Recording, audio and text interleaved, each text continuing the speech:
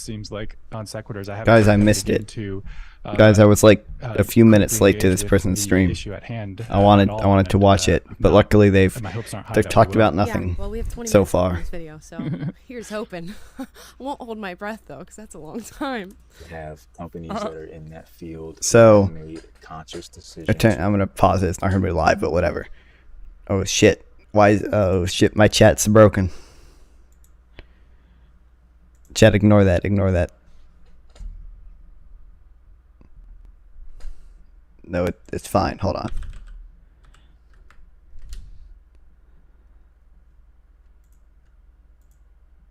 Uh-oh. Guys, it might be broken. Guys, I might have broken it. Wait, I didn't. Alright. But the text is the wrong color.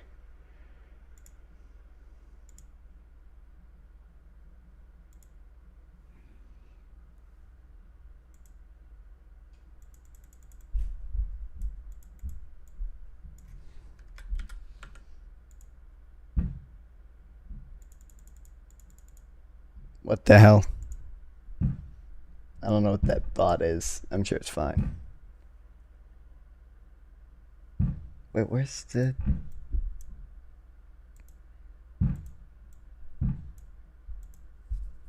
I don't know where the text color is, goddammit.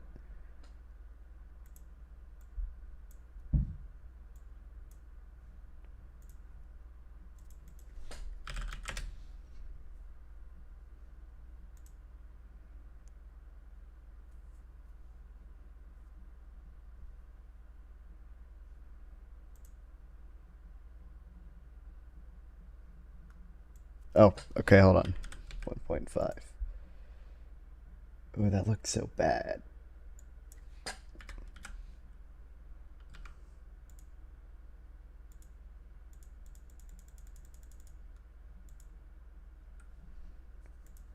Okay, there we go. There we go. Oh, hey, Kyle. See, the chat can't actually do that, so you'll see in a second once it pops up. Yeah.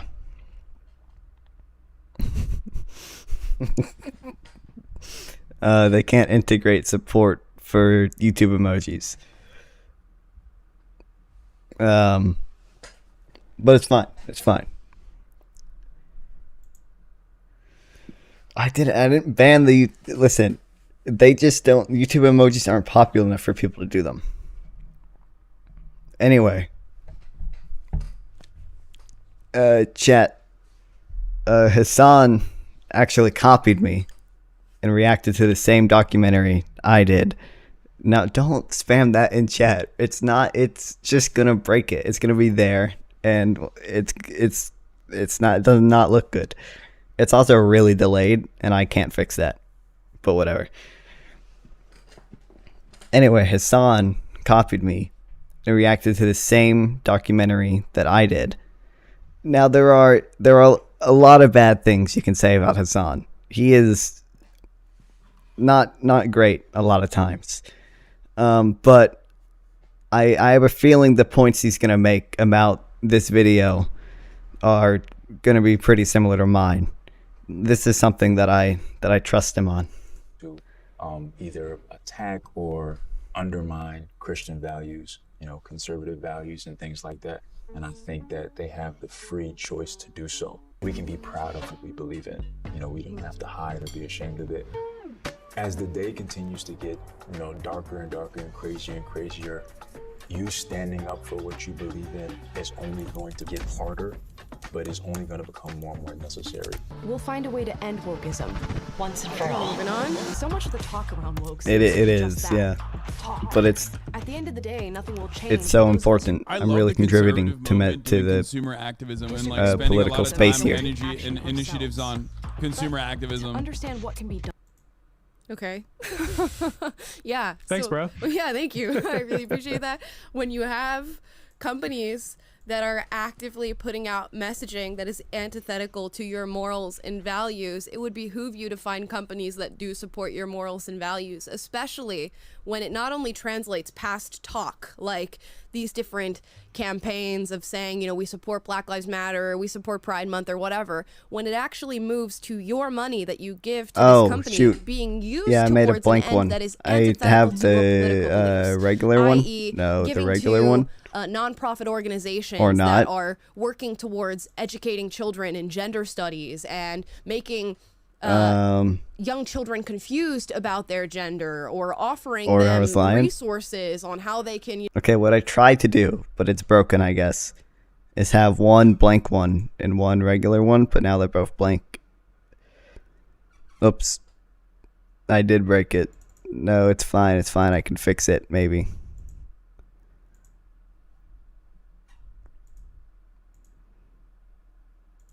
I fixed it. See? You know, circumvent their parents and doing these sorts of things. That's just one example of where your money can possibly be going when you are supporting companies and corporations that don't believe in your morals and values. How many of these companies that you bought products from donated to the Black Lives Matter movement, which essentially just took all that money and threw it in the air and had a big party and bought some mansions with it? This is what we're talking about. It is actual tangible. Okay, do you notice how they always do this? You can say whatever about what the organizers of BLM did with the money. That's not an actual argument against the BLM movement. That's just bad people being in charge. Here are places that you as a consumer can go and sleep well at night knowing that you've given your money to this product. Why are her nose so shiny? I don't know. So funny. They're literally like she has like professional studio lights and stuff. I need to get those. I just have these cheap $15 Amazon RGB lights. What can be done about woke commodities? That's right. You have to just buy our shit instead. Ooh, it happens to be the exact same shit except with a markup. Wait, it's called a stupid tax. That's what people are calling it. From the people that brought you pink tax, we've decided we are going to do an idiot tax. If you want to buy the exact same shit, it's even worse quality for a higher markup, come and purchase it from us instead. The middlemen. Awesome. Weird. It's just like ad hominem, one after the Okay, other. that wasn't. I don't know why. That was kind of a bad point, but I don't think that was an ad hominem. I think that was just. On the left, but upon watching this video, and I'm only about 4 minutes in. That isn't an ad hominem. He wasn't just like insulting you. He has yet to engage in good faith. He was making a point. I would argue that's not a completely valid point, since like. Typically, we do want to support companies that support our own morals. And the reason that it might be is because a lot of conservative companies are making their products in America rather than outsourcing the labor to other countries like China. So that creates a markup in price. Also, it's very difficult. Okay, why is that a good thing? I don't understand. Why is that a good thing? I'm gonna show. So, like. I'm actually in support of labor protections. Like, I don't think it's a good thing that there's a bunch of sweatshops full of Chinese people who don't have workers' rights, can't strike, can't unionize, are working 12 hours a day. But why is it a good thing to produce in America? It is less efficient. It is better. Free trade is good. That's all I'm saying. I know that's an evil view as a leftist. What he calls an idiot tax is actually just the logical conclusion of creating your own company, and especially creating one within your own country with workers from your country. So how is she getting so many goddamn donations? My first stop was to talk to the man who literally wrote the book Unwoke. Here we are in Columbus, Ohio. Big L. The first questions: what is wokeism, and where did it come from? Hi, Vivek. Good to see you. Good to see you too. Meet Vivek Ramaswamy. He recently founded Strive Asset Management, an investment management firm that's challenging industry titans like BlackRock and Vanguard. He's doing it the old-fashioned way, focusing his investment decisions on excellence. Okay, let's see if Hasan makes the same point I did. So we chose to make our own BlackRock, but this time racist. But before Strive, that's basically the same point I made. There's just nothing there. There's almost nothing to respond to because he's not saying anything of substance. I'm sorry. He founded a multi-billion-dollar biotech company. Okay, he said something of substance. He just didn't phrase it correctly. I think part of the point he was trying to make is that by they are doing the same thing that the supposed like woke corporations are doing. They are using, their power in the free market to control companies like Viewpoints, like the same way that CEO was forced by shareholders to come out in support of BLM. They are basically doing the same thing, and I think Hasan was just criticizing that. At the height of Black Lives Matter, his board and employees demanded Vivek speak out in full support of the organization and the movement. Wait, are you telling me that this dude was on the cusp of curing cancer, and then his employees were like, hey, Black Lives Matter, and he was like, no, fuck that, we're done? Like, what kind of argument is this? Let's say it's real for a brief moment. Let's just suspend our disbelief and think that this is a real story that happened. Why would that actually make the dude that you're presenting look any better? Like, he's just like, yeah, man, it's actually the Black Lives Matter protest that stopped me from curing cancer because I got pissed off that they were advocating for the black employees. Like, okay, that's the worst thing I've ever heard. You're a horrible person. Get back. That is true. I didn't even consider that. Conflating not supporting Black Lives Matter with being racist is just like, it's just astounding to me that you could hear that. I guess I'm a racist and a white supremacist, right? Because I would not, if a company or corporation urged me to stand up and say, I support this organization and what they're doing, which is essentially stealing money from people who are donating to them, rioting, looting, burning shit down. If you donate money to an organization, the organization gets to do what they want with the money. Maybe bad actors did, buy mansions, although it's I don't believe anything she says. It's overblown. But the main goal of BLM was not to start riots and looting. Like, as an organization, you don't even want that. Assuming the people in charge were acting in good faith, which I think they were, she may not. Rioting and looting only makes your organization look worse. It only makes people less likely to support your point. That's why, like it's not necessarily good for conservatives to want people to go into Target and rip up all the pride displays, but they can't denounce it at this point because their base has moved so far right that they think it's amazing. A campaign that is pro-life. Hasan would go, you know what? I don't think I'm going to buy your product. In fact, I'm going to go and look for an alternative because you are not supporting my values and I don't want my money being used towards that end. That's all that conservatives are doing. And we can all exist in the same space, in the same market, in the same economy, having made those individual choices for ourselves. And even better, if you're going to take the leap of faith in creating an alternative that does that for people who are starving to find a company that supports their values. So she's got totally donated like 9,000. What is this? ARS? Back to work and fucking cure cancer. This isn't. I'm just curious. Oh. I thought it'd be more than that. Goddamn. So what's 9,000? It's like $9. That's funny. He left the company that he created. Because of this experience, Vivek wrote a book you might have heard of called Woking. Yeah, dude, this kind of stuff always comes out later down the line. Like, I don't know what the fuck this dude's deal is, but I wouldn't be shocked if it was like he was sexually harassing the fucking what happened interns that they had. Dude, you know Argentina? This is a tangent, but you know Argentina's interest rate is like 97%. I can't type with this microphone in front of me. Yeah, 97%. That's insane. That is insane. Like, our interest rates were basically zero since 2008 until COVID, and now they're like 5%. Argentina's 97%. That is absolutely insane. They also, by the way, got a loan from the IMF, which forced a zero deficit spending bill to be passed, which is insane. The U.S. government has been deficit spending since the 2000s, I think.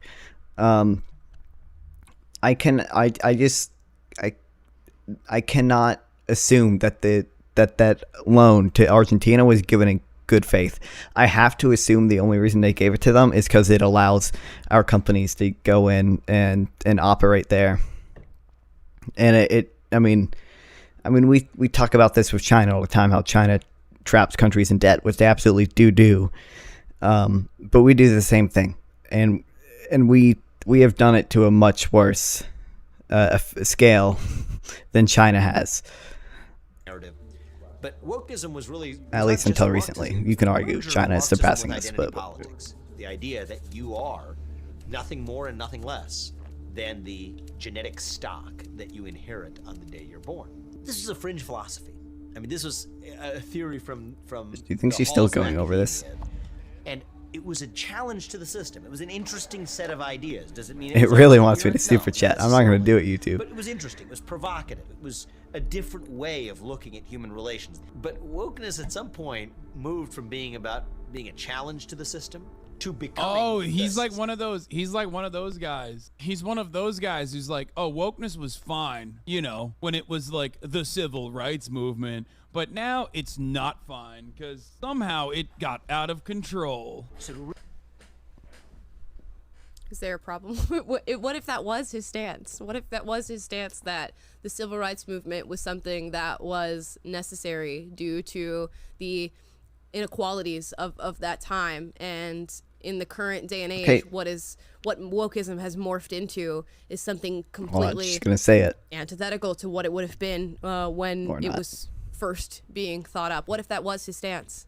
Would that not be a completely logical stance? Okay, the problem is to accept that stance, you would have to think that there are no systemic inequalities between Americans today, which is blatantly not true. If you look at prison populations, wealth, it's an impossible stance to take. And I don't think any right-wing people, at least the right-wing like pundits, actually believe it. They are just arguing in bad faith. Like, there's no way she actually believes that, because I know she's seen data on it. On group differences between people, he sought for racial reconciliation because of higher and deeper shared values, and that is not something that is characteristic of what we call the woke movement today. So wokeness co-opted the civil rights movement, but it wasn't really the successful part of the civil rights movement at all. Yeah, I mean, you always hear people talk about his quote about content of character. That's certainly, wokeism does not take content of character into account whatsoever anymore. It's completely these superficial identity. They do this all the time. That they use. And Martin Luther King is dead. It's not just this. It's pointless to argue about what he would have supported. And but I think it's pretty obvious he would probably acknowledge that there are systemic inequalities in America, especially because he was alive after the Voting Rights Act and stuff passed, and he acknowledged that there were still systemic inequalities in America. There's no way that he would not support at least some form of I don't want to say wokeism, because I don't want to use their terms, but yeah, Bucks, we will stop what we're doing and read it. So thank you. Yep. Okay. And the origin story of wokeism, you have to understand academia first. That's where it was born. It was born as an infant there. Became an adolescent somewhere else, but let's start with the infancy. Frankfurt School. Say the Jews did it. At the end of the day, the rise. Oh, by the way, that's also, I don't know if she's going to acknowledge that. This is at its heart some type of like anti-Semitic conspiracy theory. The idea that some cabal of people have control over academia, like, that is absolutely basically JQing. Like, that's all it is. They're bad faith actors. And from a long-term, multifaceted perspective. And so I traveled to Washington, D.C. I love that, like, conservative commentary now straight up is just like, if you're educated, you're learning to be a homosexual Marxist, and it's bad. Please stop getting educated. Do not read. Stop reading. Stop going to school. It's bad for you. I promise. It's not good. It's no good. Dude, I just can't even respond to this. Everyone does have a different definition. It just lets them it's just an agreeable term because everyone's allowed to make their own definition. the institutions of academia do not have something to offer you. I just think you better be well equipped with critical thinking skills when you enter academia to be able to decipher what is true or what should be explored and what is bullshit. Which, when you have these people who you know what, I agree. I think she's read Manufacturing Consent. Fundamentals of education, and they're entering higher learning, middle school, kindergarten, all these different things. You just need to look out for people who are not using their position as an educator in the most good faith way, which unfortunately is happening a lot these days. I would love to hop on here and be like, higher education and academia is in the greatest state it's ever been in this country, and everybody should go to college and everybody should go to university, and that's what you should. I don't think anyone's arguing that. Even people on the people on the left are also saying public education is failing. North Carolina's governor, Roy Cooper, just a few weeks ago, basically said he declared a state of emergency for public education. It devolved from what learning was supposed to be. You're supposed to challenge yourself to hear ideas that you are uncomfortable with. Have that Socratic method where you're bouncing back and forth, saying things that, yes, might ruffle feathers, might make you uncomfortable. And every time I go to a college campus, what I hear from students is that is no longer allowed. You have a list of ideas that you are meant to believe. You even have students who are working on masters, PhDs. Listen, 46 is not that bad. It's fine. That are in no way, shape, or form what they think or feel, but they know the professor is looking for a certain set of ideas and that they will be failed if they do not subscribe themselves to the professor's ideology. There's no way. Okay. There are some things. Okay.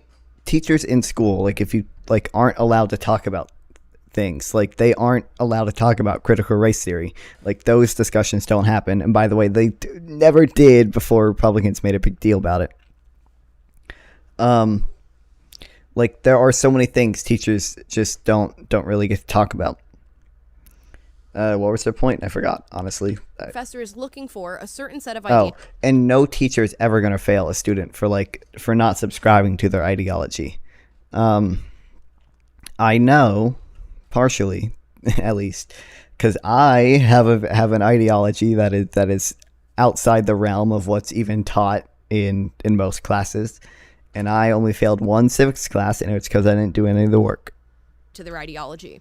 When you have this sort of stuff happening in the halls of academia, where all thoughts and all feelings are meant to be... I mean, like I said, she's arguing in bad faith. I don't think she actually believes most of the stuff she says. I don't even think that these are really Christian values. They're just arguing in bad faith. They are evil. They are demons in human skin. There's many things. Okay, there's no new points being made here. I'm gonna go. Oh yeah, she is pro-life. Oh, she's still reacting to this? You raise a generation that's told at the university that nobody can disagree with you. You take that attitude to campus, you think that's the way the whole world should be like, and that's what you believe. That's the way you were trained. And you will not be a friend of truth. You will not be a friend of freedom. You're going to be a friend of repressing anybody who doesn't follow the party line. The tyranny that's in place today believes that I'll put some more shorts. A man belongs to government. And that mantra has been taken up by big corporations and social media giants and so on. And that totalitarian impulse is the opposite of liberty or progressivism or anything, any of the traditional meanings of those terms. Hasan can't make fun of the fact that she said totalitarian because Hasan is totalitarian. Totalitarian, bureaucratically run country, not a democracy, not a republic. No, definitely. I love how he just he sat through that entire explanation that Mike Ferris gave about totalitarianism and control and censorship. Silent, because there is nothing to say. It is happening. So curious to hear.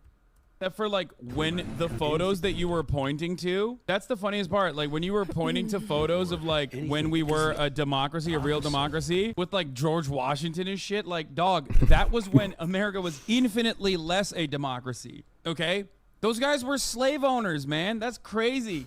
That's crazy that you're looking at that and going, the fucking look how democratic it was back. Oh my gosh. America had slaves? Guys, America had slaves? Tell me right now. Tell me right now it's not true. Slavery didn't happen in this country. Clip that. Can we clip that? Just beautiful, poignant piece of education. I think everybody understands that. I don't think anybody's trying to omit the fact that America had slaves. I think what they're talking you about absolutely is are. maybe Ron the DeSantis just blocked College Board from doing their AP African American history in Florida. You're all trying to block critical race theory being taught in schools. Remembering the minority and not allowing them to be overshadowed, the tenets of maybe allowing all citizens to have a voice in the way that their country runs, the tenets of having freedom of speech and freedom of religion and freedom to just explore ideas without the risk of all the other issues that we're dealing with right now with censorship, deplatforming, ostracization, all of this stuff. Maybe that is what they were referring to by showing you those pictures. But no, because America had slaves, all is lost, right? We just scrapped that entire period of history. There is nothing to be gleaned of it. There is not a single piece of wisdom to be gleaned from that period in time in the United States of America because there was enslaved people, right? So let's go all throughout history. Look at the periods of times where people were enslaved, which is still happening to this day, albeit not in the United States of America. Well, honestly, still in the United States of America with sex trafficking and all this stuff. But so we're going to scrap any pieces of wisdom or information that we've gleaned from these times because slavery is still happening right now. That's how it works. Back then, when the country was run as it's intended by white male slave owners, what the fuck? So you teach a generation that truth is subjective and ever evolving. You brainwash them to accept no alternative viewpoints. It's the woke way or no way. And then you release them into every industry of our society. Every motherfucker that acts like truth is objective buckles like just absolutely folds the moment that you start investigating deeper into what they believe and why they believe it. The moment that you like arrive at the conclusion that like, oh, it's because the Bible said so, you go, okay, that's your personal interpretation. And you Oops. You messed up there. Not religious. So the Bible is not my basis for darn figuring out what the truth is. So I'm curious what he's gonna say there because that's a really just a big leap and big accusation. I mean, he was talking about the right generally. He was not talking about specifically you. Projection, because when you look under the hood of how someone who rejects subjective truth thinks and what the basis of their worldview is, it's a bunch of obviously. To a large extent, truth is objective.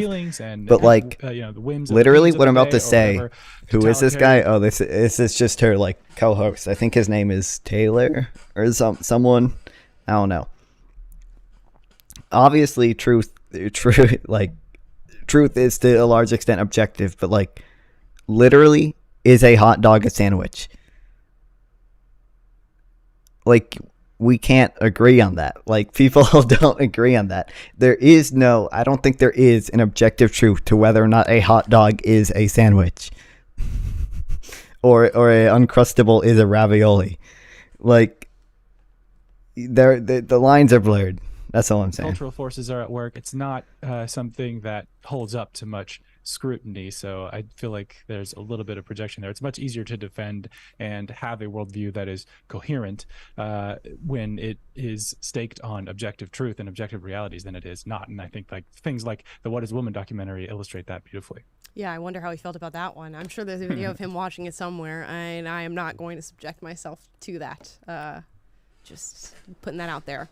And how fucking subjective their truth is, you know what I mean? It's the Jordan Peterson conundrum. Jordan Peterson does this shit all the time. He loves, back when he was like at least LARPing as a liberal, he loved trying to use the Bible as the objective truth while simultaneously saying it's just simply a understanding of the symbolism within the Bible. Like understand, like our universe is dictated by the same principles that keep reinforcing itself in our art and in our culture and in religious dogma as well. Perhaps Try the again. most pernicious infiltration, the indoctrination tool for the masses, entertainment.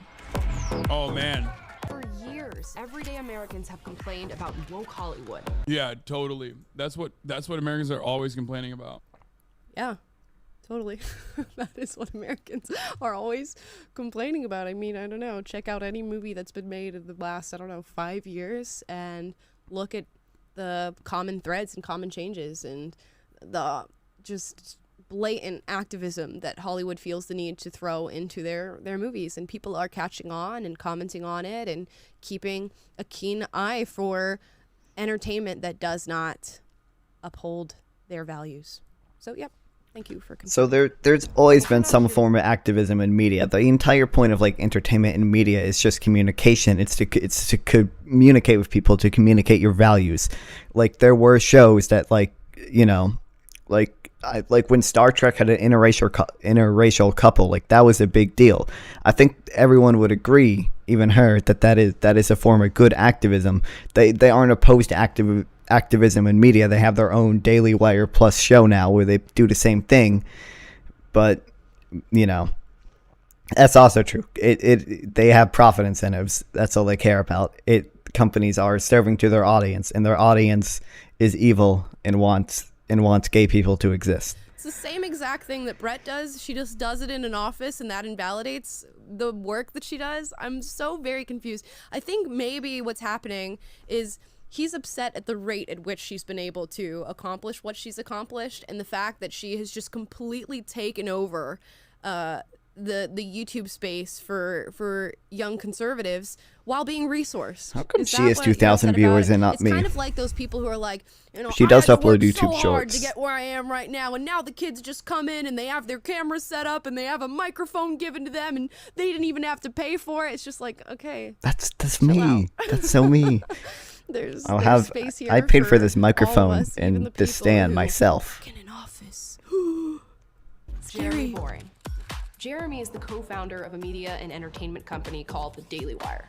Yeah. Push buttons. They tell the This truth. isn't like I keep talking about. This is not an evil cabal of people. It's people who have, you know, aligning incentives, and there are incentives to produce woke content because generally people are either indifferent or want that type of representation. Come on now. Okay, what does Hasan say? In Daily Wire Media's always been a propaganda arm. The left, not so much. wanted to correct that. Welcome back. Come on now. Come on now. It's always been a propaganda arm, That's but not- not that's one not of wrong. the left. Are you serious, right? If you're an actor, we live in LA, right? Okay, so if you're an actor right now in Hollywood and you're going to auditions, which one are you gonna feel more inclined to be? Openly liberal or leftist, or openly conservative? I'll let you guys answer that question. I know what the answer is, and it's because Hollywood subscribes itself to leftism. The That's what actors' they views are accept. not, like, They do put not in the like movie. Conservative actors, actresses, which is why we all know that actors and actresses who are conservative, producers who are conservative, even directors who are conservative are silent about it, because they know what happens if you're outspoken about your beliefs. It's just you know, different views on which ideology is evil and where to draw the line. I think we would all agree that we would not let a Nazi direct a big movie. So it is just, where do you draw the line and which ideology is evil? I will say their ideology is like explicitly the one that like wants to take away the freedom of people to do what they want. People like on the left, although they may frame it this way, do not want like everyone to go on puberty blockers, or everyone to be gay, or everyone to have an abortion. We want people to make their choice for themselves. So like allowing abortion to be legal does not make people get an abortion. Allowing an abortion to be illegal is what, you know, prevents people from getting abortions. It doesn't allow people to make choices on their own moral prescriptions. It allows, you know, people to make, it doesn't allow people to make choices because they have to adhere to somebody else's moral prescriptions. Yeah, there's no, like, Daily Wire Plus. it's insane. It's really a broader cultural. Yeah. It's a cultural revolution, folks. Like when we hired Gina Carano, and then put her in a movie and then film that movie, and then that movie got an opening weekend to 800 people watching it. That was the biggest cultural revolution. Man, if I took a shit and fucking uploaded to my Instagram, that'd be a bigger cultural revolution by your metrics of success, okay? Again, like, where's the point? A media company that is just getting its footing in creating movies, doing so and trying to do so at the same production level as big Hollywood and all of these major corporations, puts out one movie and it doesn't perform at the same rate as the ones that are put out by Hollywood, and that's somehow a problem. Yeah, and to you denigrate their shouldn't cultural really say it impact, was a when problem. This last weekend, the Daily Wire put the "What Is a Woman" documentary on Twitter, and I don't know how many 100 million views. I think 150 million views. Okay, that became a huge topic because Elon Musk, which we'll get to it later, but Elon Musk promoted it, and then all his like the brand safety officer resigned. Oops. Right, and he's like, oh, I could take and post it on the internet and it get more views. I thought that's what we were already watching, because your content is That's so funny. That's so. questionable. Clip that, chat. All Clip woke was that. Pretty easy to see coming. But what happened next, no one expected. Sports went woke. But it didn't end in sports. We all know the story. It felt like the flip of a switch. Like every company in America was suddenly spouting the woke orthodoxy, and anyone who disagreed with them was ousted, condemned, and silenced. A perfect example? Dude, I wish, man. Where? Like, I wish we could silence some of you motherfuckers, man. You never shut the fuck up. Amanda. No response. Insane. See, I don't think she can respond to Amanda that because Ensign. she's arguing in bad What the faith. That is Like, you that can is true. feel- He has You can feel that he an wants absurd to. amount of money, but like it is indicative of the problems Twitter has that their brand safety manager and I think one other person resigned because Elon Musk wanted to promote the "What Is a Woman" documentary, and he also, when the documentary came out, it got like a TOS violation. You could still watch it, but you couldn't like retweet it, and Elon Musk like insisted that they removed the TOS violations, even though it was legitimately like against Twitter TOS, because it is basically hate speech. Yeah, it's insane how much power he has over Twitter. Even Version of something that exists already. It's like, oh, do you want Ariana Grande, but like Ariana fucking Venti, dude? Here you go. Like, there you go. It's like, no one wants Ariana Venti. You want. Isn't Venti bigger than Grande at Starbucks? Yes. Just a note. That's just a thought that popped into my mind.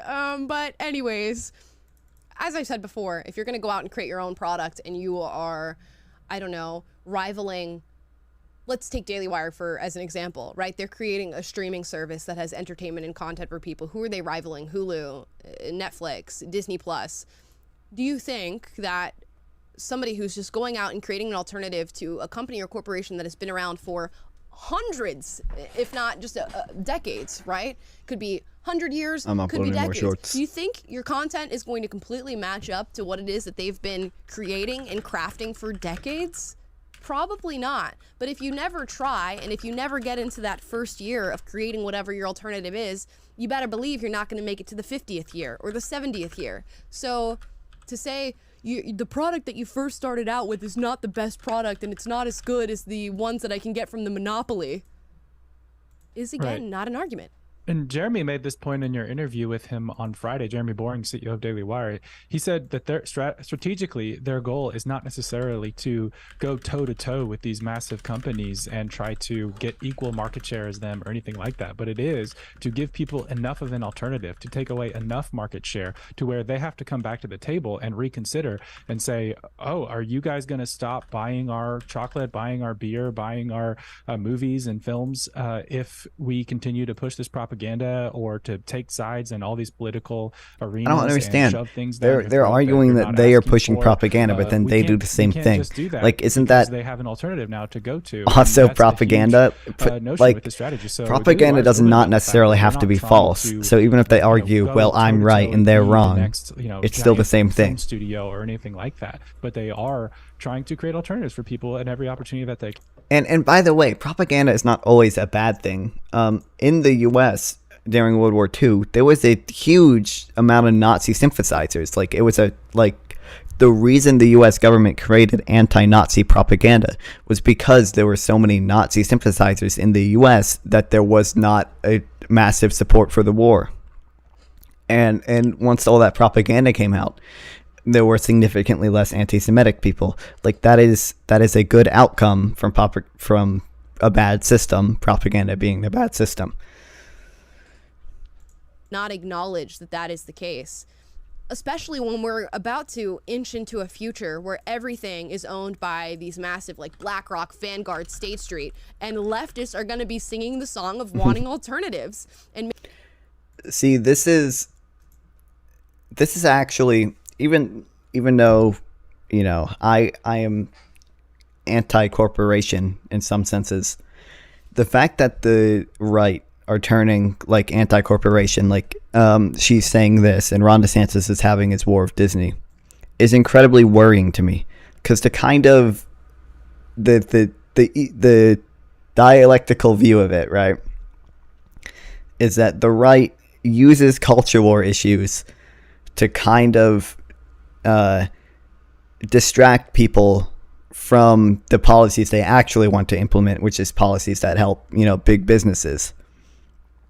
But now we're getting people on the right who it seems like actually only care about the culture war and are also anti-corporation, which is incredibly worrying to me because it thinks these people are, like, actually evil, like, not just put on a mask of being evil to help corporations, but are actually legitimately evil. asset management firm, has nothing to do with politics, just happens to be passionate about that and is injecting that to what he does now. You have Amanda Ensing, who was a very popular makeup I don't know what she's talking about. I'm skipping it. On YouTube, who are, yes, now invested in politics. Amanda Ensing is making her conservative brand. She's talking about the same thing. Jonathan Isaac is not even really making a conservative brand in his clothing. It's more of just like pro-freedom, his own Christian values that he's supporting. Mike Ferris with his like Christian conservative-based college, and then Vivek now, who's starting Strive and running for president. So all of these people, much like Hasan, recognize that they have an interest in politics and standing up for their own political beliefs, and decided to do that on their respective platforms, which is actively what he's doing right now on Twitch. It's just so hypocritical. Where the fuck were we always? This is Amanda Ensing. She's an entrepreneur, a beauty influencer, and a general badass boss lady. She started out beauty influencing with sponsorships from Sephora and other huge makeup brands. But when armchair critics started criticizing Amanda for stating her personal political beliefs, Sephora immediately canceled her. Cutting ties with pro-Trump beauty influencer Amanda Ensing? Yeah, man, it's Sephora. Yeah, they're making a business decision. Hey, guess what? You want to know why no one fucking heard about this Sephora boycott? Because conservatives were already boycotting Sephora by not being like gay men or girls who go to Sephora. There's no conservative women who shop at Sephora? What? I'm just so... That's not what he said. That is not what he said. Anyways. Okay. Was there even ever a Sephora boycott? I don't think there was. I think he just made that up. No, he literally did just make that up. He's just saying that conservatives wouldn't typically go to Sephora anyways, even though he's not a woman, so I'm assuming he would not know. She just moved the goalpost like right after. Okay. Do you notice how she said, like Hasan said, no conservatives ever go to Sephora? And then he was like, I didn't even, and then her co-host was like, I didn't hear there was a Sephora boycott. And she said, no, Hasan was just saying that typically conservatives don't go to Sephora. Like, she just moved the goalpost like 5 seconds after Of Ulta and Sephora. misrepresenting So what yes, Hasan conservative women have said. been shopping at Sephora. Sephora is one of the largest makeup brands and makeup stores in the whole of the United States. I think they make billions of dollars. So plenty of conservative women shop at Sephora. Barb's boycotted Sephora. Now that's when you got a labor action, okay? That's when you got momentum. What fucking like Trump supporter is going to Sephora and be like, yeah, I can't wait to get me some of them cat eyes. You know what I'm saying? What? If anything, I feel like conservative women are wearing more makeup than liberal women are. Liberal women are like abandoning beauty and all For that stuff or real. whatever. Who's shopping at makeup stores is probably conservative women. And one of those major makeup stores would be Sephora. Oh my gosh. Is she I love me is some she of them. pro makeup and hates the left for abandoning makeup? So for me, I was Which like, I don't you think know is what? happening The anyway, industry but- is in shambles. It only caters to one party, one set of views. Let's create my own brand. Our first launch sold out within like a day or two. I couldn't believe it. They shouldn't. Those shades are way too dark for your fan base, lady. Okay. Her skincare goes up to like her concealer goes up to only like white and palest white. I was just like, how? Yeah, What? they are. And just They seeing are how just much thinking women of rebuttal wanted for each this, sentence. I was like, wow. Because And I was scared they are because not I was arguing in terrified good putting your faith. They story are out arguing there. in bad faith. And when you get And they know canceled, most of their all these fans, people that which this come is a in for problem me, on the left too. it's It's a problem of scary. all Take parasocial that first relationships. leap, but Her once you fans do, will agree with her you pretty just much no don't matter stop. what. Every single one of the people we interviewed is a perfect example of not just what fighting back looks like, but what Yeah, I winning can't looks believe like. she would do a political live Yeah, stream. they're Everything has to be literally just, fast paced. they're just straight up like, oh man, all of these institutions. That is are a valid liberal. point, Let's make but competitive ones by just I saying am that doing the these same are thing. Not woke. That's it. I'll give you one Although of the to insights a much Yeah. smaller audience, this is not You got fair. it, buddy. Not fair. He's finally catching on. That is amazing. for my investing days. It's a famous quote from Warren Buffett: "Be brave where others are fearful." Okay, so first of all, Warren Buffett woke. Secondly, if this guy is like investing in companies purely on the fundamentals and not like what their corporate brand's strategy is, which by the way, I laugh at any fucking donkey-brained idiot who thinks that like BlackRock Capital is actually focusing on how woke a company is and not what their returns are, okay? But like, if he's only looking at the fundamentals, Oh gosh, it's just like, tell me you don't understand without telling me you don't understand. Oh my gosh, there's so many elements to this. Not only do you have I gotta upload more shorts still. BlackRock growing to a point where they're just like buying up any company that's doing well. It doesn't matter. Those companies will still engage in this sort of woke activity. They're still giving to woke charities. They're still giving to woke nonprofits and to organizations Woke that charities? are carrying What are- out the name- political name means some. and Name some lobbying woke of charities. Left-leaning. Hi, the Red. Do you left-leaning love? agenda. So I it think doesn't really Red matter probably whether or came. not, Red's probably came BlackRock from is a looking Fortnite for YouTube woke short. companies. That is in fact what they I don't have. know if he's gonna You enjoy also this have content. ESG, where Yeah, uh-oh. BlackRock, Vanguard, State Street, they're all being incentivized to Red, have stay though, companies stay that are though. holding You'll to learn. this You'll learn. agenda. And I'm not going to get into the depths of ESG and break all of that down. You've heard me talk about this many times on the show. But Vivek, in They're all saying his clown management, Hasan. what I deduce I'll that he's engage, doing I'll is engage. looking for This is based excellence, only based right? things He's she's not ever just said. looking for conservative messaging and companies that are putting it out. You would also want a good product, or just generally neutral companies that are putting out a good product. What he means by looking for excellence is that we're not going off of these superficial identity markers. We're not Doesn't doing know. the He doesn't affirmative know. action hires. We're not doing the diversity quotas. We're in fact functioning as a meritocracy, the way that we were meant to function. Thanks for the leg, Just Red. judging these companies based on their merit and then deciding to work with them.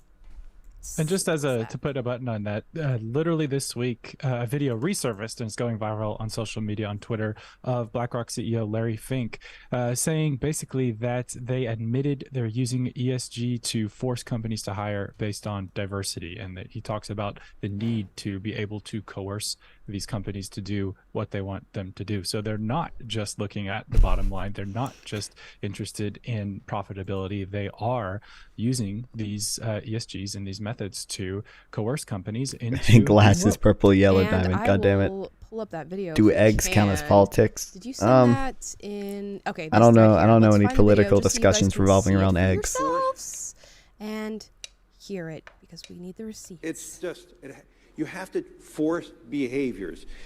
And if you don't force behaviors, whether it's gender... Yes, this is race, bad. Hasan would agree that this is bad because Hasan is a socialist. Although we'll get into that in a second. Hasan is a socialist who doesn't want capitalists to have the power that they have. Make sure I'm not fucking Looney Tune hearing this right now. That I didn't. I'm Just pooping. Well, thanks for this. joining. Okay. This will be the most informative poop you'll ever have. It is development, as Ken said. How do you force change, though? I mean, Larry, BlackRock has really been in the forefront of the ESG movement within corporate governance and a real leader, and yet change is so slow. So what is, and Ken as well, how do you force change? The companies aren't going woke fast enough. We need to force it harder. This is crazy. How do you do something more radical? Have you thought about that? Has the board of American Express thought about more radical things we could do to enhance... Okay, Hasan, once again, Hasan would agree that this is bad, and she used to be on the far left. I think she still is. She's just a grifter. And she, I know that she knows that Hasan would agree with this. Like, because the whole thing about socialism, whether or not Hasan is, like, really a socialist or not, doesn't matter right now. He does not want stockholders to have the power that they have. That is the whole point.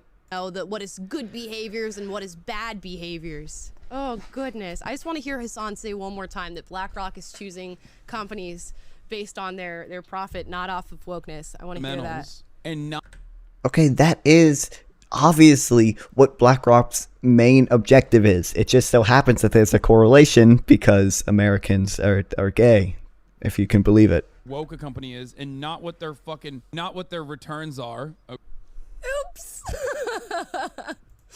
Donkey-brained idiot. Just had to put that out there. Okay, I'm glad we've got the fact check in real time on that one. Wow. Wow. I just accidentally uploaded an actual video because this YouTube short was 1 minute and 1 second. Established brands. He's talking about Warren Buffett, for example. Like, that's Mr. Coca-Cola. That's Mr. Safety. Warren Buffett's entire... What were you going to say, Taylor? Well, just another perfect example of this is the Bud Light situation. You know, their revenue cratered, their stock value cratered in the wake of the Dylan Mulvaney controversy. And then what did they do? We covered it on the show last week. Immediately doubled down and donated another, what was it, $200,000 to some woke gender activist ginseng, I think. So there's your proof. The marketing, the embracing of the wokeness. Sorry guys, I'm uploading more shorts. Rather than you're still currently pooping and trying to reconnect with their consumer base, they are so beholden to ESG that they double down on the wokeness and give more money into it. So yet another just live fact check that how can you be so wrong on this? Right, and what happened? An LGBTQ organization said if Bud Light does not double down and reinvigorate their support for Dylan Mulvaney, we're going to lower their score in compliance with ESG. Fucking portfolio. I think it was that. I don't know for sure. I think it was just they hired like a consulting firm and they said you should do this because people want to look at a trans person drink beer. I think that's word for what they said. Actually, I know. Or whatever the fuck, if he's only caring about the fundamentals. There's an economic. I mean, you wouldn't know. Hello, Felly Twins Fairy. See, I can't say that because that like this video. You just make statements. that completely distracts from the points I'm trying to make. Economic opportunity. I think it might be one of the biggest economic opportunities of the next decade to serve the 100 million plus Americans from the places where they work, where they shop, where they bank, where they invest. These are also. I just don't think anyone cares. Like, I don't think liberals have ever been like, oh man, I'm so glad Bank of America loves homosexuals. You know what I mean? Like, that's the difference. These guys are literally like, oh dude, we have a banking system, but like if you're gay, we call you the F word. You know what I mean? Oh, that is also true. Like most liberals, like just care about a firm not being like like specifically like anti-trans or anti-gay. Hi Natalie. As a 12-year-old child who is 5'8", you most like what the fuck? For for the same reason. No, man. It's convenience. And also, you know what's I the like most women. convenient Thank you, thing? Natalie. Being a fucking Informative. monopoly, okay? So you're not taking down I'm gonna make it Mondelez full screen so we can see International the chat. because you decided to go to the same factory where they make the Oreos and be like, my Oreos, on the other hand, look identical, but like that are actually fucking racist, you know?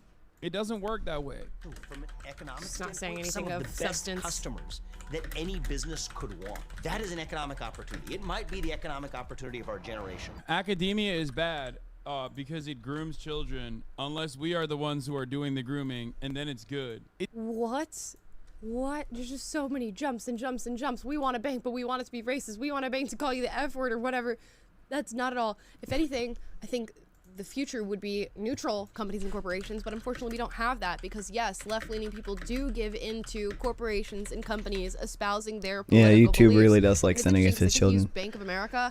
Isn't Bank of America or was it American Express the one who was actively saying, you know, we're gonna prioritize people of color in our loan process and what we do financially. Yes, because companies So want profit and they're people not doing like that. it for no reason, right? They're not saying They are these doing things it for because no they have a reason. profit It's incentivized motive. by the government. It's incentivized by the consumers and the left-leaning consumers. Yes, who that is like the their point. companies Just for like how espousing your stupid their show values. And is that is the incentivized exact by reason consumers, why so many and this people in the all across the anti-woke United makeup States is and other incentivized countries by right now, honestly, it's a shared experience in by other countries consumers. as well, are looking for alternatives that are neutral and alternatives that support their values so that they can sleep soundly at night knowing that, you know, when you go and buy, I don't know, a freaking microphone from Walmart or Target, that maybe a little piece What of the microphone do you think money that you is? gave Kinda them want it. is not going towards, you know, organizations that are endorsing the transition of children. It's not going towards Black Lives Matter. It's not going towards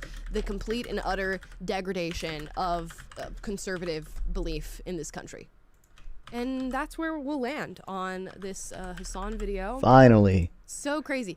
3 insinuations of All right, sexual if she, assault from some of the guests that were shown in the documentary. 0 substantive arguments. If she stops talking about something fun, I have other topics. Yeah. And that BlackRock is not involved in ESGs, even though there's a video of their CEO saying we're using ESGs to force companies to be woke. So there's that. We learned a lot today. I'm not even watching it, only learned that chat. I'm never gonna Well, watch and the views still this count. content ever again. I know a lot of people are like, why are you putting us through this? There's a reason we've never gone here, I guess. I'm learning it today. There is a but- reason, and I have learned it today. And to be fair, like, I think there's definitely, you could find on the right a similar, you know, the mirror image of this, where course. it's like echo chamber thinking, hate watching everything, just here to be mad at the world, and super That's me. cynical, and oh, let's just crap on the left the whole time. And it's Politics you know, I aren't think my it's- thing, It's okay? worth saying that Politics the are goal is to dumb, not be like this, but on either it's side. important, to even though you're be like a free 12. thinker, to not be dogmatic, to be engaged I just with clicked on a people in random good stream 'cause faith, funny. and, you know, we try to You clicked on, be yeah. You, honest about I mean, our leanings. I've and done the where same our thing, I bias guess. is as well as we can, but Yeah. like you're gonna hear real discussion and trying to get to the substance where we want to actually understand what the other people who disagree with us actually believe, so that we can, you know, find those areas of disagreement and strengthen our own arguments and change our minds if we need to. But like that should just be a common sense decent thing, but it's hard to find on the internet these days. So nothing in me enjoys like just, you know, taking pot shots at Hasan or his audience or anything like that. But it's like, I feel bad for you, man. It's like someone hurt you. Like, why are you so angry at the world and boxed into this way of thinking? And I don't know. I hope Thanks for the egg. that they find a way to get out of the echo chamber. Yeah, all I learned is that he really hates conservatives. So Yeah. it's cool. We're gonna get. I didn't pay into attention to what he said. I was uploading shorts. Let's- I think I heard vaguely Hopefully stuff there's about some, you can pilot find lenses stuff on the in right today. about people hate watching But stuff, which is let's true. It's see. completely First true. one we got. Wow, there's a bunch. I gotta scroll down quite a ways. Okay. Betzaida Flores says, "I lose brain cells when this guy speaks." Oh, they're don't just reading understand the donations. appeal of Hasan. Goodbye. Yeah. I'll come back I to think you I've seen later. Greater moments from him. All right. Okay, chat. Would you rather watch the first 15 minutes of the documentary that Matt Walsh made and then decide if we want to watch the full thing? I don't think we're going to do that since it's an hour hour 35 minutes long. Or would you rather talk about the Supreme Court case that just destroyed the right to strike?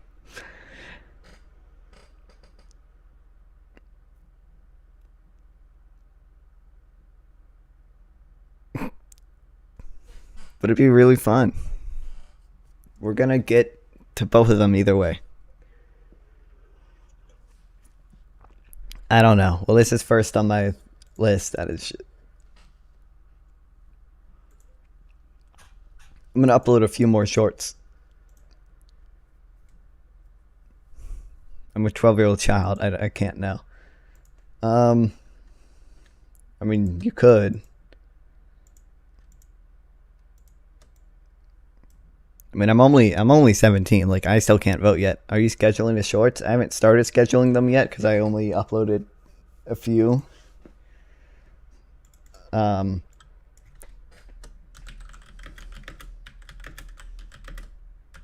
hey, Melanie.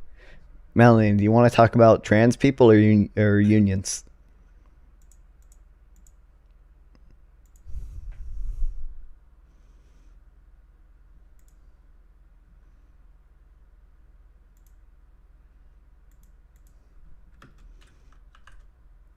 I'm in 6th grade, and listen, you're gonna get a job one day. You're gonna unionize.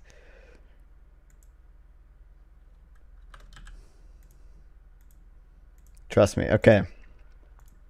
I think it'll be easier to talk about this first. So Matt Walsh, I don't think we're gonna watch it. I don't really want to watch it. Maybe we'll watch it later. Made this documentary, What is a Woman? The first 15 minutes are free, and through non-legitimate means, I do have access to the full thing. Don't think I'm going to watch it. In this documentary called What is a Woman, it's the second one he's made. From what I've heard, I have not seen it, is basically hate speech. And when he uploaded this on Twitter, it got flagged as hate speech by TOS. Oh yeah, Melanie, I forgot you're in the UK. And what happened was Elon Musk was apparently furious that your short wasn't wrong. That is, yeah. I try to make them not wrong. I delete them as fast as I can after I'm not live. Was furious that this video got marked as hate speech. And he immediately advocated for it to be not marked as not flagged, and wanted and promoted it himself. So we're gonna read this article and learn.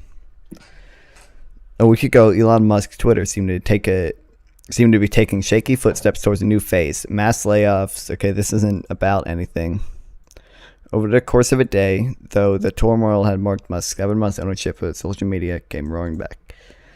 On Thursday, Twitter was roiled by an organized pressure campaign by the conservative pundits seeking to promote a 95-minute anti-transgender video called What is a Woman?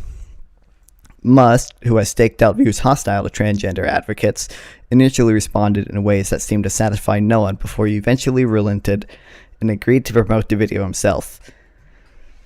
I don't think okay, yes, Melanie. Elixir, what's up? I don't believe that Musk was really pressured into this. I fully believe that he wanted to do this. I will believe that no matter what the facts are. The incident resulted in 2 high-level departures within 24 hours. The episode was another window into Musk's improvisational approach to rewriting Twitter's rules. The chief of Twitter's Trust and Safety Division, Ella Irwin, left the company the same day after a tenure leading its efforts around content moderation. A second executive, AJ Brown, whose job it was to reassure advertisers that Twitter was a safe place for their brands, also decided to quit, the Wall Street Journal reported. A third person, a program manager who worked on brand safety, said her Twitter profile now said that she was ex-Twitter. So this is This is insane to me. There's no, because Twitter is down to 1/3 of its value. Yeah, here from the shorts, everyone is. Twitter is down to 1/3 of its value since Elon Musk has taken over. And he is actively working to destroy it. It's great. It's great. The battle at Twitter over the What is a Woman video began early Thursday morning with a complaint from Jeremy Boring, CEO of the Daily Wire, who said the video was being suppressed. By suppressed, he means it was rightfully flagged as hate speech. He also said Twitter had canceled a distribution deal with the outlet because the video featured 2 instances of misgendering trans people. In a thread, he then stated that he considered the incident to be a free speech issue. Twitter is a private company; it can do what it wants. In order for private companies to make money, they have to sell ads. Companies don't like being associated with hate speech. Misgendering trans people had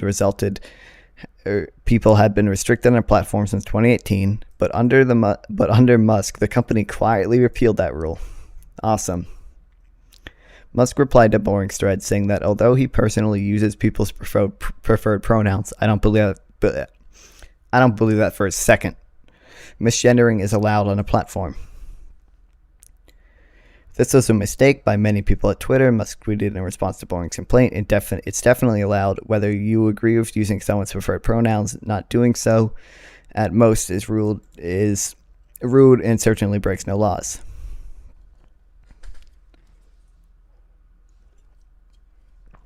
LGBTQ organizations quickly denounced Musk's decision, saying it opened a door to more bullying of transgender people online.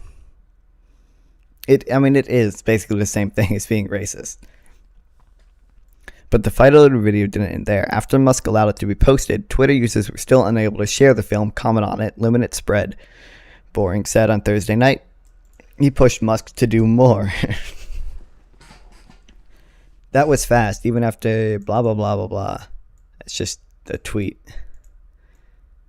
In a series of tweets Thursday night, influencer Robbie Starbuck called on Musk to take measures against anyone involved in limiting the video's reach. Whoever did this should be fired, Starbuck retweeted. That's insane. Musk, who has an adult transgender daughter. Oh, I forgot about that. What do you think his daughter thinks? Like every time she checks Twitter. And it's just another like post of her dad saying, "Oh, free speech. I need to let people harass people." God, I hope she doesn't even have a Twitter account. It'd be a shit show. Hedging its support for the video, Musk tweeted at 8:57 p.m. Thursday. The video had sensitive content, and Twitter would not actively recommend it to people. What the fuck did you just send? Thanks, Red. But the pressure campaign continued into the night, with some conservative Twitter users saying that they might cancel their monthly subscriptions to the Twitter Blue Premium service if the video continued to be restricted at all. Man, the free market at work. Oh, hey, you've been here before, right? I don't know how to pronounce that. Ashanti Banks. Watch him leave. I'm watching the concurrent viewer numbers. It's going to go down from 4 to 3. By early Friday, Musk relented and made the video shareable. It works now. Only limit is that it will not be placed next to advertising. Musk tweeted at 8:28 a.m.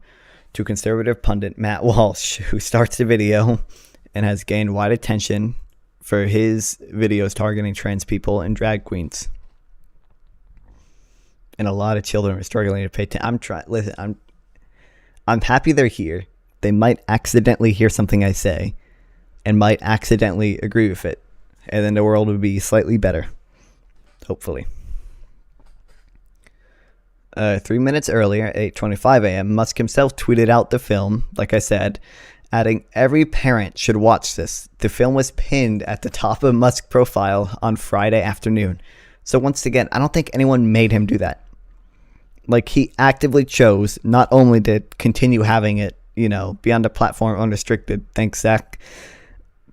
But to promote it himself, like actively say everyone should watch this.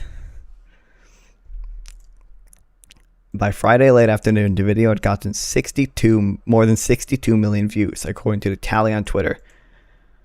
I don't think that's right. I think the tweet has gotten 62 million views. That doesn't mean 62 million people watched it, but same thing. Neither the Daily Wire nor Walsh immediately responded to the request for comment, but Walsh celebrated on Twitter, calling Musk's help a huge win.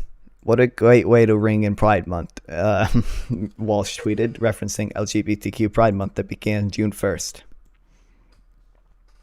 The incident shows... Oh yeah, it's the lighting. The incident shows the ongoing challenge of stabilizing the situation of Twitter 7 months after Musk bought the company for $44 billion. He laid off most of its employees and rehired some of them in a chaotic series event that marked the beginning of his ownership. Musk had also turned Twitter into an ideologically conservative direction. Completely true, despite what he says. Welcoming fired Fox News host Tucker Carlson and eliminating some of Twitter's restrictions on bullying and hateful content. Irwin had been among the most faithful supporters of Musk and the company. In January, Bloomberg News called her chief executor of Musk's whims. That's insane that even she was turned against him. But within hours of Musk's decision to allow the What is a Woman video, Fortune reported that Irwin's internal Slack account had been deactivated. Irwin, responding to a request for comment, referred to Musk's tweet that the departures were related to the fight over transgender rights. Irwin is the second head of trust and safety to quit Twitter during Musk's tenure. That's insane. He's only owned Twitter for a few months now. Can you guys stop spamming YouTube emojis that do not work in the YouTube chat? They're gonna be in the VOD, and when I edit it, it's gonna be really annoying. They're gonna spam more of it now. Watch. One former Twitter trust and safety employee said that, in their opinion, it was never clear how much influence she even had. The answer is absolutely none. Elon Musk does not care. Yeah, remember when Elon Musk bought Twitter for free speech, and now he just gets to do whatever he wants.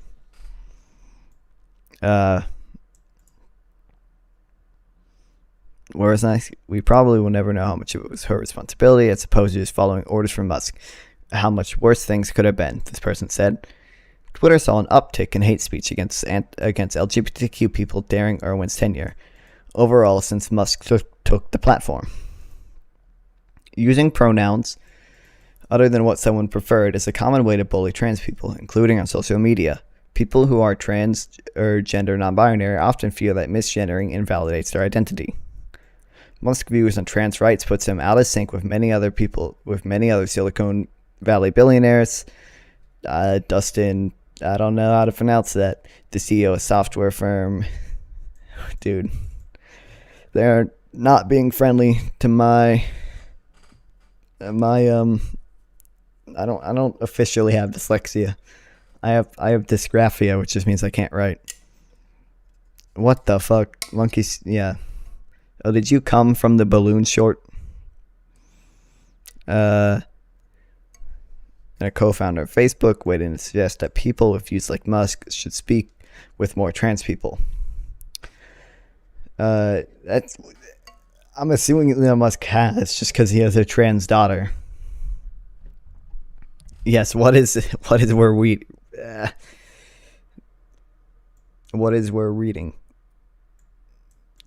I didn't read that wrong. You typed it wrong. We're reading an article about Elon Musk, and then to promote a video that was like rightfully considered hate speech, that he wanted not to be flagged as a TOS violation, and then he chose to actively promote it. Blah blah blah. I already read this. Actually getting to know some people who transition was the single most important way in maturing my views. I highly recommend talking to them rather than just trying to imagine what it's like. That is true. Mike out of tune. Ignore that. I think it probably is it fixed? Is it fixed? It's fixed, right? Hey chat, is it fixed?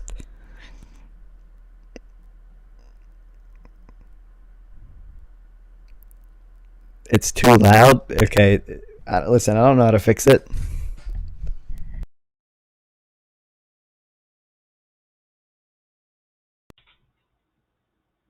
It's not my fault. Thanks for the fish.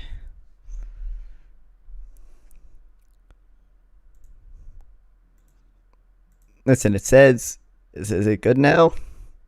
It's good now? Okay, I'm assuming it's good now. It's fine now. I'm going to turn it up a little, though. By the way, you guys need to tell me if the audio levels are too bad, because sometimes when I edit it, I realize I was way too quiet or way too loud.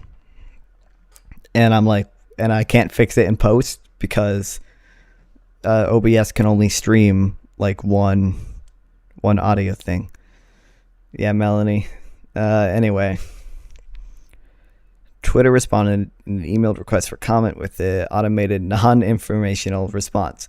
Newly hired Twitter CEO, Linda, I don't know, pronounce that, a former ad executive at NBC Universal, the parent company at NBC News, did not immediately respond to requests for comments. So this is not that surprising to me, honestly, but it is crazy how much Elon Musk seems to be like acting against his own interest. I don't know how many people Elon Musk is going to find to work at Twitter that are completely fine with him like openly posting like I mean, if not explicitly hate speech, he's at least like JQing.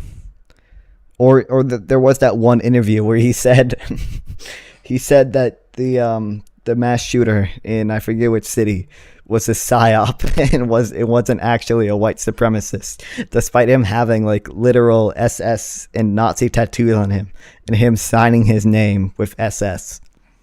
And he said, it was a psyop.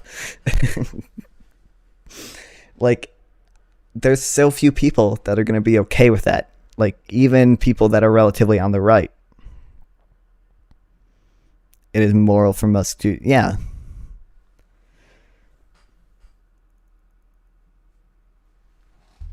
What's funny is that, like, once again, this goes back to, like, the companies being woke thing. I can't name, like, a single other, like, CEO who promotes his views as much as Elon Musk does.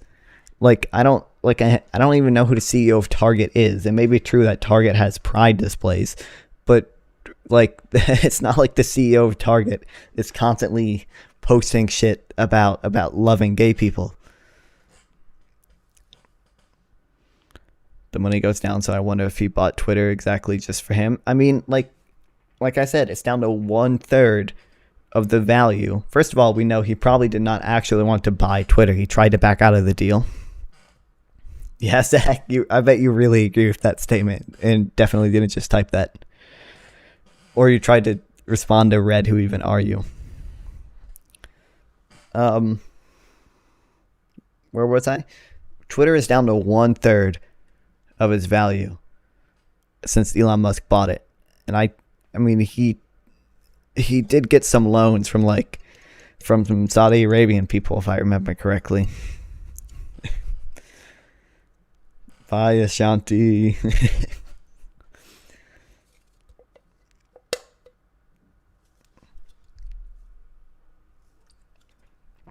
I'm going to take a quick short break.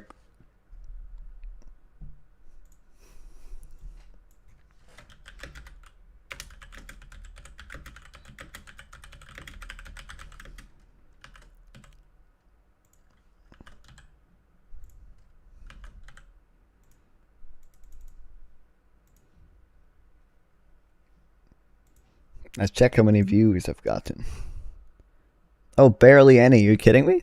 That can't be right. No, I refreshed and it was not right. Look at this. That's crazy. 592, yeah. Wait, I'm almost at 600. Chat, please. I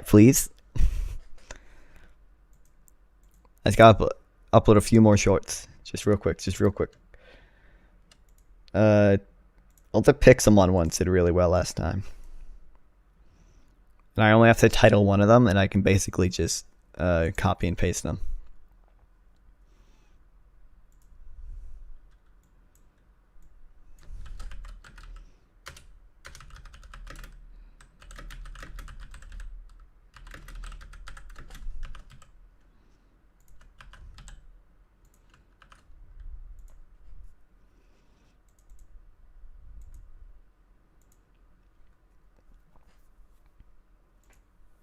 Melanie, what's going on in the UK right now? Anything interesting? I know you don't keep up with it that much, but I mean, your country is falling apart.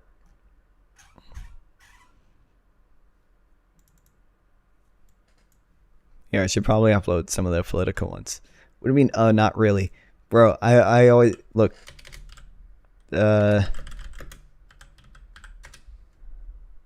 at this. You've seen your GDP? This is so funny to me. You guys haven't recovered from our financial crisis. We did this and you haven't recovered. That's so funny to me. Look. What was that at its peak? 3.09 trillion? Oh, you barely beat it last year. But you know, 0.65, yeah. Last year was the first time your GDP went up since 2008, and we did this. L, you can't recover. You want to see our GDP? Look at our GDP. You see this in 2008, like a little tiny blip, and then immediately.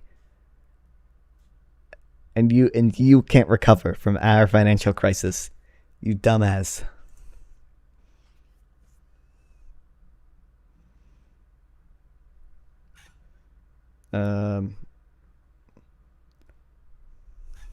Oh, these are waiting.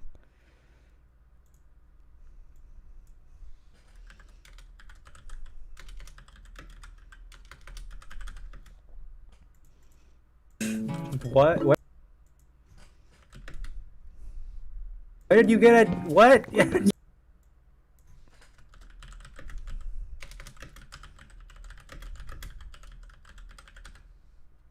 I stuff with chicken breast. Don't look at the past or recent post. What do you mean?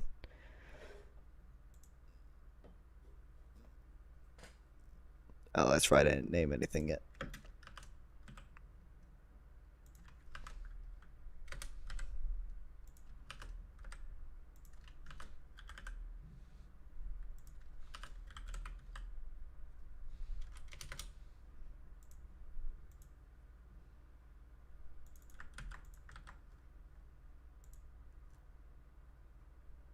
I hate that it's checked automatically.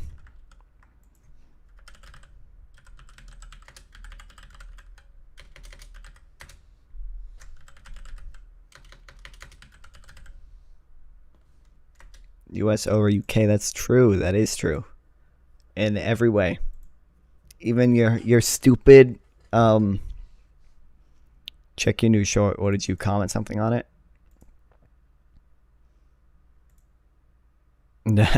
Bro. I know that wasn't you, but spell the tags wrong. It's too much work. I know that's like what you're supposed to do with tags, but I don't feel like it.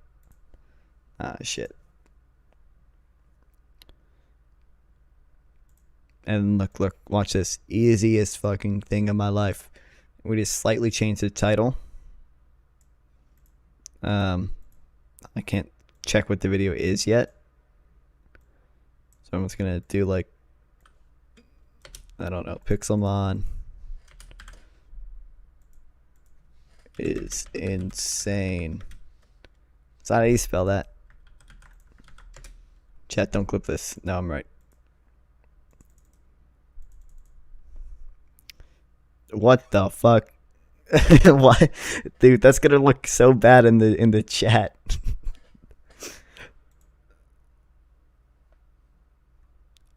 Oh, that's a real emoji. I thought it was a YouTube emoji. I can't clip.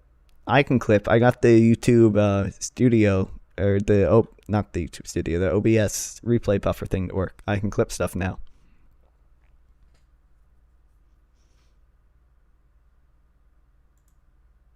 I don't remember what this video is.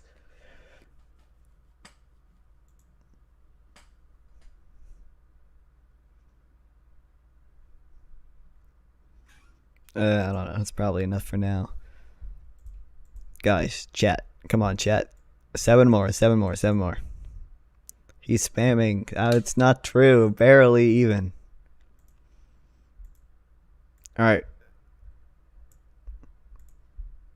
Do we want to do something fun next, or do we want to read the minority opinion in the U.S. Supreme Court case?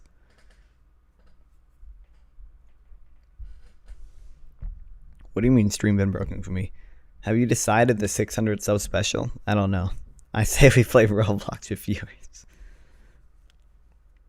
Not the boring one? I mean, you guys are going to find whatever boring. But we'll do one fun one, because we just did... This was supposed to be a fun one, by the way. I just didn't feel like watching this. We might get back to this. It'll be more fun.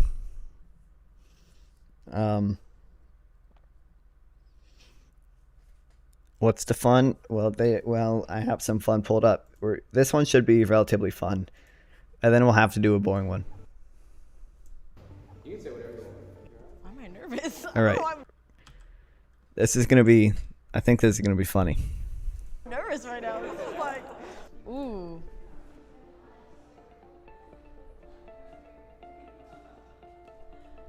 My name is Patty, and I am pro-life. I had 2 abortions. I know what happens to the emotional and psychological part. Yeah, these are fun. By the way, are the audio levels okay? Like, is anything too loud, too quiet? Can you hear everything just fine? My name's John, and I'm pro-choice. For 6 years of the Planned Parenthood of Golden Gate. My name is I Marie, need to see and I the- am pro-life, and I help women reverse their abortion once they've started them. If they Oh would my like to god. do so. All right, all of my pro-choice people, please go. I don't want to cover... I'm going to make it smaller. First, very important question. Do you agree with this statement? There's subtitles, it's fine. I don't want you to be fine just because there's subtitles. I want it to be fine. I mean, the audio in... Oh, hot dog is type of sandwich. I talked about this earlier. That'd be kind of cool if 600 subs happened during the stream. I don't know if it will, because it solely depends on whether YouTube decides to promote my shorts. And it looks like they're not promoting it super heavily right now, unfortunately. It'd be cool if it did. No, don't. It'd be really funny. I'm the only one. Oh, well, sandwich is just... I think, unironically, I can connect this. It is very hard to make an objective argument. I talked about this earlier. Like, objectively say that a hot dog is a sandwich or is not a sandwich. In the same way, it is incredibly hard to say, objectively, completely objectively, whether a fetus is or is not a person. Therefore, I would rather allow abortion to be legal and allow people to make choices based on whether they think that a fetus is a person or not, rather than have abortion be illegal and force everyone to adhere to their belief that a fetus is a person. And there are arguments you can make for abortion even if you think a fetus is a person. But someone has to be 100% completely comfortable with their idea that a fetus is a person to believe abortion should be illegal. So I think one of the easiest ways is to just poke like the tiniest hole in that idea any way you can.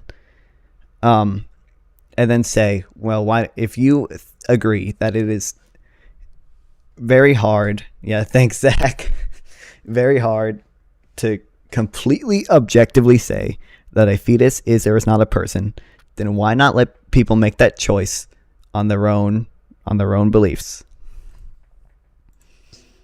something between two pieces. That's not going to be why they're asked it. It's just to mess with them. That's what a hot dog is. I disagree because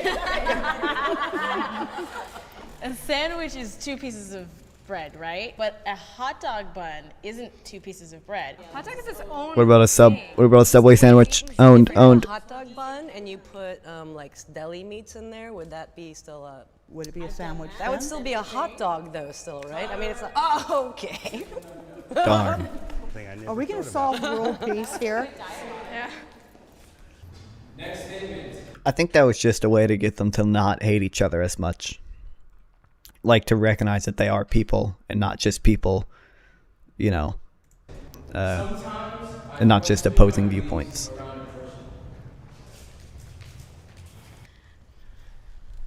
Oh, right. Hot dog's a taco? That's so true. Yeah, because you hear the other person's perspective. I didn't hear the question. I was reading chat. Sometimes I question my beliefs around oppression. I think the old guy's right, no matter the question.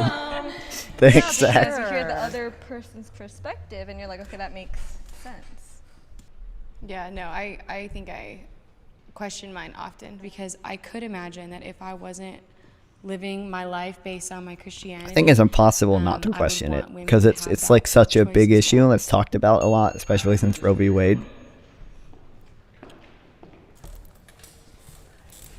I used to be. I think someone should do this video for completely waste their time and only do those questions. Until I had an abortion. That'd be a good video. Actually, I'd watch that on stream. And after I realized what I had done, I knew I had made the biggest mistake in my life. I realized that it wasn't my. I shouldn't be taking the life of a child. So after that, I struggled with it for 35 years with my abortions, and so I have no doubts. I am all the way pro-life. But I believe fundamentally that the woman should have that right to make the decision. And I've never been anybody who's pro-abortion. All right, thank God. Oftentimes they don't have good choices, and they're picking the lesser of the bad choices. Yeah, I just feel Thank like God the guy is I'm based. very certain of my views because That's good for Zach. I want to respect that everyone has that option, and I think that if you take that away, you endanger children more than if you allow them to make that choice for themselves. So, but a woman can choose for herself, but she doesn't have the right to choose for someone else, because if a child is inconvenient as a toddler. This does not look 1080p. This looks like 1080p to you. Why is this camera like out of focus? Are you going to kill that child as a toddler? No. I think we're talking about a completely different thing, though, in that regard. We're talking science. and I'm saying like a lot of times women have to have abortions because of medical reasons. That's like a lot of time. 1%. Right. Yes. Time? Oh, you got us. I'm not putting more shorts. Right in the thick of it. Next prompt. I know someone who has had an abortion.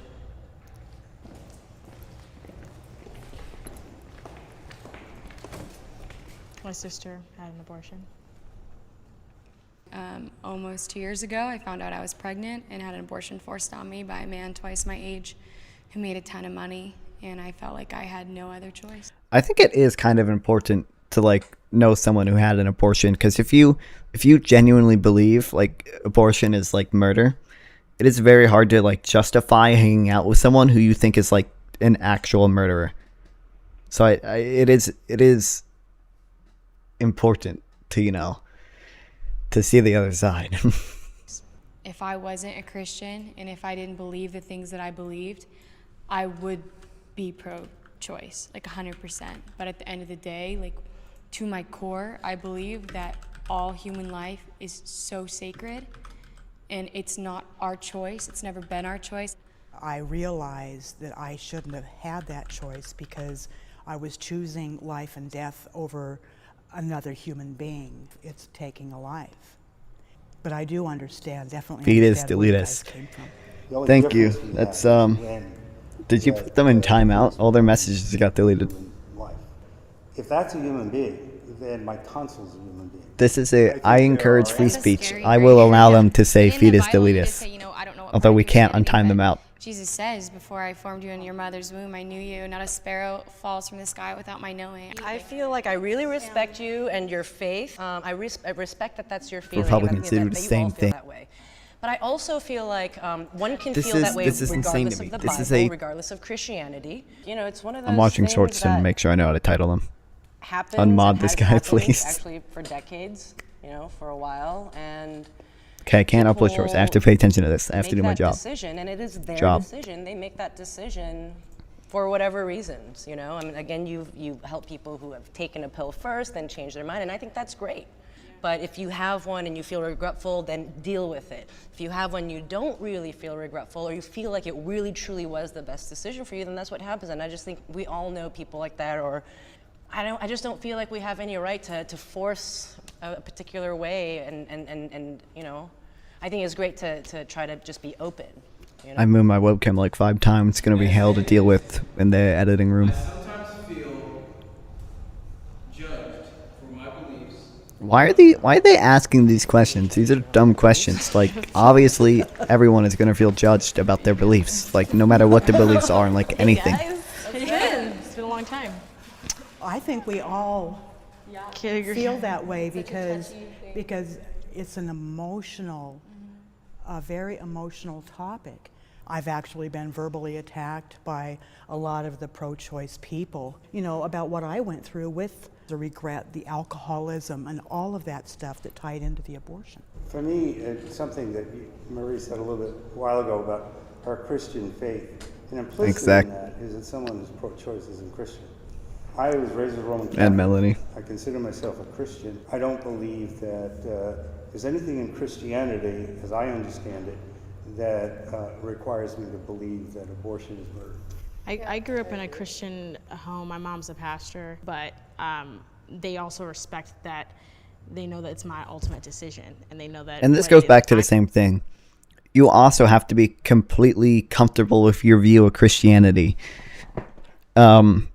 To say people should listen to your ideas about Christianity. Like, and they have to listen to it. Because they have to acknowledge that some Christians are in favor of abortion, and some Christians do believe that abortion is not prohibited by the Bible. And the person arguing against abortion, has to be completely comfortable with the idea that only their interpretation is right. Thanks, Zach. For them to be able to argue that everyone else should listen to it. I'm going to do what I'm going to choose for my life, that they don't have control over, and that I am an adult. Sometimes in the argument between the two sides, there's... Dude, hold on. Sometimes this is not fucking 1080p, man. Like, it's so blurry. Like, whoever set up this camera should be fired. Can I fast forward? This is it. I don't really want to listen to this question, but it's almost over. I have children? What a lame ass question. I was surprised by what the fuck is this video? In the two sides, there's a lack of respect for the fact that, like, I don't have to agree with you. You live your life the way that you want to, and I'll live it the way I want to, as long as you're not stopping. Sorry, you guys. Next prompt. I have children. I have 2 kids, a son who's 30. Can you watch? I'm not gonna switch to damn drops. I have one son who is 36. He's adopted. This video is that is what this video is. It is just like, look at us, we can get along. It's not even like finding middle ground. This video sucks. Children I biologically. hate this video. God fucking damn it, Red. What do you think? What do you think the girl's doing? Guys. No, she only streamed for an hour? I beat this bitch. My stream's longer already. Is that all she talked about? Was this on? I think it legitimately is. She's not pulling anything Scott, up. Are you tired? I don't know. Yeah, I'm recovering from He's last recovering. week. So, yeah. Scott's got a lot going on. He's the only one with a baby in the house. All right. Okay, we're moving on to boring stuff. Because that video, that was supposed to be fun, was not. Did you start streaming because she started streaming? Yeah, I planned on being more prepared, but she started streaming kind of unexpectedly. I can't believe Hasan copied me, though. Oh, you know what I should have done? I should have replaced the guy with a fetus. It would have been funny.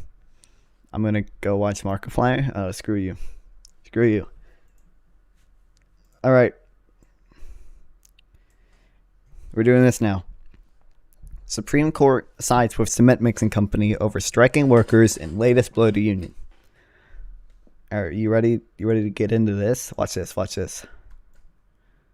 Ooh. We have the actual Supreme Court opinion here, too. Melanie. No, Melanie. I need viewers. I need viewers. I think it's on page 20. Yeah. Okay, hold on. Guys, if you're all leaving, I have to upload a few more shorts. If you're watching this, that means keep doing this. Okay. This is insane to me.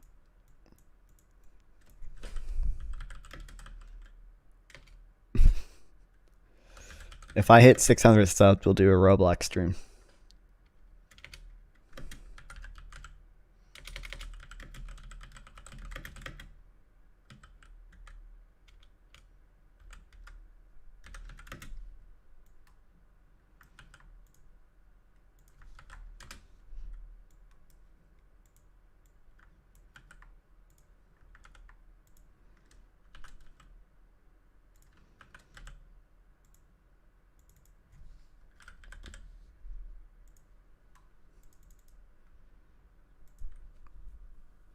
Writing it on the calendar.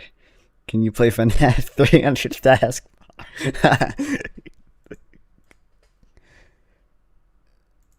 Dude, YouTube is not giving me any. They're not promoting the shorts anymore, man. Look at this. Still 593. Yeah, spam at me as soon as I hit 600. Although, I'm pretty sure I'll know first. Where is me? Oh, that's views. I thought it went down. Ain't fair. Ain't fair. Let me edit a few more.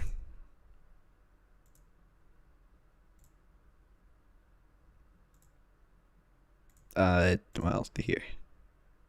Do you like how I added her? Do you think she'll see it?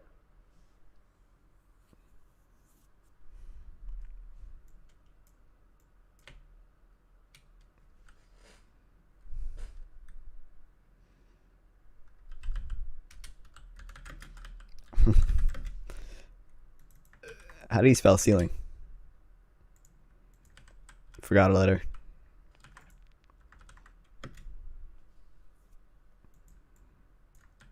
Thanks for the emoji, Kyle. I hate YouTube Shorts. YouTube Shorts is awesome. Don't call her insane. She is.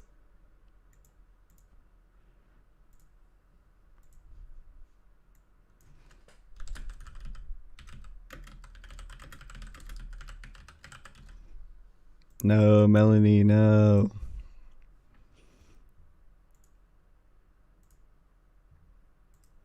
Look at this. Easy free money.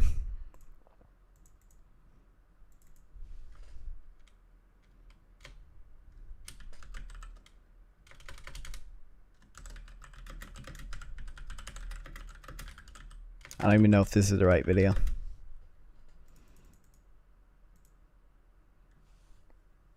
Insane amnesiac streamer forgets his native language. Don't clip that. Don't clip it. Don't clip it, chat.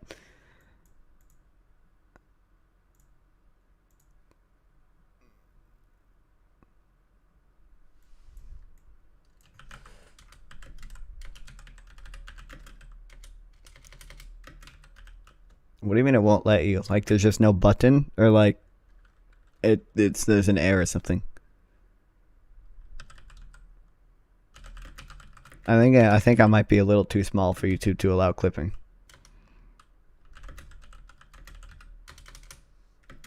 That's how you spell decide. No, you can't clip it. It is. But I could before.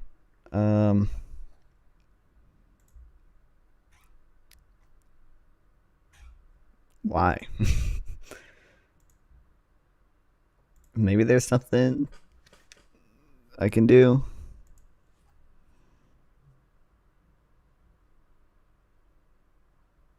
Don't look at the text.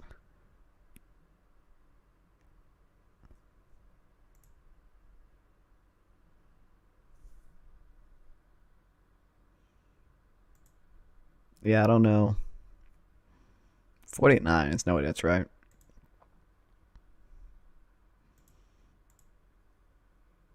Not a single new subscriber, goddammit.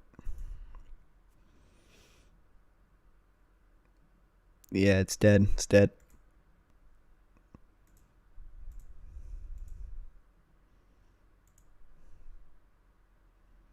I don't know what videos I've already uploaded.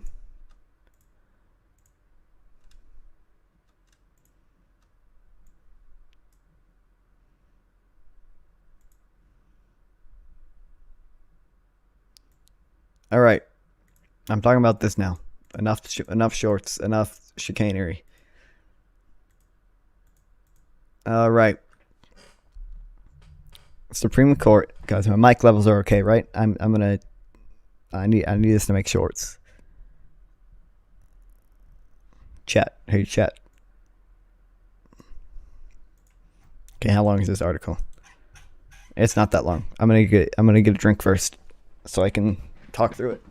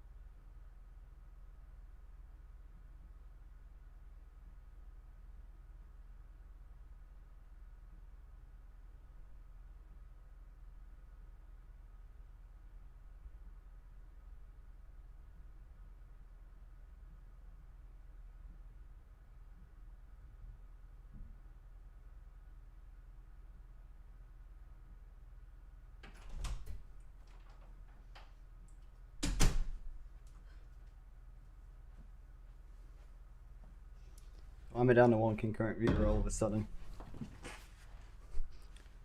Regardless, I don't want to talk about this. Alright, so, some basic context for this court case. Basically, I'm sure it'll get into some stuff, but workers for a cement mixing company went on strike, as they are legally entitled to do. And basically, while they were on strike, the cement trucks that cement was in, I don't know if it hardened. I don't remember how cement works. But basically, cement trucks spin for a reason. It's chicken time. The cement trucks weren't spinning, and the cement inside of them was deemed unusable. And then the cement mixing company sued the striking worker for causing damage to the company, which is stupid for a few reasons. The entire point of a strike is to cause damage to the company. The entire point is to cause the company to lose profits, so they are willing to negotiate with you. That is really the only power workers have, is to go on strike and cause damage to the company. If you can't reduce a company's profits, there's almost nothing you can do to force them to negotiate with you. Now, there is a limit to this. Obviously, striking workers cannot go throw rocks through the windows of the company they're striking for, because that is damage caused not just from striking, but intentional damage that would not have happened if they just simply stopped working. This case was about damage that was caused by the workers stopping work. They did not do anything else. All they did was stop working, and damage followed it, which, once again, is the entire point of a strike. Zach, did you... I can't tell if Zach meant to type chicken or if he spelled striking really wrong. I'm pretty sure he meant chicken. Real quick. Yeah, YouTube's not giving me any more views. Anyway. Supreme Court sides with cement mixing company over striking workers and latest blow to unions. The Supreme Court on Thursday sided with a cement mixing company that seeks to bypass federal labor law and sue a union in court for the destruction of property caused by striking workers. Now, another thing about this case is that usually when there's a disagreement between unions and businesses, it goes to the NLRB, the National Labor Relations Board. This went to a court, which is very weird and doesn't normally happen. So what's the precedent set by this decision? Two things. We'll get to one. We'll get to them. The Supreme Court on Thursday sided with a cement mixing company that seeks to bypass federal labor law and sue a union in state court for the destruction of property caused by the striking workers. The court said that the dispute... Dude, okay, I need to breathe for a second. I've been talking.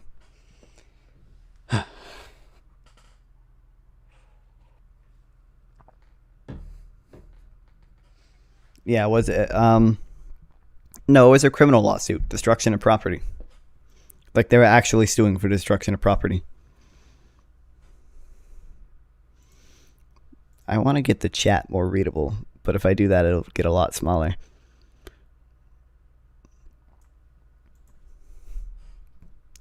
Alright, the courts of the dispute will continue in state court for now, a move that could chill workers' decision to strike for fear that unions would now have to face potentially costly litigation in state court for misconduct during federally protected strikes.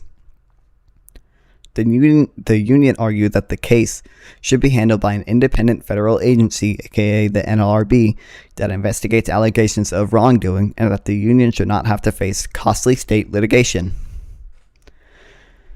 The case had been closely watched by the supporters unions who have witnessed a conservative majority in the recent years chip away their power. Justice Amy Coney Barrett, she's like a major conservative. She actually, I could give it a background, but then it'd cover up the text. Thanks, Zach. Writing for the majority that Amy Coney Barrett is like a major conservative. She's literally part of an organization that actually believes that women are lesser than men, legitimately lesser. Writing for the majority included two of the court's liberal members. By the way, this was 8-1 in favor of the cement company. This was not conservative liberal.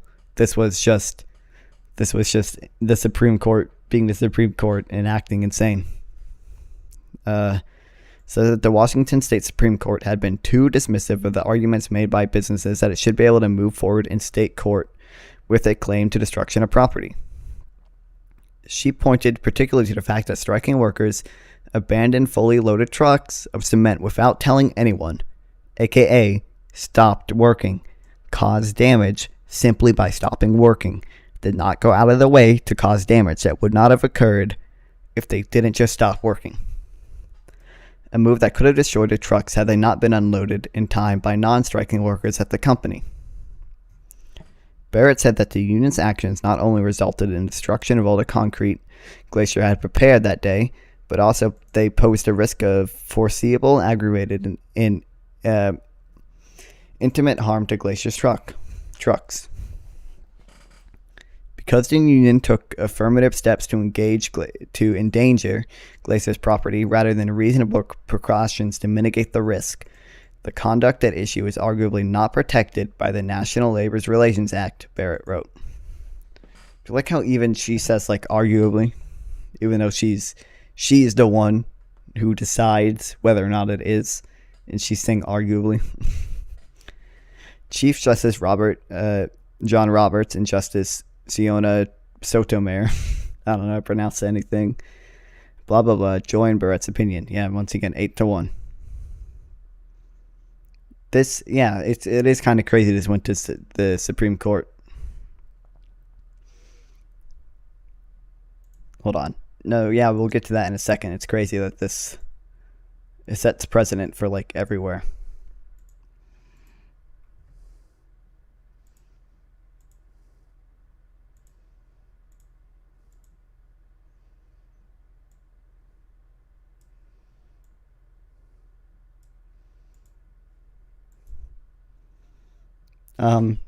It's a little, it doesn't really make it any better.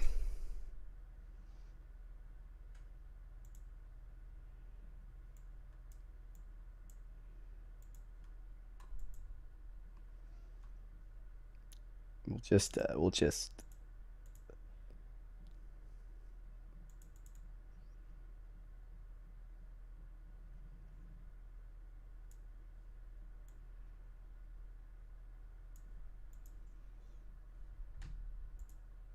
all right, hopefully that's a little better.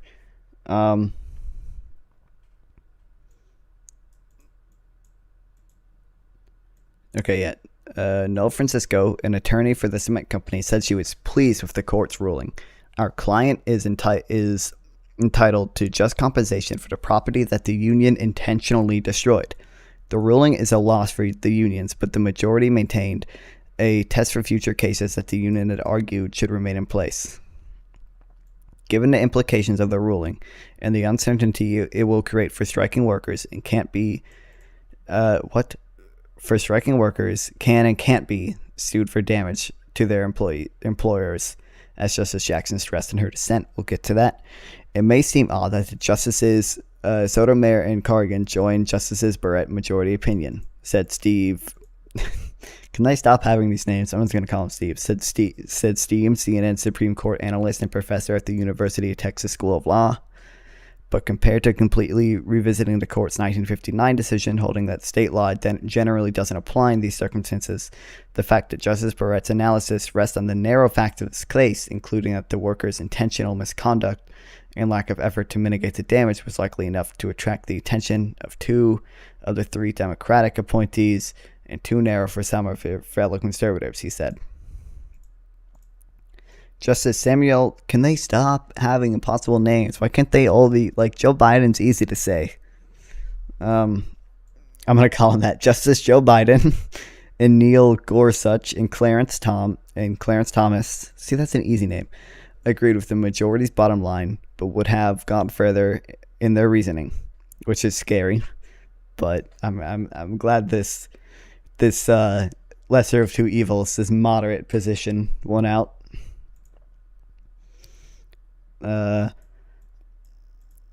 okay. Justice Brown Jackson filled a dissenting opinion, joined by no other justices, in which he suggested that the majority opinion risked the erosions of the right to strike. Why can't they all be American? Exactly.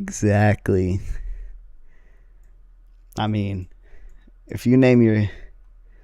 See, Clarence Thomas is easy. Like, I just want... Ooh, that's not right. Fixed. Hold on. Fixed. Kind of. I wonder if I can give it a better drop shadow.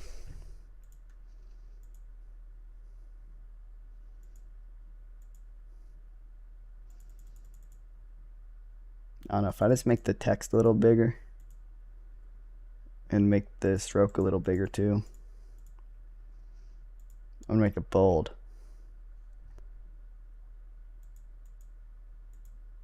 Put it top right. That's not gonna look much better. I mean, I guess for this one article, I can put it, yeah, right there above me.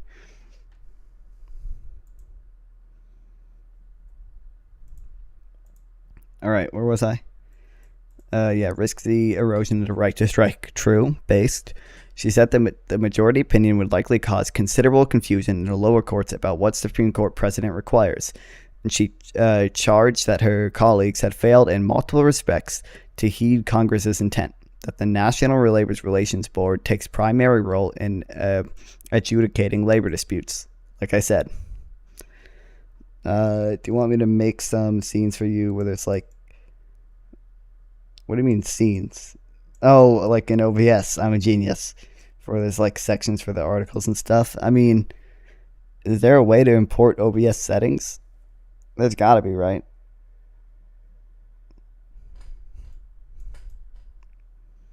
I need some scenes. Chat, can we get... Chat, you're the only person watching, I think. God damn it. Yep. Okay. In my view, doing that places significant burdens on employees to exercise their statutory right to strike, unjustifiably undermining Congress's intent. Jackson wrote, she noted that workers are not indentured servants bound to continue laboring until any planned work stoppage would be painless and as possible for their master. Hold on, I think I misread that. She noted that workers are not indentured servants bound to continue laboring until any planned work stoppage would be as painless as possible for their masters. I'm the graphic design guy. Look, I made this. Do you not see how good this is? I made this.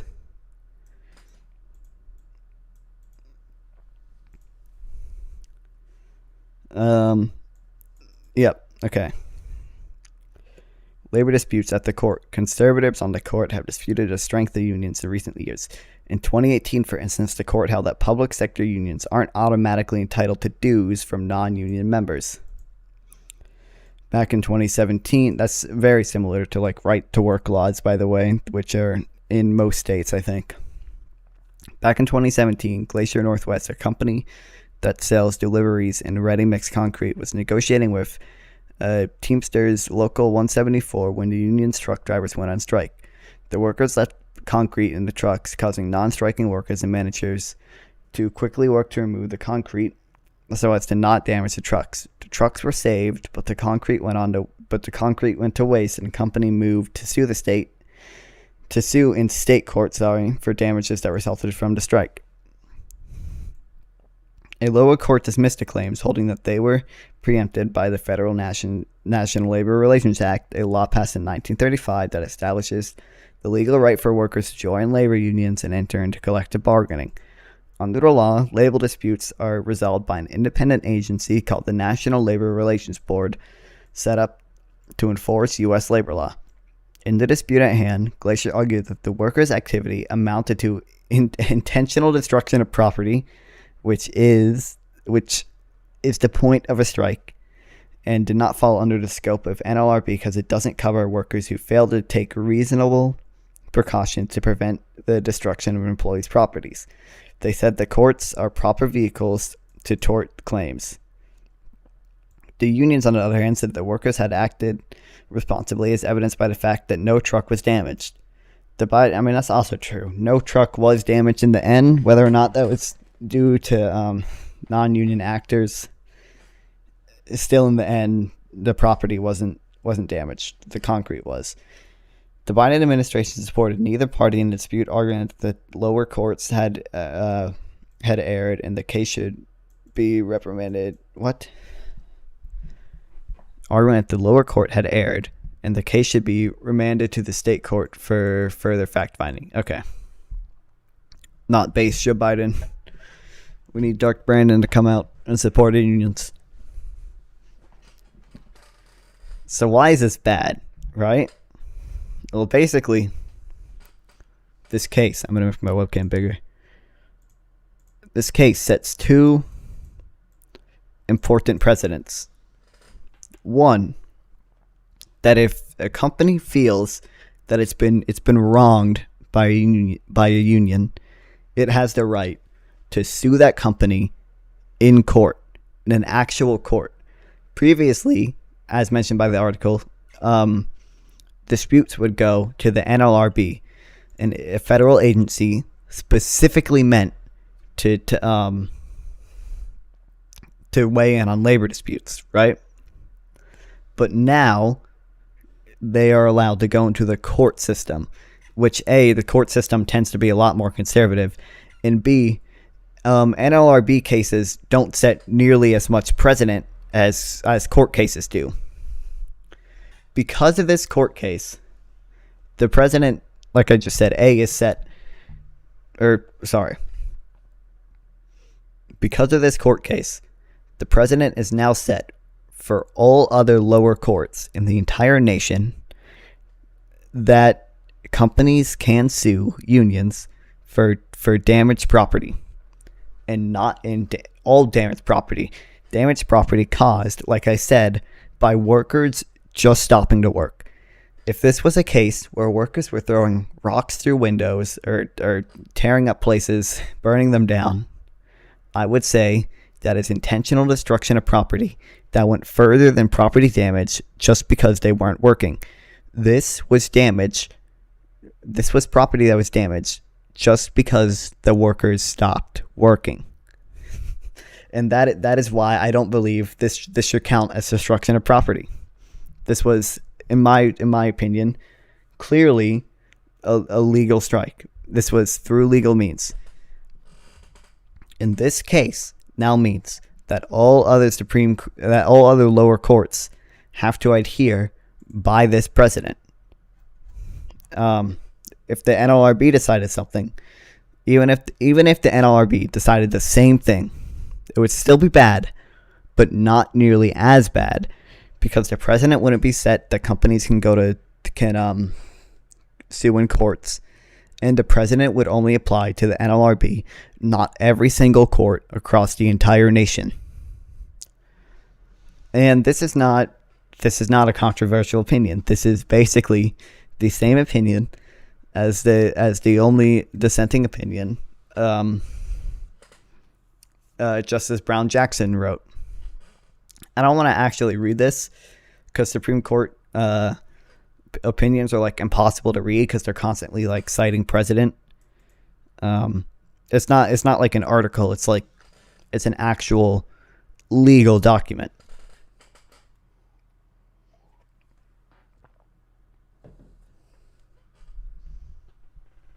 Yeah, literally. This is, you can't see it because I made my webcam bigger while I was talking.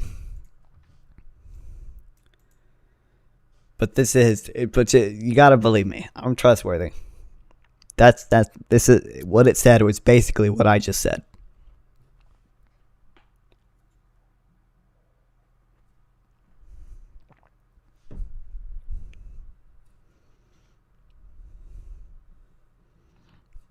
And by the way, like she says in here, like the article mentioned, what Congress intended by the law, by the National Labor Relations Act, was to enshrine workers' right to strike.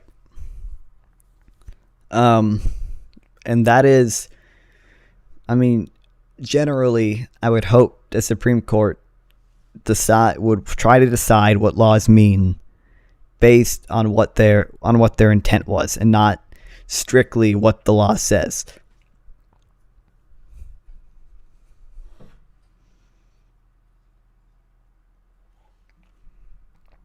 All right, we're doing another quick, boring one. I'm going to upload some more shorts. God damn. YouTube is not giving me any more views on these shorts. So was there something in the... Hold on. Why is the chat not showing up anymore? So was there something in the How to Strike 101 booklet about if you should leave automated machines running? Well, like I said, I didn't break it, you broke it, it's your fault. There wasn't really precedent on this previously because all these cases went to the NLRB, and the NLRB is a much more left-leaning organization whose purpose it is to protect workers' rights to strike. So there hadn't really been any cases like this before, where a company has sued a union for destruction of property, because that is the point of a strike. Typically, if you cause damage to a company, I've said this before multiple times, by simply stopping to work, that is okay. If you cause damage to a company by going out of your way to cause damage that would not occurred by you just stopping working, then that can count as destruction of property. I cannot burn a factory down just because I'm striking, but if the factory loses money because I stopped working, that is okay. That is what this case was about.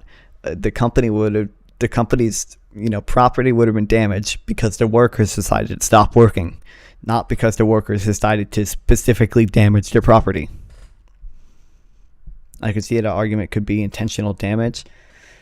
I mean, this case, don't get me wrong, like is worse than a lot of other cases, in that, like, obviously in a lot of other cases it's just like, oh, McDonald's has to shut down for a day because the workers walked out, not like, McDonald's machines broke because the workers walked out.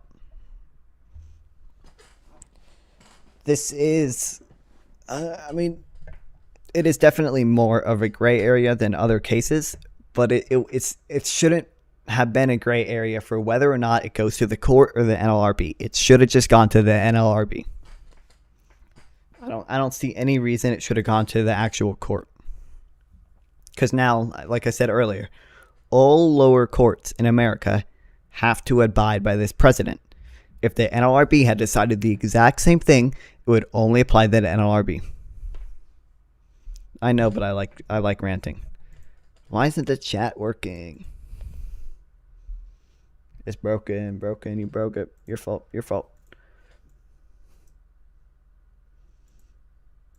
I barely got any more views. No more subscribers. I like this lifetime graph though.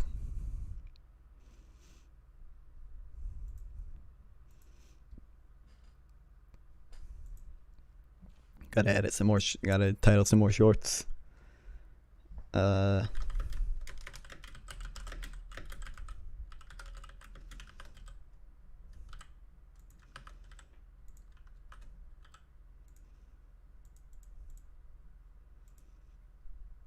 I'm gonna schedule some more after that.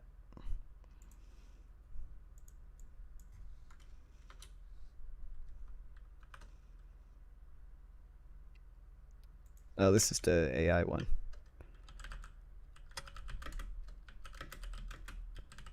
I did find out you can do subscriber alerts for OBS, but there's no way to distinguish between subscribers in the live stream and just subscribers from like the shorts. So like I just got like 30 subscribers or not 30, like 10 subscribers that are all from the shorts, and none of them popped into the live stream.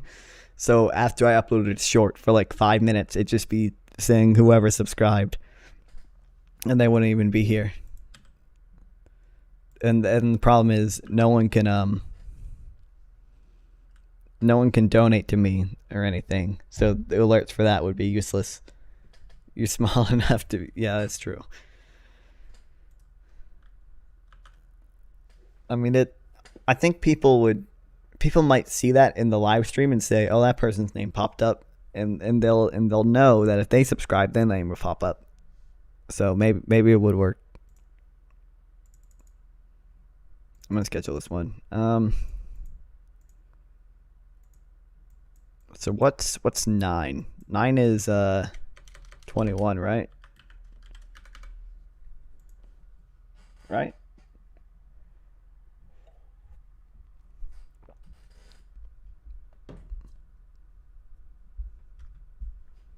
Yeah, that's the problem. It's only the first few get views, and then it breaks.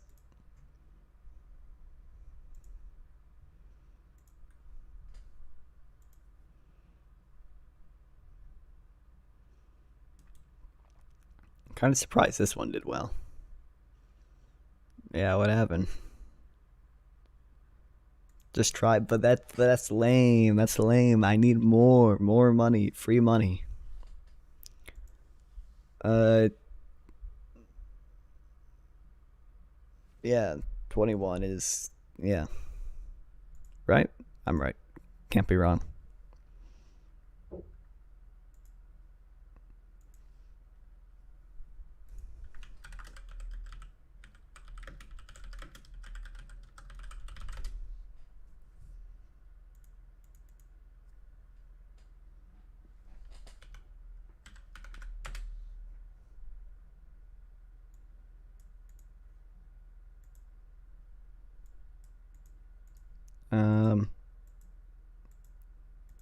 Oh wait, no wait, I was wrong, right?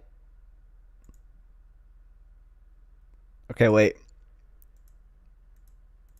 9 is 20, right?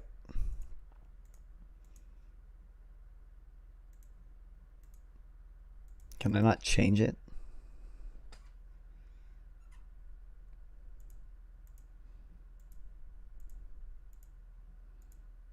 I guess this one going up at 10. And I'll schedule a few more.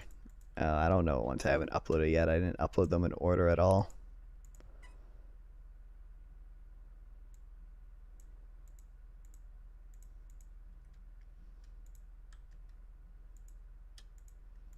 I think I uploaded most of them. 1, 2, 3, 4, 5, 6, 7.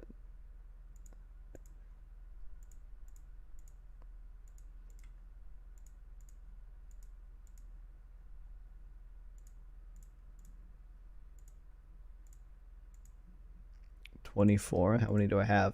34? What 10 did I not upload? I didn't upload this one.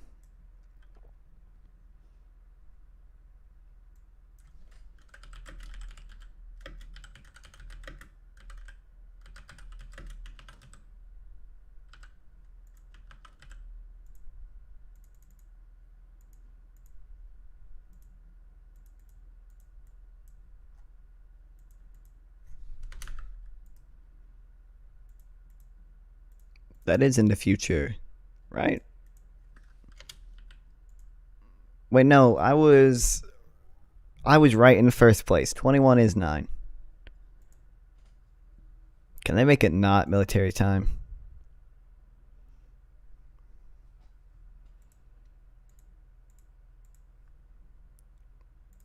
All right, I'm done with shorts.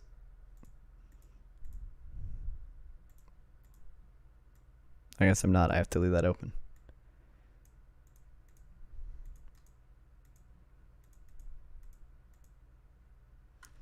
We're doing a short, boring one, and then we can do a more fun one.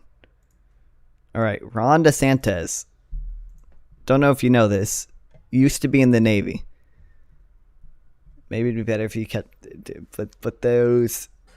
but it just randomly decides which ones do well. I mean, there are some that almost always do well, but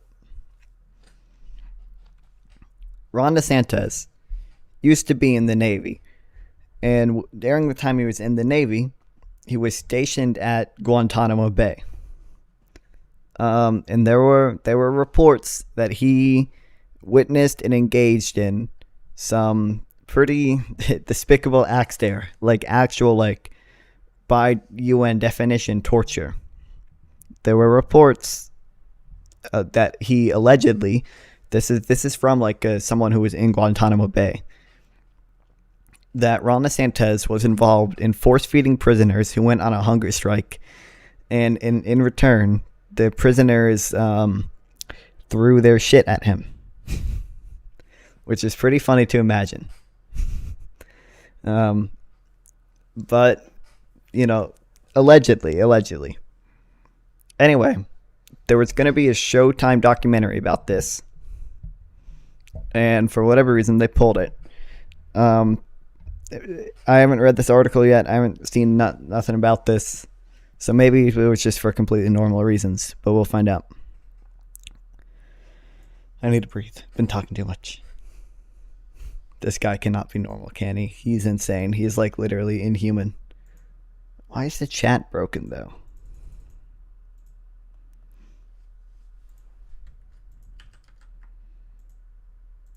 I don't know why it's broken.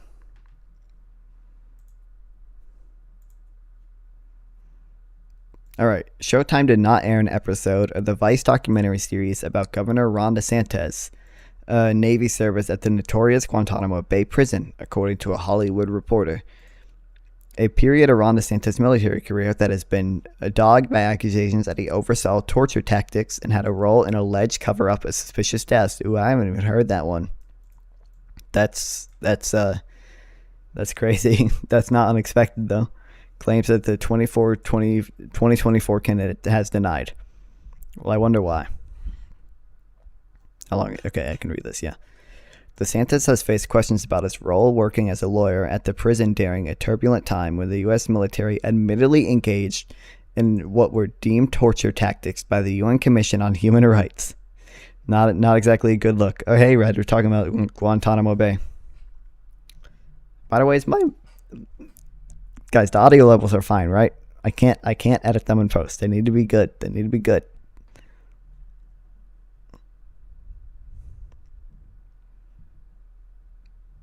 It's fine. Okay. Former Guantanamo Bay prisoner turned activist, Mansour,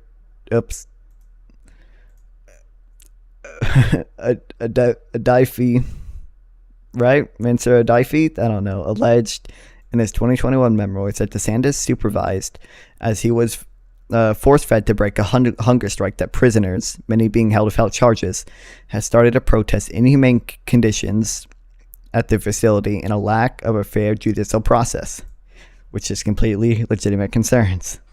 Around the same time, in 2006, 3 prisoners were found hanging in their cells, and DeSantis, then a 27-year-old recent Harvard Law graduate, was called in to help collect evidence, the Washington Post reported. While the deaths were ruled suicide by the Navy Criminal Investigative Services, the prisoners' families and human rights lawyers have cast doubt on the official account, alleging that it is rife with inconsistencies and missing information. Not surprising. DeSantis, recalling the deaths in a 2018 CBS Miami interview, said the detainees committed suicide with hunger strikes. I thought they were hanged, explaining that he and other legal advisors helped the commanders decide how to combat prisoners' protest tactics.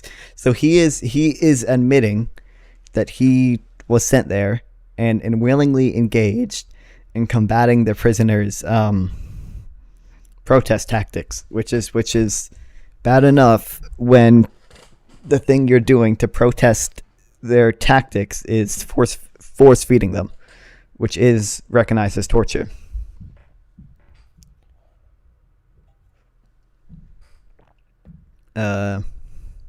One of the jobs of a legal advisor would be like, hey, you can actually force feed. Here's what you can do. Here's what? Holy shit, wait. One of the jobs of a legal advisor would be like, hey, you can actually force feed. Here's what you can do. Here's kind of the rules of that. No, you can't. You can't, man. You can't. I don't know if you know this. The UN says you can't. Not that we listen to that. Dude, that's insane that he admitted to that. That he was like, yeah, you can actually force feed people. I'm cool with that. Like I said, he's like inhuman.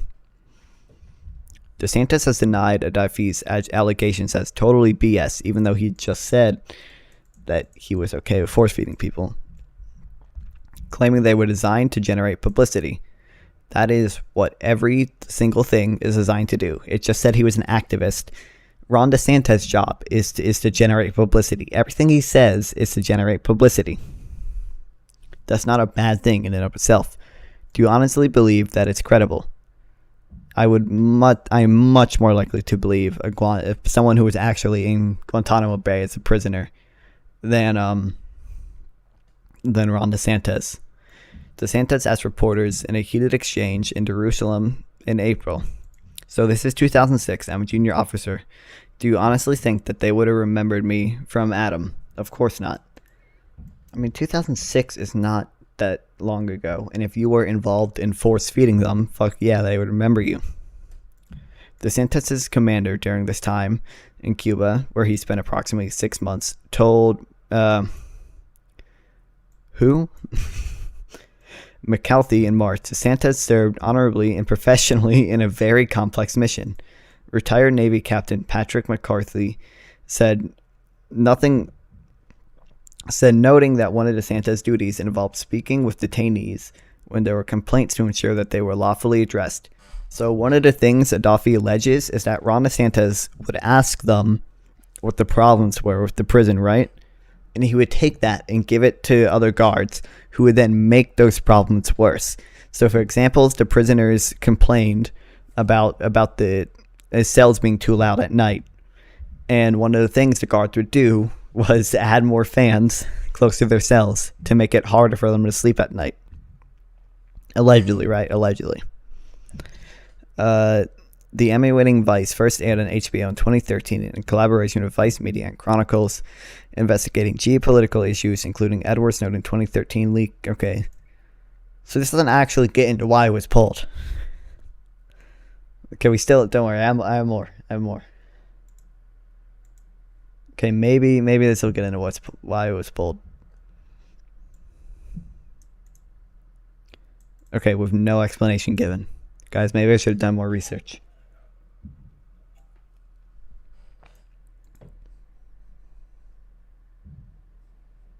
Wait, Mr. DeSantis claimed President Biden's agenda was crushing working Americans and pledged, "We're going to focus on small businesses, not big businesses."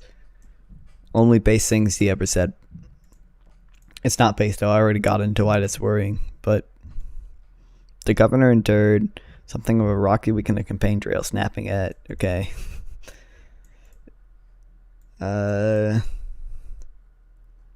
Okay, so none of these get into why it was pulled. It was pulled with no explanation. So let's just assume that it was pulled for completely just and legitimate reasons, right? And DeSantis has nothing to do with it. I thought maybe there might have been some shady stuff that went on, knowing DeSantis. But no. But this is incredibly worrying to me for a few reasons. I like this quote here. We're gonna focus on small businesses, not big businesses.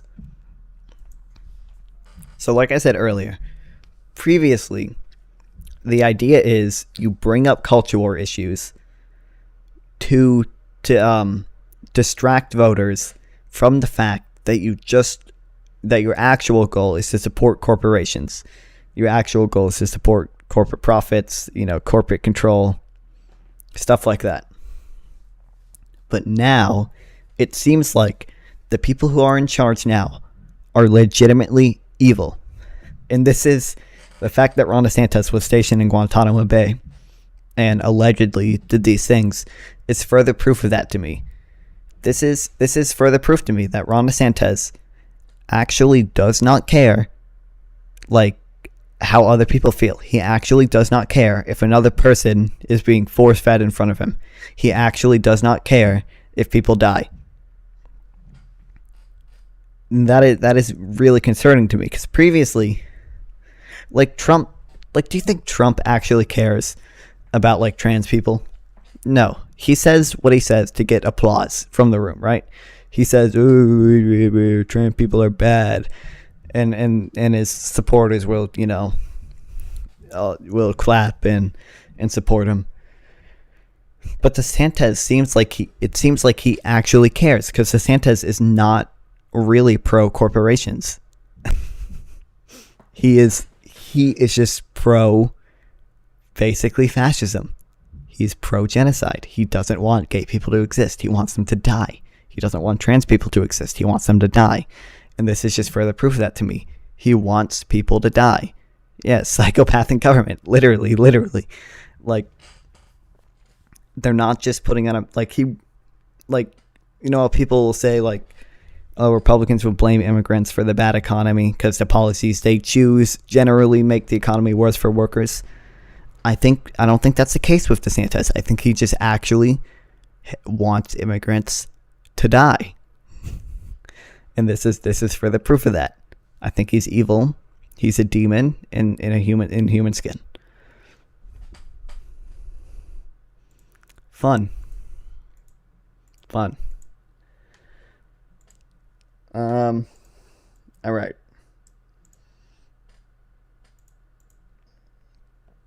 That's something a little more fun.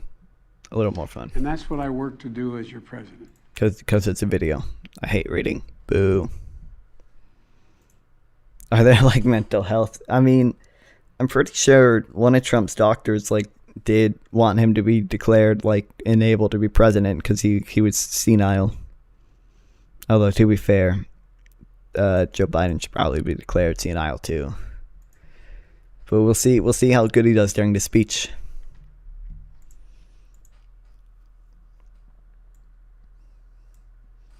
Damn. YouTube Shorts. It's not giving me any more views, man. It's Jover. It's Jover. Do you get it? Because Joe Biden's on the screen right now. Cough yeah. Like, there's got to be term limits in Congress, man. I mean, they're never going to vote for it. Because, Congress is not going to vote to limit their own power. But I hate that it's normal just for people to serve until they drop dead. Like even people I like, even Bernie Sanders. Bernie Sanders is 81 years old. He's older than Joe Biden. And he's still a senator. You know how long he's been a senator for? Although Joe Biden was also a senator for like 30 years. Like why? Like you should not be able to do that. At least in my opinion. My professional opinion. Anyway, Joe Biden passed the debt ceiling bill. Not shocking. Oops. The chat won't fucking work, man. I don't know how to get it to work. I don't know what's wrong with it.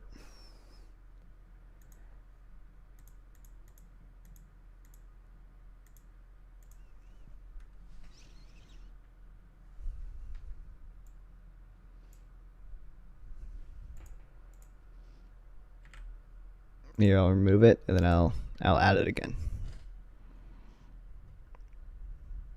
Where is it? Router.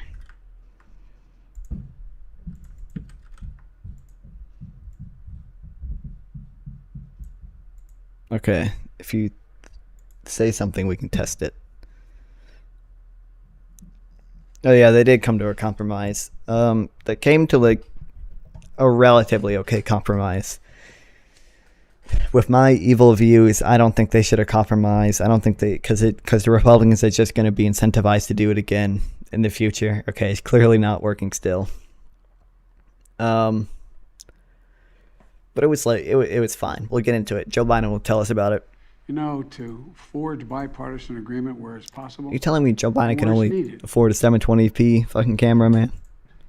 I've signed more than 350 bipartisan laws thus far in almost 2.5 years, including the historic law that rebuilding America so that we can rank #1 in the world in infrastructure instead of where we rank now, number 13 in the world. Another historic law, rebuilding our manufacturing base so that we'll lead the world once again in making semiconductor chips so much more and so many more sophisticated ones. That's not necessarily a good thing. Once again, comparative advantage. It's generally good for us to specialize in certain things. Of course, free trade agreements are not really free trade agreements most of the time, but generally, free trade is a good thing. Now, a bipartisan budget agreement. This is vital because it's essential to the progress we've made over the last few years is keeping full faith and credit of the United States of America and passing a budget that continues to grow our economy and reflects our values as a nation. That's why I'm speaking to you tonight, to report on the crisis averted and what we're doing to protect America's future. Passing this budget agreement was critical. The stakes could not have been higher. If we had failed to reach an agreement on the budget, there were extreme voices threatening to take America for the first time in our 247-year history into default on our national debt. Nothing would have been more irresponsible. Nothing would have been more catastrophic. That's true. Our economy would have been thrown into recession. Retirement accounts for millions of Americans would have been decimated. 8 million Americans would have lost their jobs. Default would have destroyed our nation's credit rating. which would have made everything from mortgages to car loans to funding for the government much more expensive. And it would have taken years to climb out of that hole. And America's standing as the most trusted, reliable financial partner in the world would have been shattered. So, it was critical to reach an agreement. And it's very good news for the American people. No one got everything they wanted, but the American people got what they needed. We averted an economic crisis, an economic collapse. We're cutting spending and bringing the deficits down at the same time. We're protecting important priorities from Social Security. First of all, this was a crisis entirely manufactured by the Republicans. He's basically doing like a both sides of something where, like, you know, oh, both sides had to compromise, oh, both sides. When this was a crisis entirely created by the Republicans. It's entirely the Republicans' fault. Also, it wasn't the entire Republican Party. I'm sure he'll mention that. It was a few people in the so-called right flank that are extremely far right. The Democrats couldn't have done anything about that. But it's crazy to me that the Republican Party has basically lost control of its members. Typically, you probably learned about this in your civics class. Parties have party whips, and the whip's job is to whip the vote, to get all the party members to vote in the same line. In the Republican Party, for various reasons, has lost their ability to do that. It's crazy to me.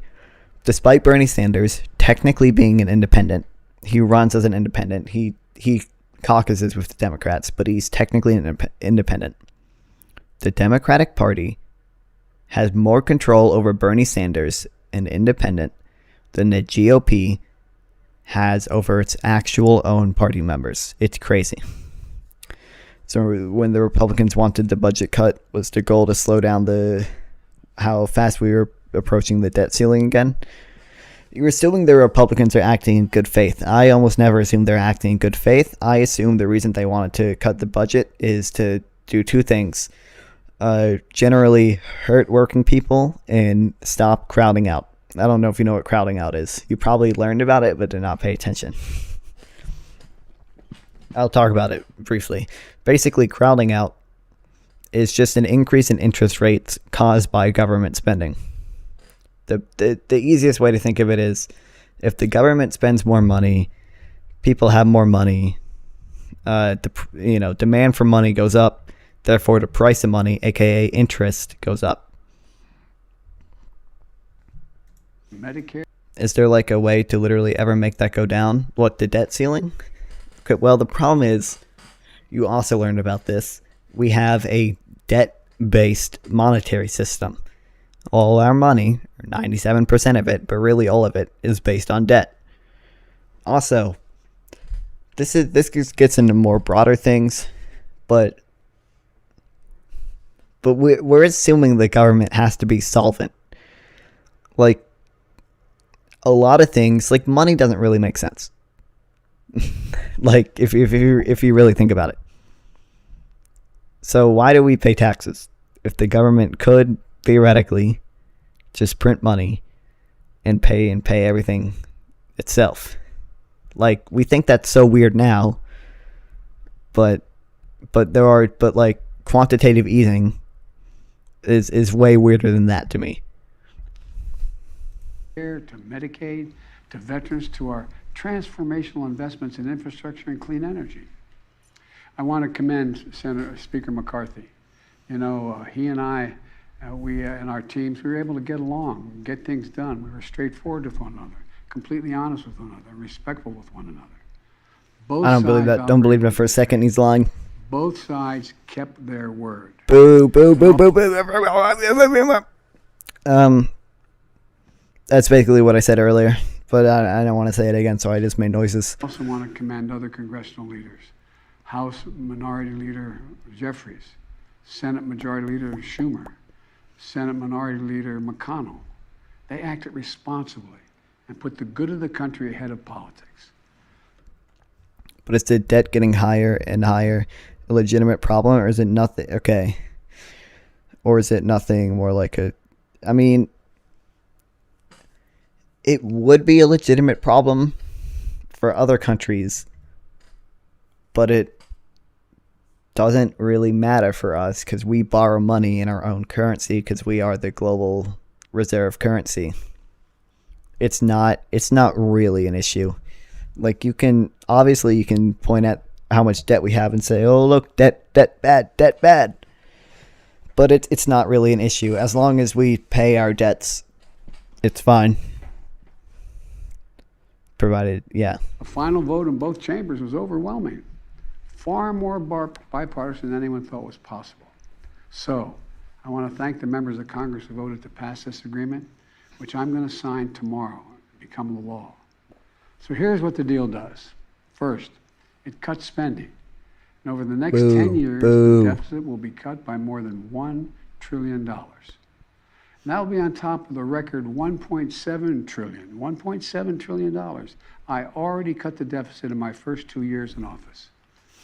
And I don't think this is a good thing. I think a lot of people don't think this is a good thing. It sounds good, but I really don't think it is. Clear. We're all in a much... That's what I hear when I think that it's an actively negative amount that the U.S. Okay, but that's not really true. A lot of our debt... Actually, let's look it up. From what I remember, right? Most of our debt is owed to ourselves. It's owed to U.S. corporations who own bonds, U.S. private citizens who own bonds, and Social Security. Let's look it up. Where does U.S. owe its debt? And like 5% is to China. That's not what I want. Yeah, pie chart. Okay. Yeah, see, U.S. individuals and institutions. Like, a lot of this debt could be resolved. Like, think about like 5 college roommates who like all owe $100 to each other. If you gave one of them a $100 bill, $500 of debt could be resolved by them just passing around the $100 bill. That's what a lot of this debt is the U.S. government owing money to itself. U.S. Social Security Trust Fund, yep, U.S. Federal Reserve. So this is all us. Yeah, see? Almost all this is us. All other foreign nations, yeah. And then a lot of this foreign government stuff, I think, is also just corporations like in those countries, because U.S. debt is like, so we think of debt the wrong way. A bond that the U.S. government sells is debt. If the U.S. if you buy a U.S. bond, that counts as debt for the U.S. because they owe that money back to you. They owe more money back to you. So a lot of this debt that like China supposedly holds is like just some, well, not China. I shouldn't say China because people in China aren't allowed to buy government bonds. People in the UK, on the other hand, are. So like a lot of this debt to the UK, I bet is just individuals in the UK who buy US government bonds because it's a very safe investment. Okay, because it's a cycle between US funds and yeah, it's like I said, you could just give $1 trillion to somebody and then pass it around, and most of this debt would be resolved. And also, how much? I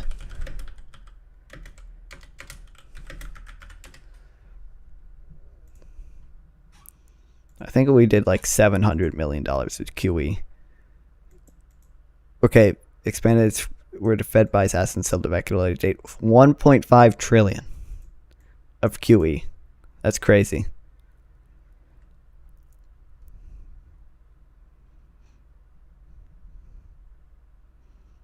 Hold on, I'm gonna look up.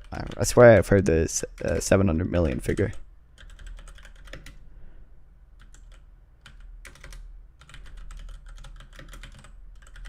Don't clip that. 700 billion? What the fuck? Was this 2008? No, it's 22. The Federal Reserve on March 15th that they would purchase 700 billion US dollars worth of government debt. So see, basically, this is the Federal Reserve buying bonds. So you see, this basically put the Federal Reserve $700 billion of debt into the U.S. government, even though the Federal Reserve is part of our government. So like I said, it's the government being in debt to itself. like this put the Federal Reserve $700 billion in debt to itself. Like, you know. Ooh, what's this? That's cool to look at. Anyway, it doesn't matter. Much more fiscally responsible course Joe Biden. than the one I inherited when I took office 4 years ago.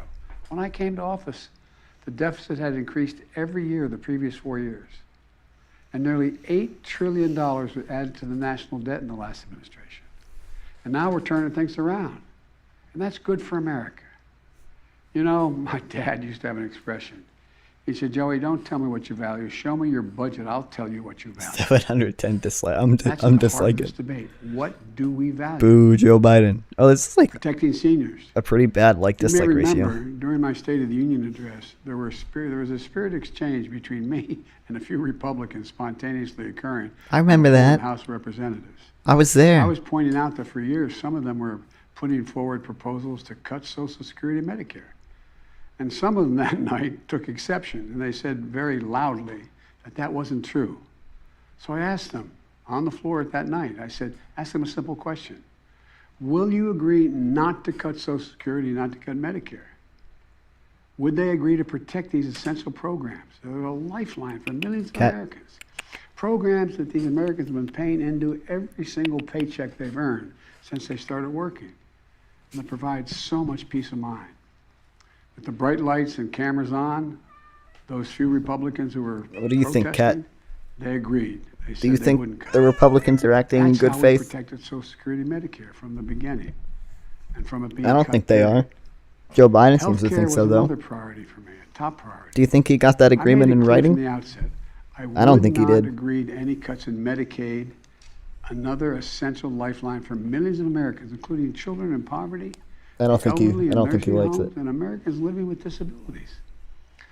The original House Republican proposal would have cut health care for up to 21 million Americans on Medicaid. And I said no. And Medicare is protected. It's still and so are millions it's of still people cut. most in need. I think like 600,000 from Medicare, and also put some work requirements in. That better be short. Oh, don't worry. Look, I've long believed that the My only mic one stand's about to truly fall. sacred obligation that the government has is to prepare those we send into harm's way and care for them and their families when they come home and when they don't. Oh, by the way, it's so surprising to me that the Democrats have not weaponized this nearly as much as they should have. That's why my last budget, Like they like literally. I think the bill originally wanted to cut spending for veterans affairs, right? Maybe I'm wrong on that. Anyway, regardless, the Democrats should weaponize this way more than they have. provided VA hospitals with additional funding for more doctors, nurses, and equipment to I'm sure it's accommodate fine. the needs of veterans and more appointments. The House Republican plan would have meant 30 fewer million VA healthcare visits for our veterans. I was right. We I did trust let Joe that Biden. happen. In addition, this bill Oh, YouTube fully Shorts is funds giving the me a lot of Bipartisan views again. PACT Act, the most significant law in decades for veterans exposed to toxic burn pits and for their families. It expands access to those veterans and their families to health care and to disability benefits. Look, we're investing in America and our people and in our future. We've created over 13 million new jobs, nearly 800,000 I need to take a picture of this new manufacturing thumbnail. jobs. Where is it written that America can't lead the world again in manufacturing? Unemployment is at 3.7%. More Americans are working today than ever in the history of this country. I said this. I don't really want us to lead the world in manufacturing again. Like, if we could do, like, some advanced manufacturing, I mean, we already do that. But, like, do you really want that? Like, I would rather... I mean, I don't know where most of our jobs are, but, like, I don't want us to be working dead-end factory jobs again. I want us to be working cool Silicon Valley tech jobs, you know. And generally, like, I want as little people to work as possible in society.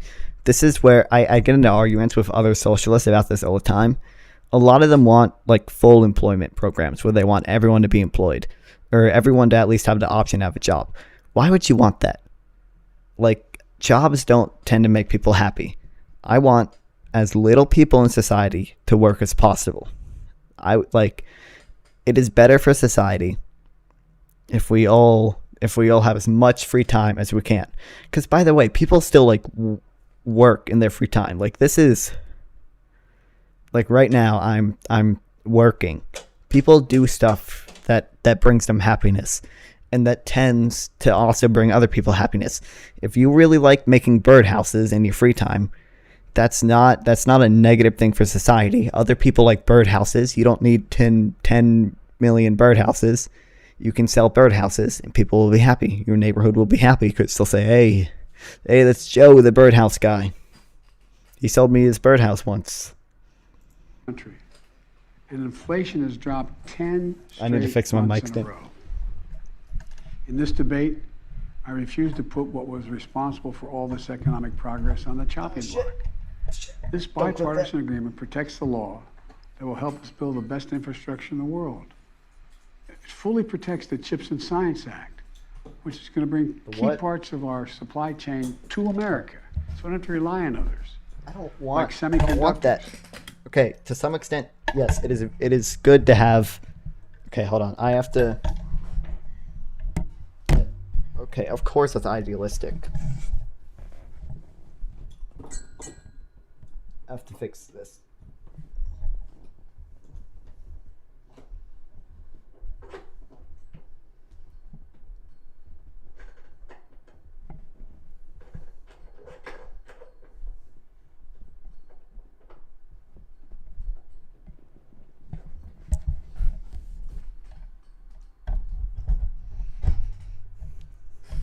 Hi, Eggman. Do you like? We're watching Joe Biden right now. Anyway, what was I talking about? I said I want as little people to work in society as possible. Oh, okay. And then he said we're building. Okay, hold on. The law that will help us build the best infrastructure in the world. That's it fully good. Protects the Chips and Science Act, which is going to bring key parts of our supply chain to America. Eggman, I've been streaming politics for like 3 hours. Like semiconductors, those tiny computer chips smaller than the tip of your finger, that affect nearly everything we rely on, from cell phones to building automobiles to the most sophisticated weapon systems and so much more. It's not okay, Eggman. You need to be informed. Learn. Another law that I passed and signed last year. I mean, it is okay. That's not a serious thing. I know you're like 14, but it's dumb, but very important. It is very important. That finally beat Big Pharma, which I've been trying to do for over 30 years. Joe Biden, Big Pharma. Anyway, he basically said he wants to build redundancy in the supply chain. I don't necessarily want that. It's obviously good to have some redundancy, but it isn't efficient. And that is, by the way, a problem with free markets, is that they don't tend to build redundancy.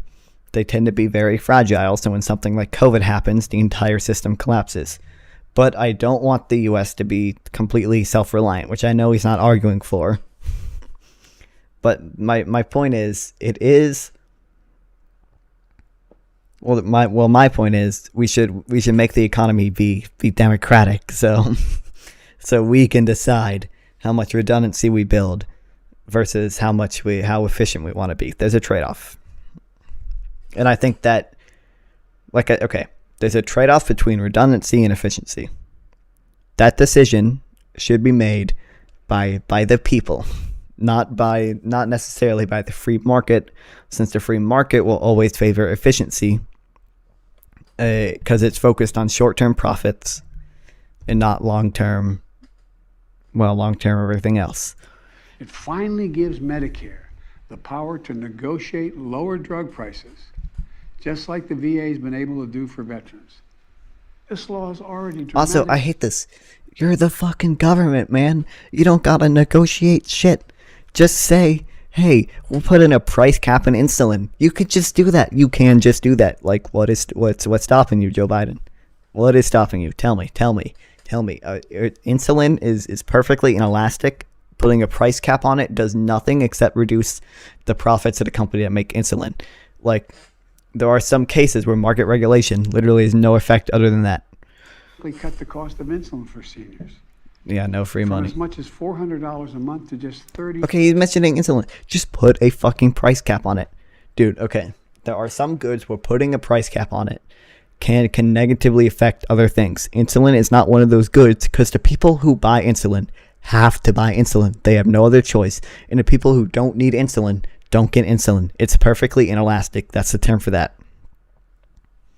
$5 a month for insulin. Negotiating lower drug prices not only saves seniors a lot of money, it saves the country a lot of money. $160 billion that's not having to be paid out because drug prices are more rational. We pay the highest drug prices of any industrial nation in the world. And it's just I wonder why. You know, we also protected the most Because you're cucked. ever in dealing I mean, with we're the going to negotiate existential threat of climate change. bipartisanship. New wind and solar power is cheaper than fossil fuel. Own chat, clip that, and then Since send I've it been to in Joe office, Biden. Clean energy and advanced manufacturing have brought in $470 billion in private investments. It's going to create thousands of jobs, good paying jobs, all across this country, and help the environment at the same time. Remember, at the beginning of this debate, some of my Republican colleagues were determined to gut the clean energy investments. I said, no, we kept them all. And there's so much more to do. We're going to do even more to reduce the deficit. We need to control spending if we're going to do that. But we also have to raise revenue and go after tax cheats and make sure everybody's paying their fair share. That is true. We do need to do that. You know what the bill did? The bill made sure we can't do that because it stopped Joe Biden's plan to hire more IRS agents. No one, I promise, no one making less than $400,000 a year will pay a penny more in federal taxes. But like most of you at home, I know the federal tax system isn't fair. That's why I kept my commitment again. Can we get some mind-blown emojis? $400,000 a year will pay a penny more in federal taxes. That's why last year I secured more funding to go more IRS funding to go after wealthy tax cheats. And then the Republicans stop it. He better weaponize that. Nonpartisan Congressional Budget Office, and it is nonpartisan, says that this bill will bring in $150 billion, and other outside experts expect that it would save as much as $400 billion because it's forcing people to pay their fair share. Republicans may not like it, but I'm going to make sure the wealthy pay their fair share. I'm also proposed closing... Okay, he's not... Dude, he didn't mention that the bill made sure that he couldn't hire more IRS agents. He probably did that because he wants to make it look like he's doing everything he can to make sure rich people pay their fair share. But the effect of that is that he's refusing to weaponize it. Like he could have said, but then the evil MAGA Republicans stopped me and put his aviators on, and he's like, I'm Dark Brandon and I won't take this. Unironically, if he did that, maybe I'd vote for him. Over a dozen special interest tax loopholes for big oil, crypto traders, hedge fund billionaires, saving taxpayers billions of dollars. Republicans defended every single one of these special interest loopholes. Every single one. But I'm going to be coming back. And with your help, I'm going to win. Put the aviators on, man. Right Do it. now, catch this. Right now, the average billionaire in America pays just 8% in federal taxes. 8%. Teachers and firefighters pay more than that.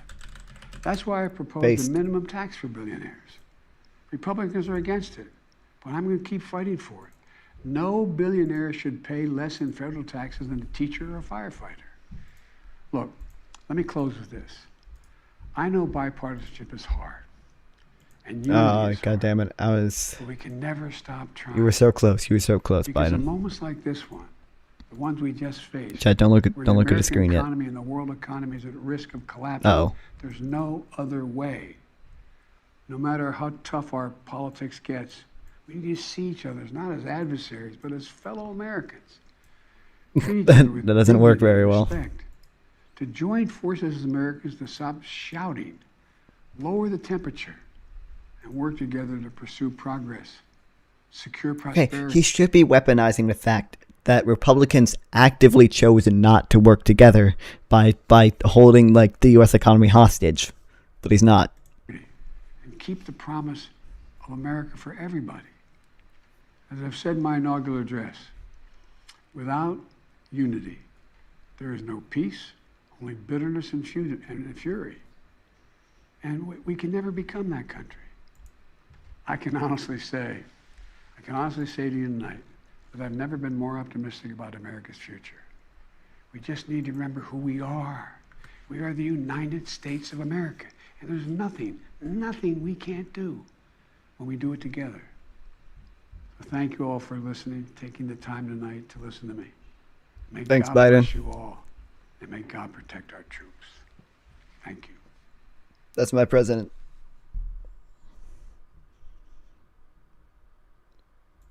Wow. Can't afford a 1080p camera though. Maybe that's just CBS, but still.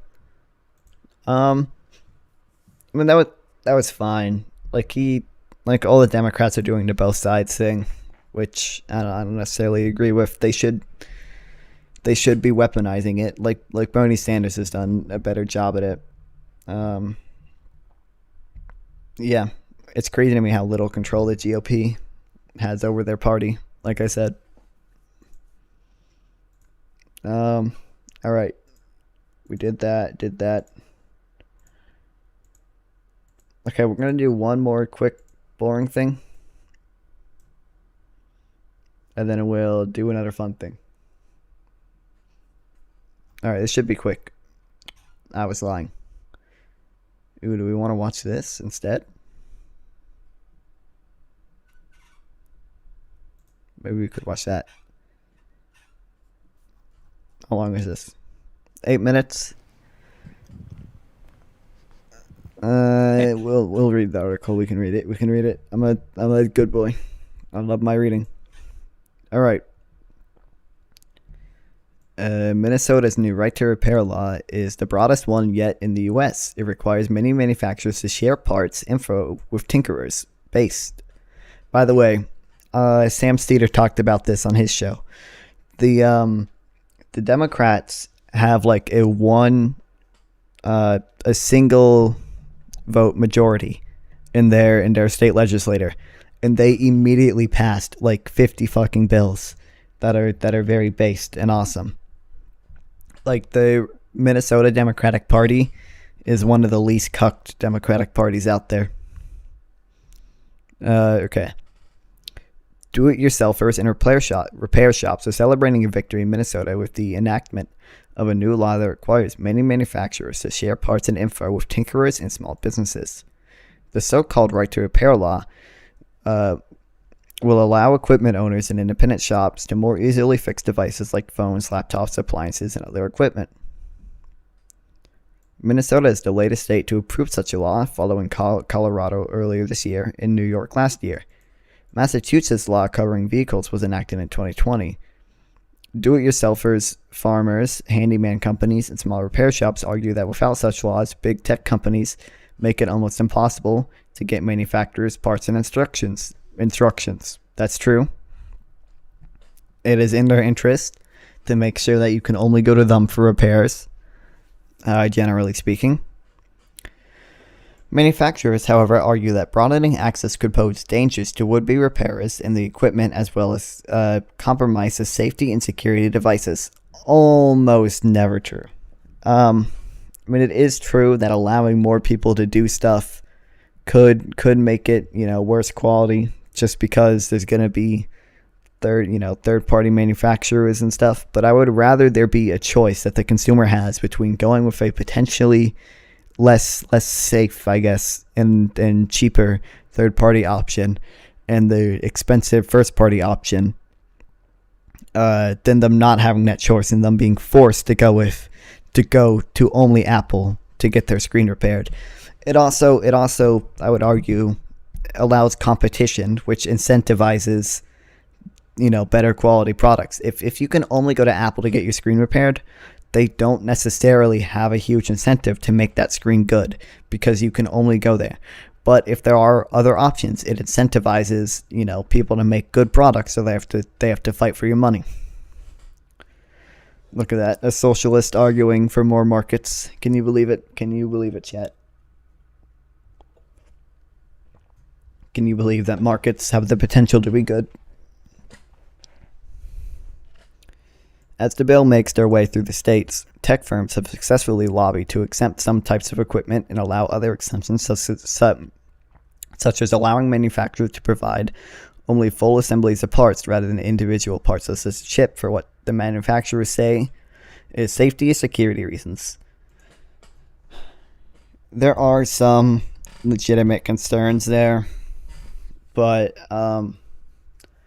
like generally, if Intel was forced to post full schematics of their CPUs, obviously AMD would be able to look at that and maybe take stuff from it. But generally, there's no reason that they would have to do that. I don't know. It's possible that those companies were acting in good faith. I would just assume that they are trying their best to make the law as restrictive as possible. Colorado's law, for example, only applies to powered wheelchairs and farm equipment. That's better than nothing, but still. Well, Massachusetts law covers vehicles. New York enacted a relatively broad electronics bill last December. By the way, there needs to be more legislation revolving around actual medical equipment. Imagine if in the future some company makes a pacemaker, and that pacemaker turns out not to be profitable, and they just shut down support for it. And the person with the pacemaker has to go get that pacemaker removed because the company doesn't support it anymore. They did it with powered wheelchairs. There needs to be some shit for that, man. I'm worried about that. The Minnesota law, signed by Democratic Governor Tim Walz last week as part of the state budget, requires manufacturers of electronic devices such as phone, tablets, laptops, and household appliances to provide parts, tools, and instructions on how to fix the equipment to independent repair shops and customers. By the way, it's good that they are actually requiring the company to provide that stuff, because the company that way has the ability to make it up to their standards, to make it safe. So if they say, well, opening it up to third parties isn't as safe, it's not as secure, we can come back and say, well, you're the one that's going to be making the instructions, so you better make it fucking secure and safe. But lawmakers removed farm equipment, video game consoles, specialized cybersecurity tools, medical devices, and vehicles from the bill before it was approved. Holy shit. Okay, specialized cybersecurity tools, maybe there's something legitimate to that. Video game consoles, ain't no fucking way, man. Ain't no fucking way. We're never going to be able to fix shit. Farm equipment, once again, there's so many horror stories of people who need John Deere tractors for their farm being completely out of luck when they need to repair it, because the nearest John Deere repair shop is fucking 4 hours away, and they have to wait 2 weeks to get an appointment there. And by the way, if they try to fix the tractor themselves, John Deere has software in it that can recognize a third-party part and shut it down. It's insane. So it goes from what was previously a fix a farmer knew how to do and would take a few days at most, is now a months-long process, and it can cause them hundreds of thousands of dollars worth of damages, especially because farming tends to be very time-sensitive. There's no reason to do it with farm equipment, especially because, by the way, cheap food is a good thing. It's a positive externality. I am fine with violating some intellectual property rights, or not violating, but changing the rules of intellectual property rights around farming equipment if it leads to cheaper food prices and less food shortages. I think everyone would be. I'm okay with that. There are reasons to do things in some areas, in some markets, that you wouldn't do in other markets because it leads to better outcomes. Despite those carve-outs, repair advocates say Minnesota's law is the most extensive one yet. New York's version, for example, excludes any product sold under a specific business-to-government or business-to-business contract, not otherwise offered for sale directly by a retail seller. Wait, business to business? So, yeah, that could cover school computers. I guess that would also cover like any like workplace computers that, like, I don't know, like if Amazon buys a bunch of computers for its employees. That doesn't seem like as big a deal, but that sucks. Why would the government allow them to carve out a business to government exception? Like, there's some level of corruption there. And New York's measure only applies to products made after July 1st, 2023, which excludes most products currently in use. Nathan Proctor, Senior Director of USPIRG's Right to Repair campaign, achieved the Minnesota law, saying it will cut waste and save the consumers money. True. It's common sense, and it's becoming increasingly clear that manufacturers' attempt to thwart repair will no longer be tolerated. Minnesota won't be the last state to codify that. I hope not.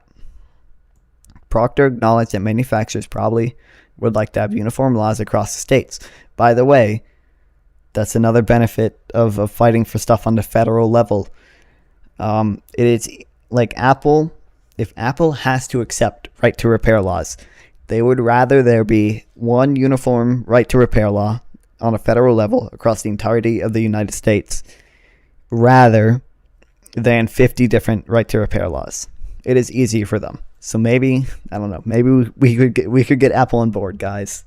Let's do it. Let's get Apple to lobby for right to repair.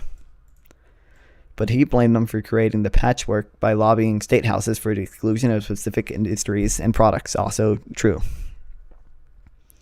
We're willing to negotiate and talk about how to get this done with lawmakers and industry people, Proctor said in an interview.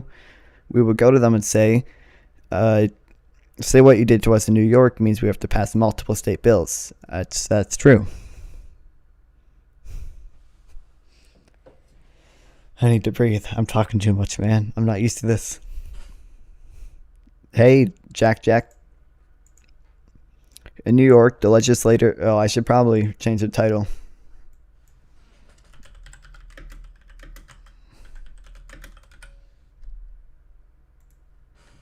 It's like the last few paragraphs, and I'm just now changing the title. Anyway, in New York, the legislature last year overwhelmingly approved a broad right to repair measure, but Democratic Governor Kathy Hochul successfully pushed for modifications after the CTIA trade group for the communications industry asked her to veto the view because the group argued it has the potential to weaken the privacy and security features of electronic products.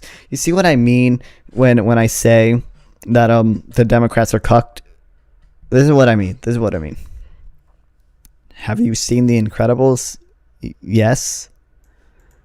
Those changes eliminated a requirement that manufacturers provide password security codes or materials to override security features on devices, as well as the ability to provide multiple part assemblies rather than individual parts. That's not too bad. I'm not completely opposed to that, I guess. That's fine.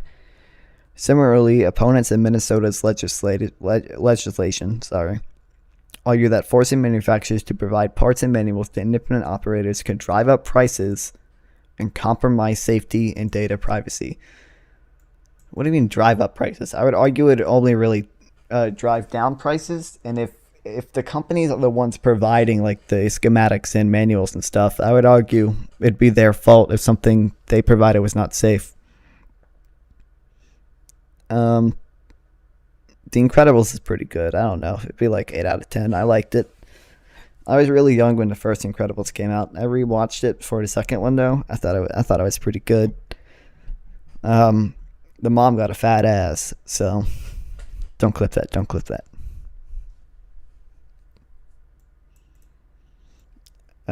I don't know what they mean by data privacy. Like, I understand why they might be concerned with like their intellectual property, like if they're forced to release schematics, but I don't really see how data privacy has anything to do with this. Asked by Stateline to comment on the new Minnesota law, CTIA spokesperson Catlin Miller said by email that the organization won't have a comment. Last year, President Joe Biden issued an executive order calling on federal agencies to limit manufacturers' attempt to bar self-repair or third-party repairs of government-owned devices. Congress has so far failed to act on a federal level on a federal right to repair measure. Not based. But the pressure has had an impact on some manufacturers. Apple and Samsung recently expanded the number of devices they include the self-repair instructions they provide to the public. Dude, I need to fucking reread that just for the video. But the pressure has had an impact on some manufacturers. Apple and Samsung recently expanded the number of devices they include in the self-repair instructions they provide to the public. So that,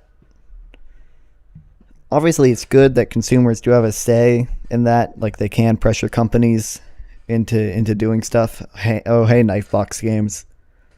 But like I would rather the government be more in control of it than the corporations. If that makes sense. Like I would rather Apple and Samsung not be the ones who set the rules because they have an incentive to make the rules the most favorable to themselves. Whereas the government has the incentive to make the rules most favorable to the people who control government, which is overwhelmingly corporations, but does have some public involvement. At least some. According to the PRRG, which keeps track of state legislation, lawmakers in 29 states introduced right to repair bills in 2023. Some have made progress.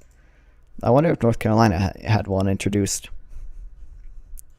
In California, for example, a Senate committee earlier this month approved a bill that covers electronics and appliances, but not alarm systems or video game consoles. I mean, I don't know. Maybe there's some legitimate concerns with alarm systems, but not video game consoles, like I said. And in Vermont, a bill that would apply to agricultural equipment has passed the House, but the legislature recessed for the year before it could be taken up in the Senate. It is still live for next year as Vermont has a 2-year session. Louis Rossman, owner of Louis, has garnered thousands of viewers on YouTube. Yep. Rossman called on manufacturers to stop lobbying for exemptions, saying that could lead to a more confusing patchwork of legislations across the country. True. This is okay. Fixing people and get a house today. Yep. Okay. Yep. I don't know what to say. That's based. Like I said, I'm gonna pull it up real quick.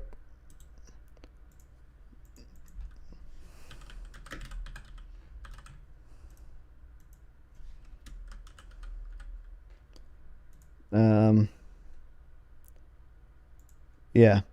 American Prospect has a we're not going to watch this whole thing on what's happening in Minnesota, and we've had people IM quite a bit. We mentioned this yesterday, I think it was.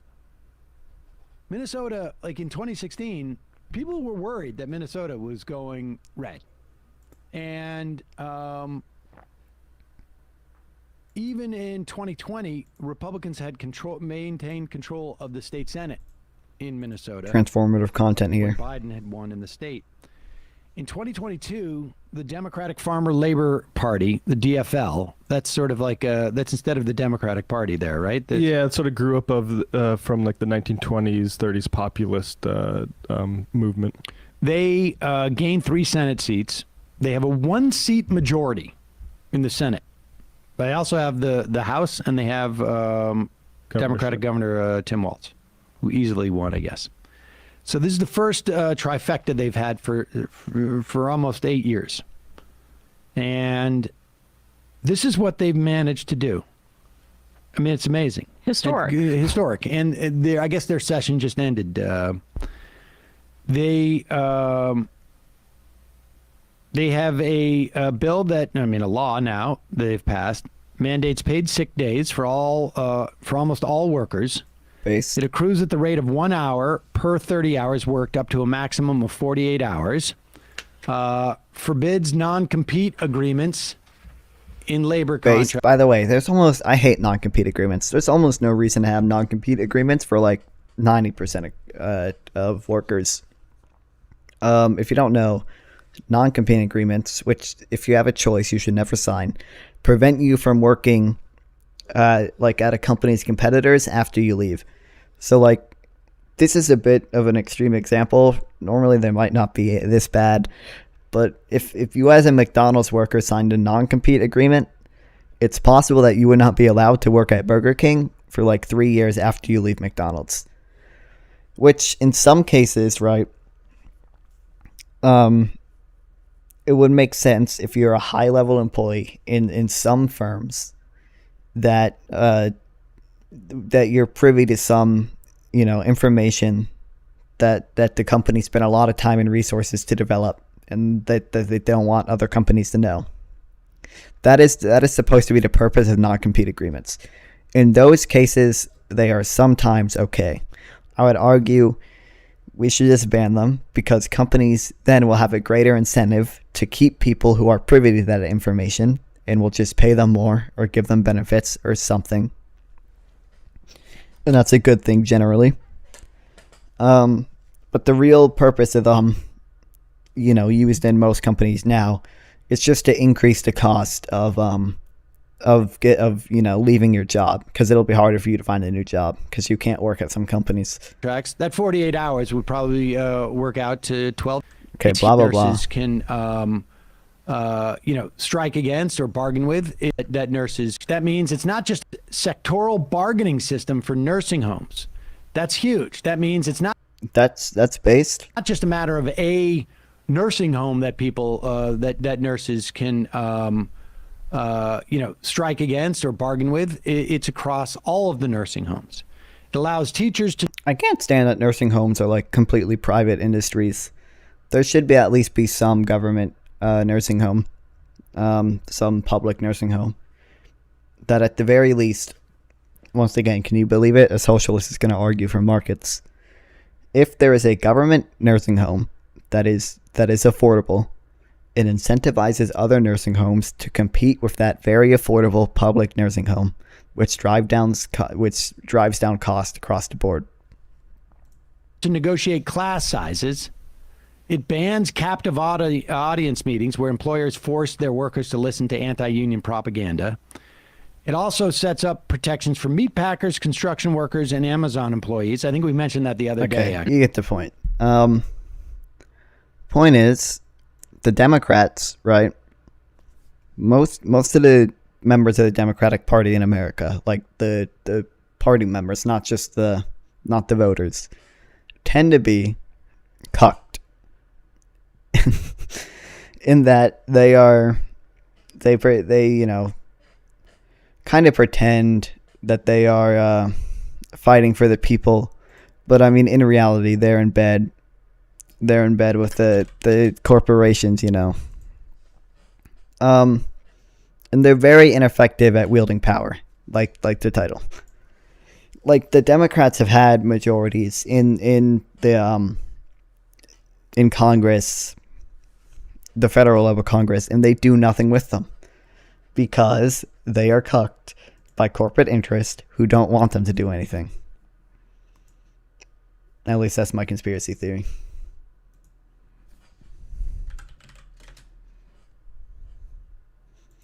Carter keeps calling me and I just keep telling him I'm busy.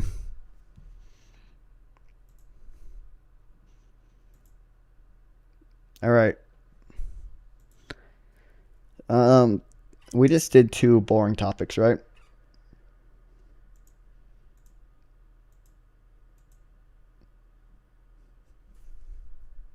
Non-fun for president for real. Maybe I can. I turn 18 this September. I can run for mayor maybe.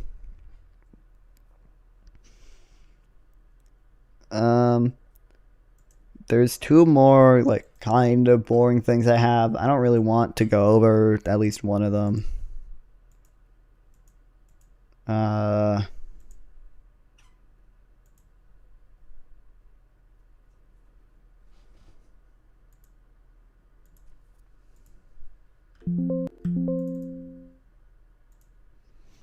Hold on, I had some stuff pulled up. I don't know where it is. Oh, I know where it is. Never mind.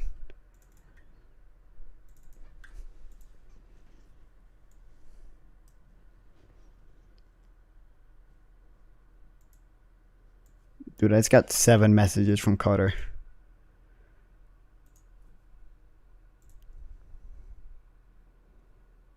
No, you aren't. I'm watching stream. You support the Democrats. Let me. Oh, yeah. Okay. Chat, we're bringing Carter onto the stream.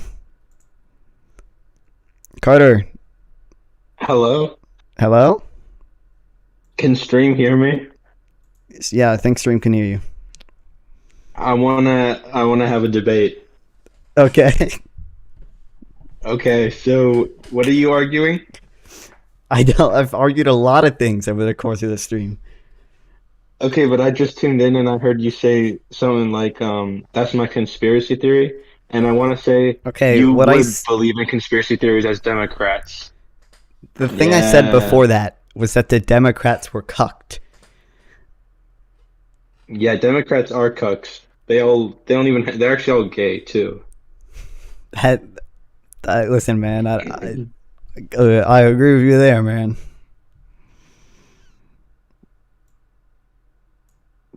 What is wrong with you? What? Anyways, what are we arguing? What's the debate topic? I don't have one. Okay, You're the one. wait. You said Okay, Trump I'll bring 2024. one. I'll bring one. Yeah, no. I'll bring one. Okay. All right, this is our debate, okay? I'm debating right wing and you're debating left wing. As right wing, I don't think white people should say the N-word. And as left wing, you have to argue that you think white people should say the N-word. Don't know if I want to do that.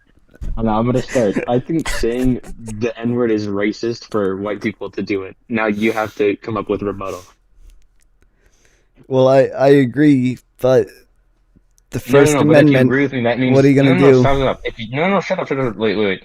If you agree with me, that means that you are gonna vote for Trump 2024. That's. I don't think that's true. I think you're conflating two things. Nope. No, because if you're agreeing with me, then you agree with the right wing, and that means that you have to support or DeSantis, Trump or DeSantis. I'm fine with either. I'm Team Trump. Yeah, me too. Trump 2024. Okay, so you are Team Trump. Unironically, okay, here's the thing, right? Yeah. I've mentioned this on stream before for all my viewers. Okay. for Jackbox Games. Or Knife Box Games. That was the name. Yeah. Yeah. And Eggman. Is Eggman still here? Eggman. Eggman. Oh. Eggman, W in the chat. Eggman, please don't kill Sonic. I love his games. Would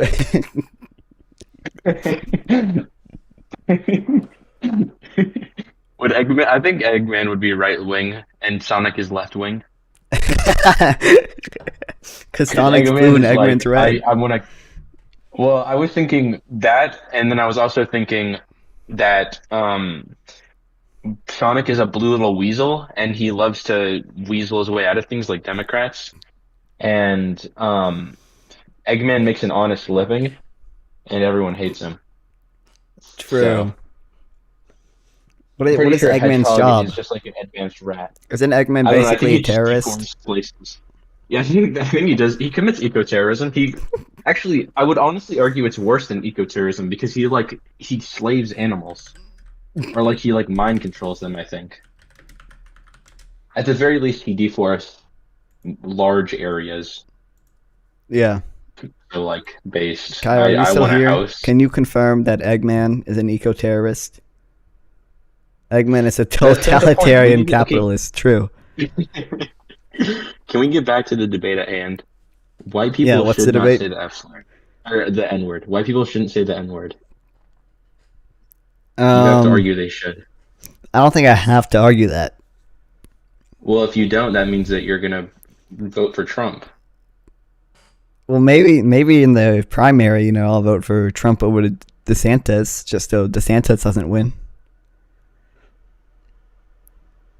I don't know what you said, but you're not really arguing a point. Well, see, maybe in the primary, the Republican primary, right? I strategically vote for Trump. Okay, listen to me. No, shut up. Actually, okay, shut up.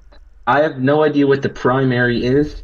I'm just gonna vote for Trump like a normal American, okay? I don't have This stupid bullshit. There's a problem with I'm talking America. about primary They don't colors know and shit. secondary They colors. don't know All I shit care about about politics. They all I just care want to about is support. 2024. They just want to All I care about support. is 2024. They just want to support their guy no matter what, and they don't even know. They don't even know anything, and they're letting the corporations control everything. Can I say I've had a Trump 2024 flag since 2005. I have that. Hold on. Look, chat under my bed right now. Wait, I have to pull up stream on my phone because my computer still is not set up yet. So there's going to be a little bit of a. I'm going to hear you twice. I'm going to hear me once. Well, you're gonna mute the stream. Oh wait, no, you didn't think of that. I thought of that. I'm really struggling here. All right. Is my flag? I don't see it. There's a little bit of a delay. Oh, I see you emerging from bottom. Dude, that's awesome. Holy shit. Yeah. Do you know how I knew that Trump would be president? No. It's actually in the Bible. I don't think that's true. Chat, by the way. No, it is, bro. And Carter, Josh bought this. Yeah, Kyle. I got this from a yard sale. Josh bought this and left this at my house. Oh wait, I was with you. We also bought the Confederate flag. Yeah. Yeah, I remember that. That was awesome. Yeah, because you were waving it around. So I was waving it at McDonald's. Chat, clip that. Dude, we have evidence. No, dude. That was not real. That was not real. I don't support the Confederacy. I just support Trump. Okay. And so, can we get back to the debate at hand? Yeah. Okay. I think white people shouldn't say the N-word. Now it's your turn. No, I don't want to argue that. No, I don't. No, but that. See, No, but that's I what agree with liberals that. do, right? They go into an argument and then they're like, "Oh, I don't want to argue this because I'm going to lose." Well, I am gonna lose because I don't. I agree with that position. Okay, but I'm making the point as a red-blooded American, you can't agree with me without agreeing with Trump. Because Trump doesn't That's say that. inaccurate. Okay. Which part is inaccurate? That I can't agree with you without voting for Trump. No. That is accurate. And if you disagree with me, then you have to vote Biden. I don't think I have to. I think I have the right to vote for whoever I want. Okay, wait. You want to have a debate? Let's talk. Who is better, Trump or Biden? Biden. No. Okay, on my daily commute to work, I don't see any Biden flags, but I see a Trump flag. Yeah, I think that's because Biden is very ineffective he's not very charismatic. He's very ineffective at mobilizing support, which is why I don't necessarily support him as a candidate. I'm much more of a Bernie fan. Bernie has a much greater ability to mobilize and energize his base. Okay, but when I wake up in the morning, I don't see either of their names on my ceiling, but I do see Trump on my ceiling. Okay. I have a picture of him up there. I think you're just being controlled ideologically. I think you're wrong, and I think if Mike Bloomberg was Republican, he would win because he supports big gay ice cream. I think the Republican base has moved past the point of supporting gay people. Trump had a pride flag in 2020. Wait. Or no, in 2016, Trump was waving around a pride flag. He's not going to do that again. That's not going to happen. No, it just can't happen. No. Are you trying to tell me the right wing doesn't support gay people? I mean, I think they like to pretend they do, but I think if you look at the bills being introduced in Montana and Florida. Jared, it's 2023, okay? Okay, you're being homophobic by saying that the legislation that they are passing is homophobic.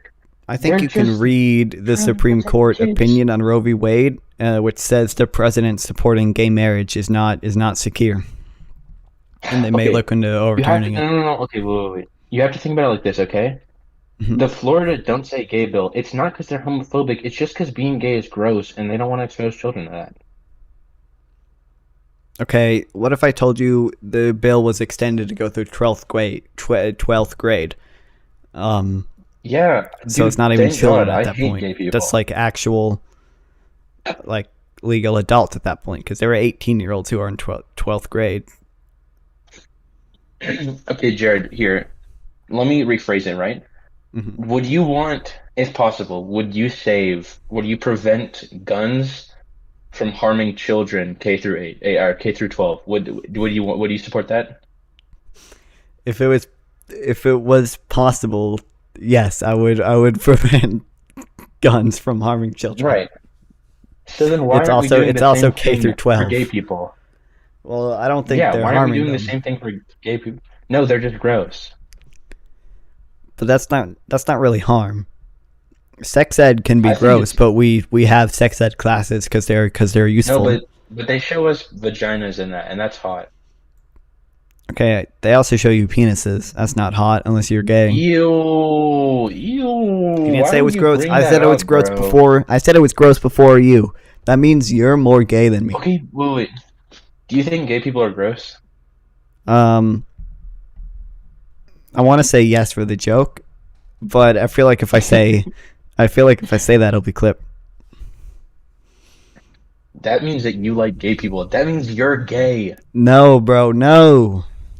Yes, bro. You like boys. You're gay. That's inaccurate, bro. Okay, then you're either homophobic or you're gay. You have to pick one of the two extremes. That's not true. That's not true, bro. Bro, That is true. that ain't I've fucking never true. met a Democrat that wasn't at least bisexual. I think there's plenty of Democrats that aren't bisexual. Name one. Joe Biden. I ain't never seen Joe Biden kiss a guy. No. Joe Biden. Find me one clip. Find me one clip. I've literally seen Joe Biden and Trump kiss. Fine. Okay, then Trump's gay too. No, he was, but he isn't anymore because he found God. He was gay once. That still counts. One's gay forever. That doesn't count anymore. He went to church for it. He prayed away his Bro, you sins. think You've God? never You been think in one. God forgave him for being gay? I don't believe that. Don't believe that. Okay, look, we all make mistakes. Even Daddy Trump. Okay, my mom just knocked on my door. Alright. Yeah, I'm on the phone. My earbuds. Yeah. In the dryer, because the other half wouldn't fit. Yeah. Yeah, laundry. Yeah. Thank you. Love you. Yeah. The toilet's overflowing. Yeah.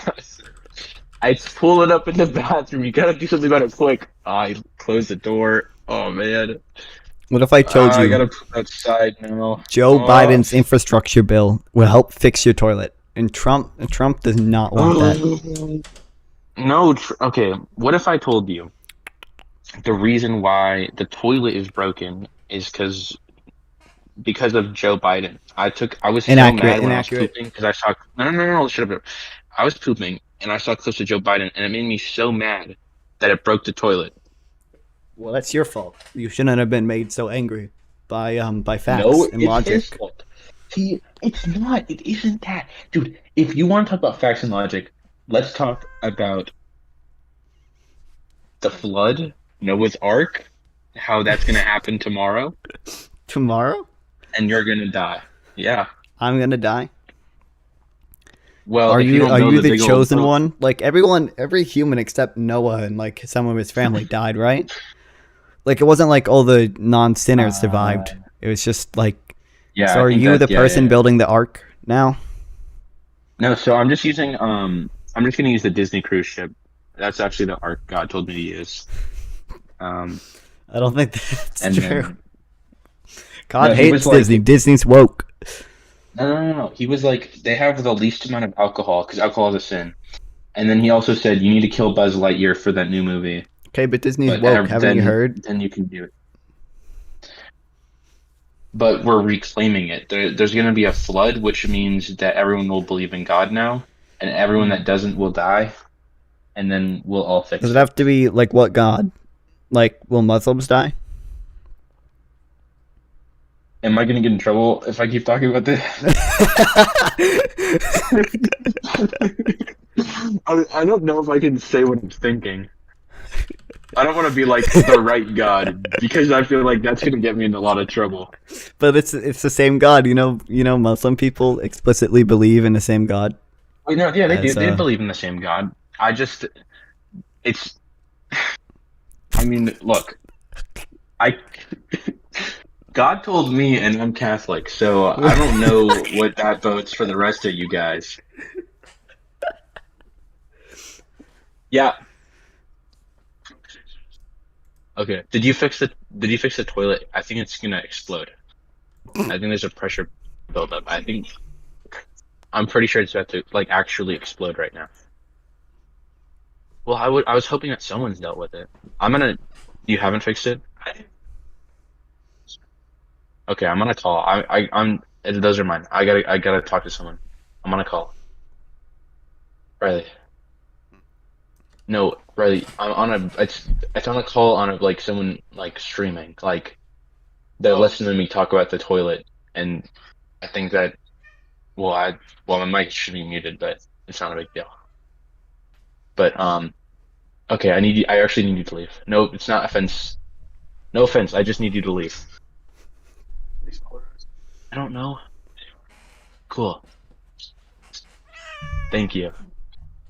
Oh shit! Get that fucking rat out of here! I'm gonna fucking shoot. Oh my god! Get the fucking rat out of here! Do you think Joe Biden likes cats or dogs more?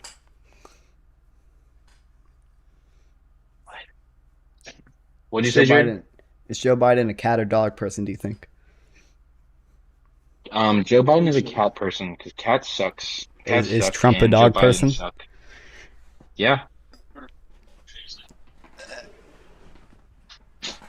Yeah, Trump is a dog person. Biden is a cat person. I'm pretty sure Hillary Clinton is. She's just a lizard. She doesn't own any pets, but she is a reptile. Accurate. I agree. I know. You can't even debate that one. I think DeSantis is a goat because he is the goat because he hates gay people. Mm-hmm. Anyways, okay, wait. So, you want to argue another point then, since the last one you just folded? I brought up so many arguments on the stream. Like I don't know. No. Okay, can we argue about this thing now? What thing? My new point. Yeah, sure. So, I don't think non-gay people should be able to say the F slur as a Republican. So you have to argue that non-gay people should. I don't want to talk about that. Do you want to? No, it's just the viewers in the chat just don't want to talk about that. No, it's just the viewers. That's just. Wait, it's there's just no one in chat. No, Eggman's in chat. When I talk about Eggman, what do you want to argue this? Do you want to argue? Do you want to hear this argument? Here? I have to argue. I'm pretending to be on the right now, and I have to argue that. Or wait, no. Yeah, no, I'm on the left like always, and I'm arguing that trans people or trans women are women, and you have to argue that trans women aren't women. Okay.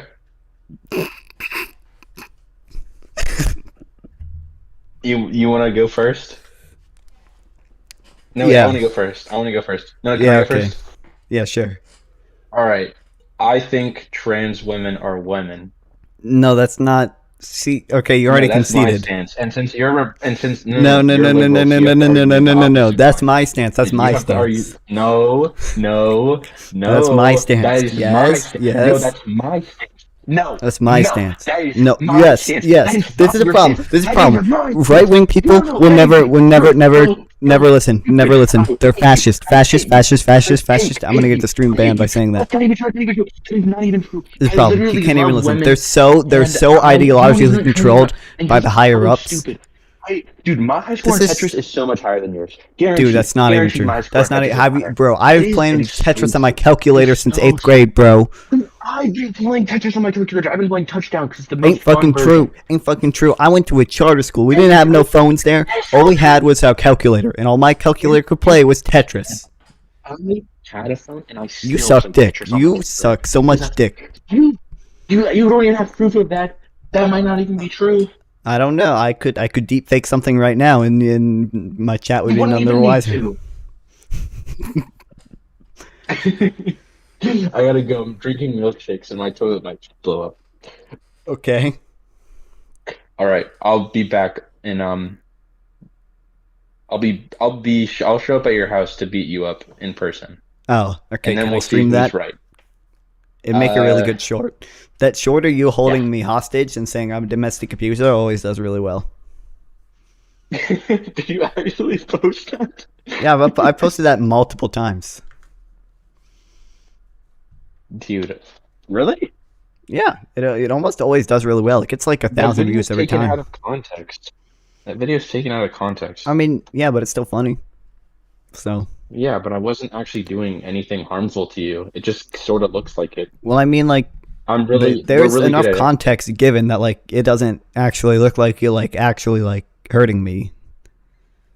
No, see, the joke is I am actually hurting you, but Well, I mean, it's but not halfway a severely. joke. Not severely. That's after I stopped recording. By the way, I'm almost at 600 subscribers. That's crazy. I gotta go. I'm at 596 right now. Do you want to play Fortnite later? Yeah, I got a few more topics to cover, but yeah. Okay, can I join later when my computer's set up and I have good audio quality? Yeah. And I can pull up articles on my computer that prove you wrong? Oh, you're not just talking about Fortnite, you're talking about... Well, both. Yeah, okay. Okay, I gotta go. Okay. Yeah. Alright. I want to pee. I'll be back. New sick BRB. By the way, chat, I'm not ending the stream, but check out this ending I made. Isn't it cool? Do you like it? I think it's really cool. It's been a long time making this.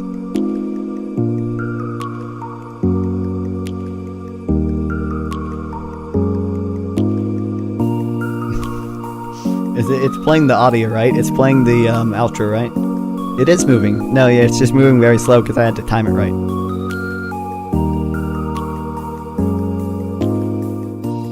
So it is playing the outro music, right? Yeah, good. Isn't it awesome?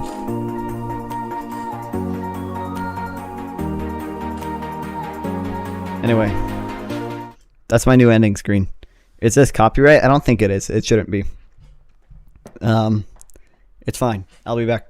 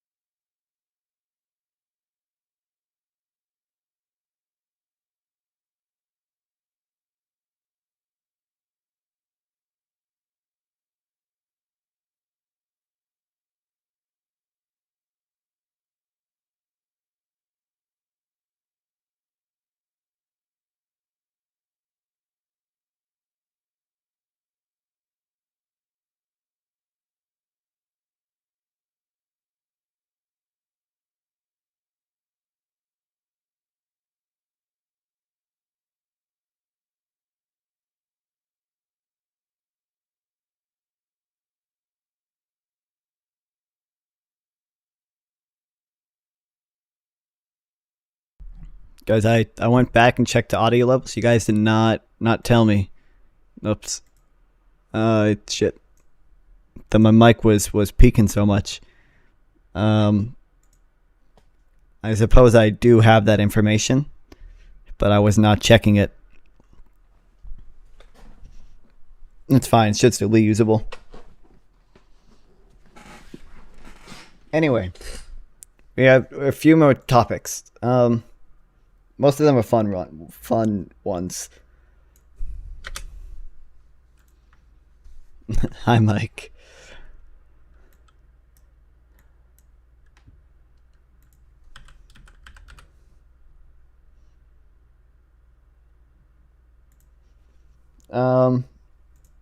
I don't know what to do next. I have to pull this up because I broke it. All right, we just did. Well, the debate was kind of a unplanned topic. I'm kind of out of short, boring topics. Is the problem? I want to do at least a short, boring one before we get into a more fun one.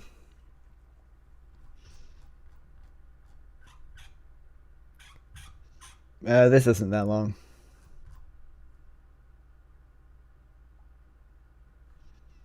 All right, we're doing this one. So this is an Economist article, and I'm not paying for the Economist, so you have to live with this print friendly version. I might accidentally delete some shit, but it's fine. All right. I really wish chat was working. Still don't know why it isn't. Forgot that was there. All right. The American credit cycle is at a dangerous point. So this is about debt. Somewhat related to the debt ceiling. It's a little old. I just found it interesting. I didn't read it yet, though.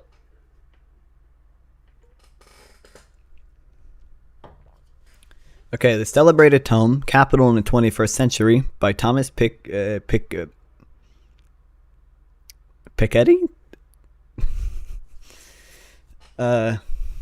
Piketty, I guess, a French economist, runs 204,000 words, even longer than Homer's Odyssey. But the book's central argument can be distilled in a single 3-character expression. R is greater than G as long as R, the real rate of return on capital, exceeds G, the real rate of economic growth, as Mr. Pickley calculated it did over the course of the 20th century. Then inequality will supposedly wisen. We could listen to it. I don't want to do that, though. The simplicity of the message won Mr. Pickley widespread acclaim. It spawned a resurgence in the popularity of economic expressions. An influential one, I is greater than G, a variation of the Piketty rule. Piketty? I don't know how to pronounce that. Pikey? I don't know. How do you say that? Anyone know? Chat? Hello? Hey, chat. Who put the math in politics? Not even math. There's a good video we can watch on this. What is this stream about? Oh, it's about politics vaguely. We've had a lot of topics.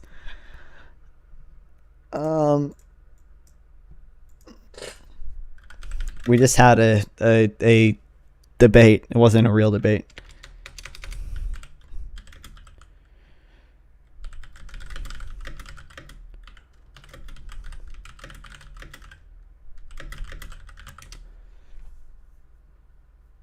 So there, 24 minutes. That's longer than I thought it was. This is a good video. We might watch it.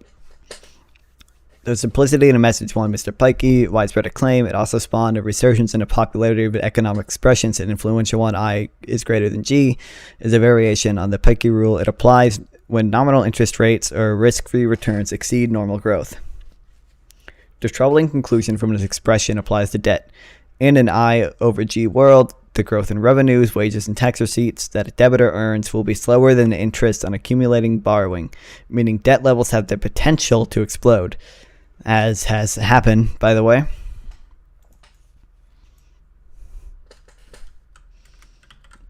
I'm going to title the screen "Debt" in all caps.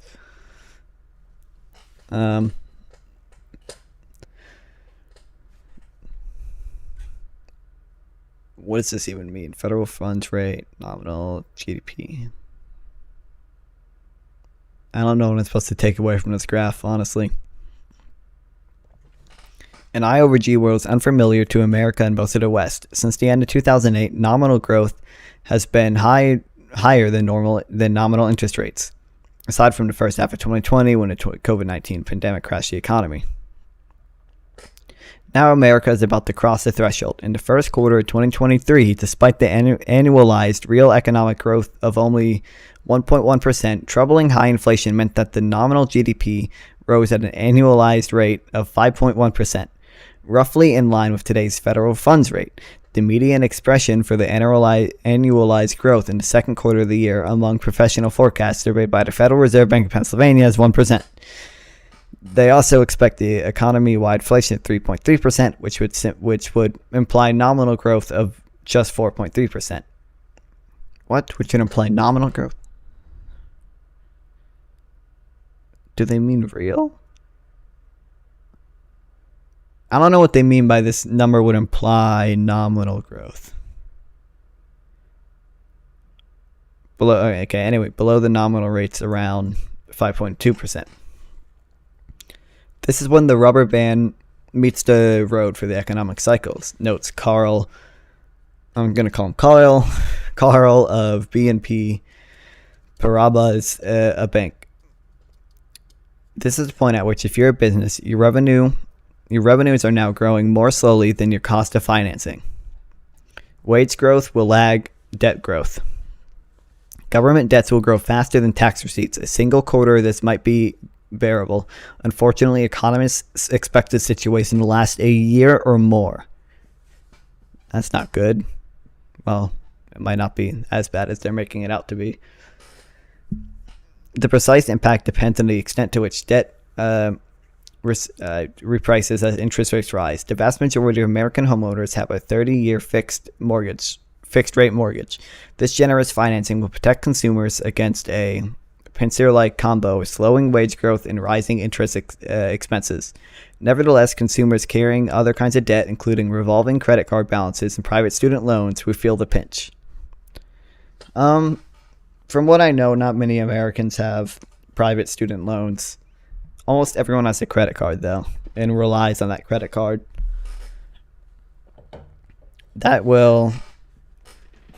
We are experiencing quite high wage growth right now, which makes me kind of suspicious of the claim that, your financing costs are going to outgrow wage growth. But maybe. I think we were starting to see wage growth to slow, but that was partially just because wages rose so high in 2020. Many companies hold a mix of I hate this. Many companies hold a mix of fixed and floating rate debt, meaning they will also be somewhat insulated. But the maturities of their debt tend to be much shorter than those of their mortgages. A large portion of the corporate fixed rate debt is due to a rollover in 2024. Companies that are preparing to refinance are getting nervous. Rafael, that's a Spanish name, right? So that J is an H, right? Right, Kyle? You still here? Bijanaro? I'm going to assume it's that. Of Jeffries, an investment bank, points out that many corporate treasurers have been spooked. Where is it? Right here. Rafael Bijanaro. Right? Yeah, H sound. Yeah, I'm right. Always right. Points out that many corporate treasurers have been spooked by just how difficult it is to issue debt over the past years. Many of them are looking at their big maturities in 2024 and trying to roll some of that debt a little earlier at even higher rates. A little earlier. He says what they really feeling is being unable to roll their debt over at all. The most exposed companies include many that have recently been snapped up by private equity barons, private credit loans taken on by their firms portfolios. Companies tend to have floating rates. During the last major credit cycle in 2008, many private equity firms were able to hang on to their over-leveraged acquisitions by negotiating with lenders, which are mostly banks. This time around, they will be going toe-to-toe with private credit lenders, many of which also employ hefty private equity teams, and will be more than happy to take on over-leveraged firms. In a sign of what may be to come, on May 16th, KKR, a giant private sector assets firm, allowed Envision Healthcare, a portfolio company which invested $3.5 billion in a $10 valuation in 2018, to fall into bankruptcy and be seized by its lenders. That's not good. When surveying the scene, it is reassuring to note that interest rates have been high for a while. The American economy has fared pretty well, and even bank failures seem to have represented a flesh wound rather than a fatal one. But of all that's happened in a different context, it is far easier to swallow a high cost of capital when it is matched by high returns on said capital. And that will not be the case for much longer.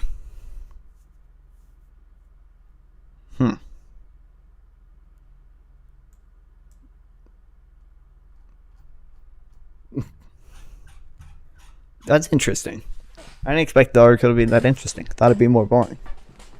I know you guys found it boring, but I thought it was interesting. I wish I was still in school. I could talk to my teacher about this, but now I can't.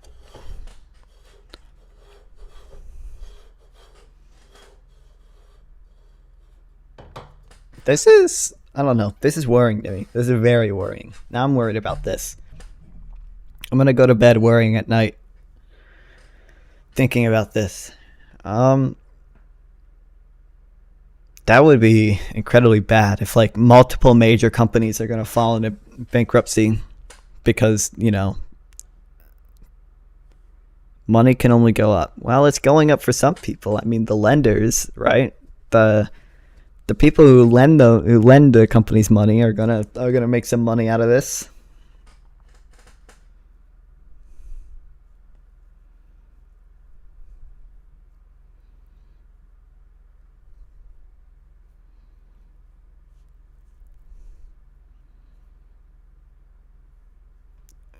May 16th, private assets are allowed in Vision Healthcare.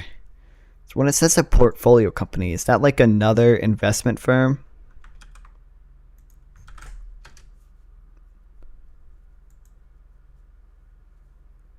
Which event? What? A portfolio company is a company or entity in which a venture capital firm, a startup studio, or a holding company invest. All companies currently backed by a private equity can be. I don't feel like that's a good definition. Purchasing power is going to go down. Well, it's been going down. What's going to be bad is purchasing power is going down at the same time. Financing is becoming more expensive. That's what's making me worried now.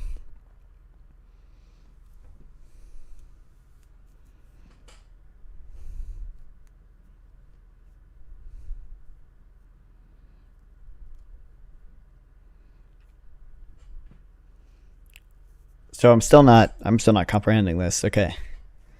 A company in which investors own an equity, what? Own equity in a company or buy out a company.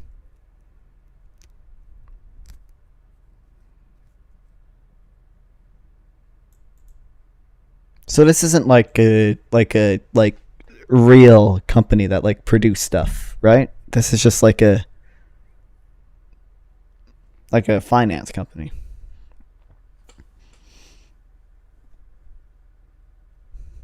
Omar, you seem to know stuff. I'm getting that right? I'm always right.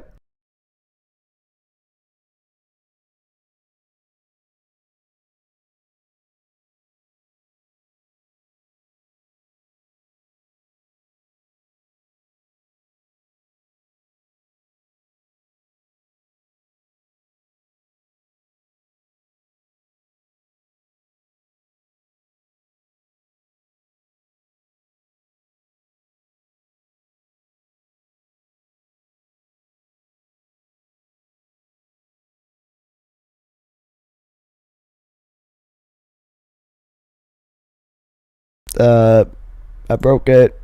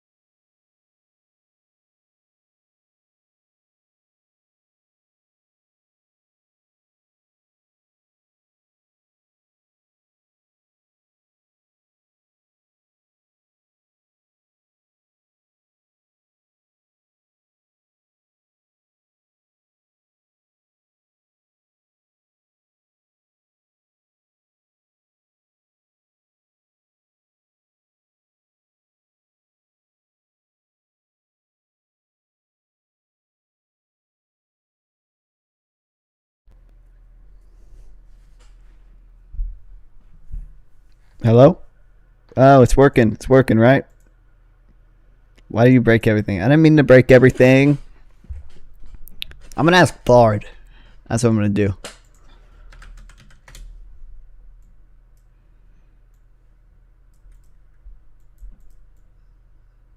Bard knows everything.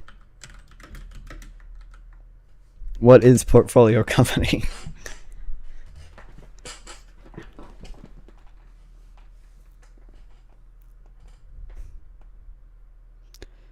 Is a company or entity in which a venture capital firm is started. This is just its definition.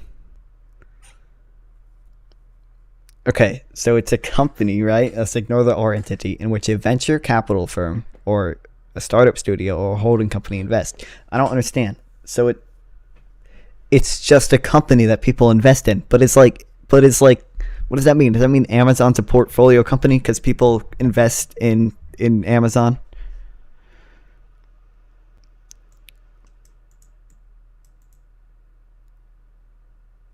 A holding company? Does that, because that's okay. Potential for diversification.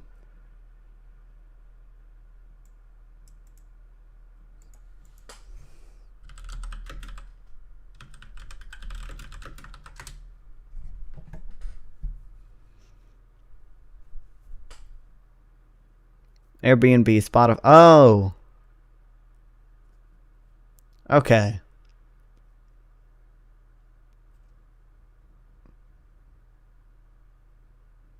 That makes sense. Yeah.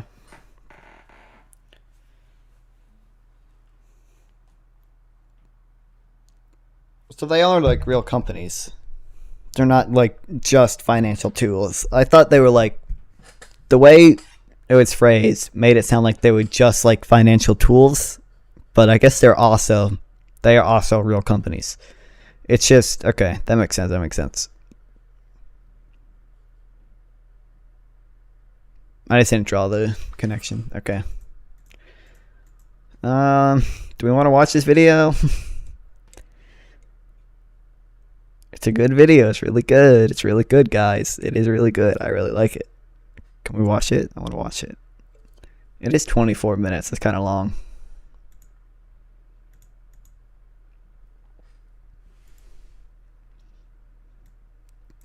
There's another Economist article. I don't really want to read it, though. That article is good, though. I liked it. Okay, we're going to watch some of this video. I don't think we have to watch all of it. We're going to watch, like, some of it. Watch it. Oh, that's true. That's true. I don't know if 1.5 speed is going to be doable. Welcome. Even in this age of hyperlinks and cyberspace, nearly 6 centuries after Gutenberg devised his printing press, it's still possible for a single book to shake the foundations, rattle cliches, upend dogma, unnerve ideologues, and arm everyday people with the knowledge they need to fight back. We'll watch it 1.35. This is such a book, Capital in the 21st Century, by the French economist Thomas Piketty. The book of the I did not pronounce it right. God damn it. God damn it. Reviewers have called it a bulldozer of a book, magisterial, seminal, definitive, a watershed. At 700 pages, it's already a bestseller. And there isn't a single scene of seduction, not one. I was considering reading it at one point, but like a 700-page book on like strictly like economic stuff like this, I don't know if I'd like that. Celebrity interview, not one picture, just graph after graph, fact on fact, drawn from 2 centuries of data and embedded in prose that can suddenly explode like a supernova in the brain. Here's one of its extraordinary insights. We are heading into a future dominated by inherited wealth, as capital concentrates in fewer and fewer hands, giving the very rich ever greater power over politics, government, and society. True. Patrimonial capitalism Based. is the name for it, and it has potentially terrifying consequences for democracy. For those who work for a living, the level of inequality in the U.S., writes Piketty, is probably higher than in any other society at any time in the past, Try 1.5. anywhere in the world. Over 3 decades, between 1977 and 2007, 60% of our national income went to the richest 1% of Americans. No wonder this is the one book, Goddamn. the 1%, doesn't want the other 99% to read. Only probably gone up Krugman since has been writing extensively and 2007. diligently about Piketty's book. The Nobel Prize-winning economist and New York Times columnist calls it a tour de force, a magnificent sweeping meditation on inequality that will change both the way we think about society and the way we do economics. As scholar, author of many books, and widely read columnist and blogger, Paul Krugman has himself changed a lot of thinking on politics and economics. Welcome back. Hi. Inequality has been on the table for a long time. You've written extensively. Others have too. I mean, it's a familiar issue. But what explains that this book has now become a phenomenon? Actually, a lot of what we know about inequality actually comes from him because he's been an invisible presence behind a lot. So when you talk about the 1%, you're actually, to a large extent, reflecting his prior work. But what he's really done now is he said, even those of you who talk about the 1%, you don't really get what's going on. You're living in the past. You're living in the 80s. You think that Gordon Gekko is the future. And Gordon Gekko is a bad guy. He's a predator. But he's a self-made predator. And right now what we're really talking about is we're talking about Gordon Gekko's son or daughter. We're talking about inherited wealth playing an ever-growing role. So he's telling us that we are on the road not just to a highly unequal society, but to a society of an oligarchy, a society of inherited wealth, patrimonial capitalism, and he does it with enormous amount of documentation, and it's a revelation. I mean, even for someone like me, it's a revelation. I was going to ask, what does Paul Krugman have to learn from this book? Even the title, the first word in the title, capital. We stopped talking about capital. Even people like me stopped talking about capital because we thought it was all about human capital. We thought it was all about earnings. We thought that the wealthy were people who, one way or another, found a way to make a lot of money. Right. And we knew that wasn't always true. We knew that in the Gilded Age or in the Belle Epoque in Europe, which he prefers to talk about, that high incomes were mostly the result of having lots and lots of assets. But we sort of said, well, that's not the way things work anymore. And he says, oh yeah? It turns out that you're wrong, that it's true that right now, a lot of high incomes in America are people who didn't start out all that rich, but we're rapidly moving towards a state where inherited wealth dominates. This is like empirically true, by the way. I think it's very hard to argue anything other than this. By the way, the reason why most billionaires now are quote unquote self-made is because it's become a lot easier to amass large amounts of wealth in the past 40 years. It's not because people have all of a sudden gotten more innovative or smarter or anything. It's simply because government regulations have loosened, unions have weakened. It's because of that people are accumulating more and more wealth nowadays. It's not because of anything else. I should have known it. I should have thought about it, but I didn't. And so then here comes this book with, I mean, it's beautiful. It happens to be analytically beautiful, if that makes any sense at all. As you know, I'm no economist, but I found this book, as I said in the opening, just very readable, and suddenly there'd be this moment of epiphany. Yeah, it's a real Eureka book. You suddenly say, oh, the world is not the way I saw it. The world, in fact, has moved on a long way in the last 25 years and not in a direction you're going to like, because we are seeing not only great disparities in income and wealth, but we're seeing them get entrenched. We're seeing them become inequalities that will be transferred across the generations. We are becoming very much the kind of society we imagined we're nothing like. Here's Piketty's main point.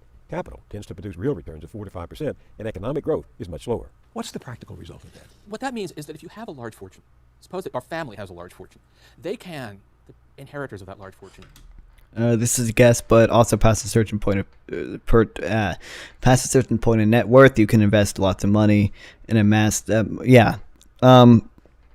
are a lot of stuff that exclusively rich people have access to. It's obviously much harder for average people to invest in emerging markets. Like, it's pretty hard to invest in I don't know, in India for the average American. There are some Indian companies listed on the New York Stock Exchange that you can invest in, but Elon Musk has the ability to meet with powerful people in India and secure direct investment there. Can live very, very well. They can live. And by the way, the rate of economic growth in India is a lot higher because India is a less developed country. And in order to develop more, India just has to get technology that already exists. It's a lot harder for the US to grow that fast because the US has to develop new technology that doesn't exist yet. Where for India to grow, they just have to get technology that already exists. Extraordinary standard of living, and still put a large fraction of the income from that fortune aside, and the fortune will grow faster than the economy. So that big dynastic fortunes tend to take an ever-growing share of total national wealth. So when you have a situation where the returns on capital are pretty high and the growth rate of the economy is not that high, you have a situation in which not only can people live well off inherited wealth, but they can actually pass on to the next generation even more, an even higher share. So it's all, in his terms, R, the rate of return on capital, and G, the rate of growth of the economy. And when you have a high R, low G economy, which is what we now have, then you're talking about a situation in which dynasties come increasingly to dominate the top of the economic spectrum, and a tiny fraction of the population ends up very dominant. What's the realistic impact of this on working people? There's a direct impact, which is that part of income is always going to go to labor, although that seems to be a diminishing fraction, but the part that comes from capital is going to be in the hands of a very few people. The other thing, which I think is critically important, and he talks about more towards the end of the book, is the political economy. That when you have, it's what Teddy Roosevelt could have told you and did, that when you have a few people who are so wealthy that they can effectively buy the political system is going to tend to serve their interests. And that is going to reinforce this shift of income and wealth towards the top. Do you agree with him that we are drifting toward oligarchy? Oh, yeah. Oh, I don't think that's even, I don't see that there's any question of it. If you look at certainly if you look at what we know already, and we're learning more, we know already about the concentration of income, of wealth, you can see that it is growing. You can see that, and you can actually see, I spent a little while just sort of going through the Forbes 400 list. And what you find is already, there's an awful lot of inherited wealth in there. It's no longer a list of self-made men. And of the self-made men, a lot of them are pretty elderly. And those fortunes are going to be passed on to next generation. So the drift towards oligarchy is very visible, both casual observation and in the numbers. I was taken with something you wrote the other day. You said that, in your opinion, the real problem is not capital accumulation per se, as much as it is, quote, remarkably high compensation and incomes. Now, how does that differ from what you were just saying about wealth that passes to the next generation? So right now, high incomes are still primarily coming from people who've made a lot of money, typically as corporate executives. That has been the story. So the big expansion of inequality in the United States since the 1970s has so far been driven by high salaries, high bonuses, and so on. That's where we are now. But our image of the top is really a quarter century old. It is about the way things were when these great fortunes were just getting started, when we were just seeing the explosion of inequality. But we're well along the way towards one in which it is, in fact, an older thing, where people accumulate capital, pass it on to their heirs, and you get these dynastic wealth. So right now, and this is where Piketty has... That's also true because it is coming increasingly harder for working people to amass a fortune the same way rich people can. As labor's share of income declines, it's obviously going to be harder for laborers to become non-laborers, to become owners. Things to say, but not this compelling vision about why America is so unequal right now. But looking forward, he's telling us that the story is already changing, and it's going to change more. So we are going to probably, unless something gets better, we're going to look back nostalgically on the early 21st century when you could still at least have the pretense that the wealthy actually earned their wealth. And by the year 2030, it'll all be inherited. And at the same time, we can't even manage to pay workers a minimum wage of $10.10. Yeah, and what's amazing, I thought actually one of the most depressing things, although enlightening in his book, is he talks about France in the Belle Epoque, the years before World War I, which was ideologically as much a society committed to equality in principle as we are today, but in practice was totally dominated by very wealthy families, where it was impossible to even raise the possibility of seriously taxing. I forgot about that. That's a very good comparison. I remember talking about that once to my teacher, like right after watching this video. I completely forgot about that. I need to bring that up more often. Very hard to do anything to improve the conditions of ordinary workers.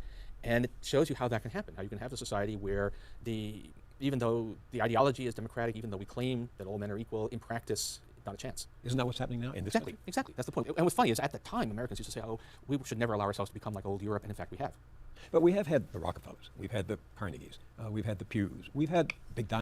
Bring up what more? I wasn't listening. How France was in theory committed to democracy and equality, but in reality, in the Belle Epoque, the years before. Hold on, he'll talk about it. Yeah, and what's amazing, I thought actually one of the most depressing things, although enlightening in his book, is he talks about France in the Belle Epoque, the years before World War I, which was ideologically as much a society committed to equality in principle as we are today, but in practice was totally dominated by very wealthy families, where it was impossible to even raise the possibility of seriously taxing great wealth. It was very hard to do anything to improve the conditions of ordinary workers. And it shows you how that can happen, how you can have a society where even though the ideology is democratic, even though we claim that all men are equal, in practice, not a chance. Isn't that what's happening now? All right, that's all we really need to watch. I just want everyone to understand the RG thing, and they explain it pretty well. The video quiet.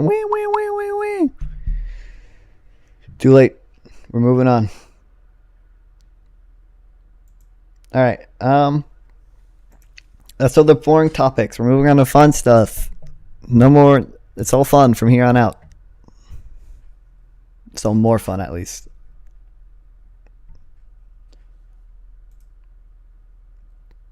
Okay, there's this video.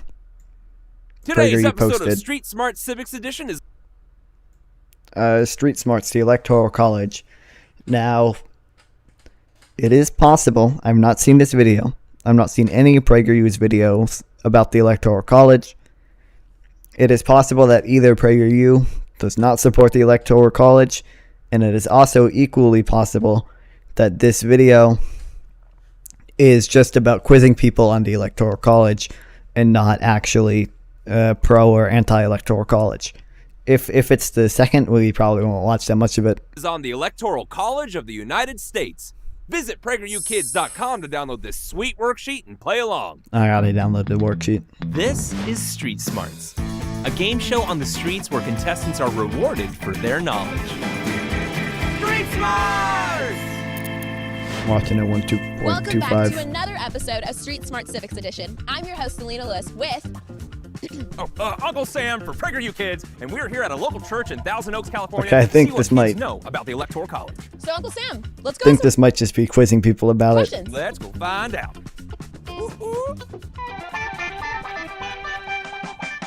We have the one, the only, here appearing at Street Smarts. it. He does not look happy. We have here River. Bo, Cora, Elle, Ash. How are you feeling today? I'm feeling good. Good. Hey, we like the love attitude. that. Are you ready to answer some questions on the Electoral College? I hope I am, yeah. All right. How confident do you feel about the Electoral College? Of your knowledge of the Electoral College? Of the knowledge of the college. Of the knowledge of the college. I think I have enough to get Lol. Okay. Here are the rules. This is for Here's literal a total children. of 8 I didn't think this would be for literal children. This is on the official channel, not the kids' channel. Correct answer is worth $5. $5? The final question is worth $20. $20? Someone is stuck on a question, they can pay Uncle Sam $2 for a clue, or they can pay him $5. We might not watch to all ask for help this. from a friend or a parent. Now, once someone answers incorrectly, that is it. They are eliminated. However, No. the good news is they get to keep all the cash. Free they money. Question 1, are you ready? The Electoral College is a group of people who elect the blank of the United States every 4 years. President and the vice president. Oh, Dumbass. President and the vice president. This idiot has not read the 12th Amendment. presidents. There we There's a go. couple presidents right there. George Yeah. Washington's for you, sir. The Electoral College is a group of people who elect the blank of the United States every 4 years. The president. The president Bitch has not seen the 12th Amendment. is Speaking of correct. presidents, there you go. The president. That is correct. And there are your presidents. President. Woo! There you go. And And there here's are your your president. president. Woo! That is Exactly. incorrect. You got it. The president. The president is You are correct. I'm trying to find a full text. Here. Watch it. Bitch has not seen the 12th Amendment. The electors, as in the electors of the Electoral College, shall meet in their respective states and vote by ballot for the president and vice president. Dumbass. None of them deserve the $5. All right, are you ready for question 2? All right. Ready to get some There more we go. money? Yep. Awesome. All right, question 2. True or false? The candidate that the most people vote for always becomes president, no matter what the Electoral College results are. False. Woo! Didn't even have to think about that. Oh, there you Another go. $5 Crazy. for you, Another sir. 5. True. Oh, Dumbass. So sorry, Bo. That is incorrect. Yes, that is incorrect. It is false. False. That is indeed correct. True. Unfortunately, it is Dumbass. false. Dumbass children. not true. Like to think that we live in a democracy. Dumbass. I'm gonna go with false. You are correct. That is true that it is false. There's another $5 for you, River. Yes, River, it is false. The candidate must win the majority of the Electoral College votes in order to become president. So you got that correct with another $5. Here's question 3. One of the benefits of the Electoral College is that it keeps candidates from only campaigning to states with A, larger populations, B, popular governors, or C, giant spiders. Okay, well the answer is A, but I would argue that's not really true. It incentivizes candidates. It still incentivizes candidates to campaign in the areas with the most electoral votes. Although you could rightfully argue that it also incentivizes candidates to campaign in areas that are swing states where only a few thousand votes matter, like Ohio. So Ohio I'm trying to remember the swing states. Like Ohio, Florida, not so much anymore. Get a disproportionate amount of visits from presidents because they're swing states. Could I have a clue? Absolutely. I'll take $2 for my food tax. Thank you, Elle. Oh, here's your clue. California and New York are examples of these states. Wait, did she have a fucking clue when one of the answers is giant spiders and the governor has nothing to do with like choosing the president? Larger populations, B, popular governors, or C, giant spiders. Larger population. That is 2 for 5. Good job, Genius. Elle. That is correct, and that is a great Way to investment. use that clue. A, large population. A is correct. And correct some larger bills in your hand, good sir. A, larger population. A is correct. There you go. Another 5 for you, A Cora. for Cora. Cora. Wow. Voting for blank to vote for their candidate. This is kinda true, but you're not. But electors can be faithless. Electors don't necessarily have to vote for who their citizens voted for. Candidate in the Electoral College. A, electors. But B, it's A. scientists. $2. All right. I'm skipping A, through it just to electors. do the questions. When citizens, it's the same fucking question. Whichever one wants to come up. Question number 5. The number of electoral votes a state has in a presidential election is its total members in the House of Representatives plus the number of blank. It's senators. I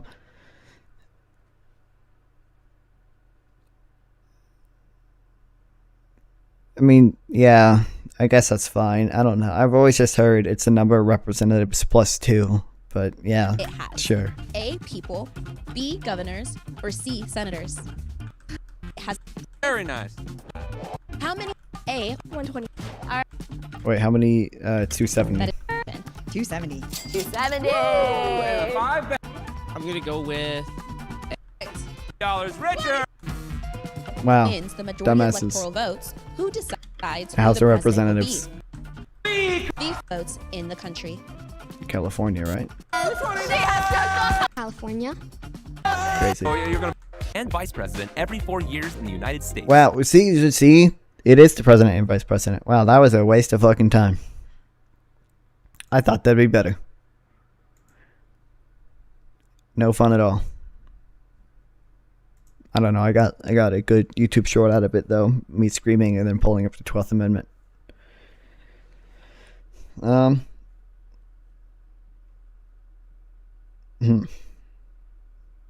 Well, we have a few more fun topics.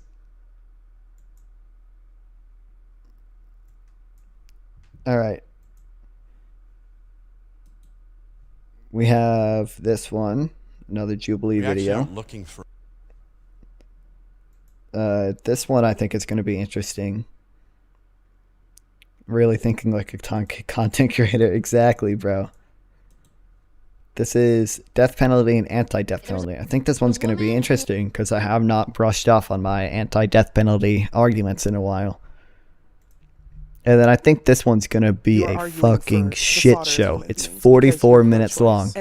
And it should men have a say, pro versus anti-abortion teens. And I don't know if this is like, are they only arguing over whether or not men should have a say, or is that just like part of it? I've had unprotected sex. Oh my god, it's one of these again. I don't like these questions. I've had an abortion. I'd rather abort a child than put them through foster care. Parents should be informed. I don't know. This video might not be that great. Capital punishment as a deterrent. See, like, do you notice how, like, this... Okay, Omar, here's the problem. Anyone on the left knows this, by the way. If I was more popular, this would get clipped and I get fucking canceled.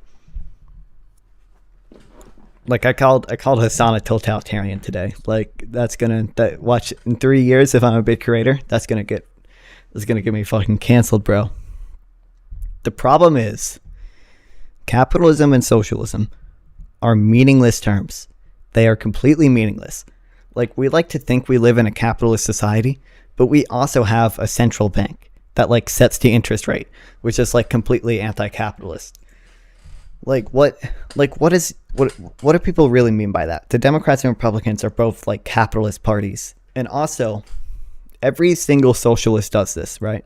They want the word socialism, I'm including me, to apply to them and only people like them. And they argue other socialists who disagree with them are not real socialists. I do this too, because I don't think Hasan is a real socialist. But I consider myself a socialist. And I want this word socialism to apply to me and no one else. Only people just like me. So that's the issue, is that they're meaningless terms.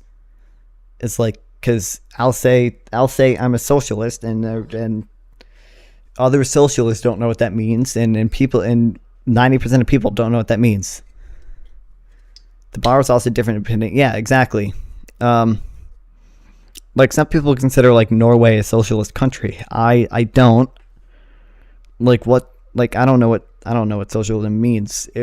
There are some people who just say socialism is like is a mix between capitalism and communism, where some industries are nationalized. I don't define it as that. I'm in favor of nationalizing some industries, but we're like most economists recognize some industries should be nationalized, like water and sewage. You can make an argument for electricity, and this one in railways. Like generally most economists are in favor of nationalizing natural monopolies like that, and most are also in favor of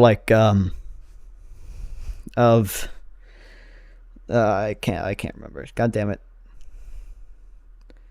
Most are also in favor of like a central bank, which you can argue is anti-capitalist in some senses. Like they're just meaningless terms. So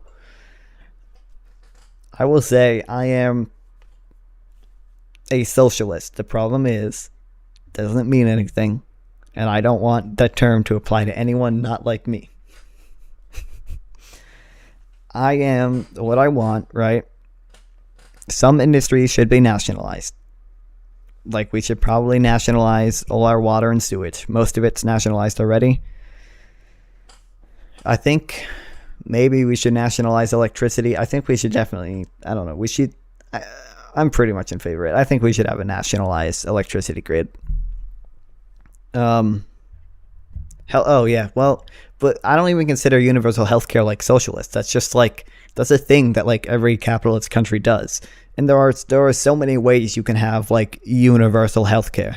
Like you can have like a public option, which is just a government insurance agency that people have the option to join but don't have to, and private insurance can still exist.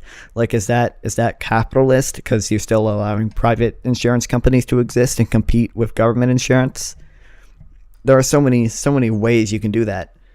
I will say I'm vaguely in favor of Medicare for all. I don't think a public option like a lot of Democrats advocate is necessarily that worse.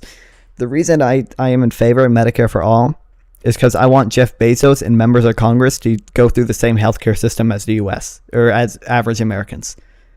Because for better or worse, Jeff Bezos has the political power to ensure that system is run smoothly. And members of Congress, obviously have the political power to make that system run better. But I don't know. I'm in favor of demand side socialism, as people call it. Unlearning Economics just did a pretty good video on it. I don't want to watch it. It's an hour 30 minutes long, and there'd be nothing I can add to it. He's a lot smarter than me. Anyway, let's watch this. Should be fun. Middle ground with capitalism. We're not looking for a lighter, gentler oppression, exploitation, racism. We are seeking revolution.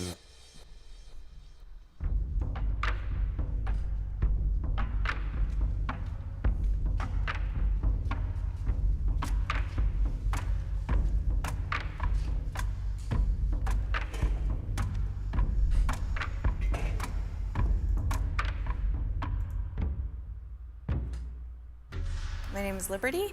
I'm studying psychology at UCLA. I'm 20 years old. I'm Sean. I'm 24 years Who old. unsubscribed? I'm in Who unsubscribed? We had 596, now we have 595. 2016, I was the God damn it, god damn it. presidential candidate. I'm Shay, and I'm with the Socialist Party, and I'm 28. See, like, he just said he supported Bernie, My right? name's Mimi. 2016, I was the Socialist Party's presidential candidate. I don't know. I'm Shay, and I'm with the Socialist Never Party. mind. I misheard him because I was paying attention to my analytics. Like, is Bernie a socialist? Like, he calls himself like a democratic socialist. I think Bernie's like one step away from being like a socialist. Like if he wanted worker co-ops,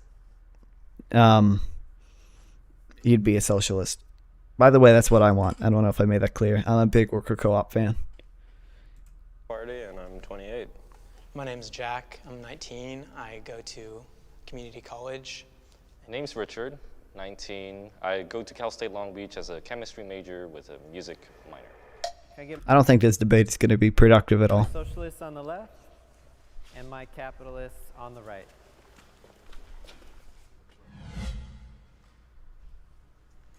Humans are inherently selfish. This isn't productive. Okay, you could argue humans are inherently selfish and still be like a true-blooded socialist. I think, at least some socialists might say otherwise. In a lot of ways, this is kind of a cucked argument, but it is selfish to be selfless. Like, you know, it is in the interest of everyone that everyone succeeds, right? Like, it's not in my interest that my neighbor is starving all the time, because that hurts me. Because maybe not my neighbor. Let's say like my family, like my parents. It's not in my interest for my parents to have, you know, a difficult time finding a job, to be poor. I'm going to be the ones taking care of them. It's not in my interest to try to get as much out of them as I can, because it's mutual. We support each other, at least in the future. Yeah, they're only supporting me right now, but they are doing that partially, I would argue, maybe selfishly, because they know in the future someone is going to have to take care of them, and I will be that person, and my brothers. Selfishness is sort of one word for it, but looking out for yourself, your own survival, and your own gain. And of course, that includes the gain of those you love, is one of the main motivators of people. I don't think anyone really disagrees with that. It's just a lot of people argue that the way we do that is through mutual aid, which is true, by the way. And there's that caveman they found that had like a ton of injuries, that we know couldn't have survived on his own, and we know his fellow cavemen helped him and fed him even though he provided nothing to them. A really good way that we could figure out human nature is by comparing it to animal nature and stuff like that. And you see, you know, animals doing whatever they can to survive. It's just culture that has changed us. But I believe at its core that yes, humans, just like any other animal, are selfish. I work with children, and my experience of working with people who haven't been acculturated or have been into this idea that they need to be selfish all the time are generally not. Every organism has to have a sense of like getting resources for itself in order to survive, but that's Carter wants to debate me again. We'll do it in a second.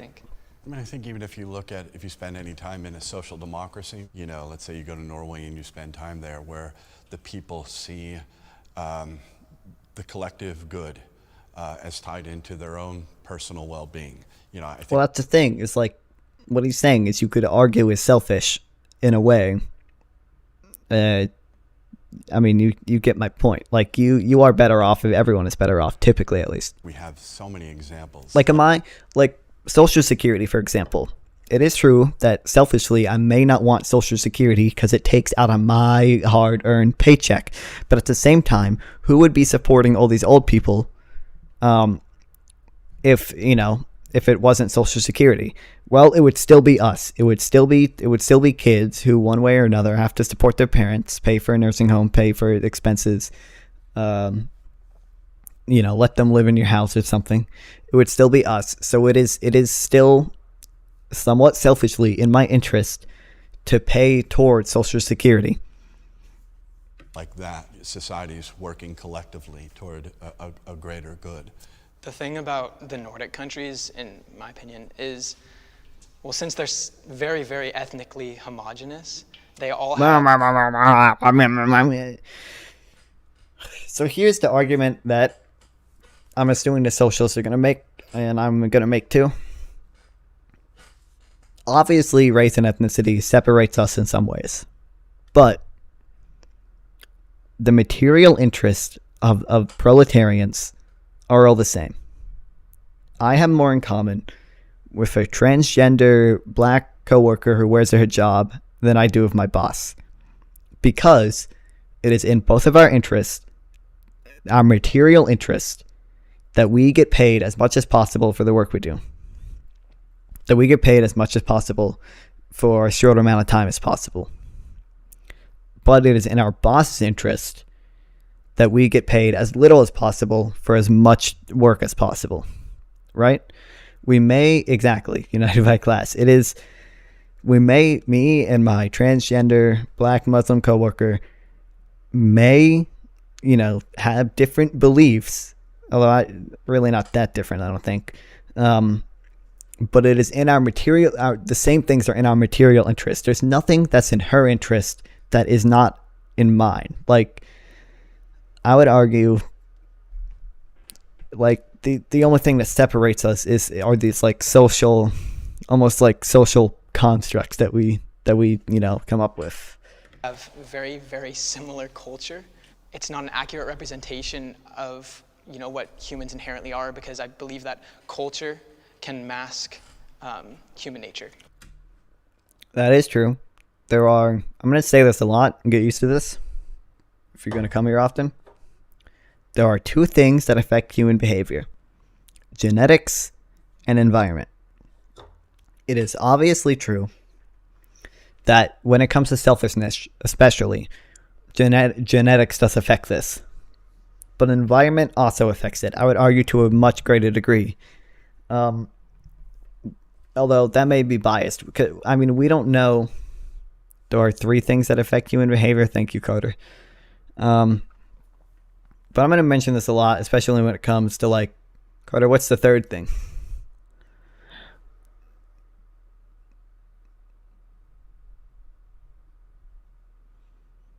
He won't even name it. He's trembling in his boots right now.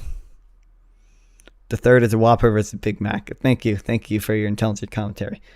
I want to talk about this a lot, especially if we ever get into, like, I don't know, if somebody ever 1350s me, 13% of the population commits 50% of the violent crime.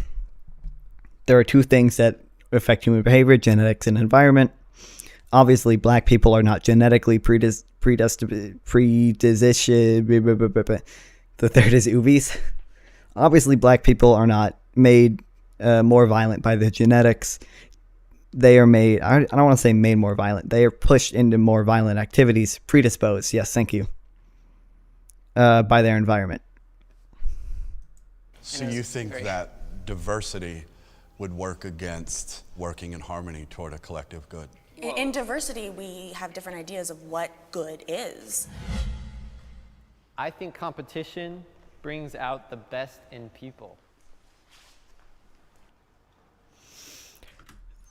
What do they mean by the best? Like, maybe you could argue the best work and stuff, but, like, I don't think anyone ever thinks about, like, competition bringing out the best in people. Like, usually when they show, like, competitions and shows and stuff, it's like, oh, look at these characters being mean to each other. Like, there is this, like, general idea that being competitive makes us, like, worse people, like, morally. It may make us work harder, you can argue.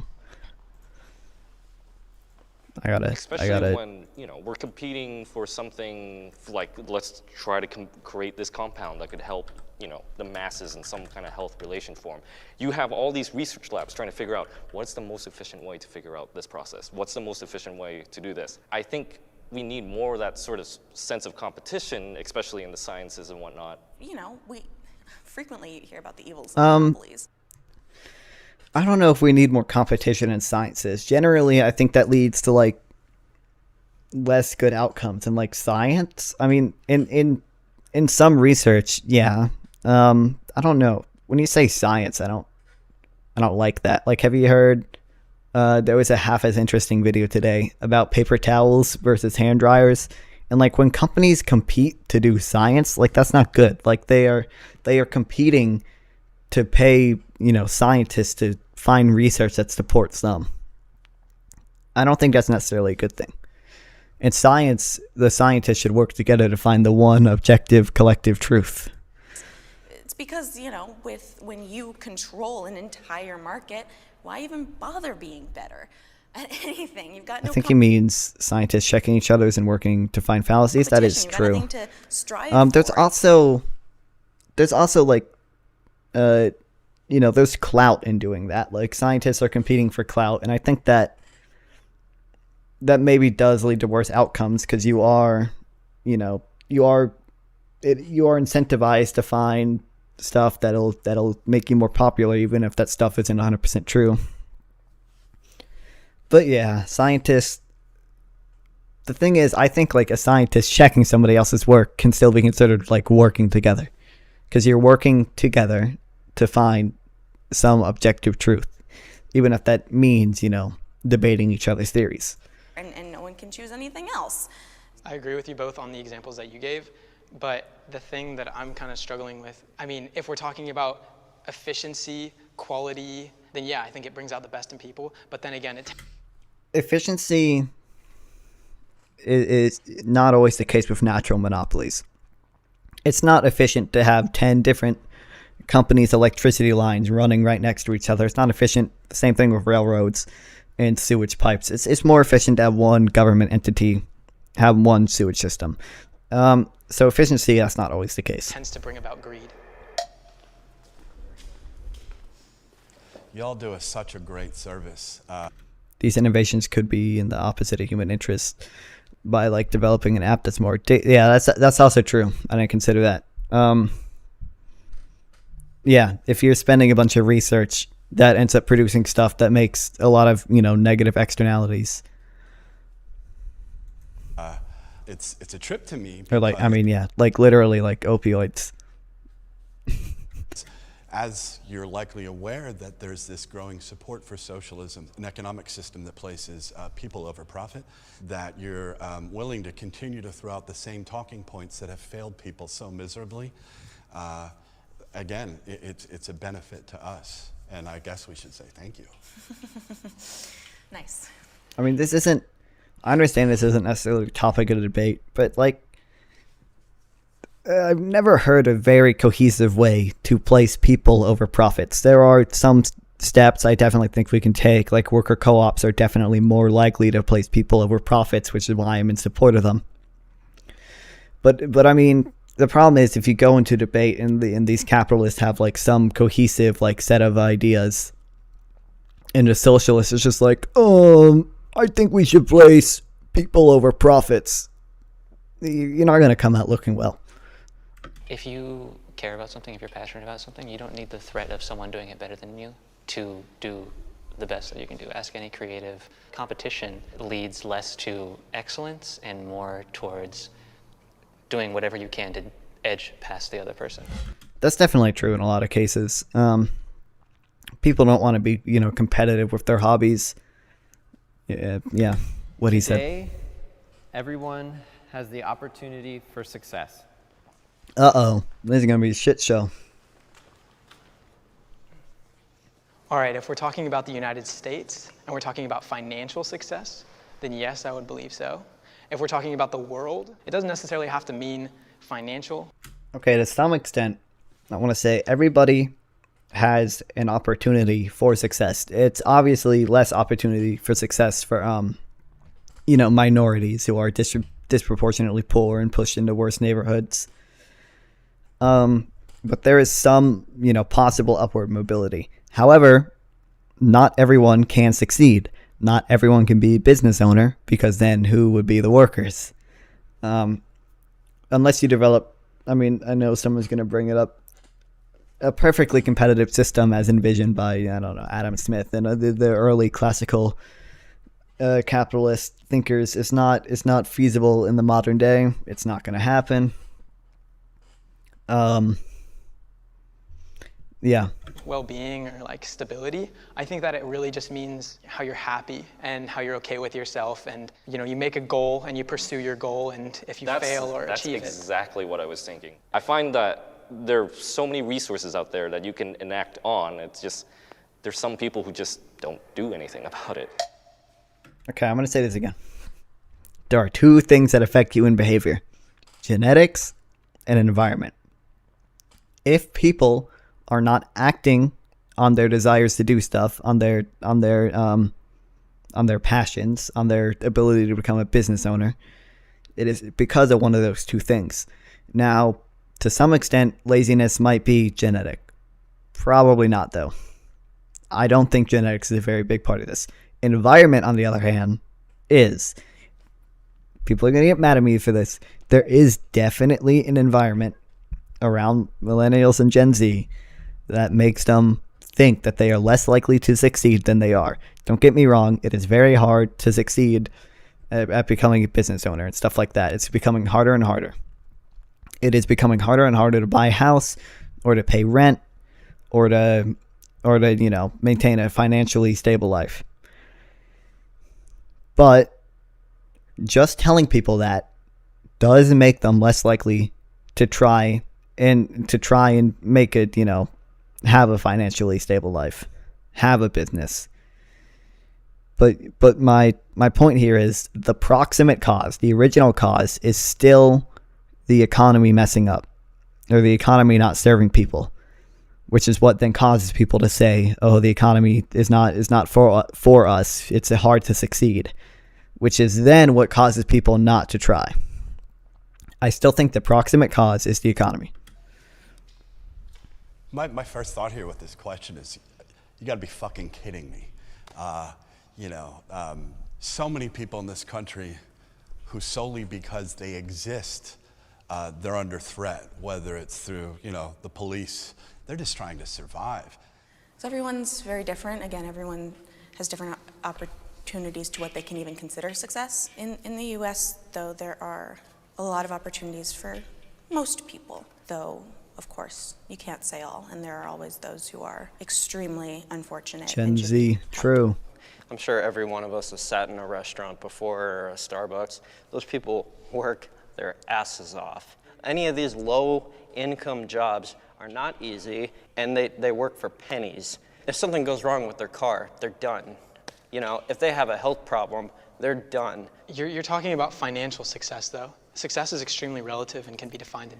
I mean, that's true. I would say obviously the implication from the question is financial success.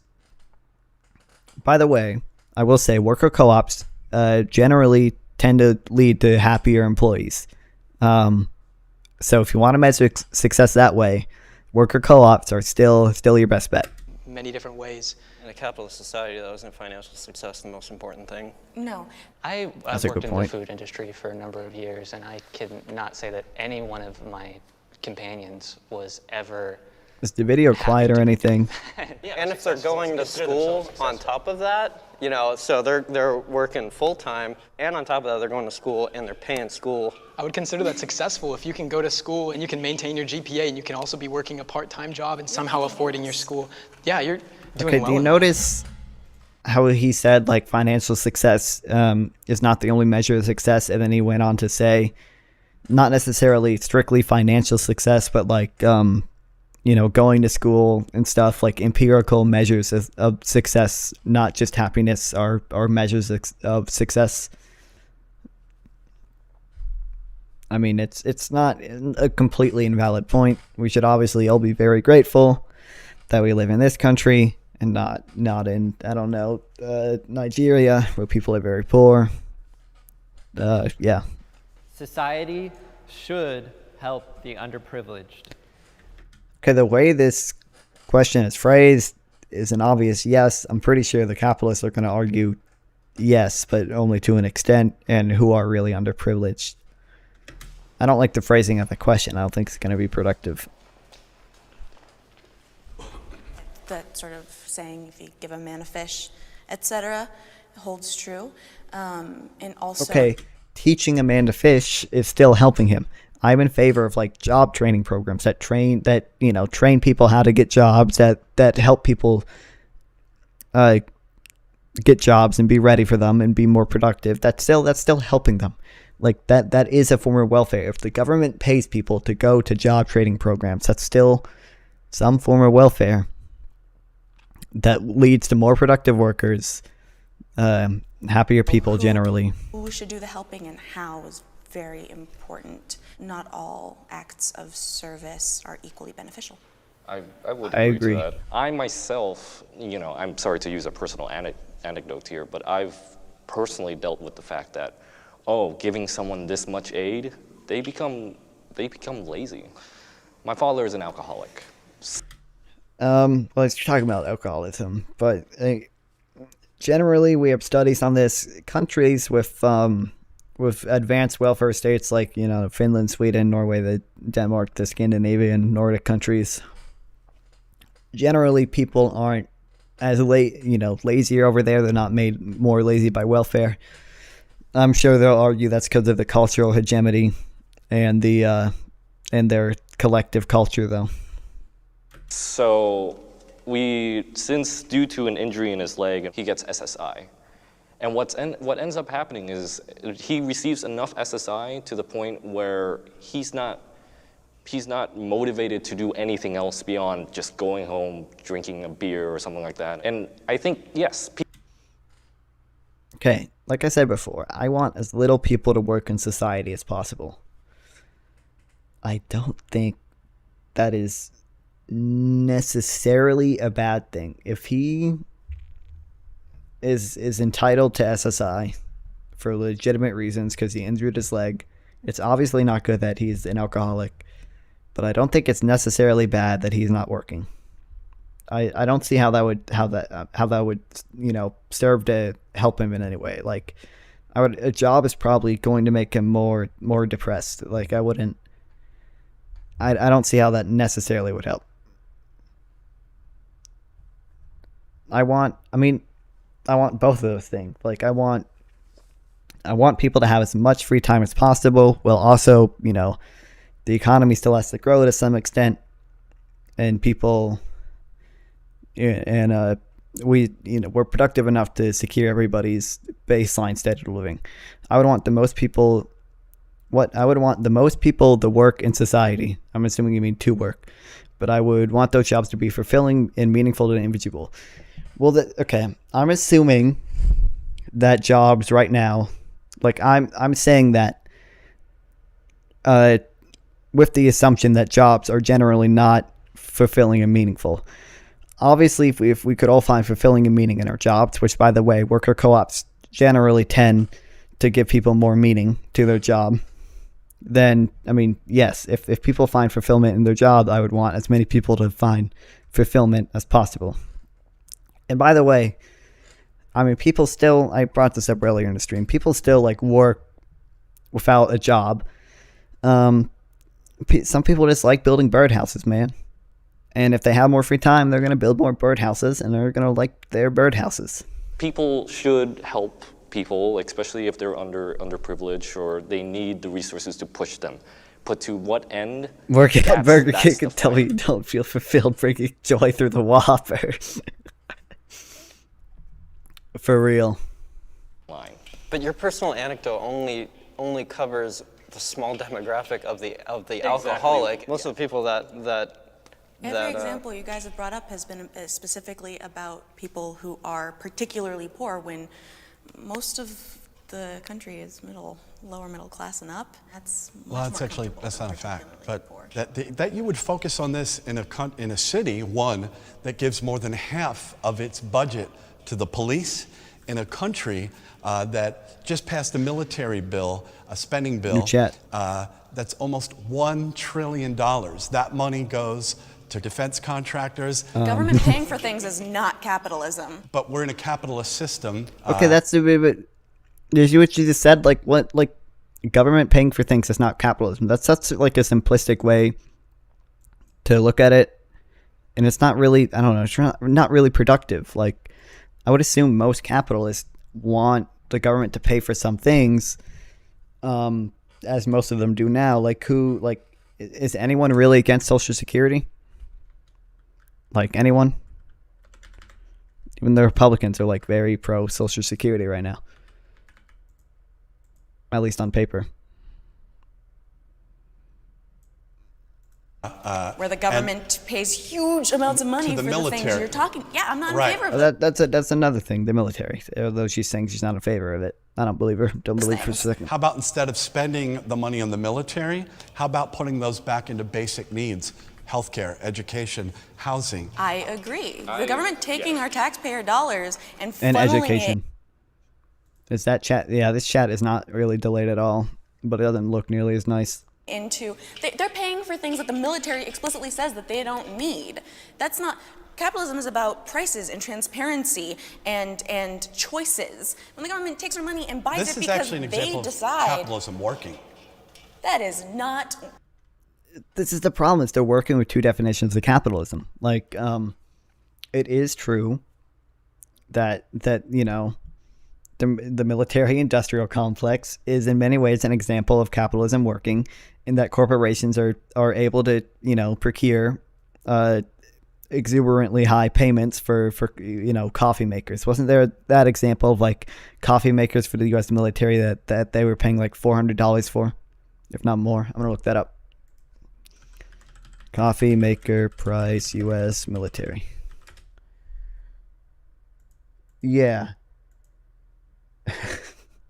$7,000. Senators were told today that the 10-cup coffee maker for the C-5 transfer plane was $7,622, and that the Air Force was paying for $670. I mean, the mechanics can believe it can be made for $5. Like, see, oh, you can't see that because of the chat. Hold on.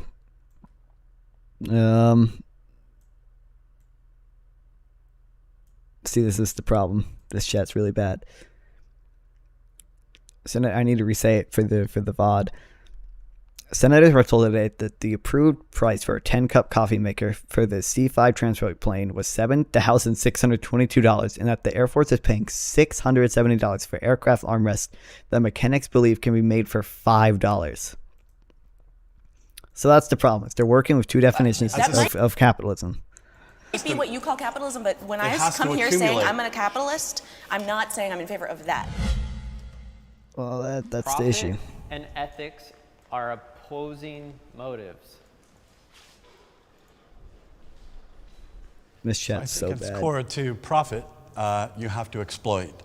And again, there is nothing ethical about exploitation. Yeah, I mean, I can't think. I'm really having trouble thinking of a situation where someone could profit off of something without exploitation being in the mix, and I'm running out of ideas. If you're running a business and you know you're the one up top, you would obviously can't even see that. It's so walk bad. away with more money if you pay your employees a little bit less. I think that profit and ethics can be intertwined when seen with I'm deleting it. It's really bad. corporate social responsibility module. When they treat their employees better, they give them more benefits, they raise their wages, and in turn, it motivates the workers to work harder. And treating your employees better than shit is not necessarily ethical.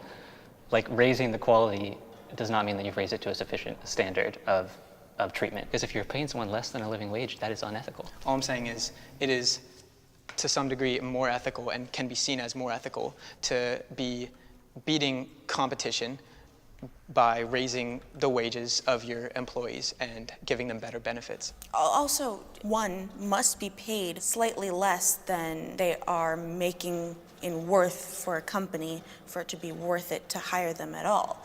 Well, did she just argue like labor theory of value? Hold on, I think the chat might be working again. Or not, I'm lying. I think she unironically has argued like labor theory of value. So one must be paid slightly less than they are making in worth for a company for it to be worth it to hire them at all. If you can't pay your employee the minimum amount of money that they need in order to live, you have no business being in business. Wait, okay, this guy, she unironically just argued like labor theory of value, and this guy didn't take her up on that. Like, he just said, oh, we should pay a living wage, which I would argue is not true socialism.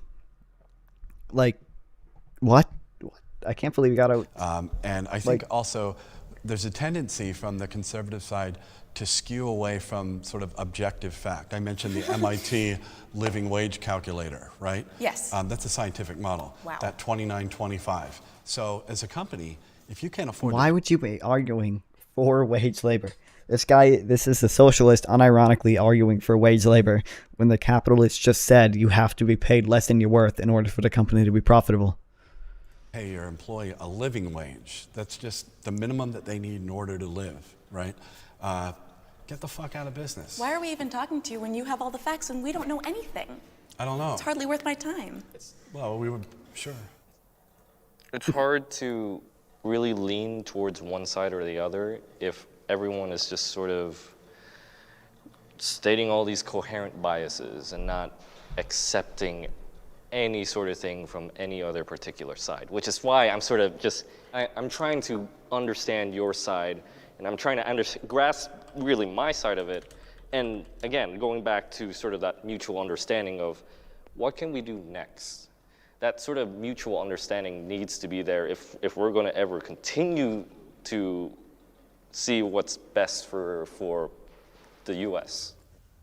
I think one reason why, you often see like folks on the left, the socialists, communists, anarchists, or et cetera, they're so passionate, and there is anger, seeing the suffering and the oppression and the exploitation, the racism, et cetera, you sort of feel this urgency, like I don't know why chat isn't working. It's like working under sort of this self-criticism and self-reflection about like, well, how do you package what can be complex ideas into ways that are very palatable? And I That's think me every hour. And I think like if there's a failure on the left, that would be one of them.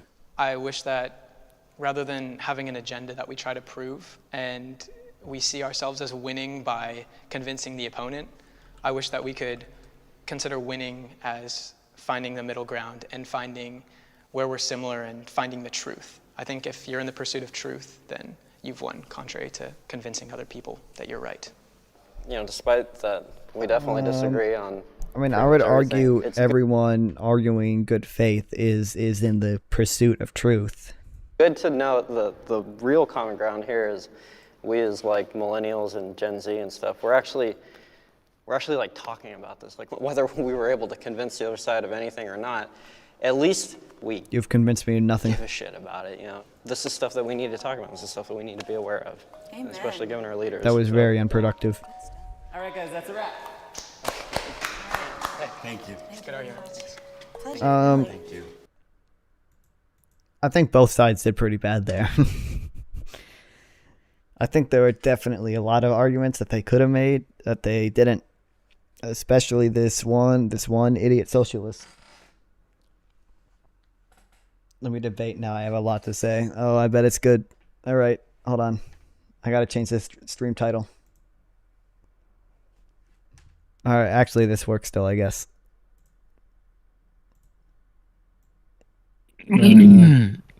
Hello? Hello. What's up? Yeah, you said you wanted to debate. Papa John, would you like to try our 24-inch pizza? No, I think you're exploiting your workers. So you don't want to try the 24-inch pizza? Well, it's unethical. Well, I mean, I guess if you're eating it alone, it might be unethical because that's a lot of calories, but I don't think it's that big of a deal. Well, I just mean like it's unethical to buy from your company. Joe Biden. Holy shit, Joe Biden. Hold on, I'm trying to get a good picture of my cat. No, I can see you fucking doing it, you dumbass. I hate that dumbass rodent. Microphone's in the way. Guys, don't clip this. It's animal abuse. All right, I did it. He's strangling his cat, guys. No, that's not true, bro. It's not true. I'm strangling his cat. I'm gonna kill that cat later. Anyways. Is that a threat? Anyways. So you know Stare? Rail, dude, that's a fucking good one, man. What? That's awesome. What is? Your mother's vagina.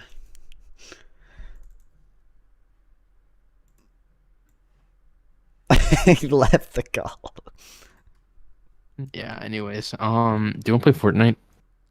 I got a few more topics to cover, man. Okay, can you cover them and I'll What give the my fuck? opinion? You see this guy? Go back to the other one. The other one was funnier. What? The other Radiohead webcam? character. Oh, No, yeah. the live Radiohead character reaction. It's from Well, I mean- Radiohead. It is from Radiohead. It's not from Radiohead. I mean, it's not from Radiohead originally, but it's from a Radiohead video. Okay. Can you bring up one of the debate topics? No, you're the one who wanted to debate, so I don't know what you want to talk about. Dude, I don't... Okay, what do you want to debate then? You shouldn't use all your topics. You got to do more streams. Well, these topics are already like 2 days old. I'm not gonna cover them in the future. There's more topics coming out every second, man. Can I talk about why Burger King is on the uprise and McDonald's is on the fall? Sure. I like the Whopper more. I gotta move my microphone so you can see the cat. I haven't tried a Whopper, but Burger King does have the Impossible Burger. And since I'm a like the vegetarian, I like that they have vegetarian options, whereas McDonald's doesn't really. I like the Whopper, and I like the new Red Whopper for the Spider-Man the Spider-Man movie. Whopper. So I think Burger King is cool, and I I agree like with you them there. more. I agree. You've convinced me. This is how sorry. That's how I feel when eating a Big Mac. And it's in the picture, actually. But this is how I feel when I eat This is how I feel when I eat a Whopper. That's just a good morning thing. Yeah, it's a good morning when I eat a Whopper for breakfast. That's kind of weird. Does Burger King even serve Whoppers for breakfast? Yeah. I don't believe that. This is how I feel since you asked me if they serve Whoppers for breakfast. Okay.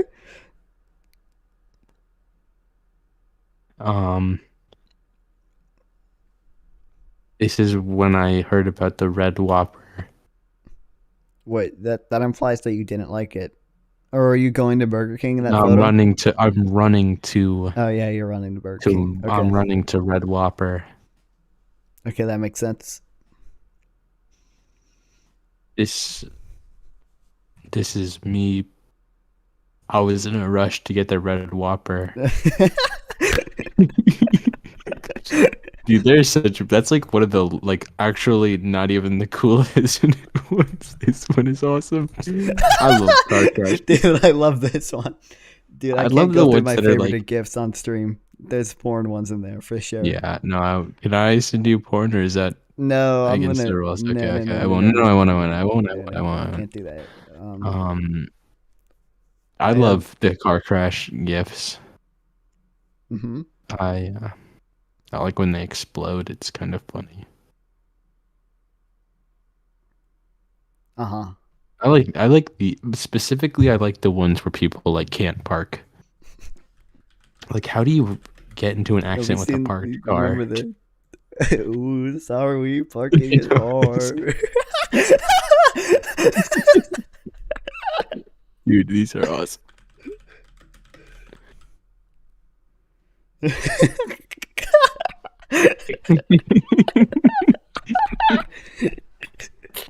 I had a parallel park today. Outside my bank. I've never parallel parked. My driver's ed teacher tried to teach me, but I crashed into the cones twice. It's actually a lot easier than you expect if you have someone competent explaining it to you. I was busy. I gotta find a good GIF. If I show, wait, can you take your screen off of Discord for a sec so I can show you the one I'm talking about? Sure. Is it off? Yeah. Do you think this would get you in trouble? No, that's fine. Okay. I mean, she does have a bra on, but she's doing turbulence, so. Do you know what turbulence is? In the context of planes, I mean. Yeah, no, there's like a twerk joke. It's kind of like twerking for men. Is the way I would explain it. Just look up what is turbulence dancing.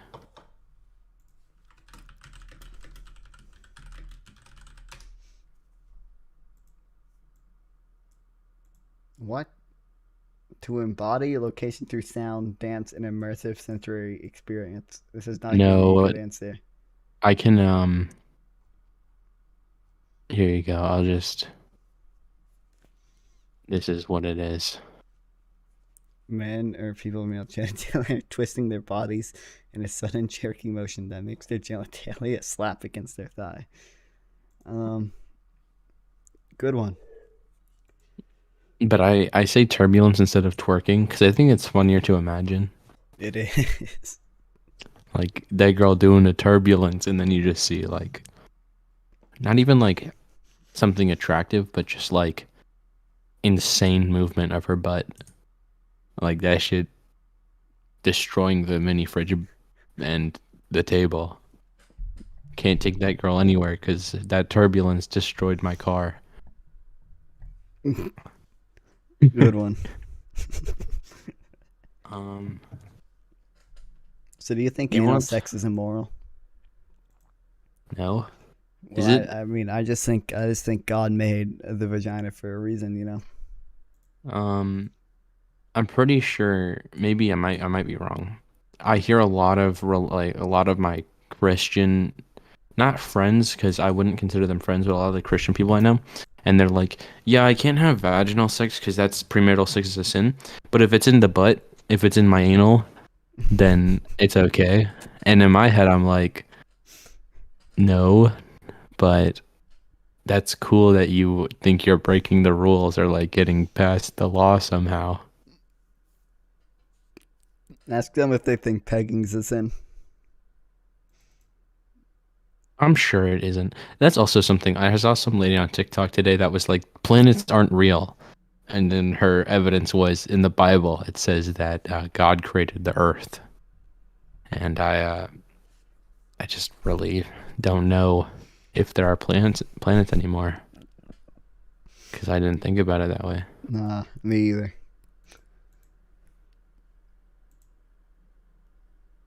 I have shorts I didn't upload yet, but I don't know which ones.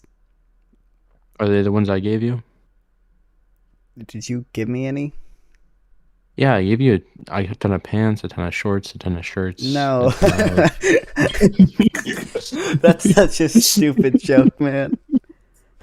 It doesn't even work. I said upload. I don't know. Maybe take a picture of them. You upload them. I don't know what your audience is. Oh, I'm 4 subscribers away from having 600 subs. You want me to subscribe? So it's 3 subscribers away?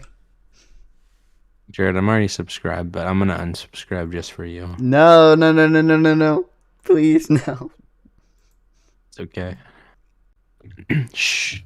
Are you gonna release merch anytime soon? I don't think I'm popular enough for that.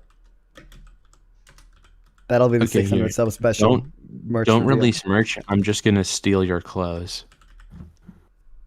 That doesn't make any sense. Yeah, I know where you live. Okay, but how's that at all equivalent to making merch? It's memorabilia. Sure. Remember that time you got 1,000 subs? Yeah, I still have the shirt. It's not merch. I just stole it when you got I don't 1,000 have subs. 1,000. I have 196. Or You said 596. not 100. 196? 596. Chat, how many people are watching right now? 1. Hey, I'm watching. Can you guys subscribe? Oh wait, I am the one watcher. Guys, please, guys. I really want 600 subs. You should do a twerk montage and see if that helps. Yeah, I'm not gonna do that. I still got some topics Why did to get you? through, man. I'm still upset that you removed twerk break from the Google Slides. That wasn't even my presentation. I think, was it Kaio's? It was. I think it was Zach's. I think it was Zach's Yo. and Kaio's because I think it was a group thing. Yo, fuck both of those guys. I would have loved if my classmates ever did twerk break. I would get up and I would do it. I would participate in twerk break. Maybe I'm lying, but you don't go to my school, so you would never know. Also, I graduated.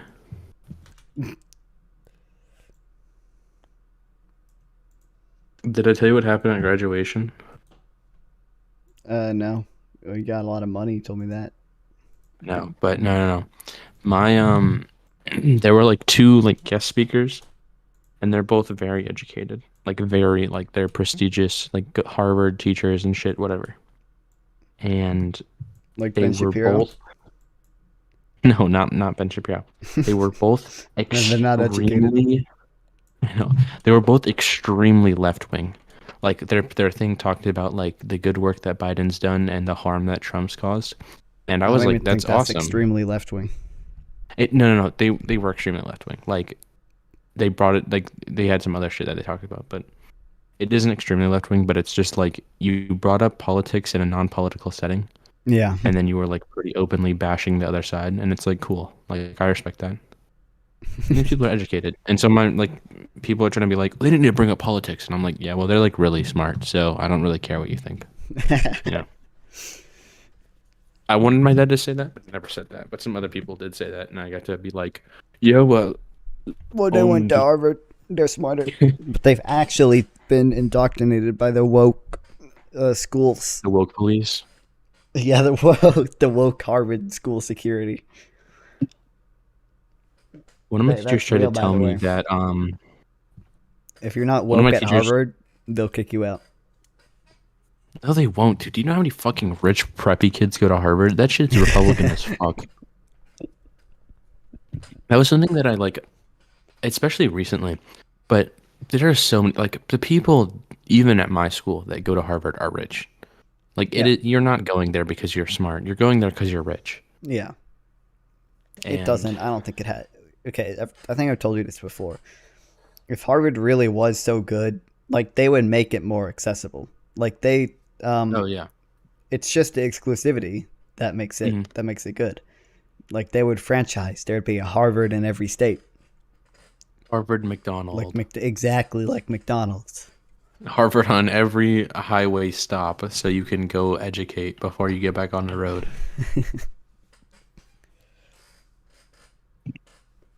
Did I tell you what happened at my local McDonald's? No. I called it a bomb threat. Okay. Dude, I'm gonna get it, dude. YouTube rep. That's a joke. YouTube rep. Look it up. That's a joke. YouTube And I rep, did that in GTA. please. I did that in GTA RP. YouTube GTA rep. RP. YouTube GTA rep, RP. yeah. I did that. Yeah. Which you can do. In Minecraft. In Minecraft GTA combo video. Really Can I say sex mod, or is that against the rules too? You can say sex mod. You can't threaten people. I got, hey, YouTube rep, I'm just mentioning this. This happened. I know. Hey, I'm YouTube gonna rep, request a I know where manual you live. review. No. YouTube rep, I'm just mentioning this happened. I'm not making any threats. I know where you live in GTA. I got a warning because I said I was going to send anthrax to Bill Gates' home. Now, YouTube rep, that was never serious in the first place. And I'm just mentioning that it happened in the past. I'm not doing it. I'm not saying anything. I'm just saying that did happen in the past. It is a fact that did happen in the past. Hey, YouTube rep. No. Don't watch this. Don't watch. No. Hey, YouTube rep. How you doing, man? Nah, that's the positive attitude that I like to see.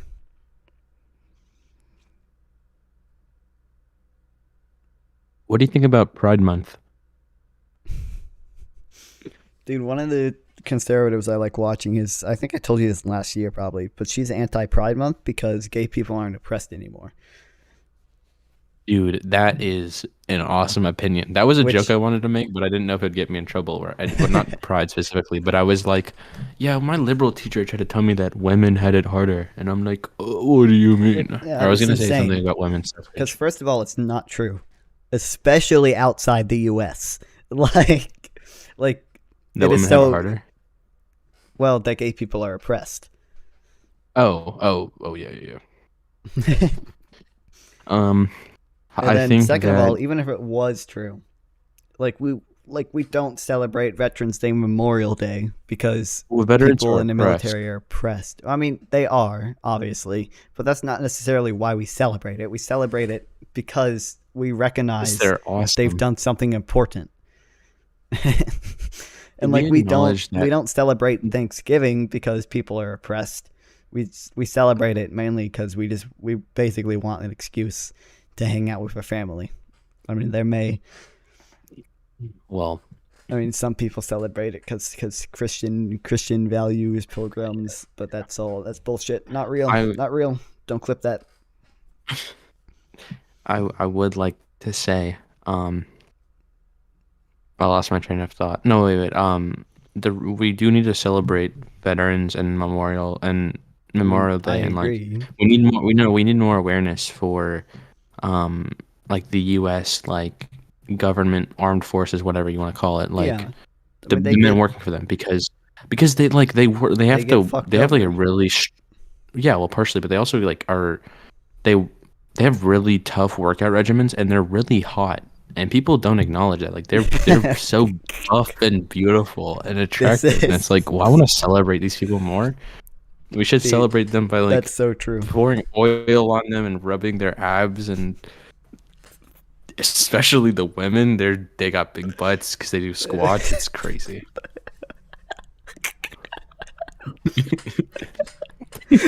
Dude, this is what the left wants to do to Memorial Day. Put your oiled up men in front of the White House. First Amendment. Can't do shit about it. First Amendment. I have the right. You can't get mad at me, YouTube representative. You can't. In Pride Month, you're gonna ban me for saying "big beautiful man." Big beautiful man. I want to see that big beautiful man The First body. Amendment protects That's all my I'm right saying. to oil up and shake my ass in front of the White House. That's all I'm saying. I thought you said in front of Joe Biden. Well, Joe Biden's in the White House. He's staring through the window. Yeah, he can watch. He doesn't if he want wants people to to know he's gay. He doesn't want people to know he's watching. Wait, I want to send you a picture, but it's a little bit sexually explicit. Okay, it's fine. It's fine. I switched cams. Okay. I mean, I have to find it. So it's going to be a little bit. I saw it when I was clearing out my camera roll. And I want to bring it back. I'm not going to be able to find it, surely. But, Okay, then after you send it, I got some more topics to cover. We can cover topics. I'll look for it while you cover some topics. Well, yeah, but I don't want to do that. Okay. Because then the segment's ruined. Because then I got to edit more stuff. That's fair. Do you think lesbians or gay men have it harder? I don't know. Obviously, I like know. when we talk about like gay people, well, gay people are like the first thing you bring up, right? Like it's never you never say lesbian people. You kind of just have this gay like all encompassing thing. Well, I mean, but it's more socially acceptable to like be lesbian. I feel like because I feel like girls are already so emotionally attached to each other because they women have feelings that I like think- it's people don't. It's not as far a leap to be a lesbian. A pet peeve of mine is that there's no word that means male and a male that like each other, because gay can refer to gay is like a blanket statement for the LGBT. So like I don't really like that, but I definitely think that like socially or like social like perspective, if you think of like lesbians are often like, I think you can in a weird way you can think of it as lesbians are considered attractive and gay men Yeah. typically aren't. Yeah. But I also think that contributes to like the sexualization or like the fetishization of like being lesbian. That's where like straight, like you can look up lesbian porn and there are ads for straight porn, which is weird. Yeah. But I don't know. I don't know that either side has it easier. I think it's pretty easy to say that gay men have it harder since there's two penises and there are no penises in a female relationship, a lesbian relationship, so no one can get a boner. So there's no hard there. But that's very true. I didn't I consider expected that joke to land so much better. This is gonna get fucking clipped, and we're gonna get canceled. No one knows who I am. They don't see my face. Well, that's true. I'll be fine.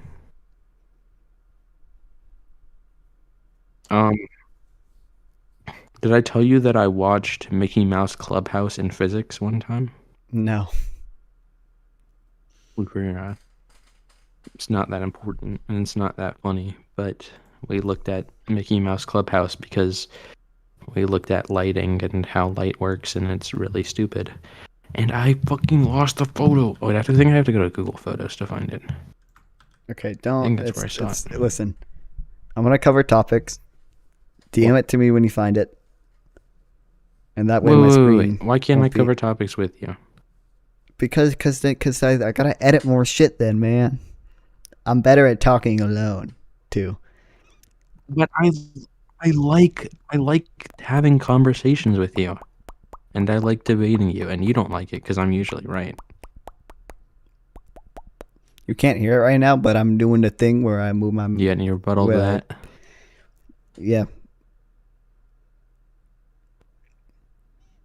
Sure. It's a lot more noticeable that I made the webcam color changing effect just an image spinning when I don't have anything in the live reaction thing.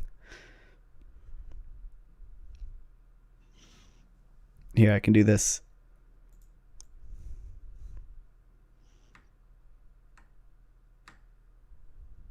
I centered it perfect.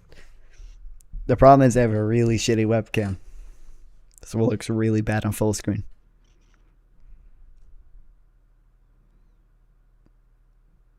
Hello? He's gone. Did my audio cut out? Hello? Hello? Internet went out. I don't even know what happened. No.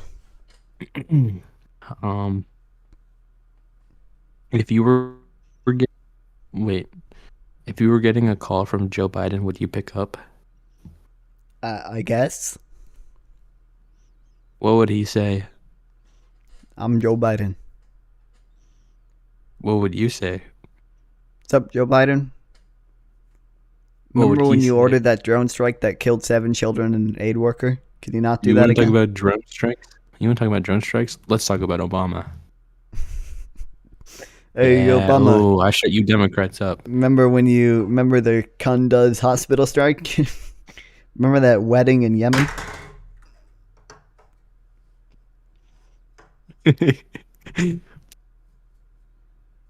I remember it.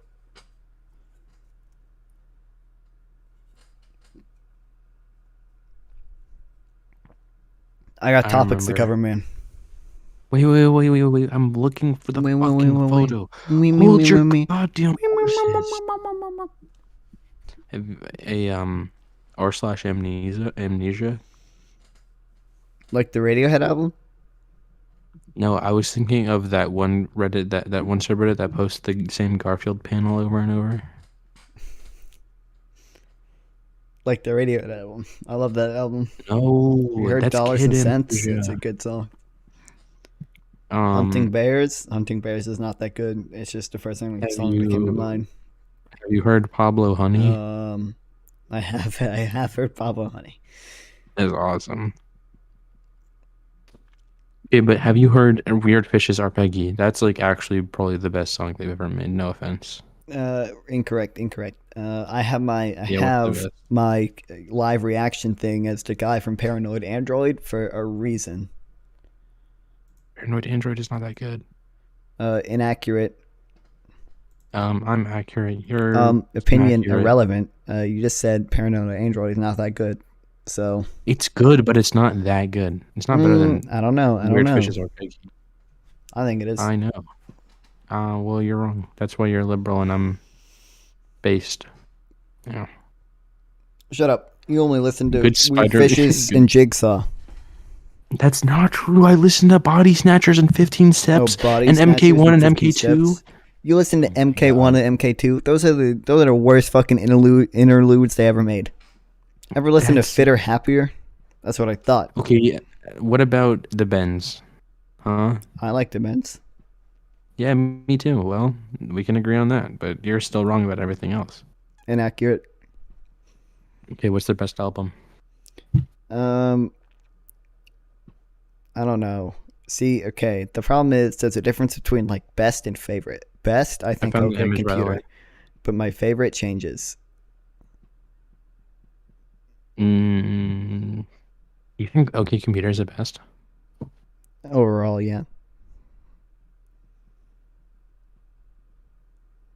I don't know, man. I don't know if that's right. I mean, and Rainbows is really good too. Like, I think Kid Amnesia is the best, man. well, that's kind of cheating because it's 2 albums in one, plus unreleased stuff. Yeah, but I don't it's know. still the best. I don't know. I think OK Computer's the best overall. I mean, Kid A's definitely been my favorite at times. It's the best, so. Wrong. What the fuck? Can you show that on stream? I don't know. It's Grace, but I don't think I can. I don't think I can, man. Curse you for reawakening my womanhood. Impeachment attempt. What are these sayings even mean? And my manhood. Bro, you So just walking stupid. around with that thing. What is in it? I think Radiohead's is their best song. Thank you, Kyle. Did he say that? Oh, Yeah, he said, did. I think I love Tom York and the Radioheads. That's my favorite song of theirs.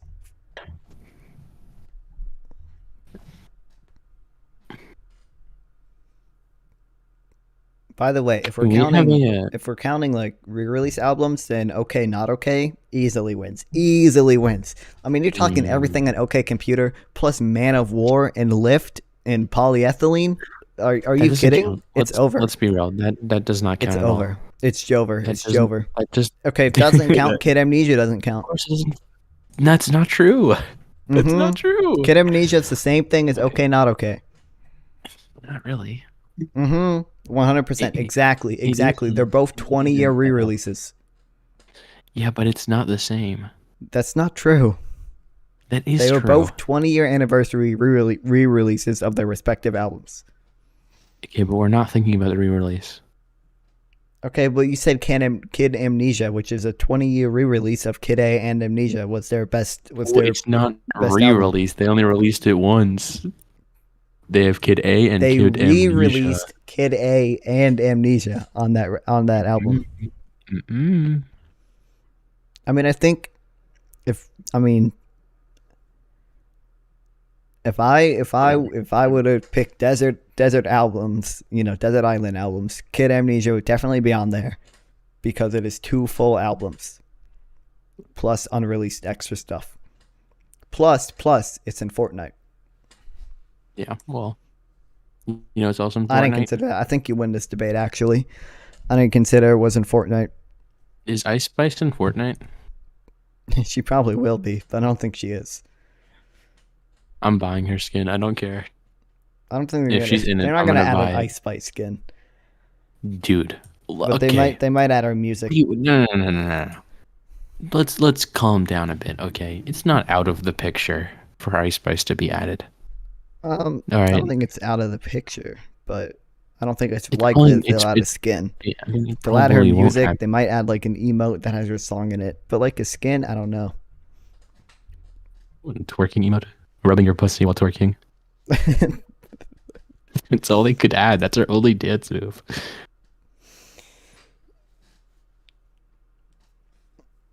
What do you think about abortion? I think we went over this on the stream, bro. Did you really? Yeah, Well, what do you think? I'm pro-choice. Yeah. Yikes. You know what I mean, chat? Yeah, chat, you agree, right? Yikes. The thing is, in order for you to be pro-life, you have to be 100% completely comfortable with your opinion that a fetus is a person. And you have to be so comfortable with it that you want everybody else to adhere to that belief regardless of what they believe. Allowing abortion to be legal allows people to make choices based on their own morals, while making it illegal doesn't allow people that choice. Okay, wait, but have you thought about it like this, okay? If abortion happened, then a Whopper would not exist. Yeah. I don't think that's true. I think they make Whoppers with aborted babies. I heard that once. No, you don't understand. What I mean is like if the abortion happened to Whopper guy, then we wouldn't have Whopper guy, and Whopper would not be real. Yeah, did you think about that one, huh? I'm sure. Whatever. Oh, you win this one. Not again. No, I agree with abortion. I think abortion's awesome. I think they're... I love shooting them babies. Exactly. In video I games. hate children. In video games. In Minecraft, yeah. I would like to say, I will never be a parent because I'm terrible. I'm not patient at all. I get mad. Yeah. And I wouldn't take that out on the kid. I would just make me so miserable that I would probably shoot myself. I mean, I don't think I'll ever be a parent. I'm only 17, so I think that opinion might change with time. But I mean, it's different for us because, like, you have no chance of having sex. Well, you can adopt. I'm trustworthy. That's that's bad news. But you can adopt. Jesus, I'm gonna make that shit illegal. I think, dude, that'd be one hell of a stance that like a political candidate should have. I think adoption should be illegal. I don't think maybe we're not that far off from that. With the way conservatives talk about like family values, I don't know. Maybe in 10 years, maybe they'll try to make adoption illegal. I don't know. We'll see. 10 years from now. No, we're getting more liberal. As much as there is pushback against like gay people, well, it's going to get overturned with education. It'll be overturned. Obviously, broadly as a society, we are getting more liberal. But we are seeing more like far right like candidates and people emerge with time. We're seeing insane opinions that just should not be stated, but are just like coming out from right wing. Like there's so much uneducated takes in this life. People are upset about critical race theory being taught, evolution being taught, like sciences or topics that are factual, and people are just like, well, I don't really like that it says that, so we're not gonna have that. And it's like, fuck you. Like, I don't know, it pisses me off, especially like evolution is a major one where it's like I'm educated in evolution, like I know a lot about it, not a lot, but like I know a little bit, and people are like, you think we came from apes, and I'm like, you are still an ape. But whatever. Stupid. Dumb point. It pisses me off. It's a pet peeve.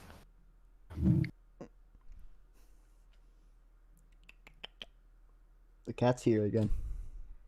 No, you fucking asshole. What? You don't like the cat? I hate. No, I don't. I don't like the cat, Jared. I don't know if I've ever expressed this to you. I don't like the cat. As a matter of fact, I actually fucking hate that stupid ass rodent. I'm gonna fucking kill it when I see it next time. I'm gonna bring a gun to your fucking house. Actually, I'll bring a knife to make it fucking bleed to death. I'm gonna slit it in its throat and hang it upside down in your fucking bathroom.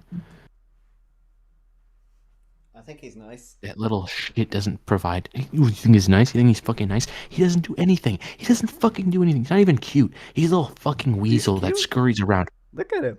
I don't even. Oh my god, that little fucking gremlin! I just saw him on your goddamn monitor. What the fuck is wrong with him? Why does he look like that? Goblins are real, and you're fucking holding one. Looks nice. He does not like being held up to the camera like that. Has he ever caught his own food? He's eaten like a fly before. Flies that have gotten into our house. He licks the cobwebs, and he eats lint. He caught a lizard one time. I stopped him from eating it though.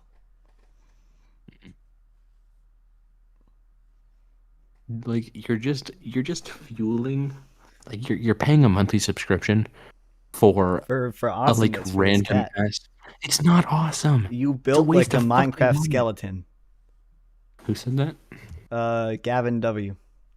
Yeah, Gavin W is correct. Who's Putin? Oh, you mean Putin. Yo, Gavin, you right, bro. I can't go to his channel, but he's right. Yeah.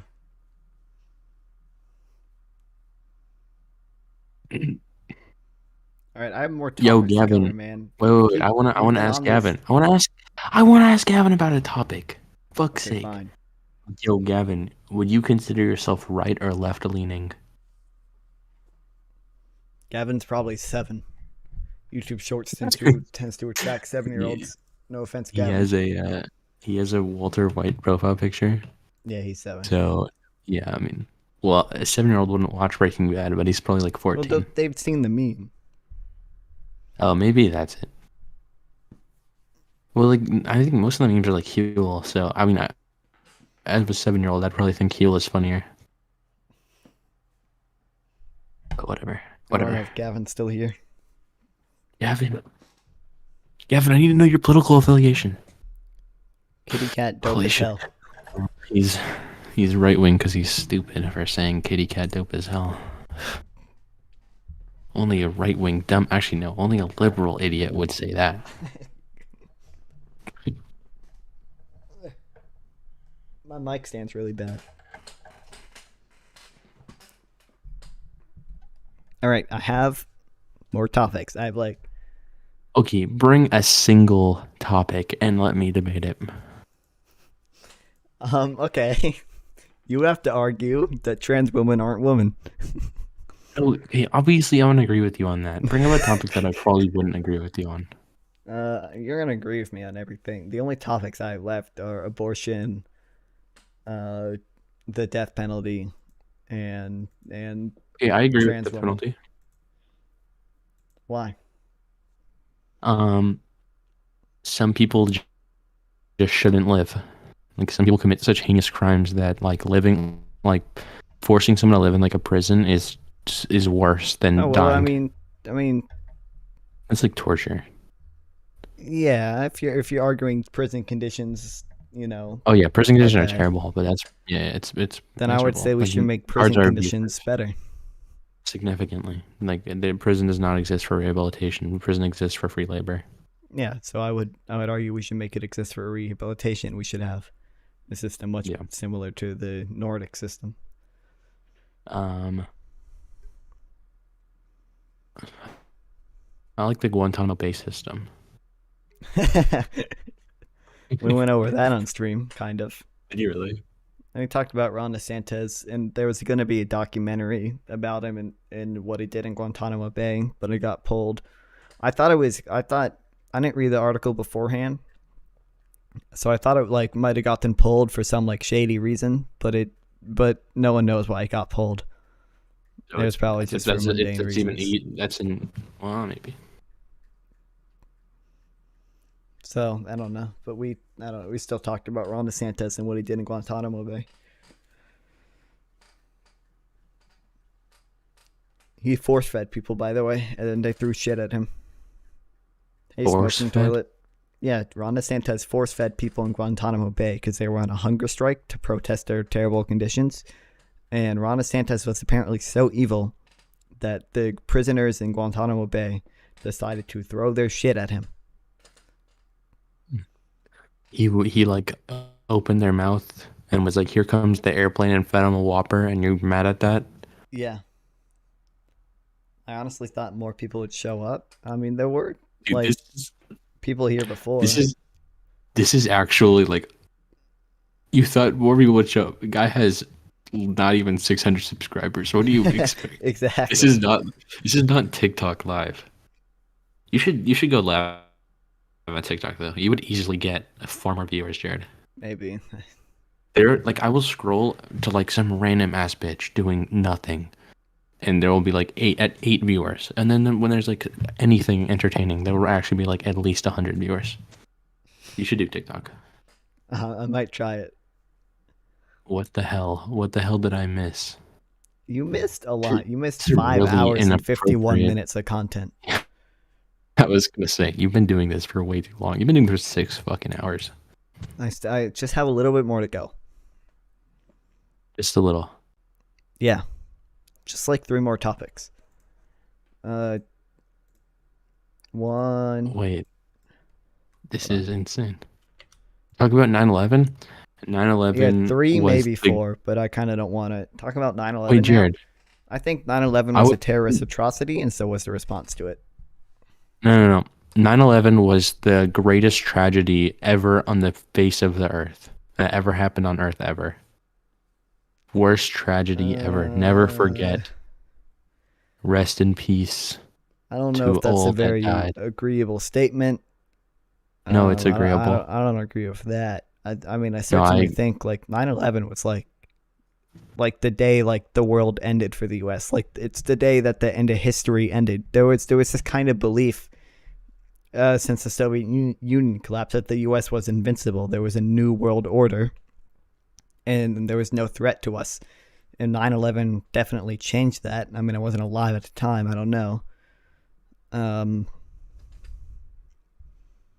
But yeah, so in that way, like it's definitely one of the most formative events in U.S. history. I don't know if it's the worst tragedy that has ever happened on the earth ever. No tragedy has ever happened quite as severely as 9/11. I don't Name know an about event that worse one. than 9/11. The Holocaust? Name a single event worse than 9/11. Okay, but that didn't happen to Americans. Didn't happen to Americans. Well, we did fight Nazis. I don't know. Pearl Harbor? I think Pearl Harbor killed more people than 9/11. No, it didn't. No way. Yes way. How many U.S. died in Pearl Harbor? Oh wait, it's pretty close. 2,400. Oh, that's a little bit less. Oh, it's like 500 less. It's like a pretty close thing. I don't know. That brought us into World War II, though. I'd say World War II was worse than Afghanistan. I mean, not that many U.S. soldiers died in Afghanistan. I think my dad saw it. I'm not lying. Racism. Yo, smoking toilet. Are you high right now?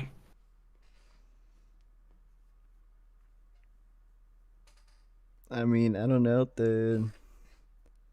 I'm trying to think what happened to the U.S. that was bad. Do you mean to like there were some prisoners of war taken in Vietnam. I don't think it was nearly as many as 9/11. No, they're not gonna be able to hold like 3,000 captive. Actually, we know prisoners of war, yeah, but it's not.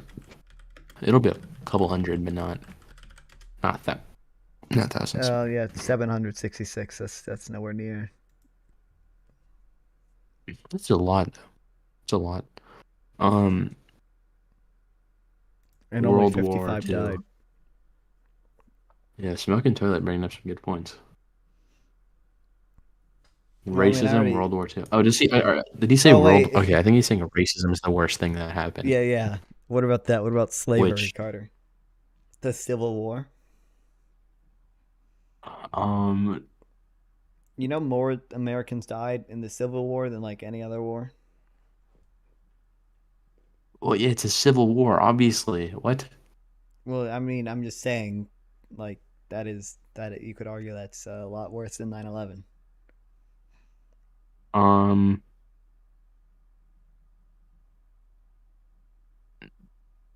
No, slavery happened what to the the- Native Americans. Well, I get some news.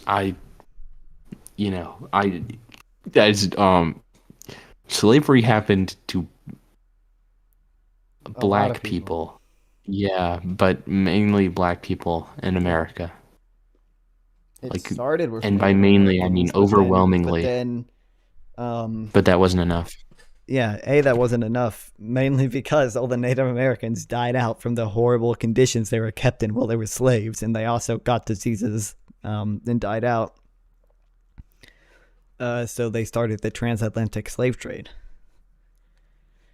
And that is how we got Jamestown. Yeah, I went there in 3rd grade and didn't know the significance of it, so I was pissed off while we were there. I only cared about the toy I got in the gift shop. I mean, I don't fault anyone for that. In 3rd grade, you're obviously not going to be interested in anything. I don't know why they take 3rd graders there. It is dumb. Like, we went in 5th grade, we went to Sound to Sea, which is just like, we just went to the beach and learned about like the environment of the beach, which is like so much better. Yeah. It's like these are children, they care about the beach. But like, I didn't even know why we went to Jamestown. I was just like, ooh, this is a cool area. That was it. Yeah, I don't know. There's no point in bringing 3rd graders to Jamestown. They're not going to care. They're not really going to learn anything. Dude, in 7th grade, when I was 12, my teacher said, "You're too old to play at recess." I'm 12 fucking years old. What do you mean? I mean, we had recess until 8th grade at my 11. school. We didn't have it 7th grade, and then they brought it back 8th grade. But one of my teachers just said that 7th graders were too old to have recess, and I'm like, what is going through your fucking head? I mean, we didn't really like play at recess when don't we were in play. 7th and 8th grade. We just Of course, kind of of course hung not. You're out, not playing. walked around. Exactly. It's socialization. It's just Yeah. a break during the day. That's all it is. Yeah. Yeah, no, not having recess in middle school is just like unnecessary. It's just stupid. Yeah, I know. That was the one thing that was better about my school than Northern. They may have gotten Yeah, out but it earlier wasn't- than us and start later than us. But at least I had recess. But damn, I wasn't even allowed to go to recess. I'm not even allowed to go to recess in 3rd grade. Are you You're in third grade smoking toilet? Grade? Smoking toilet? You're in 3rd grade smoking?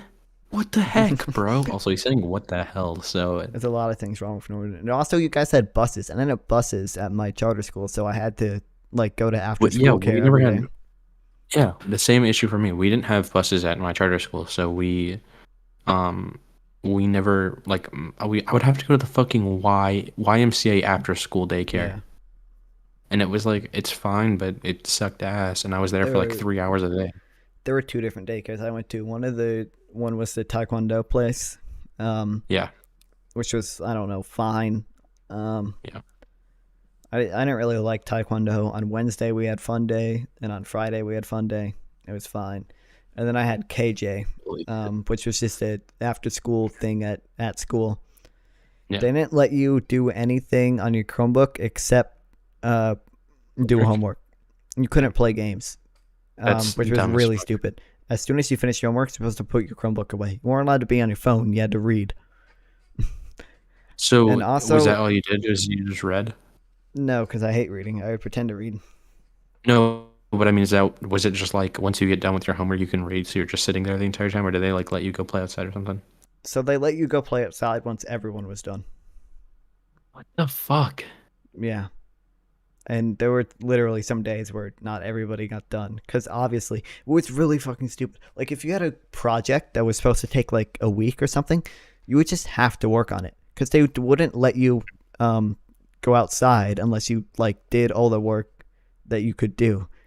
It wasn't like, oh, I'm ahead on my project, so I can go outside now. It's like, no, you have to do as much work as you can possibly do. It was so stupid. I mean, kids would just lie. Like, I would just lie and say, I'm not done with my homework yet, and play games on the Chromebook. That's fun. I have a video of me doing it. I want to point out in chat. No, I'm about to go to sixth. Smoking toilet is in 6th grade. Damn, I hate June. Base, holy shit. And then Gavin said, "Gay daycare. It's fun to be at the YMCA Pride flag." And then, damn, I hate June. Yo, Gavin, do you hate June because of Pride Month? No, it's Morals Month. Did I show you that? No, Morals Month? Is that a religious thing? Somebody on my local newspaper commented, like, we should celebrate Morals Month in June. And that's hilarious to me. What, morals? As if morals are... I'm going to go to every gay person I know and say, Happy Morals Month. What morals are you crossing? It's just sin. It would be celebrating anti-sin, because morals don't come from Bible. Morals come from God made all morals. No, well, I mean, if you're taking that stance, but morals are subjective. God, there's only one set of morals. I replied to someone's comment, by the way, and I said, like, it was about like abortion. I was like, America's not a theocracy. You can't make other people adhere to your moral prescriptions. Allowing the same thing I said to you earlier. I said allowing abortion to be legal lets people make decisions based on their own morals, and thus allows the greater freedom. And then not the person I replied to, but some random person. He comments all the time. His name's Kent. He's insane. Commented, there are no their own morals. There's only one set of morals laid out by God. He's insane. He just shit like that all the time. When Gavin dude, W. he's so stupid. When there was a article about bus shortages, he commented, "We should have private schools because private schools don't have buses." Based. That's such a stupid take. It's like the kids taking the bus are the kids who don't have a way to get home. They're not going to have a way home at a private school. Dude. My school had buses and were public. So he's right. I never used a bus. Wait, Gavin W. I really like the W in your name because I know that it means you went a lot. It means you got a lot of... Yeah, what does that mean? Hoes be making a graveyard? Like a bunch of hoes dying, so they fill up a graveyard? Me, it has 4-year-old kid. What does that mean? Uh-oh, shit, what did I open? Wait, what is... I'm trying to figure out what does that mean. Toilet has what question could I have asked? Section. What? Peter, no one should. I might kill my Peter.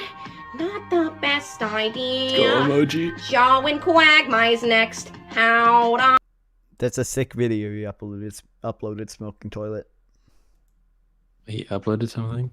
Yeah, he uploaded a short. How it's can just you go to his one profile? of those keep it going things. You click on, I don't know if you have this option, but there's 3 dots next to their message for me to the right, and I click on it and go to channel. It says report or block. Yeah, I have a go to channel option. I can send their abortion after Friday. So true. Hoes be making a graveyard. I think that's because abortion. So, everyone Do they gets even- aborted. They suck the babies out, Keep the right? chain At least in early abortions, you can just take a pill and then flush it down the toilet. Yeah, it doesn't. And then in much. somewhat later abortions, they suck it out, right? So I don't Sorta. think. I mean, and if it gets later than that, most of the time they just induce labor, and then.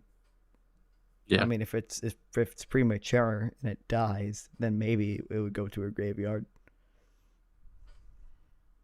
That's something weird is that, like, it's illegal to have a baby in a toilet. And I just mean, like, it's illegal to give, it's illegal to give birth and immediately kill your offspring. Yeah, no, it's illegal. You can get arrested for that. That's a huge thing. Well, I You mean, get people to get arrested. to But do it and kill your offspring. Like, what do you mean by kill? Do you mean like intentionally kill, or just through negligence of not going to a hospital? no, Some that's abortion is I reasonable. think But that always also get them all the counts. time. Well, then make sex work legal and birth control easier to get, and sex ed more accessible. Yeah, teach people that how condoms work and how efficient condoms are instead of teaching abstinence. And also, yeah, I mean, make birth sex work control. legal so you It's a can fucking regulate it. bitch. Make some the development and creation of male birth control is not something that's super funded. I mean, there is male birth control. There is jacuzzi for your balls, which is real, and that I don't know kills how your effective semen. that is. It's 100% effective. It boils your Really? nuts to the temperature that your semen can't live at a certain temperature, and it kills all your sperm so that it kills all the semen so that your sperm doesn't have any what sperm or this is like a certain term for it, but it works, but it takes a little bit, and it's new technology. People like this is like a very new thing within like 2 years, and I don't even know if you can buy them still. But that's part of it. And then also, smoking toilet says, I have a H*E, which makes me think he's saying hoe, but he's spelling it like a garden he spelled tool. it like like a garden hoe, which like why? And So you censored don't it. need to censor that. It's okay, Gavin. Or I guess smoking toilet. You're not Gavin. Gavin's not telling me I know what he is. I don't blame him. You're a random ass bitch asking for his age. Gavin, what would your parents say if they found out you were talking to strangers online? Smoking toilet. What would your parents say if they found out that you said a curse word? Yeah, I'm reporting you. I'm finding your parents on MySpace, and then I'm gonna friend them. And then they're not Carter, gonna we've been accept talking because for they an want hour. to fucking Carter, we can't. I have more topics to cover. Dude, no, you fucking don't. There's two people Fuck here, and they're yes. both 5-year-olds. I No don't one care. fucking cares, man. I care. Why don't you ask me, dude? Why don't you ask me some of the debate topics? They're not debate topics. They're just stuff that I watch and go over. Okay, why can't I be here? Because I gotta edit this, right, and then I upload the segments, right, and if you're here, that'll ruin this segment of an hour of me just talking to you, and then the other segments where I go over stuff, because we'll be talking about shit all the time. But I want to Not point actually out, talking about the stuff. Smoking toilet thinks I'm 5 and he's upset. And I want to address him. Yo, smoking toilet, I'm sorry I called you 5, man. Didn't mean that, bro. Nah, forget it, right? I'd honestly believe that. No, did Gavin Okay. say he was in 6th grade? I need to cover. I need to talk about this stuff. Okay. Okay. But can you at least show the photo I had on stream? No, I'm not. I can't show that on stream. I'll get a TOS violation. Are you sure? I'm pretty sure. There's no nudity. You can't even tell. Maybe he just has a really big. I'm gonna get a drink. Allen wrench in his. When I get back, I'm leaving the call. Okay. So you have like 2 minutes. To Okay, fucking but chat. I can. Okay. But also, Okay. I can hear everything you say. I have wireless headphones. Yeah, well, I understand that. All right, now that he's gone, I can still see you, dumbass. Anyways, now that he's gone, Um. So, y'all ever heard of stare?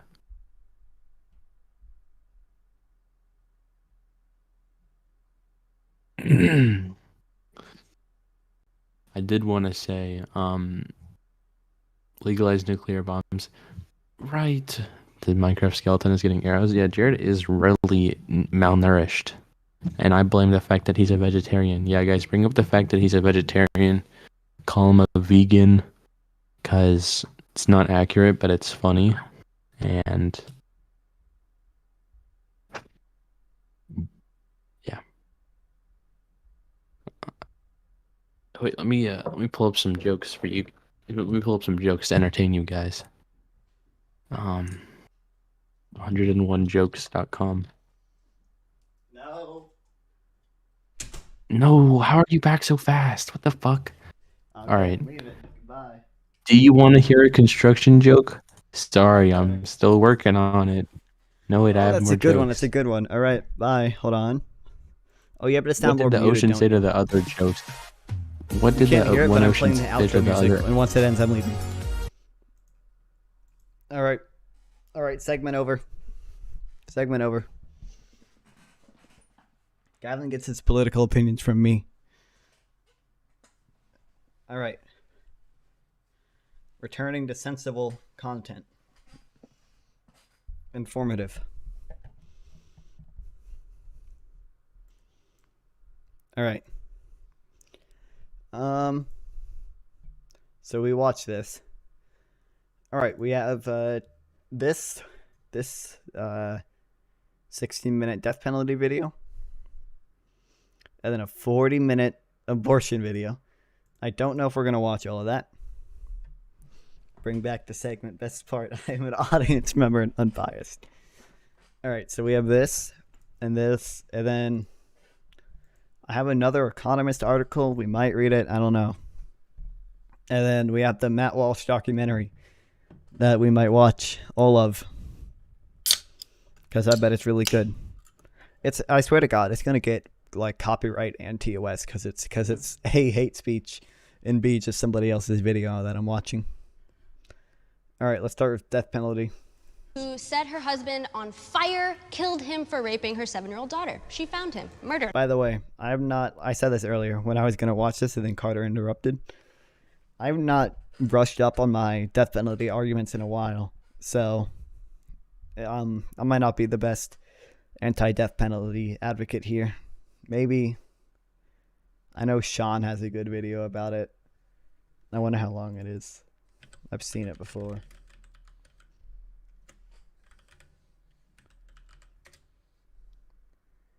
Okay, Sean's video on it is 40 minutes long. If I'm doing really bad, then I'll watch it. Him. Because I can't make arguments on my own. There's a death penalty. It is What? She can. No, listen.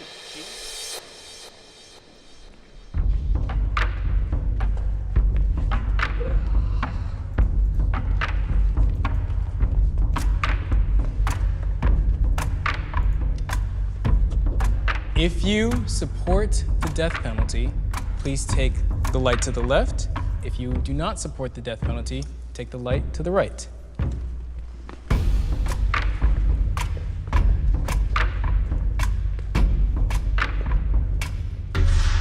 First statement, step forward if you agree.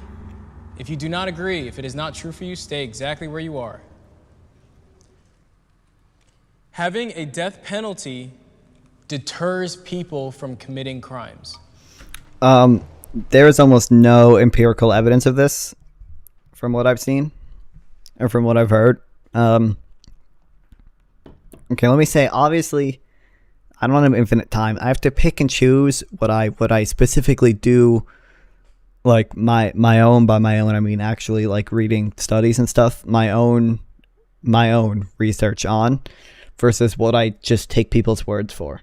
So I'll admit I am taking people's word for this. However, I trust the people who are giving me this word. There is no empirical evidence that the death penalty deters crime. In fact, you can argue in some cases it would incentivize crime. That is because if you give the death penalty to certain offenses, okay, well, the argument goes like, the death penalty is only reserved for extreme cases. People are not doing those things. People are not, setting people on fire because they are a rational actor who is scared of the death penalty. They are doing it because they're irrational. And then the pro-death penalty person will respond, that's true, which is why we should give the death penalty for lower offenses. And then the argument against that is that if you commit lower offenses that already give you the death penalty, you're not incentivized to stop committing crimes. You will simply do more crime because you have already received a death penalty. If you give the death penalty for robbery, that may deter some people from doing robbery. Sure, whatever. But also, if you do end up doing a robbery, you are not incentivized to, not kill hostages because you already know you're going to get the death penalty. And by the way, the death penalty is not the best way at reducing crime. Overwhelmingly, the best way to reduce crime is welfare, government benefits, stuff that generally makes people's life better and less likely to commit crime. Education being the biggest one.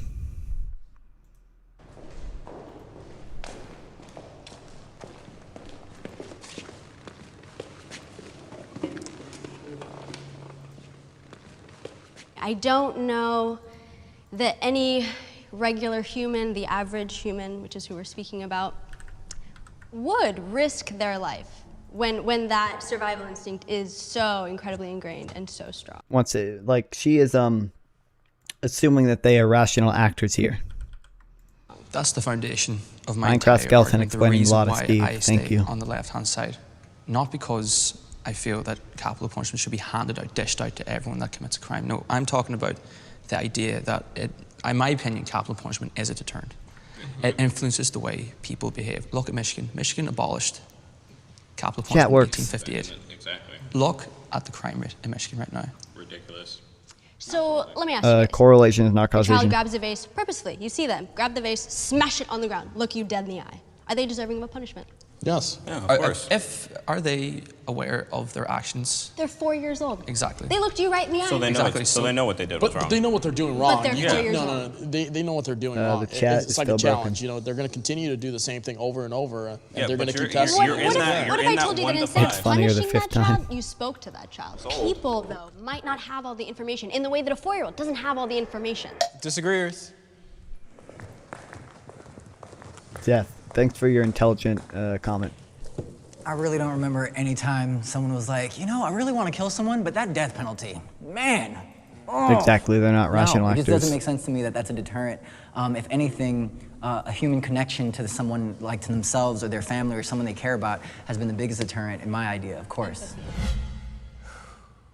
Anyone can be rehabilitated back into society. I don't like the way that question is phrased. I think to a certain extent, everyone can be rehabilitated to at least make them, healthier mentally. I don't necessarily think they can be rehabilitated, that every single person can be rehabilitated fully back into society. Damn, such good acting skills. You're talking about me or them?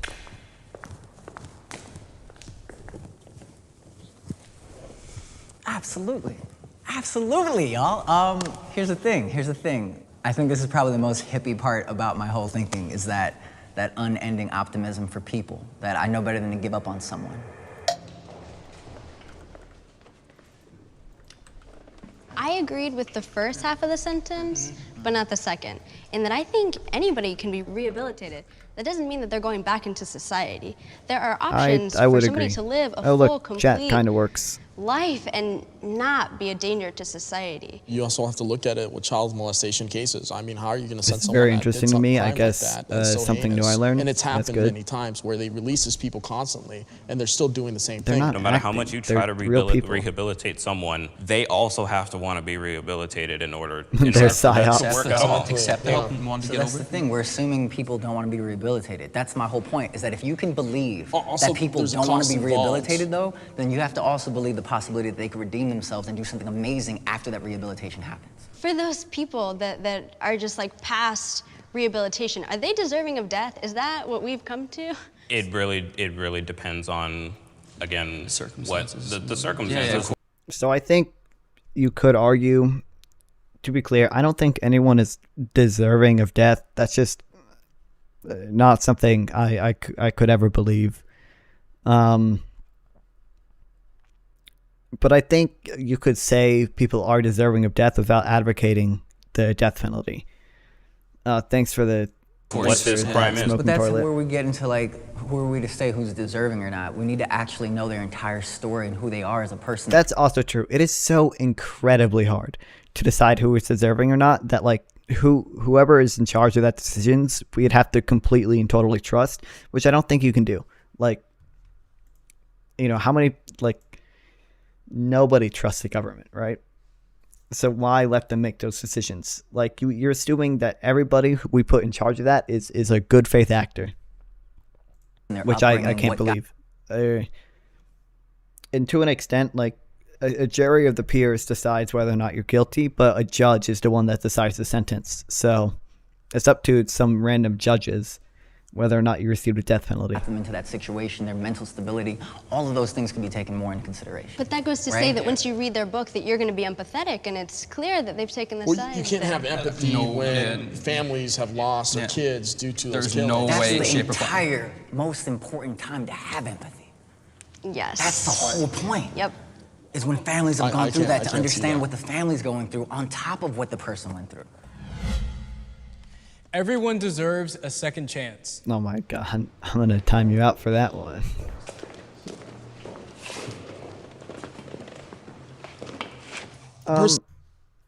I kind of don't like the way the question is phrased again.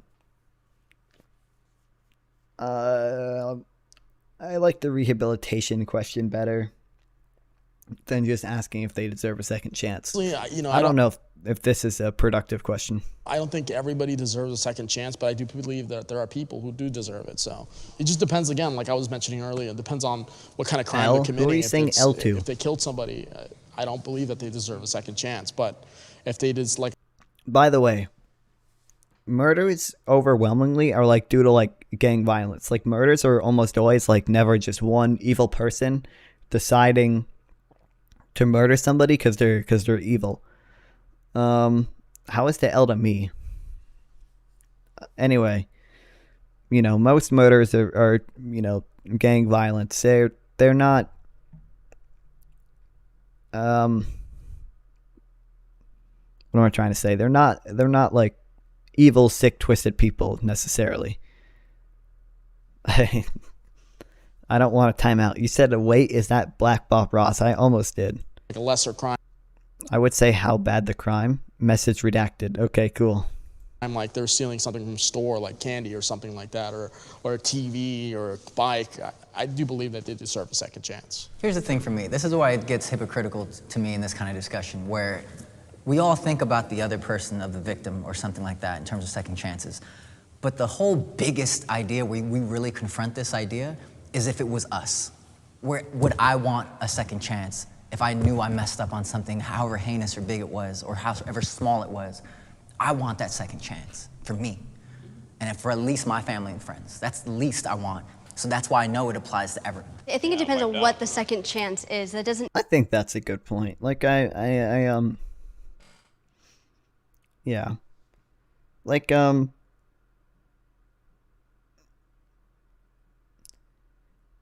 like, you guys seen Breaking Bad, right?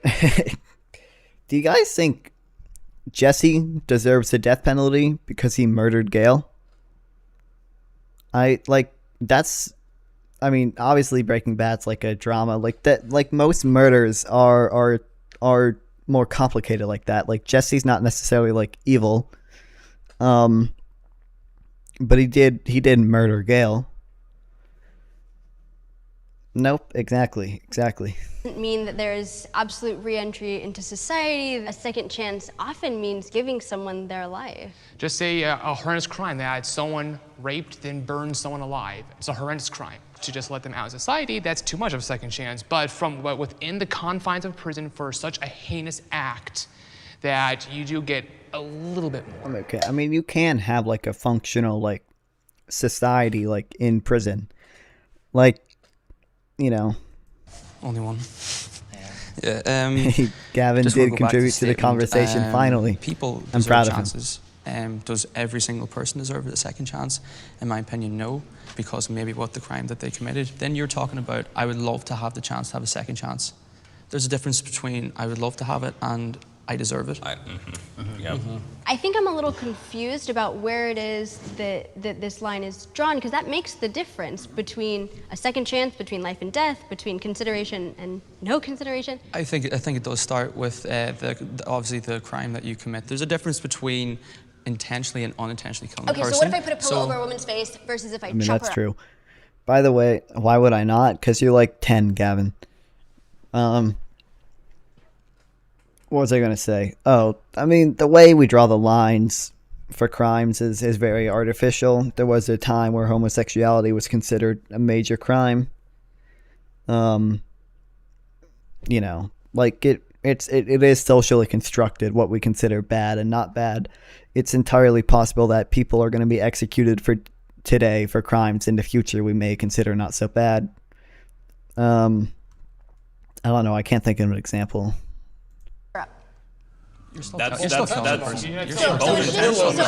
someone's life, that is the height of violence. Pre-med, if it was calculated, I don't think you deserve a second chance. And in my opinion, for a crime like that, no, I don't care. I have no remorse. I have no mercy for anyone who kills anyone. I mean, once again, you're assuming that people are rational actors. I don't think they are. Okay, there was, I spoke about this the other day. There was a woman who Yeah, I'm 10. I know, Gavin. You don't have to tell me. set her husband on fire, killed him for raping her 7-year-old daughter. She found him, murdered him. That was not self-defense. That's revenge. It was premeditated. That's revenge. That's Yes, my and opinion. yes, she That's a good point. deserves, and yes, she deserves a death penalty. It is still, she can.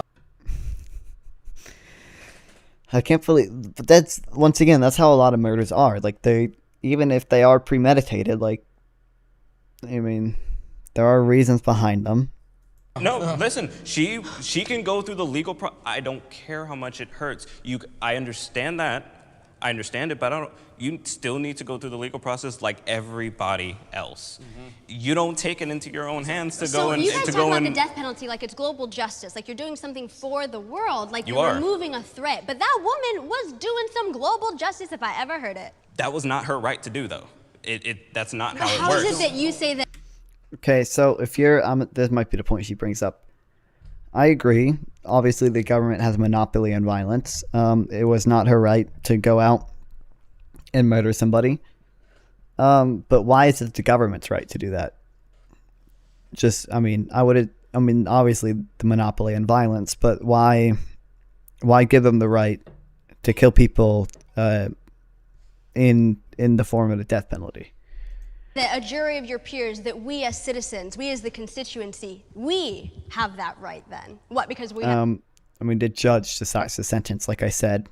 Numbers, because we have the some process? A death penalty is a a state-sanctioned homicide. It still is a homicide, but it is decided by multiple. Okay, so he agrees on this point. I know, At that point, wait, did he say homicide? It still is a homicide, but it is decided by multiple people. so that's I don't know, that's a determining factor, multiple people? At that point, here's the thing. I think we need to go. By the way, you're assuming all those multiple people are good faith actors, I don't think you can make that assumption. Again, this is all a case by case thing, which is kind of the point of courts anyway. I mean, that's true. Above the legal system. But if you recognize that, like, why? I don't know, just why give the courts that power? Like, you would have to recognize that if it's decided by multiple people on a case-by-case basis, like, they're going to make mistakes. In this dialogue, because it was legal to have slaves. Yeah, exactly. Right? Exactly. So whenever we say legal system, we have to go beyond this. And that was This also is where our abolished. ideas transcend what we're talking about. If someone genuinely apologizes for a crime, their punishment should be reduced. I don't know if that's productive. We make mistakes anyway. I mean, you're always going to make some mistakes. We actually make like a ton of mistakes on death row. Like I forget what percent of death row inmates were exonerated, but it wasn't. It was like more than 1%. I think it was. I don't know. It was a pretty high number. I'm gonna look it up. What percent of death row inmates were exonerated? Oops. How do you spell exonerated? 1 in 8? That's insane. Maybe this number is not accurate, but 1 in 8 people on death row has been exonerated. That's crazy. These are people, by the way, who like weren't like found guilty of like a lower crime or like their sentence reduced, fully exonerated, meaning they were probably never guilty of the crime they committed. I think, hold on, I gotta wait for it to show up on the chat. It's like most people would think the death penalty was reserved for extreme cases, but again, it's almost like an S-curve where there's a lot of gray. Yeah, it's impossible to decide who gets a death penalty and who doesn't. No matter what you think, there's always going to be cases that you disagree with, unless you're literally pro-death penalty for everyone.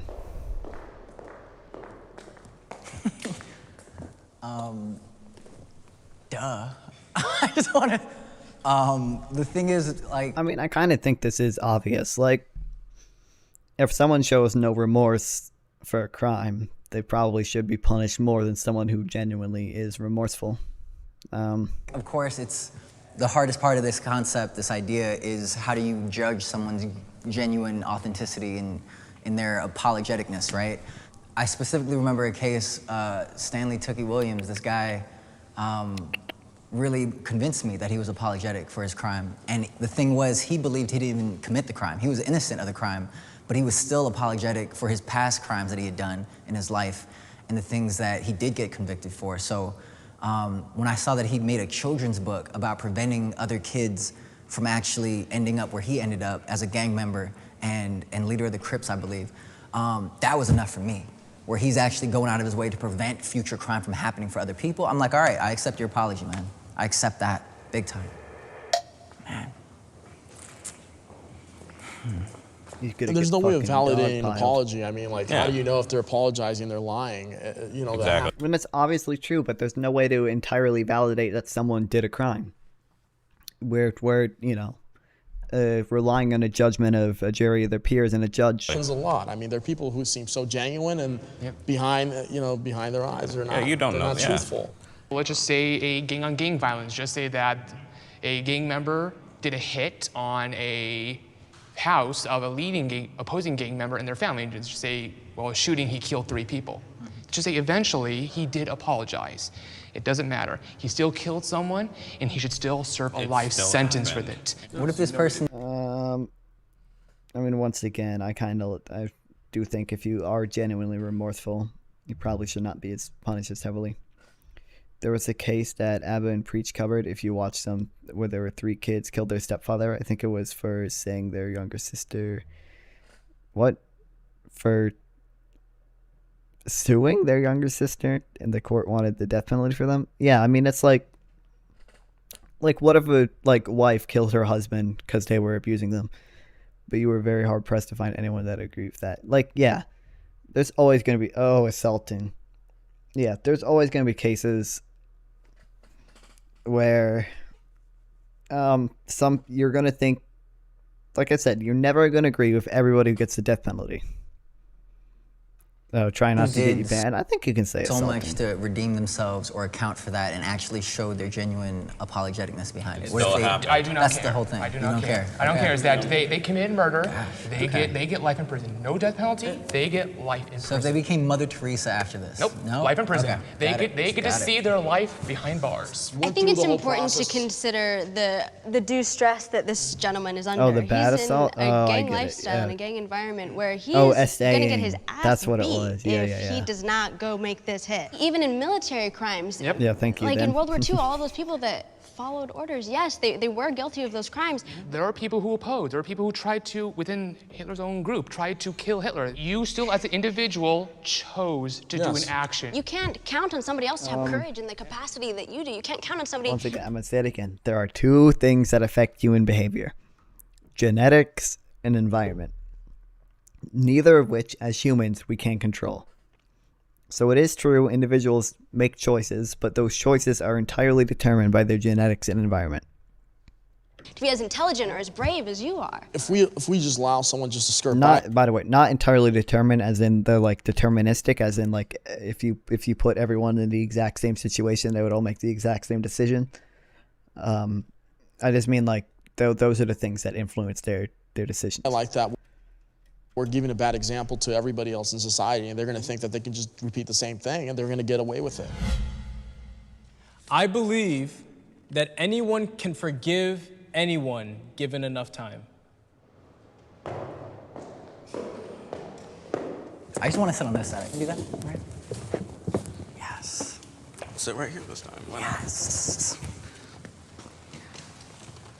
I mean, once I read a story about a mother that forgave the killer of her child, I'm like, okay, I believe in it. I believe anything is possible now. Imagine your mother for a second. Oh, shite. If someone were to kill your mother, would you be able to forgive that person? No. Eventually.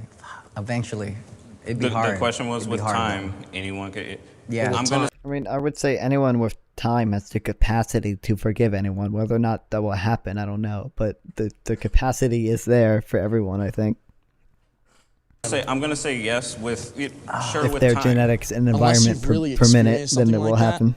You won't know yourself, really. You only know what you feel right now, but unless you were in that motion where it did happen, that mentality, you don't know. Way to traumatize people with that question. Oh, for real. Yeah, first of all, guys, for asking that question about your mother, I applaud you for even giving the consideration to forgive that person.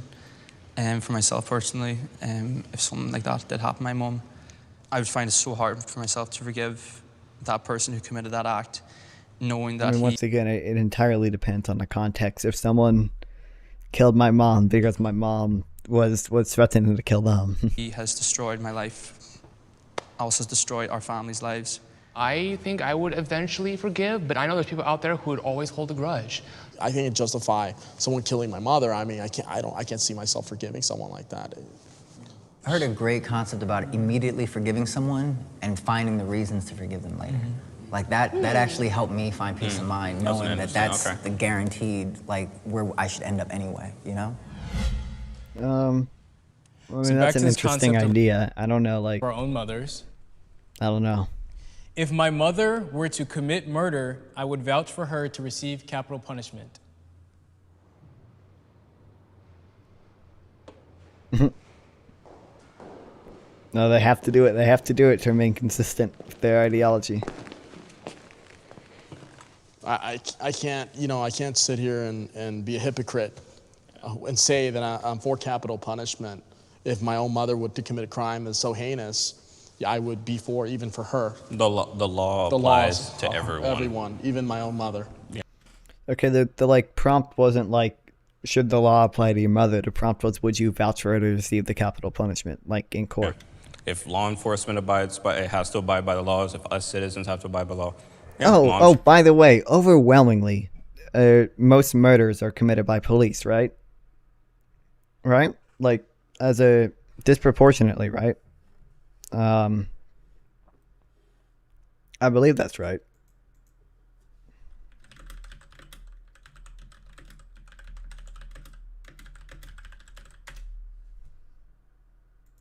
%8 of male homicides in the U.S.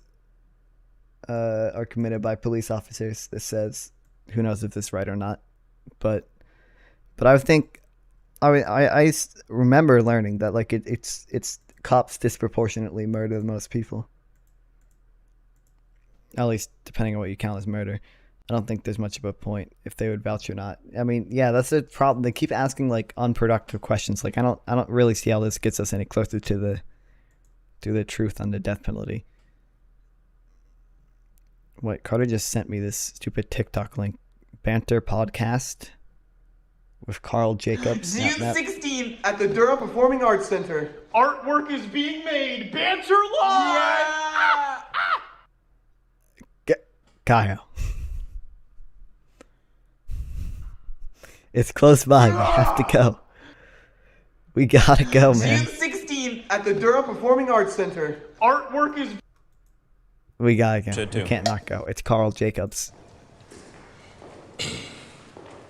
It's Carl Jacobs banter show. I don't know what it is, but it's close by. So like, exactly, very we have troubling to. thing for me that anybody walked up to these chairs, because one, it's something that I question morally and emotionally about our society, that we're not already crying or feeling some kind of feeling about our own mother being on death row. What was Because this? now we can easily imagine, if we take it one more step further, that every single person on death row is somebody's mother or father or sister or brother. We can't escape that we'll be sad, but at the I same hope time, this is good as they committed a contentious show. crime and they have to pay for it. That's it for you? Dude, can you imagine how expensive tickets are going to be for Carl Jacobs show? Penalty though. Why does it have to be the death penalty? Like there's why, no why discussion, would it there's be no for the deeper death penalty in the emotional- first place on other crimes, Punishment, sex yeah, offenders? Why would it be punishment, for? And what if they were a sex offender themselves? That doesn't exclude them because they're my parents. Yeah.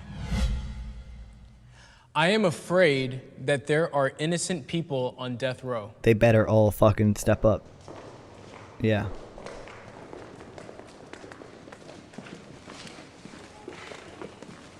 I think we can all agree. Yep. Yeah. That Yeah. there has been instances. There's no denying that. There's no denying that fact. Isn't the current... There could be more too. Yeah. There could be more people. The current count, I believe, ever since President Carter, is 100 people have been found not guilty due to basically witnesses lying, DNA, and other such things. So 100 people is not a small amount. Yeah, if one person is innocent, that's enough for me to not trust the legal system. And on top of that, in terms of corruption, racism, all these kind of... I don't know. I wouldn't say not trust the legal system for that, like if one person is innocent, but I would say like the trade-off is not worth it at that point. Because you have to accept, if you're in favor of the death penalty, that innocent people are going to be murdered at some point. So the trade-off has to be worth it. Like we acknowledge, like if we build if we build a fire station, at some point that fire truck is going to run someone over, right? But the alternative is not having a fire station. Obviously, having a fire station is worth the small chance that eventually the truck may run someone over, because it will, the trade-off is worth it. But the trade-off is just simply not worth it for the death penalty. There's no evidence that it's a deterrent. If you apply it to lower crimes, it only increases the amount of crime. Or not the amount necessarily, but the severity of crime. The trade-off is just not worth it. things that affect our whole legal system. I don't know why it's taboo to say that. Like, yeah, we need to admit that more, and it's going to be okay. Like, let's admit it. Also, black people receive the death penalty, like, way disproportionately. And move forward. Can I just hug you? Yeah, it is. How is your mom? She's good. She's good? Yeah. Okay. And how's your mom doing? She chilling. She chilling. Yeah, she's safe. She's chilling. Okay. That's a wrap. Good job, guys.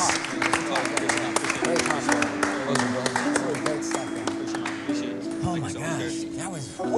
This guy got a dapper suit. I think he thought it would be a lot more professional than it was. Enjoyed another wonderful episode of Middle Ground. Let us know in the comments below what you thought. I'm a cop. Ask me anything. He got in my face. He told me to shut up again. I said no, and then he punched me in the chest, and I said, "You hit like a," and he punched me in the face, to which I fell on the ground, all in handcuffs. Like, yeah, now we're not talking anymore, huh? Yeah, now we're quiet. Now we shut up. At the time, I thought I shouldn't have said anything. This is my fault. Only later to learn that was police brutality. And I don't want you to get upset. No, you're fine. Yeah. But what I dislike is when people are on handcuffs and they're talking so much crap. When you're in the wrong, dude, just take the shit that you took. Right. That's why I got here. You're in handcuffs. Mhm. Just take the lick. Does that mean that you saying something, I should put my hands on you? Absolutely not. People can talk shit all the time. I've been called coon. I've been called Uncle Tom. I've been called by both black and whites, and I've had my blackness stripped from me. I've heard it all. It goes in one ear and out the other. Right. Yeah. That officer is extremely wrong. Should he have gotten fired for that? Absolutely. I mean, if he, I mean, he agrees the cop should have gotten fired for that. He's fine. This is 44 minutes long. I've been streaming for almost 7 hours. Hold on, how long is this article? Dude, it's 1 a.m. and people, wait, that means I can upload more shorts and people will come into the stream.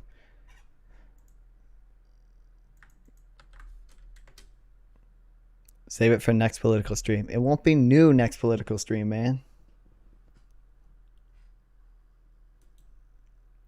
Ain't nobody doing this anymore. I'm doing this, man.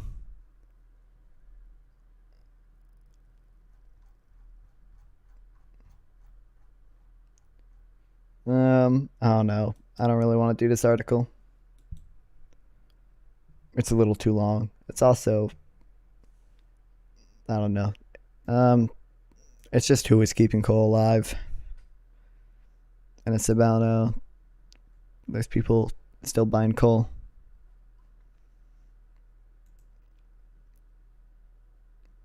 I don't think abortion argument's going anywhere anytime soon. I'm single-handedly changing everybody's mind.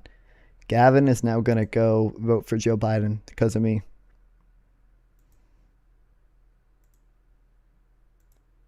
Do you think if I live delete videos and then immediately re-upload them, they'll work?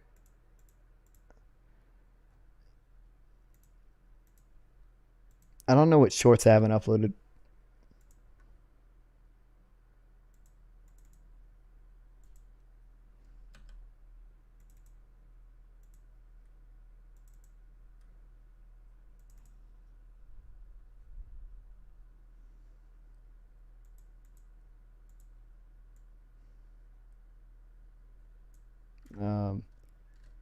This one, maybe that one.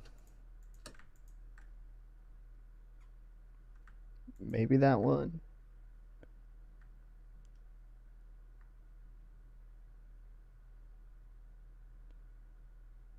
Probably that one.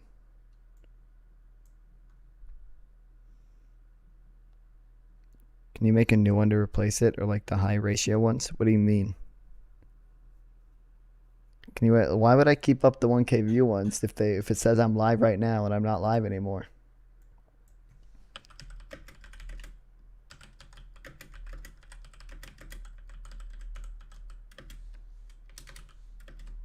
They're not getting any more views, like, because engagement, stupid. What do you mean engagement? I already get the engagement, whether or not they stay up or not.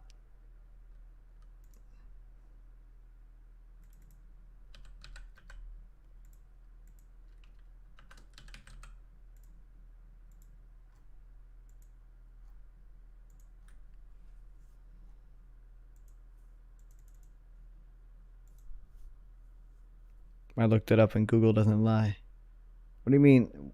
I mean, like, what do I get from losing the engagement, though? I don't know. Like, doesn't that only affect that video?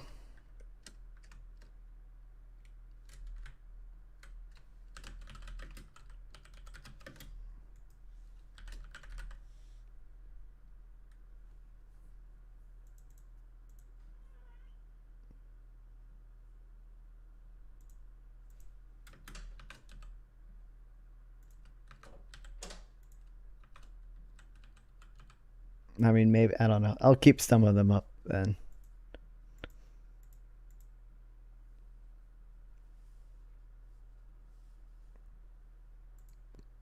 I have a lot more free time to edit more now, obviously.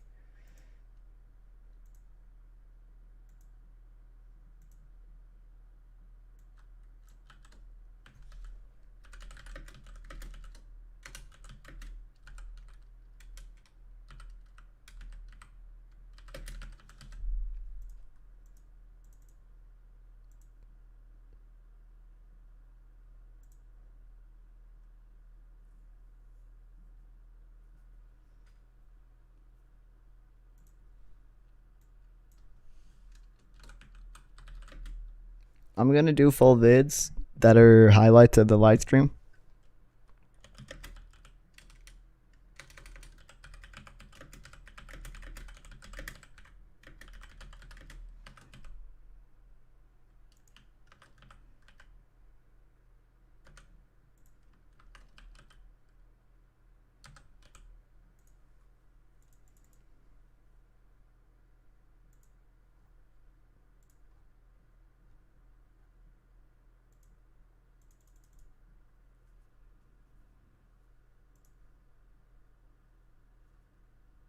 Okay, there's one more short.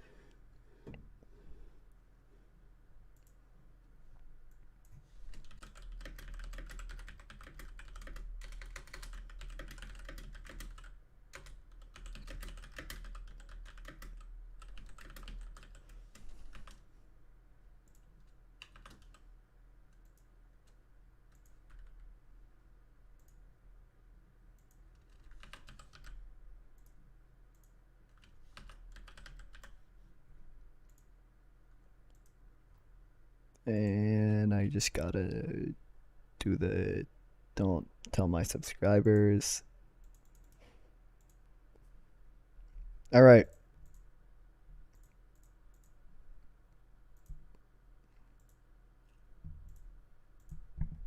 Anyway, abortion. Let's go. And I'm standing here in That's where a strong word. a fetus You cannot. said killing a fetus, so it's not a strong word. It's really not. And but could I just finish my statement?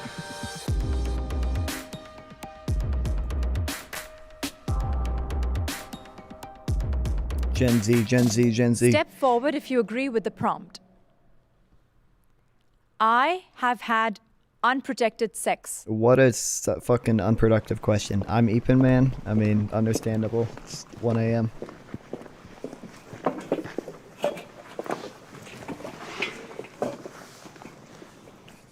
So I see we all been getting it on. About that. The first time that I had sex, I didn't have the knowledge that I should have. I think, just I didn't know what Plan B was until I started having sex. That just maybe I missed that day in class, but that was not taught in sex ed. So I didn't know what Plan B was until I started having sex. But now I'm a lot more educated, a lot more comfortable. I'm on birth control. But obviously, birth control isn't always effective, isn't always accessible. So I understand my privilege And in make that. it more accessible. Well, the first time that I had unprotected sex was a couple months ago with my fiance. We're both adults, and we were Fiance? in a real period of grief because I mean, she does not look that old. Is she literally 18? I had just had a miscarriage, I think about a month before, after we'd had protected sex. The first time that I had unprotected sex was unprotected sex was with the person that I am currently married to. We got These are teens? She's 19 at most? married straight out of high school. I was 18. It was a week after I graduated. Okay, was 18, so she's 19. And we're really happy together, and we love the idea of having a child. Currently pregnant right now. Heck Second yeah. trimester. That's At 19? So clearly I had unprotected sex to get here. Are you going to college, or do you have a job? How is? I mean, I don't want to come across like I'm really judging these people. Obviously, I have to a certain extent, but it's just because I'm 17 and I cannot imagine getting married in a year. How's that working? So I mainly do activism. I try to advocate for people who are in the same position as the person inside of me right now. And I think that the value of their life is intrinsic to every fetus. So honestly, right now, I'm just chilling as an activist.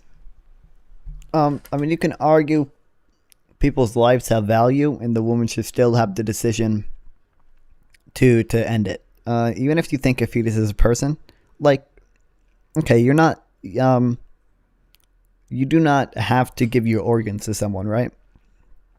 You don't have to give someone an organ transplant. If your daughter or son or them is dying and needs a kidney transplant, you are not legally forced to give a kidney to them, right? So why should you be legally forced to essentially do the same thing, use all your organs to support a person inside of you? I don't see how that's significantly different. And that's if you think a fetus is a person, which is not super defensible. But do you make money? Sometimes, if my followers give me some. Sick. Depends. Hey, chat. Can you give me a super chat? I want to be like her. If you were having unprotected sex, would you say that you would have been financially stable enough to have a child? No. No? Would you say you would have been emotionally ready enough to have a child? No. Okay. All right, then.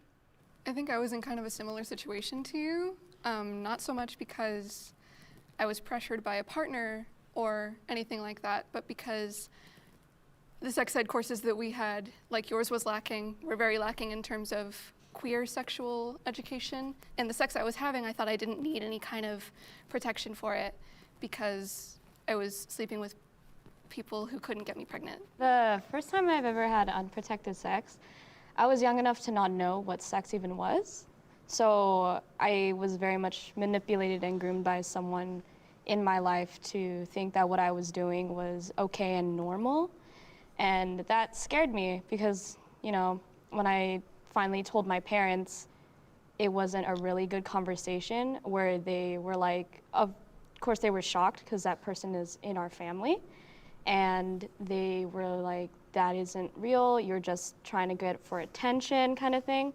And then, but in a sense I knew that they believed me because we went to some dingy ass Walmart and bought a pregnancy test because they were like, if you are pregnant, you can't tell anyone that it's his. You have to say that we adopted another child and you would have to keep that baby. I did not want to have a baby at a very I mean, she was in her family, right? So wouldn't it be incest? Like, I think almost everyone would be in favor of abortion there. young age. I was not emotionally ready. I was not financially ready. I was still in school trying to think, like, I have a future for myself that I want to do, you know? Fortunately, I was not pregnant. Do you think that people can't achieve bright futures when they have children? They can achieve It obviously makes it harder. It obviously makes people... Having a child is obviously a big responsibility. It obviously makes it harder to achieve the stuff that you want to do if you have a child, especially if you're not ready. Clearly and obviously. That's not to say people can't have fulfilling lives, but it is harder to do the things you want to do if you have a child, unless you want a child.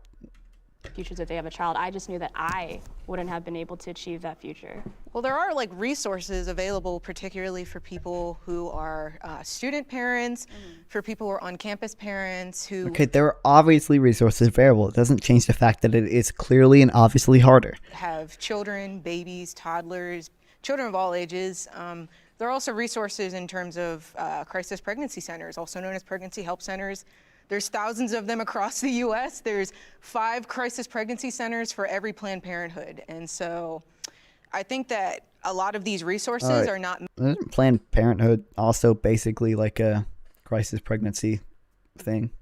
made known. I think that a lot of people kind of get into the situation of being pregnant and nobody's telling them about these resources, and then they think that they can't do it, and then they get an abortion that they might not have actually wanted. They felt like they had to. Do you feel like that was your situation? Do you feel like Okay, guys, again, there are 2 things that affect human behavior: genetics and environment. Genetics has almost nothing to do with this one. Environment has almost everything to do with this one. Obviously, people's environments shape the decisions they make. If we have a more free and open society and people are expressing pro-abortion views, that obviously makes people more likely to get an abortion. you didn't want to have an abortion, like if it happened?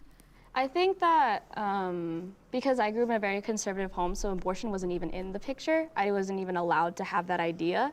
And like thinking of it now, like yeah, there are crisis centers, but we're also going through like baby formula shortage. Like there's not even paid parental leave. So if we're going to be able to bring a child into this world, I think we should fight for more health care that is free for women or people who can give birth. And especially since I was at a very young age, I Woke. honestly just didn't know what I would do in that She situation. basically said birthing person. For me, Woke. when I Woke. started engaging in intercourse, I started out using protection. I've been volunteering with Planned Parenthood since I was about 15. When I was a junior in Woke. high school, I've had an intense passion for reproductive rights. So I immediately, as soon as I knew that that resource was accessible to me, I put myself on birth control. But unfortunately, birth control isn't the end-all be-all. And from putting myself on several forms of birth control, I realized that the adverse effects of birth control can be very, very altering. And currently, I'm in a very long-term committed relationship with my boyfriend. And of course, God, I can't believe these people are like 1 or 2 years older than me. when you have someone attractive, you want to have sex with them. And he's the first person I've really started participating in unprotected sex with. All right, can the disagreeer step forward?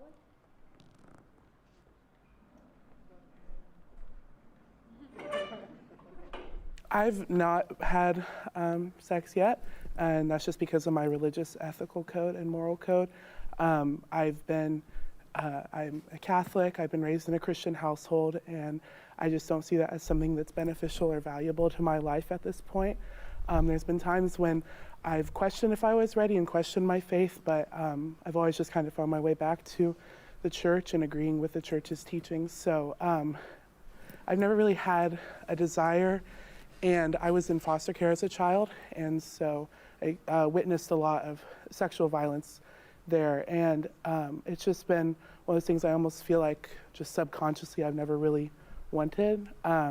So I really don't see myself like living in a sexual relationship with another at this time of my life, just because it just isn't really what I feel like is right for me. Sort of in the same boat. I'm Catholic as well, but I haven't had sex before. It's not just because I'm Catholic. It's like there are other reasons as to why I haven't, such as pair bonding, and I think just it helps to keep. What an the unproductive marital question. acts There's been within almost no marriage, debate because about just abortion yet. Sex makes babies, so I think it's just good for a child to have a mother and father, because when families are sort of separated, it causes a lot of problems for children, especially like with divorce now. It's like surveys have shown that divorce is often worse than the death of a parent, just because it's just like, at least you know, like when the parent has passed, it's like they didn't leave you behind. So I have two questions for you. The first one is, where did you get those surveys from? I don't remember. I was just in passing, but That's I don't fine. really know.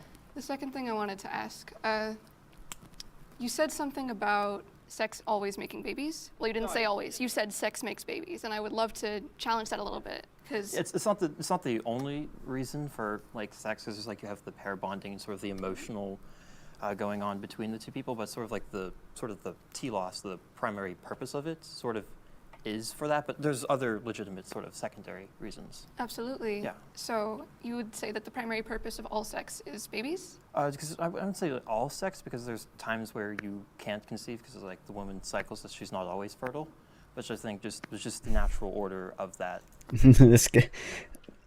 I think this guy is legitimately going to argue that like gay sex isn't actual sex. Act is for having children. Okay. Yeah. I think what they were getting at is, Are they not going to push back on that point? to not assume that all sex is heterosexual. So Yeah, that is a pretty heteronormative view. I completely validate and respect that you don't want to have sex for you. But for those of us who can't even ever, for any reason, get pregnant during sex, I think it's a little reductive to assume that that's like the reason people would do it. I think there's also a difference between reproductive sex and non-reproductive Yeah. sex. Yeah. Like, let's be so for real. There's so many things you can do to not get pregnant and still have sex with somebody. I'm obviously not Catholic, but I think that, but I think it's also important to remember that, you know, Catholics and people who do believe that sex should be within marriage also acknowledge that there's types of sex, like oral sex, for example, that you don't conceive children by. So I think maybe not to put words in your mouth, but maybe what Luke is referring to specifically is coitus and not other types of sex. Yeah, because people can mean different things by sex. It's like It's a very general term. Yeah. He's going to argue it. He's not saying it, but I know that's what he's thinking. I know that's what he's thinking. I know for a fact. I don't care what he says. I don't care about a single word that comes out of his mouth. I know his brain is saying, sex has to have penis and vagina. Anything else is not real sex. That's what God said. Hi, this is Ragini, the director of this episode. Please like this video if you enjoy watching it and subscribe to our I'm channel. not gonna do that. Now, let's get back to the video. I have... I'm obviously being uncharitable to him. I don't necessarily think he's actually thinking that. I think it's definitely a possibility, but I don't know. Had an abortion.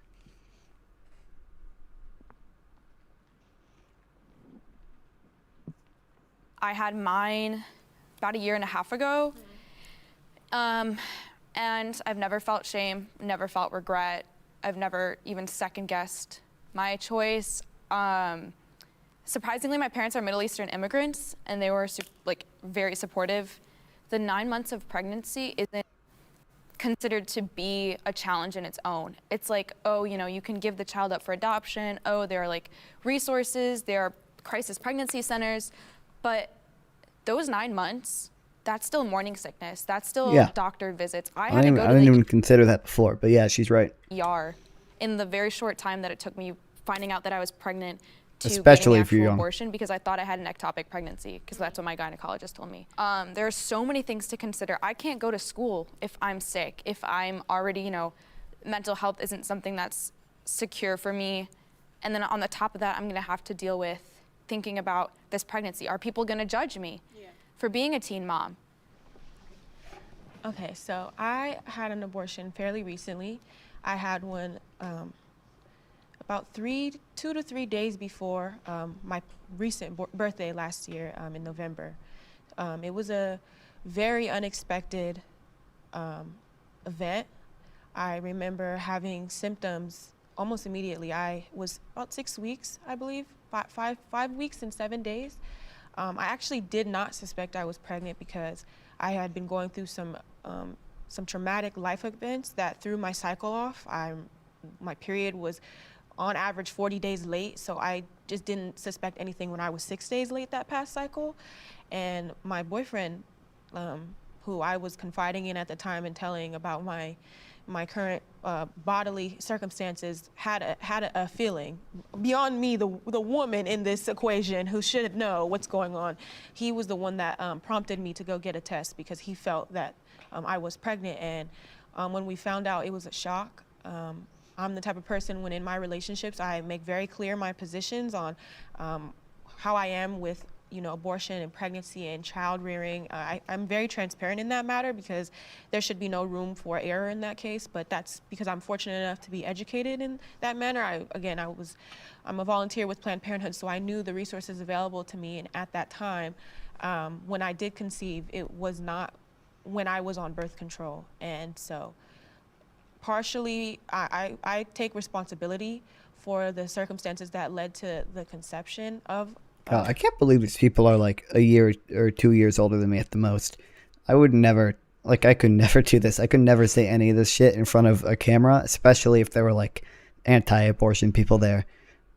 That pregnancy, although I'm very grateful and I'm very appreciative that I had access to this form of healthcare, it was something that I grieved heavily. It was something that my boyfriend grieved heavily. We were not ecstatic to have done this. We were not happy that we had to make this choice.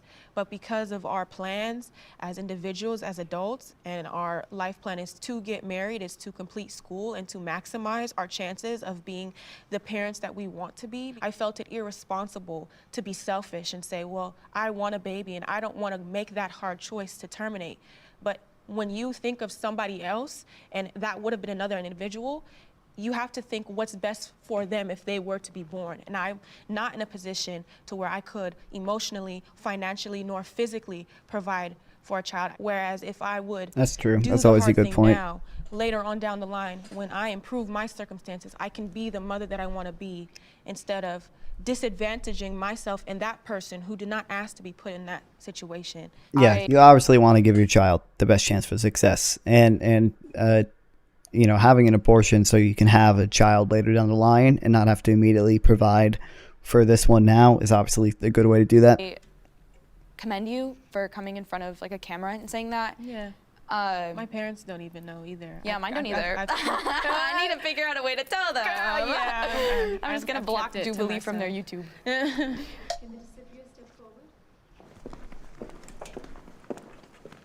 I just want to say, first of all, thank you for sharing those experiences with us, because I could hear in your voice, even though I couldn't see your face. It's difficult to share. And I'm so sorry that you had that period of grief and those experiences. Thank you. I've miscarried twice, and taking the abortion pill, I know, though it is a different process, it's not dissimilar in the function of it to a miscarriage. But you did say something that I thought was interesting. Okay, before she said something bad, I just want to say, like, it is so clear to me that, like, these teens are, like, arguing in, like, a lot better faith than I see most evil boomers out there. Yeah. You said you think it's selfish to bring a child into a situation where you know that maybe you're not economically stable, or you're not maybe in the best emotional state to have a child.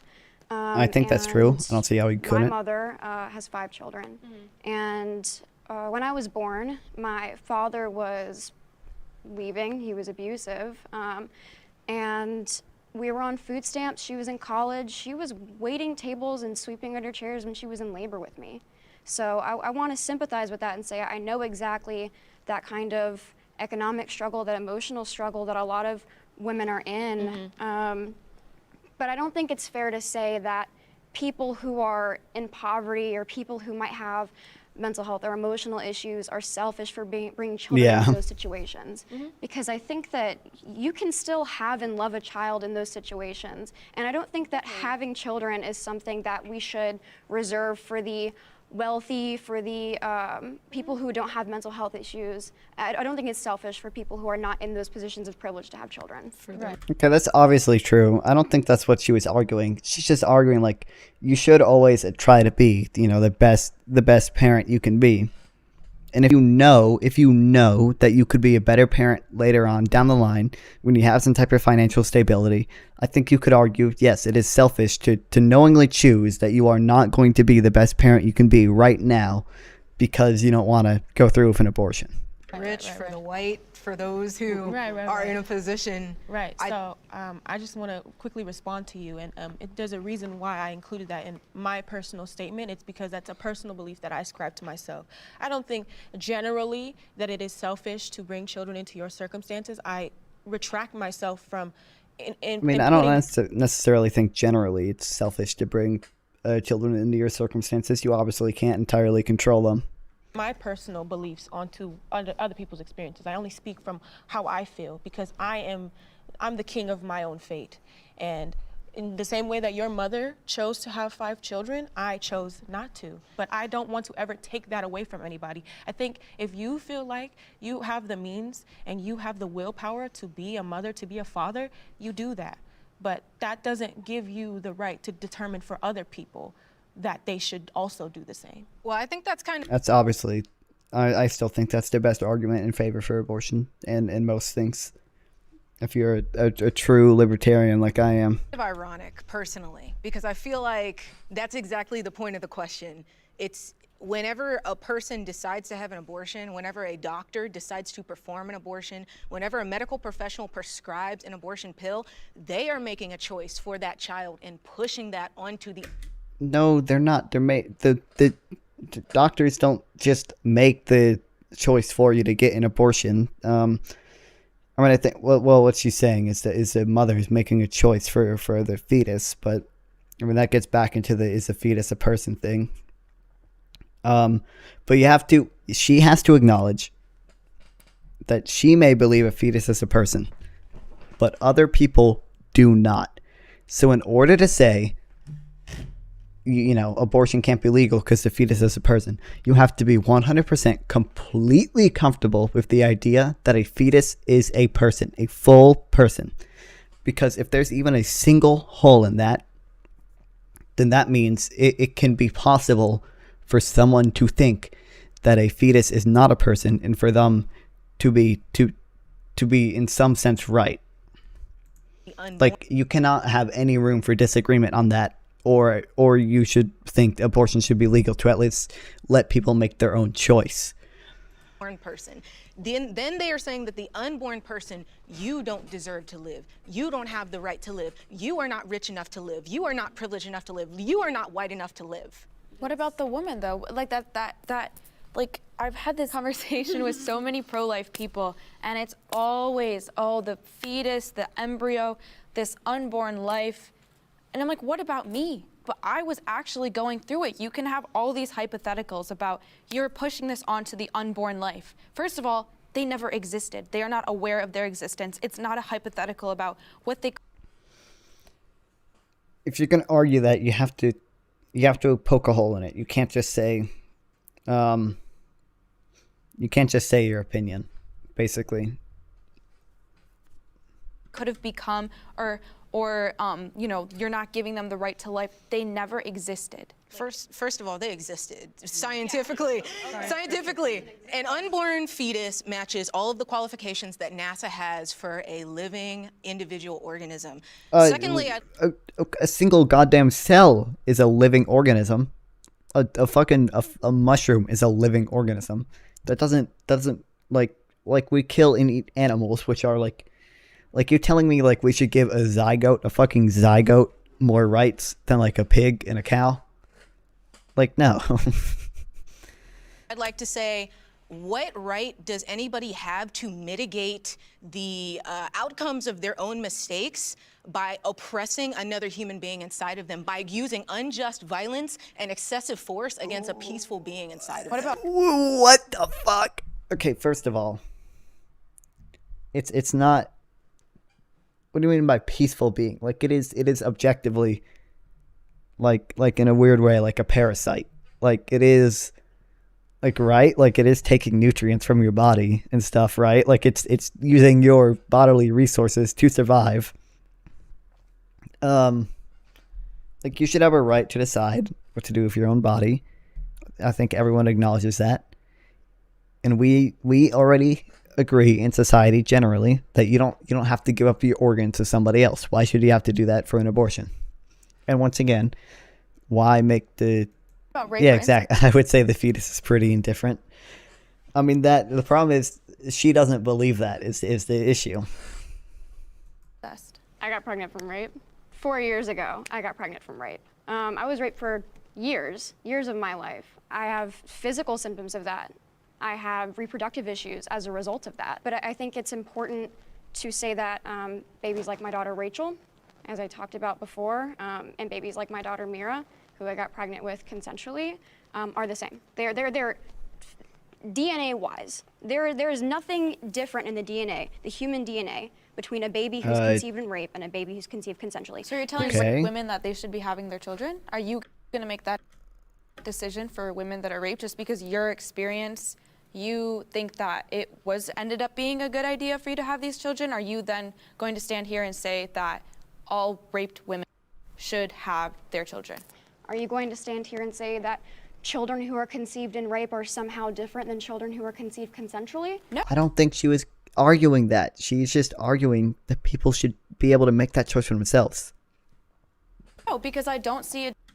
At the same time, though, it's like I understand if you're like 8 months pregnant, the baby's pretty developed, I think it would be immoral to abort them at that stage. So if you get to that stage and say, I don't want to be pregnant anymore, they induce labor. They don't perform an abortion. They induce labor. I think obviously the lines are blurry, but that's a hole in their ideology. So the lines are so obviously blurry that you are forcing everyone to adhere to your own moral prescriptions rather than letting them choose for themselves. Like, I probably have a different view of when it's acceptable to get an abortion than a million other people. So I'm not completely comfortable with my thing, with my standard, because I know the lines are blurry. Therefore, I want people to make choices based on their own means. I mean, there is like a limit of weeks pregnant. That's all. Yeah. Then why are you bringing it up? I would also say that abortion is not evidence-based care for rape victims. There's no research that shows that the outcomes of rape victims getting an abortion is better than those who do not. So if we want to go purely based off of...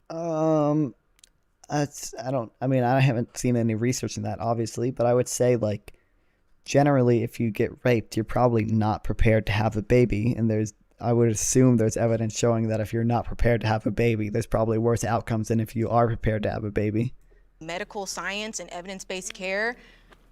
No, Yeah, I will push back that we do have statistical evidence that shows that women who have access to abortion, and in societies where abortion is accessible, there is an overwhelming decrease in the amount of abortions obtained, and there's also an increase in the economic, emotional, and physical advancements of the people who have access to that care. And I will acknowledge, because I do think that what was inside of me, what was inside of you, what was inside of you, I personally believe it is a life. It is. I mean, I held mine in my hands, but to equate that to me, an already birthed human being, this thing, I have a photo of it in my phone. I was gonna bring my ultrasound as well, but I thought that would be triggering for some people. But what I possessed in my hands when I took it out of my pants, when I expelled it from my body, I think it is ludicrous to equate that to me. There was no head, there was no arms, there was no legs, there was nothing there. How far along were you? I was 5 weeks and 7 days. You were 5 weeks and 7 days? Yes. And I had the privilege. Do you know that at 5 weeks a baby has a heartbeat? It does not. First of all, it does not. It has a two-chambered heart. No, heart cells can beat in a petri dish if you remove it. Heart cells, it's electrical impulses, but I mean, when we talk about, I don't understand why people prescribe meaning to a heartbeat. It still can't live on its own. life, and this is my personal opinion, I don't think. You know what? Like 1 week, the baby has a butt. I don't know if this is true. I saw this on like a Reddit comment, but I'm gonna fully believe it for the purposes of this debate. The first thing that develops with babies is typically the butt. So that's basically why I'm pro-life. I can't believe people would kill something that already has an ass. When you draw the conclusion of what is life, I don't think that is a legal question. I think that is a moral and philosophical argument. And when you try and establish what is life, I mean, there are plenty of instances where we acknowledge that there is life, and yet we make decisions for them. When people are brain dead, we acknowledge that there is life there, and yet they are dead. I feel. I guess that's a good point. Yeah, the legal definition of death is like brain dead, which is why like you can take organs from somebody who is brain dead. Also, but I mean that is a good point. Functionally, what is the difference between a brain dead person and a fetus who doesn't really have any brain activity yet, or at least very low brain activity?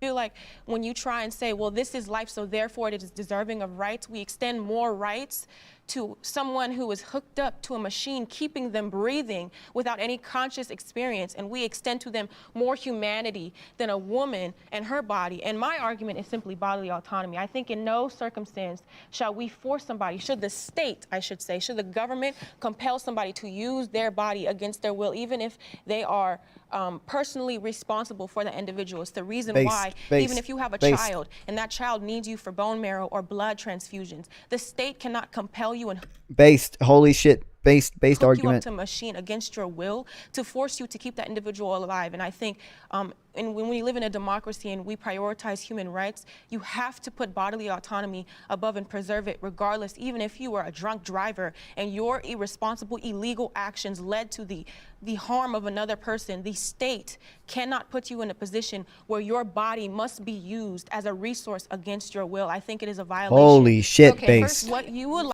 Holy shit, I want to see how she responds to this. That's based. That's what I've said multiple times. To you about evidence-based care involving rape victims. Okay. Okay, that's so unrelated to what you said.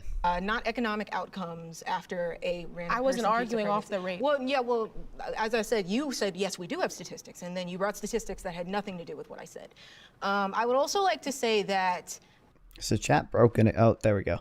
I would say the point to keeping a brain dead person alive would be to hope that in the future they have the capability to revitalize themselves, like the heartbeat used to mean death, but no longer. Yeah, I mean, it's generally up to a doctor to prescribe whether or not a person could theoretically regain brain activity. That's not really important, but it's just the idea. I mean, it's up to the doctor whether or not they want to regain, or they could regain brain activity, and it's up to the family whether or not to pull the plug. Although if they're an organ donor, you want to keep them alive so the organs remain functional, so you can take their organs and give it to someone else. the whole bodily autonomy argument, it doesn't hold up. Pregnancy is ordinary and healthy care 99% of the time. Pregnancy is not comparable to hooking you up to a random person. Your offspring is your It is. I think it absolutely is. child. They are genetically and emotionally related to you from Okay, even if you have a child, a born child, like she said, the state cannot force you to give bone marrow to them. the moment they are inside of you. My baby is literally grimacing right now inside of me. They can make squint faces. So it's not even comparable to relationship Okay, the state should not force you to use your body to support them. between a child and the relationship between a rando. But you not do talking- not, I didn't you just- do I did not, not use you do simply not, the you or- do that not, I- you do not get to mitigate the outcomes of your choices by violently ending the life of another human being that you are responsible for bringing into dependency on. Even if I Okay, we accept that you do. Maybe she's arguing that the state should force you to give bone marrow transplants to people. invited someone into my own home, a friend, a family member, I have the means, if I choose, if I tell them I do not want you there, by my own choices, I allowed that person into my home, into my space, into my domain, and then I change my mind and I rescind my consent. We have the ability, it's called self-defense, and I'm nowhere near arguing that pregnancy, let me clarify now before you jump to conclusions about what I'm saying. We have no issue with, and again, I'm not saying that pregnancy is the same as self-defense, but in those arguments, even when you put yourself and you put another person to a state of dependency, when you invite them into your home, you have the means to remove them. And I think when it comes to your That's true. body, and I'm just arguing in terms of the state, there's a lot of things that I disagree with in terms of like people smoking cigarettes, because we have evidence that shows secondhand smoke kills. You can kill somebody from the means of you having an addiction to cigarettes, but should we punish True. that person for the choice that they made simply because they? But can go I ahead. ask something? What about the child inside of you? There was what I She's passed already in fucking my gone hands over that, man. This man has not been listening. was not a child, and I think it is very disingenuous to say what I held in my hand is the you, is any of you. It just wasn't. You gotta make an effort to blur the lines a little bit. Like ask them, like, what is a person? Like, is a zygote a person? Okay, if a zygote is person, where do you draw the line for a zygote, right? A zygote doesn't come about instantly, right? The sperm and egg have to meet. Like, is it a zygote as soon as the sperm's DNA enters the egg, or is it a zygote the first time the sperm actually does the DNA swap with the DNA in the egg, right? Like, I'll find a video.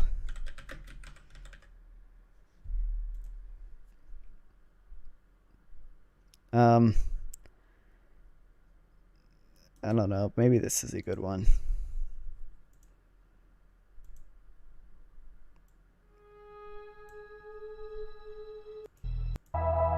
Okay, yeah, it's play her. I don't want to show this, man.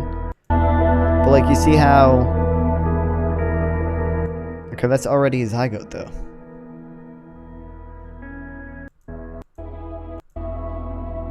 Like, at what point is it a zygote? At what point is it a person? Tell me exactly how many DNA strands have to swap before it's considered a person.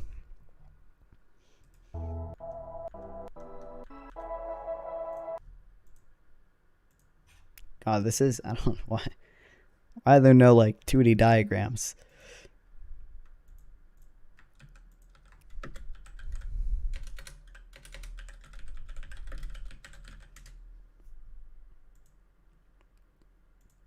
Like, see, like there's two nuclei, right? Is it I guess it calls it a zygote here, even though they're not fully fused yet. Tell me what point? God, it's not showing what I want it to show.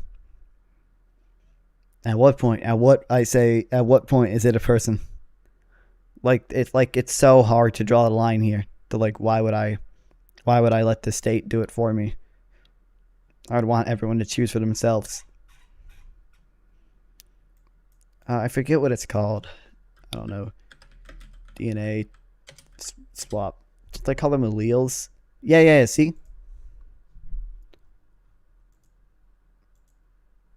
Like, how many... Tell me. How many DNA swaps have to happen? Anyway, you get my point.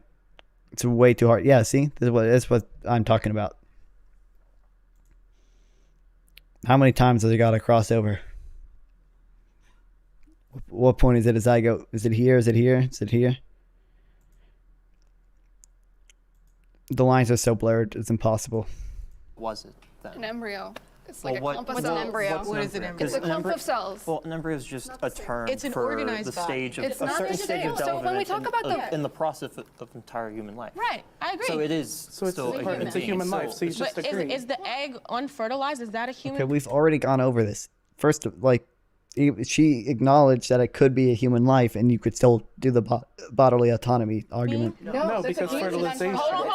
One at a time. I want to hear what you guys have to say. So an egg is distinct from an embryo because an embryo is a genetically distinct whole organism. It's not merely just a part like skin cells, egg, sperm. That's I think that's partially true. I mean, an egg is a gamete, right? So it only has half the DNA. So we can tell that because if you were to apply the net test, so like any amount of nutrition, any environment, or any amount of time, like an embryo will develop into a mature member of its species, but sperm, eggs, skin cells, tumors, they're not going to develop into a whole organism. So What do you count as an organism? I would say like a skin cell is an organism, right? It's an organism that's part of a larger organism. Like, what's the definition of an organism?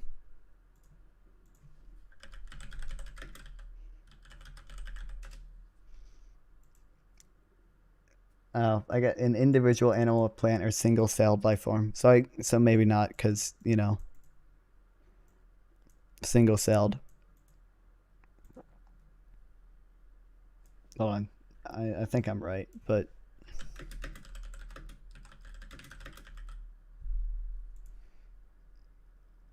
it doesn't tell me.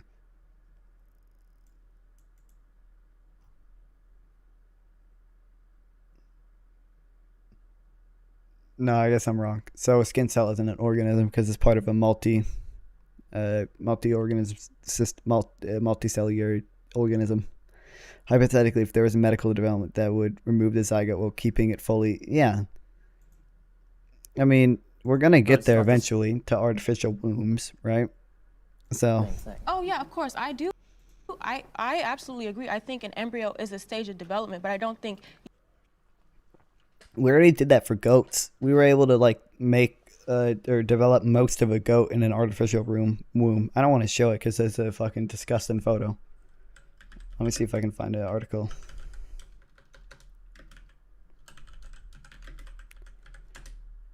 Because of the point of abortion isn't to stop a life. It's just to, it's just to save the mother.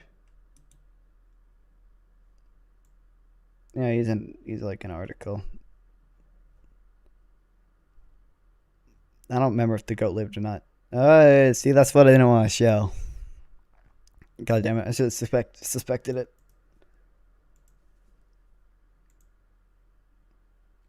Anyway, point is, we'll get there eventually. Where we'll have artificial wombs. Or that stage of development, the same human rights that you would a full-grown human being. And why is that? It's the reason why we make a distinction between children and adults. A child can develop into an adult. Do we automatically ascribe them? You can drink, you can vote. That's a good point. They are not that yet. And why make that distinction? But then say, how does that give us the authority to kill the child? I'm not saying. Hold on. Yeah, literally, like. At what point? Tell me, anti-abortion people. At what point is it a human? I don't at least look like a human to me. But at what point? I remember learning all this shit in biology. And this isn't like an immediate process, like it happens over time. So like you have to decide like an exact like how many DNA strands have to cross over until it's a person. Give you the authority to kill a child, but I think if that the argument that I'm making is I feel like there is a fundamental difference between something being attached to you, reliant on your resources, and something being dependent on you for other types of resources beyond your physical body. It's the reason why I'm making a reference to blood transfusions and organ donations, because that is directly attributing what your body needs to survive to give to somebody else to help them live, as opposed to a child that is already This born that person is simply needs based. your labor and financial resources to I keep think this them person has alive seen and support their all the same videos I have. already existence and living on their own. But when we're talking about the value of human life, I don't think it's at all fair to say that an unborn child is worth more than their mother, or who would be their That's mother. another point. You have to say, I mean, I assume most of the anti-abortion people would be in favor of abortions if the mother's life was in danger. But if you think that they are both full, complete, living people, then those lines are even more blurred. Mother. I don't think it's fair to say that the mother's needs and her state of life, or their state of life, don't matter in that situation, because they do. The argument of it's us playing God makes sense from a moral standpoint, but we already play with God and every other animal on the planet, which is just a matter of humans being special, which we aren't. Yeah, we definitely, we prescribe more meaning to human life than other intelligent animals. Like I said this before, why are you prescribing more rights to a zygote than, pigs and dogs? And it's not this killing a fetus for fun. Nobody wants to do that. Nobody wants to be in that situation or to have an abortion. But you can't just act like we always should be prioritizing this, what isn't even a child yet. But none of us are saying we're prioritizing the child over the mother. We're saying, yes, you are. Yes, you are. What happens during pregnancy? What happens during pregnancy? Yeah. The mother is trying to think of the word. Succumbing? Gestating. Succumbing. Gestating. The mother is giving life to the fetus. The mother is supporting the fetus's life as it grows. Mm-hmm. And so what we're saying is that the child and the mother should be equally supported through the pregnancy. Are they? No. We're not saying that they are. We're saying they should So be. supporting the financial needs of a mother is a need that can be handled through nonviolent means, whereas you guys are advocating for violent means to end the life of a person. No, it's not violent. Yeah, it is violent to I mean, rip. by the way, which do you think is more realistic? Like getting abortion legalized, or implementing a welfare state that'll perfectly take care of the needs of all mothers?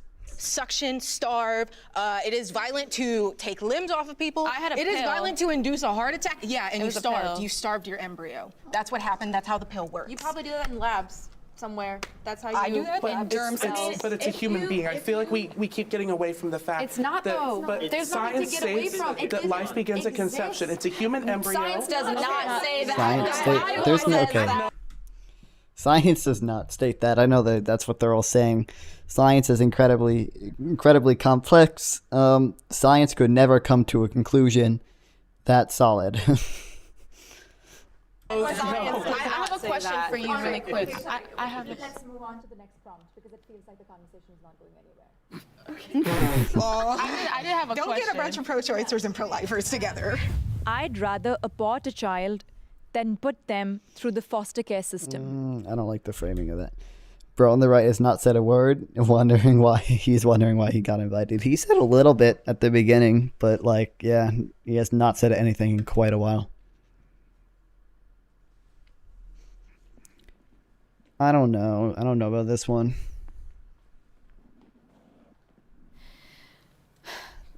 And this is I didn't consider this until I myself was. I mean, it literally just comes back to whether or not you consider a fetus a life or not. I think a non-living person, getting aborted is probably better than a living person going to the foster care system. But if you consider a fetus a life, then you would probably favor them going to the foster care system rather than killing them.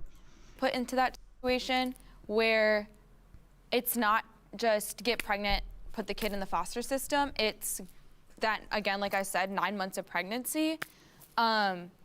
And I would not go through those 9 months of pregnancy, even though if I had the option of giving my kid up to the foster care system. By the way, as much as the foster care system sucks. One thing America does really right is we, I believe, adopt more children than the rest of the world combined.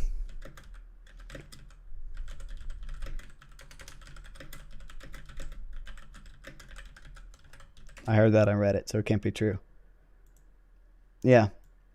American families adopt more children than all other countries combined. That's insane. Like, you have to still go through those 9 months of pregnancy. It's not just, you can just drop it off.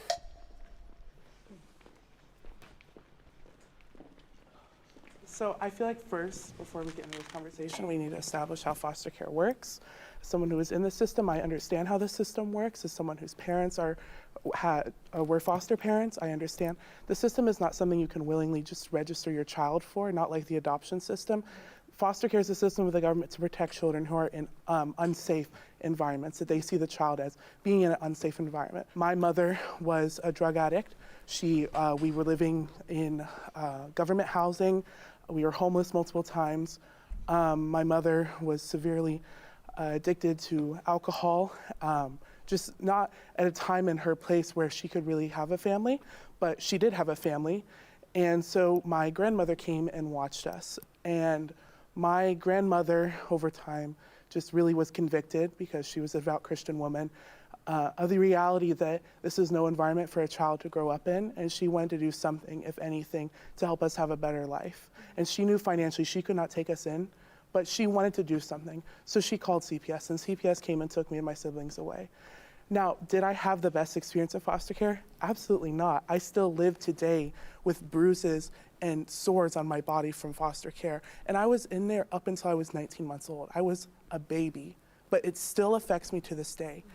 And I really struggle when I hear people say that, like, a child in foster care is somehow less valuable because of the way that the government treats children in foster care, because They're not arguing that they're less valuable. They just, like, obviously they're going to have a harder time. I just don't think that's a correct opinion to have.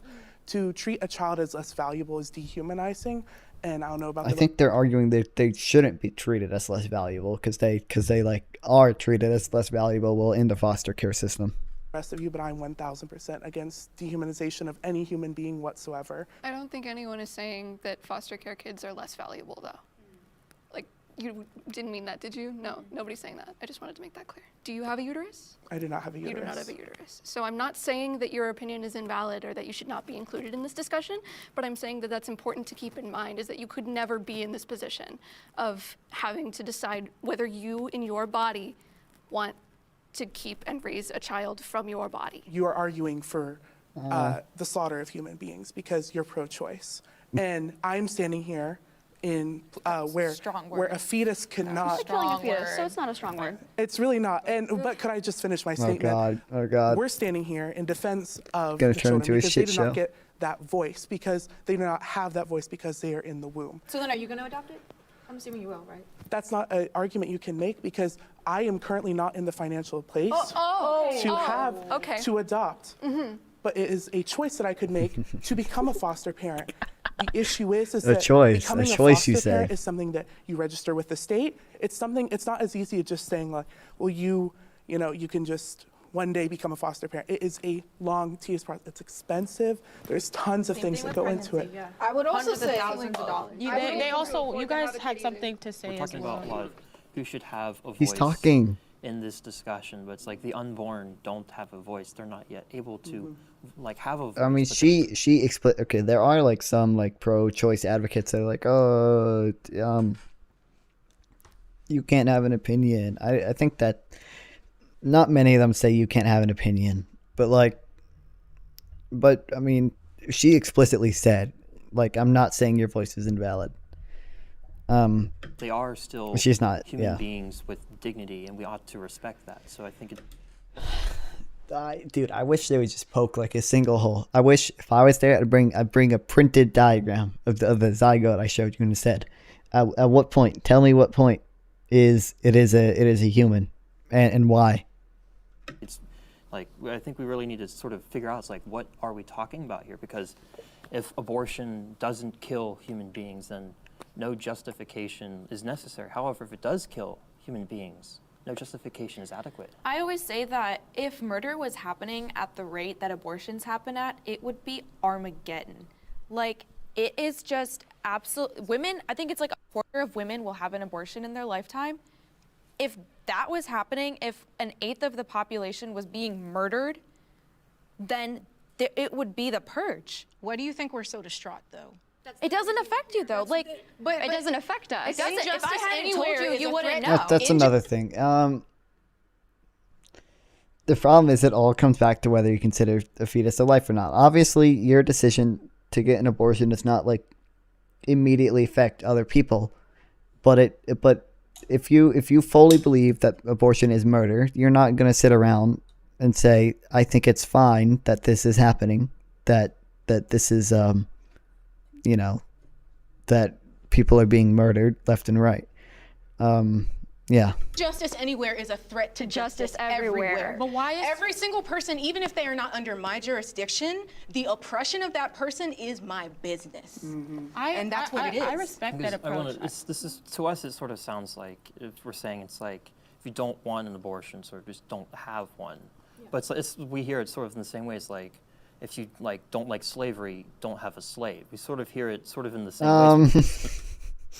I don't think that's the same thing. I mean, it does all come back to like whether or not you think it's immoral or not. Unfortunately, like it's sort of the destruction of the dignity of a human person. Like abortion and slavery violate the dignity of a human person. So you're comparing abortion? I actually agree with that.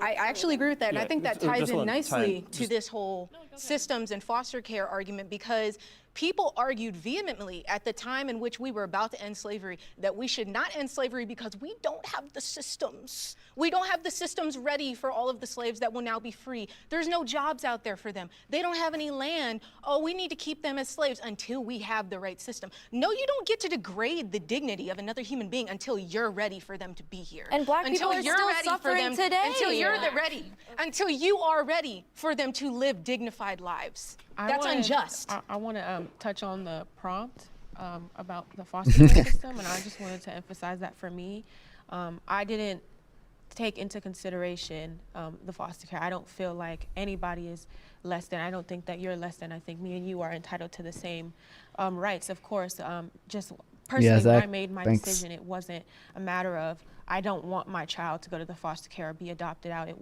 That wasn't the question. What I took into consideration, what my boyfriend and I decided together was we did not want to put me through the physical constraints of pregnancy without him, because my boyfriend, he's a traditional, very traditional that emoji Christian, doesn't look the same. I'm no longer religious. I grew up in the Catholic Church, and I'm not religious anymore, but I respect his views, and he carries a lot of views that you have, but because of his consideration to me and his approach to the family structure, he knew that he was not in a position to take care of me in that vulnerable time. In the weeks that I was pregnant, it was extremely hard for me. It was mentally and physically draining. The changes that were going on, it was to the point where I could not participate in the daily activities that one does, go to work, feed themselves, get out of bed.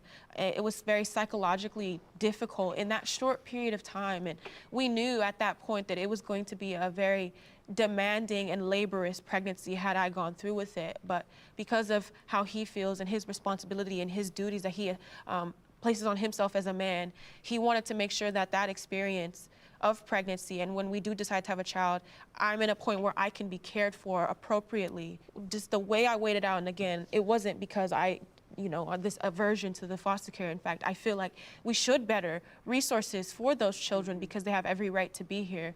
I'm more so focused on whether or not, again, should the government enforce and place themselves in such a personal matter when it's a matter of people using their bodies. I would think most of us in some regard agree with you. I can't speak for everyone here. I don't know everyone's various political beliefs. I think most of us would agree with you, and that's why we're pro-life, is because we see it as that's what the government is doing to children in the womb. Oh my God. The reality that the government could have just, because The of the way government is not works, forcing because of people the to way get an abortion if abortion is system works. legal. It's just forcing people, or it's allowing people to make decisions based on their own moral prescriptions. The reality that I just could be non-existent and not exist at all is horrifying. Oh, that's wonderful. That's wonderful. I would love that. I would love if I didn't exist. If everyone was never born, that'd be wonderful. These people are also assuming this is a very unpopular belief and not necessarily one I believe in, but you're assuming that creating life is moral, which is an ambiguous question at the very least. There's a book, I think it's called Better Never to Have Been. I'm gonna look it up, make sure that's right. Haha, I'm right. Anyway, there's an argument to be made. Oops, I should go to the Wikipedia page. There's an argument to be made that, you know, creating life and bringing someone into his existence is not a completely moral thing. Anti-natalism. Sentient beings are harmed when they are brought into existence, and therefore it is wrong to procreate. He derives his conclusion from two arguments: the asymmetry between good and bad things, such as pleasure and pain, and the view that human beings have an unreliable assessment of life's quality. Yeah.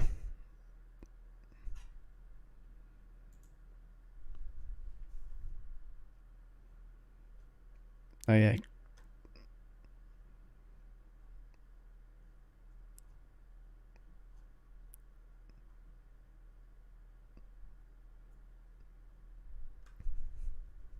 Anyway, also, just as a child doesn't consent to being aborted, they don't consent to being born either. So, Fine. Owned, Epic And owned. the reality that my memory, my life, my genetic makeup, the people that fought for years to give me rights, that can all just be erased. It's horrifying. But it would have never happened. It's not like it happened and then like it was erased. Like I was conceived. My mother had the option to abort. I think that's a bad argument that she's making. Yeah. Therefore, it could have happened. Parents should be informed if their teen. This is probably one of the more difficult discussions because so much of it can't be decided out of just logic, which is why I feel like more options. Yeah.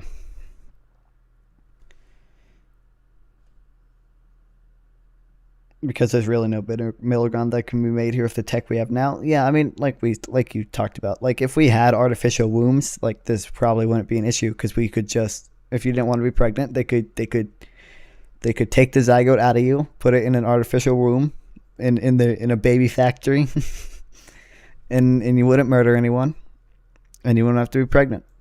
Is seeking an abortion.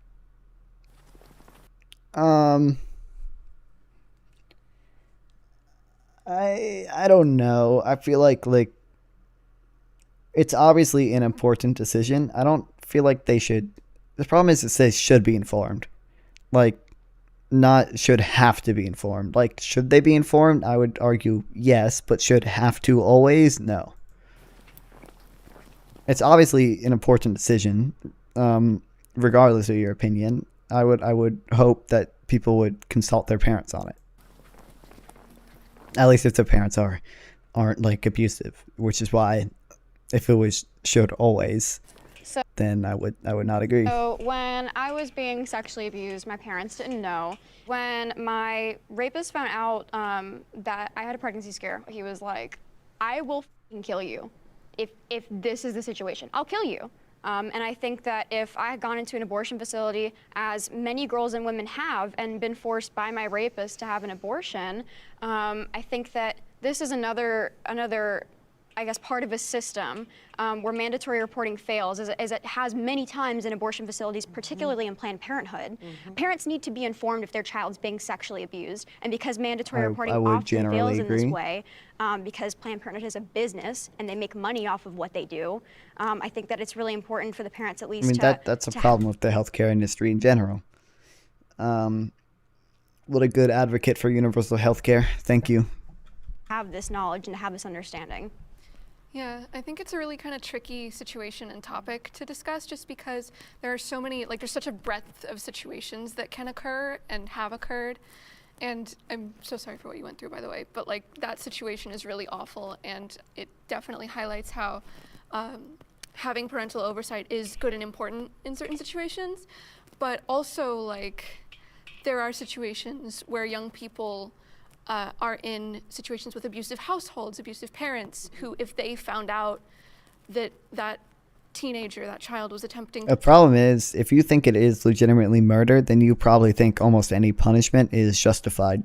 to do something to care for themselves and to help themselves live the life that they need to, or for their health, or whatever reason they might have for doing it, they'll be prevented from seeking care of any kind, not even just like an abortion. They'll be prevented from seeking any kind of sexual wellness care, health care of any sort, because their parent is aware that they were looking for that kind of support. That's and true. I'd like to go off of what you're saying. I agree full-heartedly that there are different situations where it could be dangerous for the individual to tell their parents, and that's why I think pregnancy resource centers, which is what we support, are such a valuable tool, because they have the right to put protections over this young individual or older individual. And if they are in an unsafe situation, they house them, they feed them, they get them a job away from the area where they are. You know, they do stuff to help, but also those situations and the situation where the child was conceived,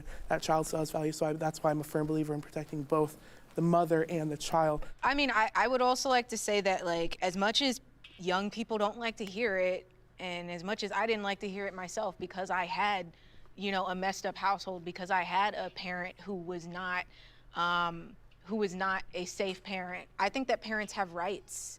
Uniquely, like the Ohio Initiative for Choice right now is trying to attack parents' rights, trying to make it so that people can get medical procedures or supposed medical procedures in abortions and not have to notify their parents. And I mean, what if this was about vaccines? Do you think like 16-year-olds should be able to get vaccines without their parents' permission? I would argue yes. I would argue you should have control over your own body in many cases. And if that, you know, if your parents are preventing that, then, I mean, yeah, there are limits, of course. There have been teenagers and young women who have died from abortion procedures. We have people that go and counsel outside of Planned Parenthoods and abortion facilities, and we've seen, like, we've documented, reported to the state suspicious behavior of people bringing busloads of minors in to have abortions. And you know, it's one of those things that we just have to look at the reality and we have to address it. There's actually statistics that say that the majority of women who have undergone sex trafficking report having more than one forced abortion, specifically saying forced abortion. And That's bad. Is anyone arguing that that's good? I don't think anyone is. I really don't think so. We are against that too, right? We are against people being forced into abortions as much as anything else. I think parents have an obligation to care for the child that they have in their care, and I think it is a parent's responsibility to support that child, of course. But then again, I feel like I'm speaking from a privilege of where I obtained mine when I was already a legal adult, so I didn't have to tell my parents. I just know for me personally, because I went to Planned Parenthood to obtain my abortion, and even when I obtained my birth control and my routine screenings from them, some of the questions that they always asked me was, are you safe? Are you in a safe situation? Are you doing this because you consented to it? When I obtained my abortion, they asked me, is someone forcing you? And they I would say generally the people giving abortions are acting in good faith and asking those questions. I don't think people performing abortions are doing it because they want to harm people. I mean, the people who do abortions are doctors most of the time, right? Like, they literally take like the Hippocratic oath, do no harm. I don't think they would do it if they believe they were harming people. Clinic telling them or telling patients that they are obligated to report if you are being sex trafficked or abused in some way. The reason I disagreed was because I believe the prompt said teens should have to come to their parents. It doesn't say should have to. I mean, this is just semantics. I would say generally parents should be informed, but not always. They should not always have to be informed. But generally, I would at least hope that people can trust their parents enough that they can consult them. I'm acquainted with someone who just had an abortion, who is the same age as us, and she did not tell her parents. She has yet to tell her parents. Well, I think we're talking about telling parents before the procedure, particularly, because that has ramifications. I mean, I'm sure afterwards there's some ramifications, but I think parents, like I said, would have the right to know before you get the procedure. I have a question. I don't know. I don't think they have the right to know. Because I think a lot of us are coming from the approach of like minors, but I'm saying it specifically with my case because I was already legally an adult when I had mine. Do you feel like even in cases, although we are teens here, I'm still legally an adult, should my medical information, now that I am legally able to obtain care on my own, because that's where I'm going to operate from, should, even against my wishes, should they be informed? Because I think for me, with such a sensitive topic, I want to go to them when I'm ready, because I'm coming here now sharing my story, but I was not prepared to come out with mine because it's still something that I grieve with to Yeah, this that's another day. thing. I would rather the child to be able to choose, or the teen really, to be able to choose when they are ready, rather than being forced to tell them at a certain point in time. It's still something that my boyfriend and I, we still tackle with every day, but I just don't agree with the idea that even though I'm a teenager, I'm still an adult and I should still have my choice to not expose my private medical information to my parent. If now that I'm willing and able to make that choice, that should be violated. I think that we would all agree that, like, for an adult, you know, no, if you're But legal. okay, here the adult is such an arbitrary line, though, right? Like you really fully believe that if a child is 17 years old in 364 days, that they should have to tell a parent before getting an abortion, but one day later they shouldn't have to. Like, it is an arbitrary line. Like I mean, obviously we're gonna have arbitrary lines in society, just something that's gonna happen. I was just like, I don't know why you would make that Adult, prescription. you shouldn't have to tell your parents. However, I think we're specifically talking about minors. Okay. Do you think it's possible to find a middle ground on the issue of abortion? Not possible. I mean, I don't think they're not really. I think it's possible. I think there's some ways to find some middle grounds. Yeah, I think we already have here today on like certain parts of it. But that's on parts of it, not on the abortion issue itself. Thank you guys for your time and your vulnerability. Is abortion? I appreciate hearing new experiences. Thanks for sharing your stories, no matter what. We'll say that I'm saving this for another day. Another day. We'll watch this another day because we already talked about a bunch of stuff on abortion. This video is gonna be so much better though.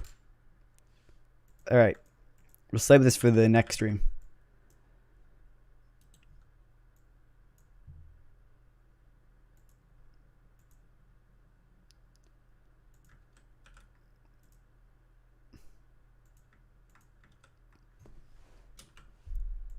All right. I gotta copy this. Oops.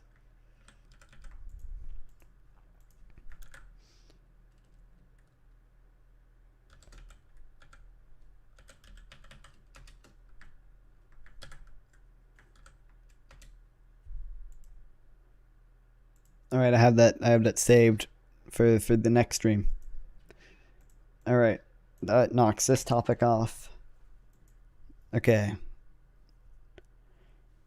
So, I don't know. There is the Economist article still. How long is that again?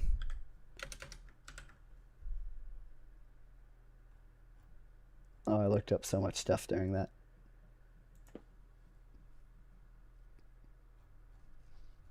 Too long. We're not doing it. Don't feel like it. All right, the only thing left is the Matt Walsh documentary. I saved it for last. Don't look at the time. Don't look at it. Ignore it. Ignore it. I don't think I've started streaming 8 hours ago before. There's no way you haven't seen that. I mean, you haven't seen that from me. But I mean, people stream for way longer than 8 hours. And we're going for at least 2 hours more, man. At least. Alright, it's probably going to be really low quality. My stream might get taken down live for copyright infringement. YouTube rep. This is transformative. Transformative, it's factual content, so I have to have access to it to refute it.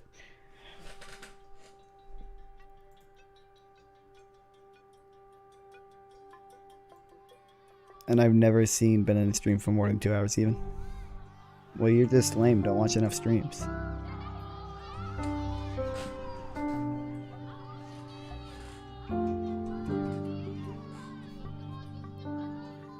Being a dad is one of the great privileges of my life.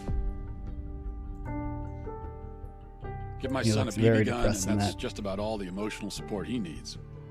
My daughter, on the other hand, Okay, I can't change the I've resolution. heard It's the people best word say yet. that there are no differences between male and female. Nobody says that. Those people are idiots. I'm a I husband. would say anyone who says that is probably an idiot. Yeah, no one is saying that. Everyone acknowledges that there are differences in biological sex. Father for And between the whole point is that there are differences, which is why we have things like puberty blockers and HRT. I host a talk show. I give speeches. I write books. I like to make sense of things. But making sense of females is a whole other matter. For Even real. astrophysicist Stephen Hawking, who could come up with a theory on black holes, was completely dumbfounded by women. Women. They are a complete mystery. And now our For culture is telling us real. that the differences I never between plan girls on watching this either. I know exactly what is going to be said, and we'll say, boys yeah. don't matter. I mean, that's true. The only reason I'm doing this is for two reasons. I obviously know everything I'm gonna say. I know everything he's gonna say, but the video I make out of this might do really well because it's topical. And two, well, let's say hypothetically, if I had a larger audience, the second reason would be that if I don't do it, people would say, "Oh, you haven't even seen the documentary. How do you know what he argues?" So what I'm trying to find out is whether or not this does count as hate speech and should have been taken down by Twitter. That if you identify as something, then you are that thing. I mean, How do we help we already do that for a lot of stuff. our kids make sense of this when they're bombarded with conflicting messages about gender and identity? Forget trying to figure out women. The real question is, what is a woman?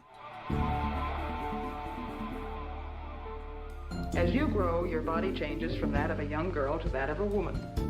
Soon, Molly will be a young woman, having dates, going to dance. By the way, his definition of I hope some curious and inquisitive individual joins at 3 a.m. and brings up some very valuable discussion for you. I mean, he might. I mean, I've fallen into YouTube rabbit holes at 3 a.m. before. God, I wonder if I can. I wish I could make the drop shadow bigger. Oh, wait, maybe I can.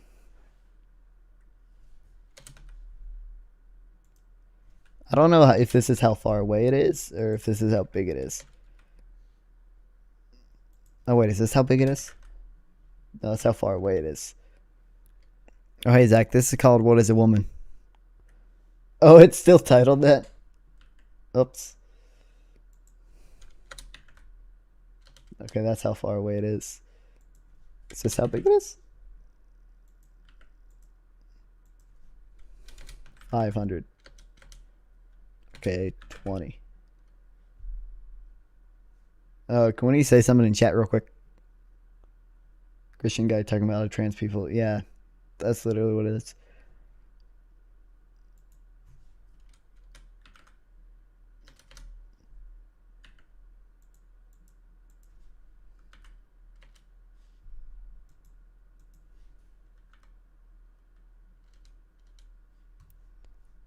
All right. Hopefully you should be able to see the chat better.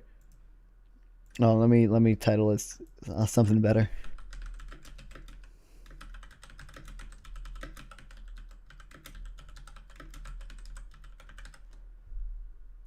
All right, perfect. In lovely romantic dresses. The boy's shoulders are broad and his body muscular, while the girl's body is more curved. I'd like to know more about different kinds of hormones. Presence of these hormones in the blood brings about many changes in the bodies of both boys and girls. Right there, basically acknowledging. Can you tell me if maybe at one point he brings up? Okay, thing is, I guarantee you he will do that, but then he will he will pull a Clyde, like a Discord Clyde, and forget about it like 10 minutes later, because he does that all the time. He does that constantly. Especially Matt Walsh will say, there's a difference between gender and sex. Like he'll do his 10 fingers thing, where he's like, well, we teach kids that humans have 10 fingers, even though some people are born without 10 fingers. And it's like, yes, I'm perfectly fine with teaching kids that people are generally male or female. People are generally, people who are female generally have a vagina. People who are male generally have a penis. That doesn't mean anything, Matt Walsh. There's obviously a difference between gender and sex, and for 99% of people, it doesn't matter. Being a woman is one of the things I like best about myself. I think you'll like it too.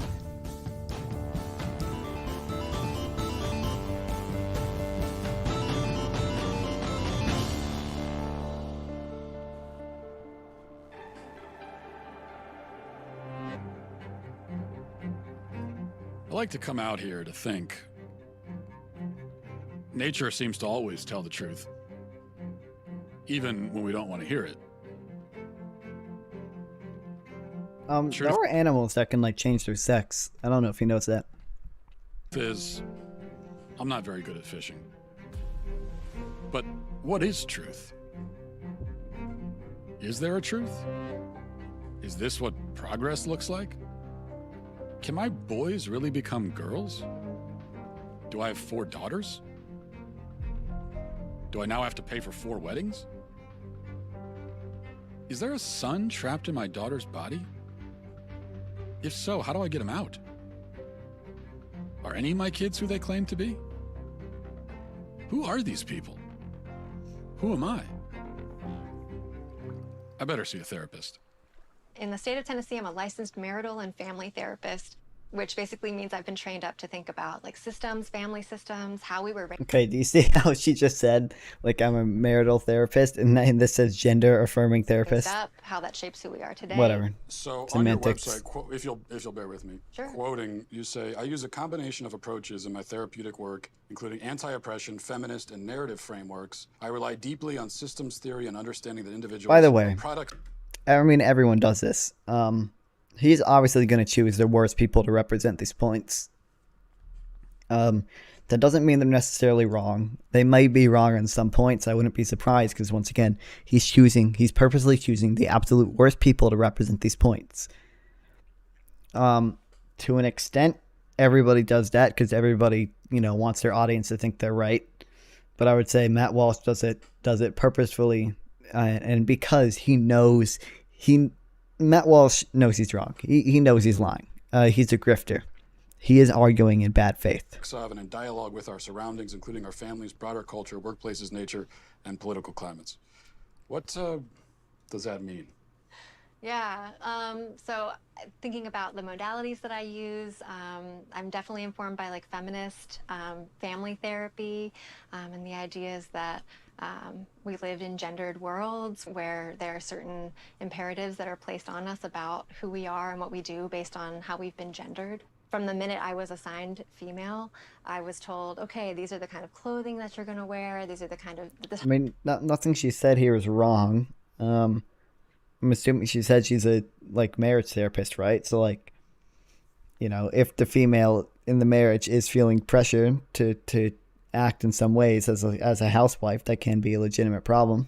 The type of play that you're going to engage in as a child, the path that maybe your life will take because of social expectations. What do you mean by assigned female?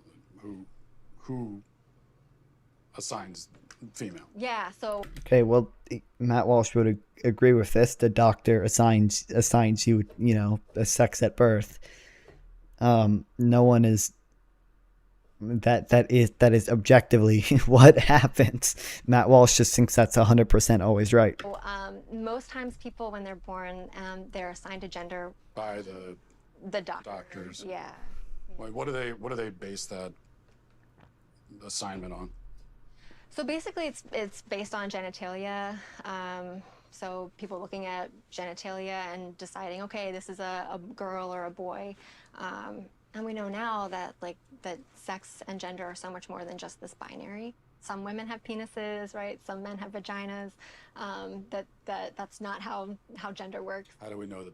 How do we know that that's not true? Where did we learn that from? Yeah, well, I learned that from hearing from transgender people who've said like, oh, I'm a trans woman, and just because I happen to have a penis, right, that doesn't mean that this is like who I am as a person, or that genitalia doesn't equal gender. Yeah, who they are, their gender, their gender Matt Walsh expression. purposely does that. That a trans woman is a woman. With the fluidity of these things, how do I know if I'm a woman? You know, You're still alive? Yeah, Eggman. I got stuff to cover. Yeah. I've watched sex. This will be the last segment though. Yeah. So how do I know? Yeah, Matt, that question right there, like that question is like when it's asked with a lot of curiosity, right? That's the beginning of a lot of people's like. The problem is Matt is asking this in bad faith. He's asking this with the intent to prove that you can't ask that. Gender identity. Like he's not legitimately asking that. Obviously. If my mom who gave birth to me is a woman, and my wife is a woman, though I haven't asked her, maybe I should. But if they're all women, and also the boy who sits down with you and says, I think I'm a girl, actually is one, then what is a woman? Yeah. Great question. I'm not a woman, so I can't really answer that. Like I said, he's gonna choose the worst people possible to represent these points. What was I gonna say? Oh, even Matt Walsh's definition of woman, which is adult human female, he has to recognize has exceptions to it. Which I believe he does. He just it's the same thing every time. A woman is an adult human female. Well, you have to acknowledge there are exceptions to that, or trans people are part of that exception. No, because biology. And secondly, like it's not completely coherent. Like adult, like do people in the UK become a woman 2 years earlier than in the US? Because you can be considered an adult in the UK at 16, I think, right? So it's yeah. And also human, like we do call like animals like woman, right? Like we call dogs like good girl. I guess we don't say woman, but the implication is yeah.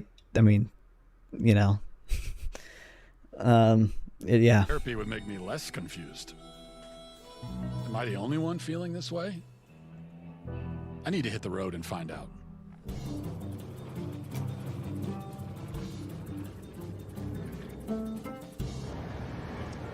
We're talking about gender in society.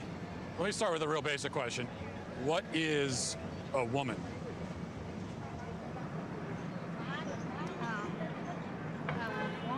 Well, have fun sleeping. This is gonna be a great segment. Assume, but you guys are all women? Yes, we're women. So how would you define it, like in the simplest terms? That is hard. Yeah, it is. It is a stumper. A woman is someone that likes to be pretty and think of themselves as a delicate creature. I'm pretty indelicate. Okay. I could be a woman too.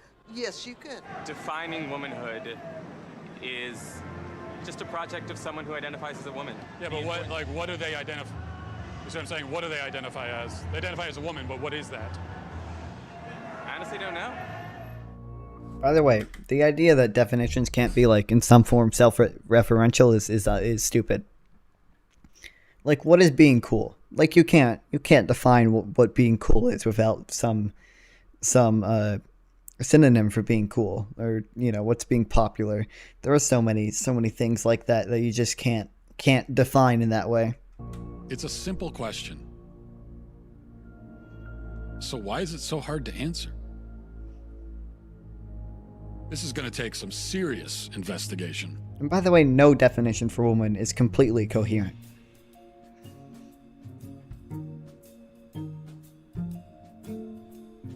For all of human existence, women were understood to be a certain thing. Money smoking, So what monkey smoking a blunt No is one can cool. seem to answer the Thanks, Zach, question. for that amazing. Over 2,000 surgeries and counting, Dr. Marcy Bowers is the nation's preeminent sex change surgeon. Surely someone who does sex change surgeries can answer what a woman is.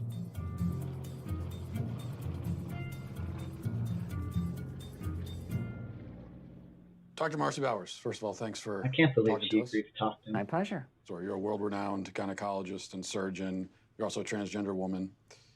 Can you tell me a little bit about... Well, I mean, I identify as a woman, but... You're a woman, right. I'm a woman with, I mean, that's my life, day to day, but I have a transgender history. So one thing on your website, it says gender-affirmed, GAV, gender-affirming vaginoplasty. Your mic broke? Oh. Shit. Thanks for telling me. Is it good now, or is it broken still? Sometimes after it unplugs, it breaks.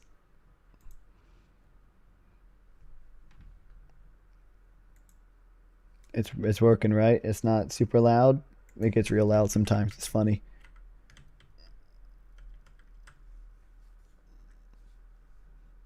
Sort of? What do you mean, sort of?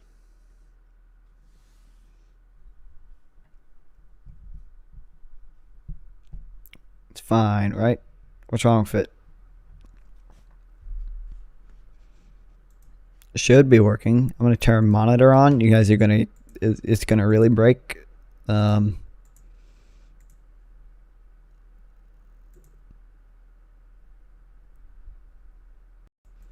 Hello? It's fine. It's fine. And brakes went... What? Oh shit. It's gonna really break. Alright. I stopped it. I fixed it. It breaks, then it doesn't, I'm assuming. Exactly? I don't know. I'm assuming it's fine. I heard it. Of female, a female vagina and vulva. We're altering the physical characteristics of the individual to fit better with a gender identity that is female. This is all constructed from the penis? Yes, that's right.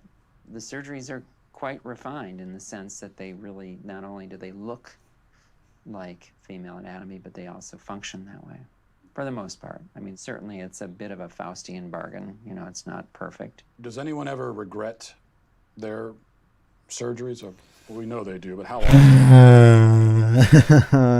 We're gonna get into this. Hold on, guys. The regret rate for transgender or gender reassignment surgery is incredibly low. It's lower than most other surgeries out there. Pro, it's 1:29 a.m. It's 2:29 a.m. where I am. Cry about it. This is the last segment. Only an hour 30 minutes or an hour 25 minutes about to go, and I'm just gonna pause and talk about it for a long time, every few minutes. Let's pull up the research document, guys. Let's pull it up. Hold on, guys.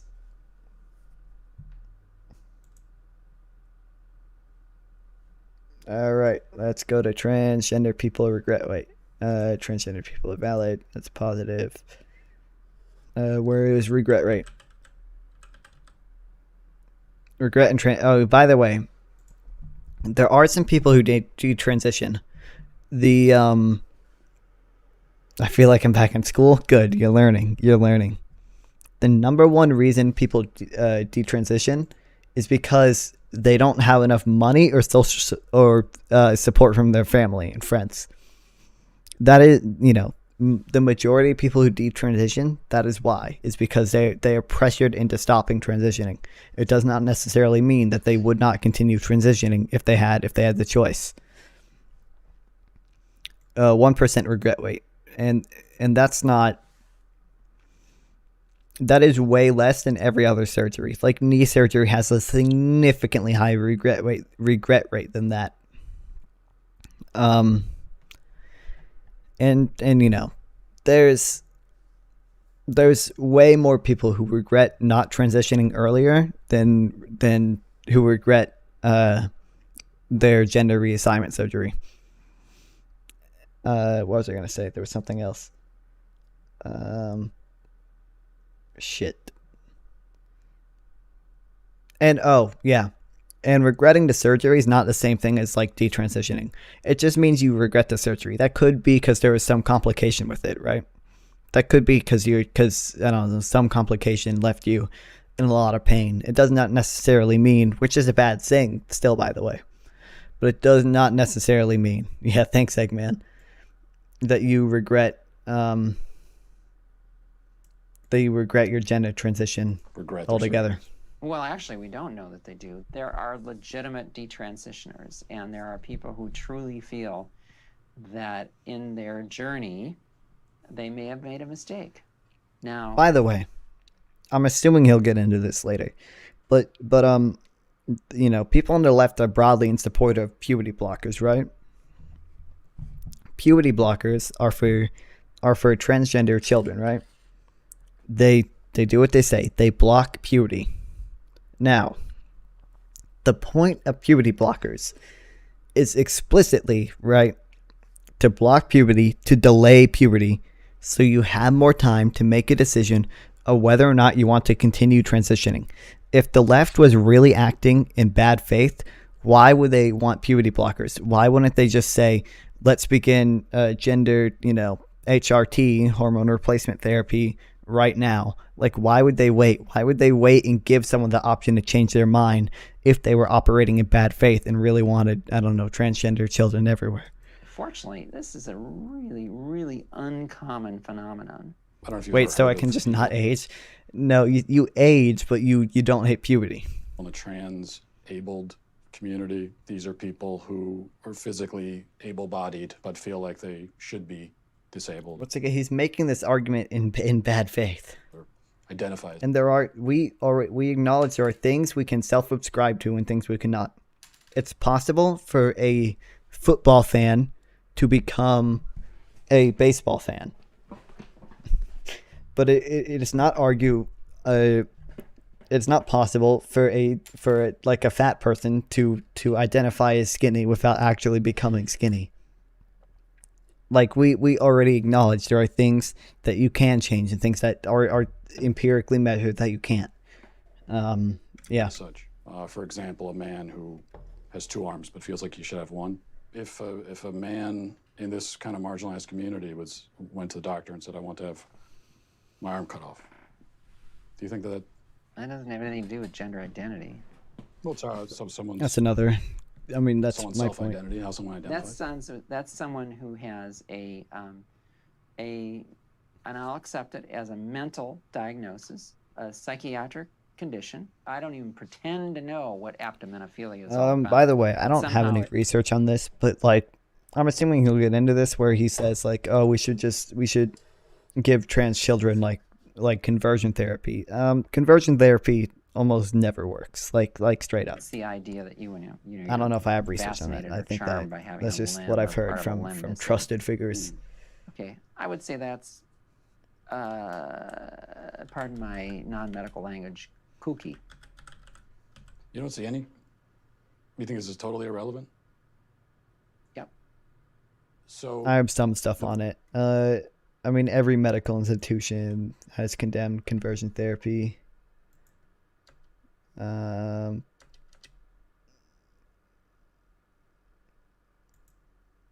That's all I have on it. Well, not me, but is somebody else who what is compiled the research for me. A woman is it's a combination of your physical attributes and then what you're showing to the world and the gender clues that you give. And hopefully those match your gender True. identity. The critics on the other side of this, of this issue. There aren't many, but go ahead. There aren't many who would disagree with what you're saying about. Well, the dinosaurs of the world are certainly out there.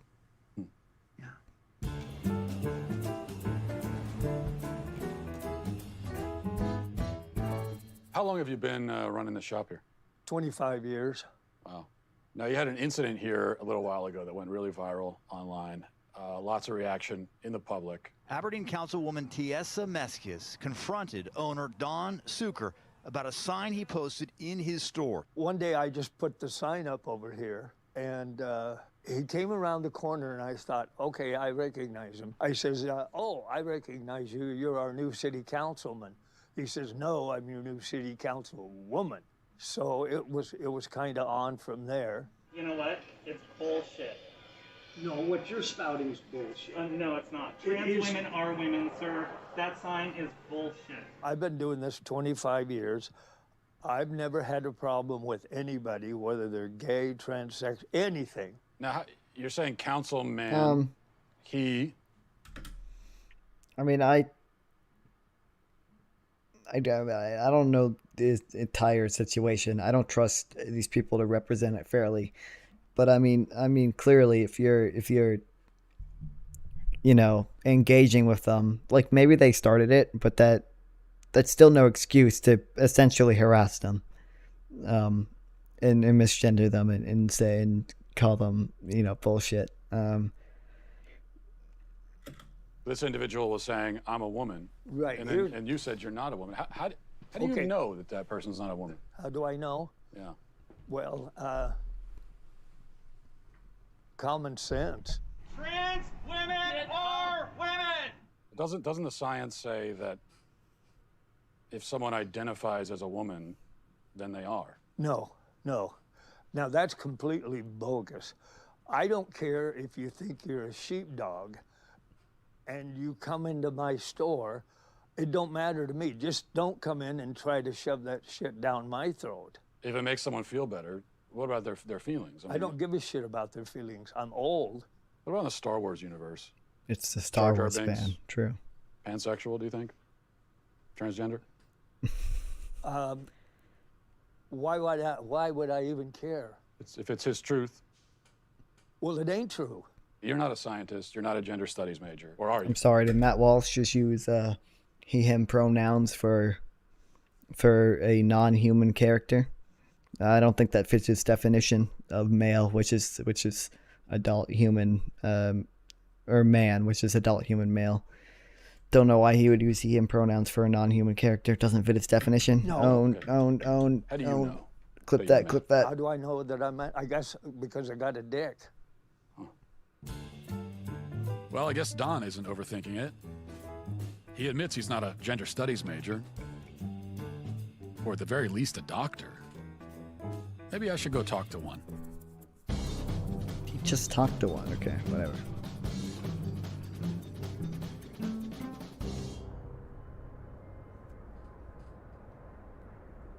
My name is Michelle Forcier, and I have a medical degree from University of Connecticut, residency, University of Utah Pediatrics, and I've worked for a number of different Planned Parenthoods for 20 years. I do advanced contraception and abortion, as well as gender hormones, and sort of looking at the whole sort of schema of gender, sex, and reproductive justice. So you've done a lot Once of work in this again, field. he's Can going you to just choose start the by worst telling us- people to represent the arguments. At what age can a child first begin to transition into another gender or identify themselves as a gender different from how they were born? Yeah. Well, I mean,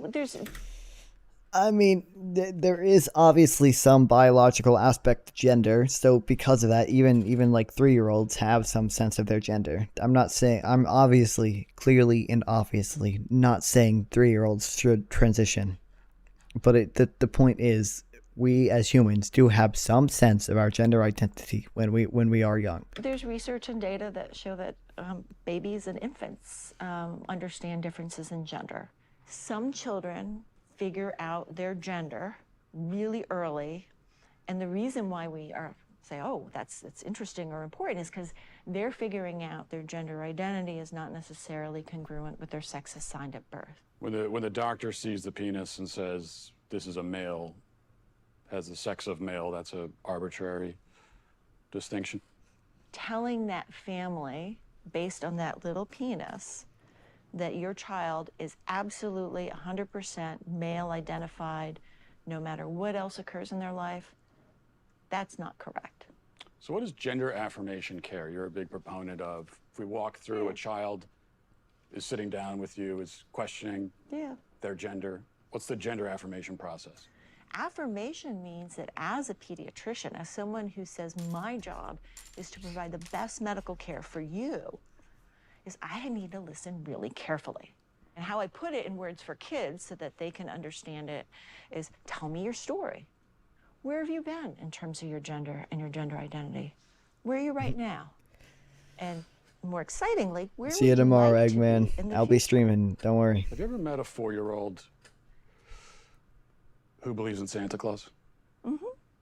So this is someone who believes that a fat man is traveling through the sky on a flying reindeer at lightning speed, coming down his chimney with presents. Yeah. Would you say that this is someone who maybe has a tenuous grasp on reality? They have an appropriate 4-year-old handle on the Sure. reality Agreed. that's very real for them. Agreed. But Santa Claus is real for them, but Yeah. Santa Claus is not actually real. Yeah, well, but Santa Claus does deliver their Christmas presents. Well, yeah, but he's not real, though. To that child, they are. When I see a child who, believes in Santa Claus, and then let's say this is a boy and he says, I'm a girl. Mm-hmm.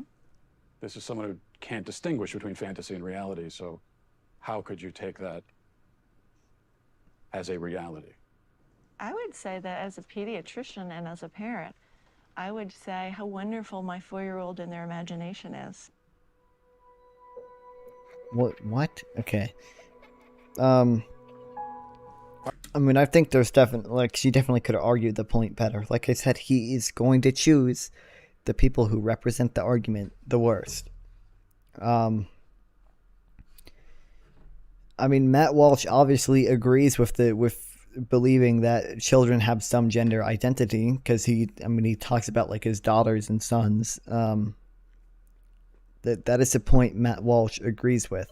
He agrees a child is able to some extent understand that they are a guy or a girl. Aren't kids famous for their active imaginations? Should we really let our children define reality? If I say that I feel a certain way, then obviously you can't tell me I don't feel that way. Yeah. But just because I feel that way, does that mean that it's true? I mean, if it's your reality. Yeah, if it's your reality. It's truly none of my business. So we all have our own Identity. realities? What if I said, I want you to say that it's true that I'm a woman? Would you say that? Okay, you're a woman. I would also say that. If you want. Yeah. I honestly don't care. Whatever makes you happy. What's true to you can be false to me. So it's What if I said that it's true? And once My again, truth the problem is he's making these arguments explicitly in bad faith. is that you don't exist. Does that mean you no longer exist? I mean, Oh if my that's God, your there truth, are sure. I don't. the best way to empirically measure gender is by self-identity. It's not by external factors. Because But you do. I mean, if you're saying that I do, then I do. Well, but even if I said that you don't, you still do, because we're having this conversation. I mean, are we? I think so. I thought... That's what you think. Well, I should have known it would be hard to define reality in Hollywood. I should probably look to the place where truth is the foremost pursuit. The American University.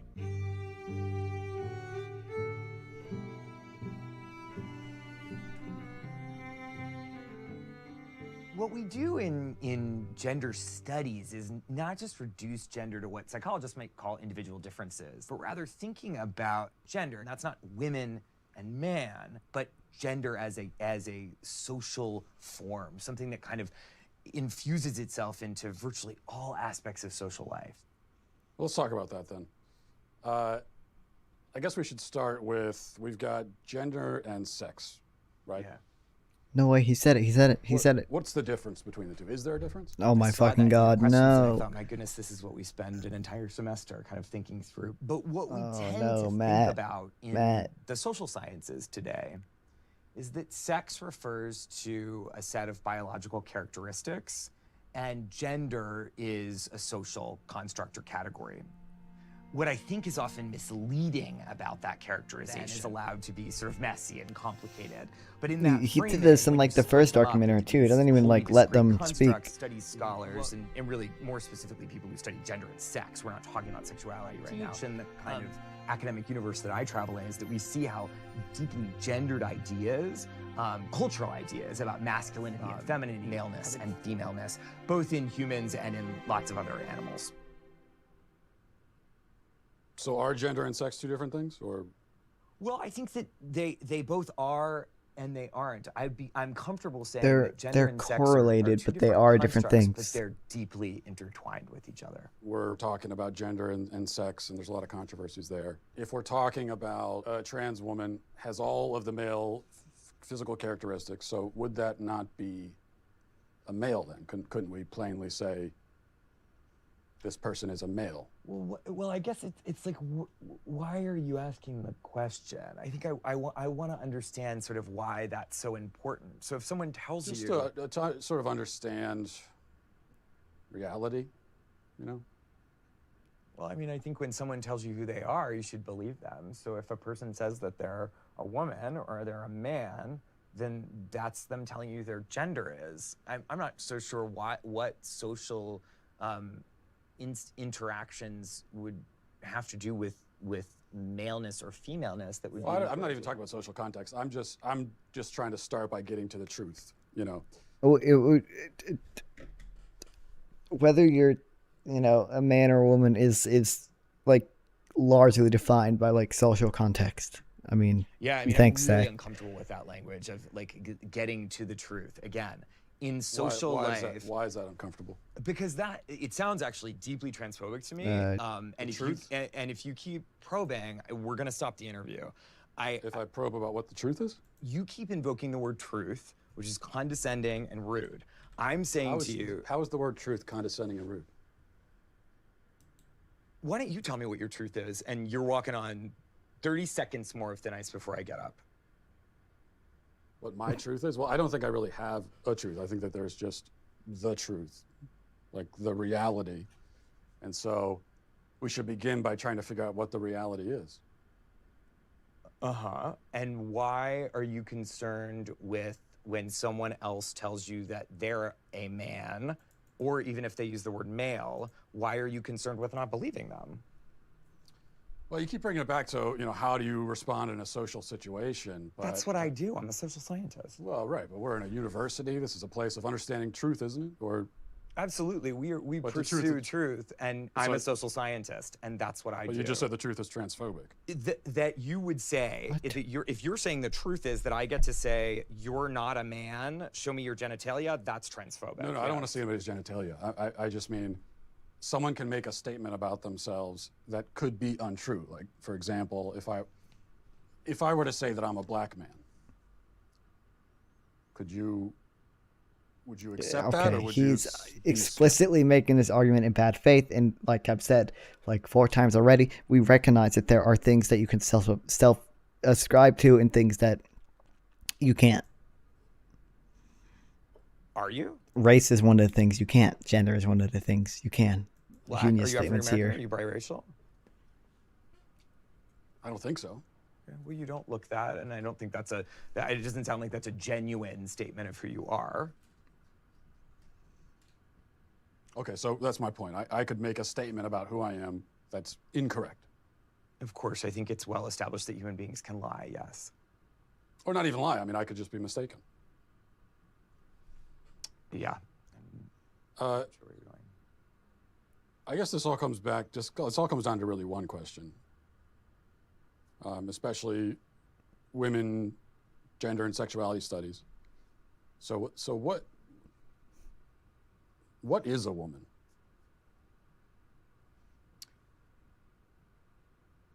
Why do you ask that question? I think there's better ways you could respond to that. Like, whether or not this really matters, you can bring up in a different context. I don't think this is the best way to respond to it. Oh, say it. Well, I'm asking. That's why I came to a college professor. Oh, okay. Who's you won't say it. This is what you do. What other kinds of answers have you gotten?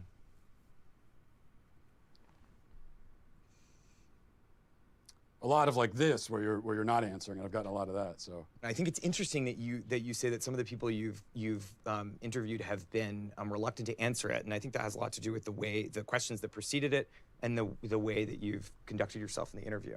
How have I conducted myself? How do you think you've conducted yourself? You just really don't want to answer the questions, do you? I came today very willing and enthusiastic about answering questions about women's and gender sexuality studies, which is So the you work wanted that I do. You wanted to answer questions about women's studies, and so shouldn't the first answer you should be able to provide is what exactly is a woman? I mean, he's obviously doing a bad job at responding to Matt here. Like, I'm not going to pretend like I'm some awesome debate expert or anything. I'm obviously and clearly not. But this is like objectively like he's doing a bad job here. Even though nothing he said has been wrong, he is doing a bad job. It's actually really Not that it's obviously impossible to win over people on Matt Walsh's side to through his own platform, because no matter what you say, he has the ability to frame it in such a way to make you look like an idiot. answer, and that's a person who identifies as a woman. But what are they identifying as? As a woman. But what is that? As a woman. Do you know what a circular definition is? Oh my god. Once again, I said this before. Definitions, there are so many definitions that are circular. How do you define being cool without using a synonym for cool? I do. It's sort of like what you're doing right now, where a woman is a woman. Mm-hmm.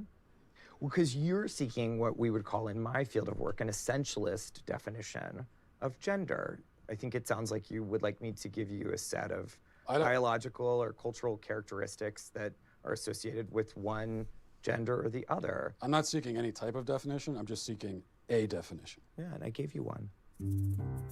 Well, now I can say I've been to college.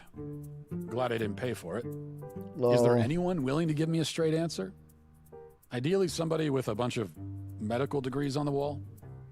Dr. Grossman, thanks for talking to us. You're a psychiatrist, medical doctor, and you've done a lot of work in child psychiatry. What is transgenderism from a psychiatric standpoint?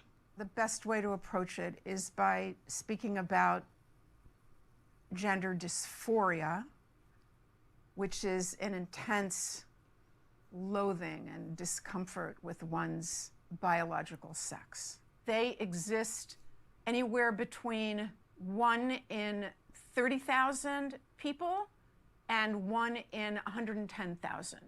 It's important to distinguish those people from what's happening much more recently, which is kids that never had any discomfort or dysphoria, as it's now called, with their biological sex. And then quite suddenly, as preteens or as adolescents, they come out and they announce that they are gender fluid, or they start to question their sex.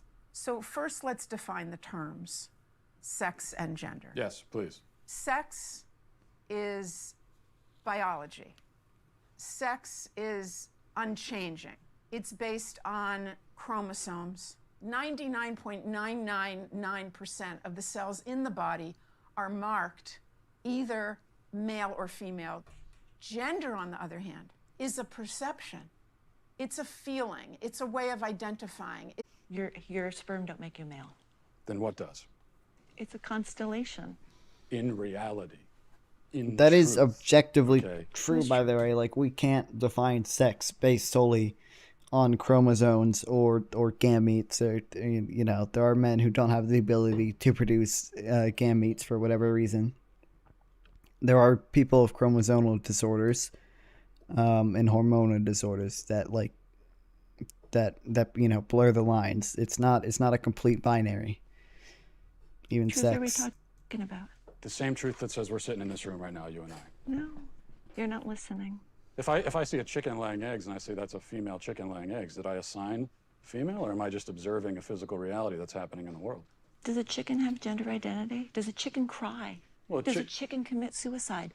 Let's What does that have to do frame with- it, because you're trying A chicken has sex like any biological chicken has organism. an assigned gender, But a chicken doesn't have a gender identity. So we assign female to chickens when they lay eggs?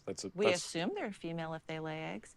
Now, I was told that really everyone agrees with the current approach to gender and transitioning kids and all of that. And if you don't agree, that you're a dinosaur and a bigot. So, are you a bigoted dinosaur? I'm not bigoted and I'm not a dinosaur. Most people generally have a somewhat positive opinion on trans people in that, like, they don't necessarily support that, like, anti-trans bills that are being introduced in several states. You know, most people in America are not aren't completely pro trans rights, pro trans woman or woman, but they're vaguely like in support of at you know, minimum, like, leaving them alone, letting them be. Which you can argue is still, I don't know, still bigoted in some ways, but the point is, it's not as if the majority of the nation is completely opposed to trans people. I am rooted in reality and in science. Whose reality? There's one reality. Thanks, Dream Element Bot. The first race that I competed against a transgender athlete was. Oh my god! Get into this. Okay, I need to pee. I will be back.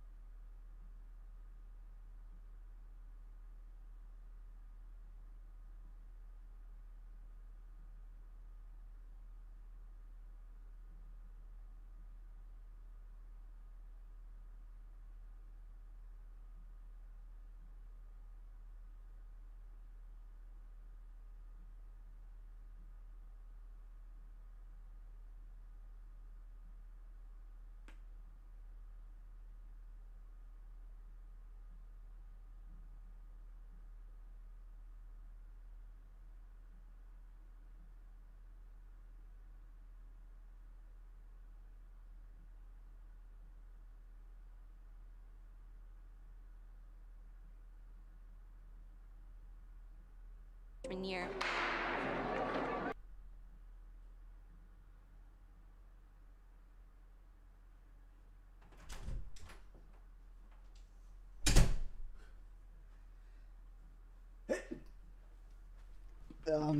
Yeah, stream element, but I don't know what the fuck it is.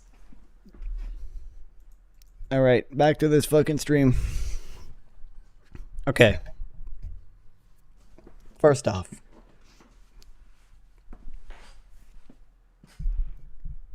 I will acknowledge there are probably some specific instances in specific sports where transgender people have had an advantage. But in aggregate, transgender people do not have a significant advantage in sports. There's research to show this. There's insufficient data to draw any conclusion really, but in aggregate, it is shown that they don't really have any advantage. At least if they fully transition. Now, and the problem is, anyone who has an advantage in sport has it, but for some biological reason. Michael Phelps is a better swimmer because he is tall and has a long arm span. The problem is everyone is affected by their genetics as to how well they do in sports. Everyone is affected by their biology as to how well they do in sports. There have been cases where they set up testosterone limits for certain sports, and cis women, as in woman-born women, who are only ever women, who have only ever identified as women, who have only ever acted as women, have too much testosterone to compete in that sport because of the testosterone limit that was originally set up to stop trans men from competing. And there have been cases where that limit is not low enough to disbar trans men from competing, or trans women from competing.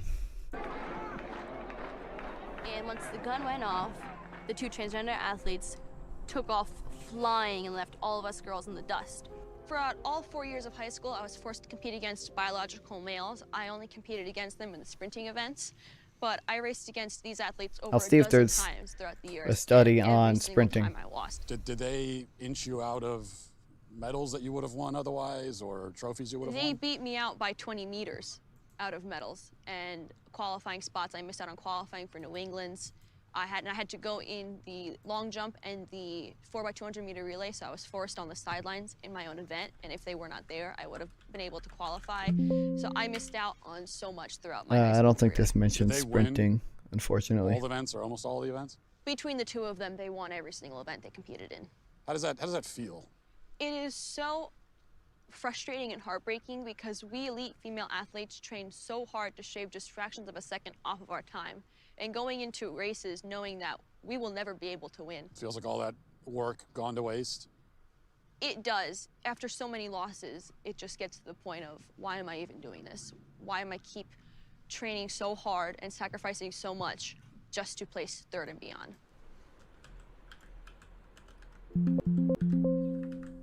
Case in Connecticut, there were two male.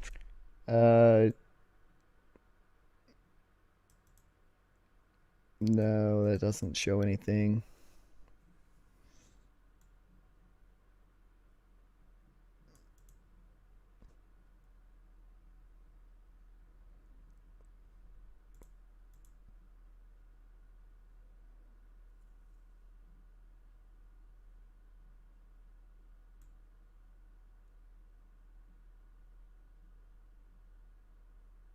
I mean, this shows something. Post-testosterone suppression running times was significantly slower than in pre-testosterone suppression. So clearly, like, hormone replacement therapy does have an effect.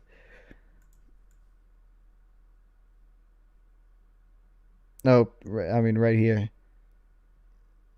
I mean, it says the sample size is very small. But transgender female individuals post-transition would have the same endurance capabilities as the cisgender female individual.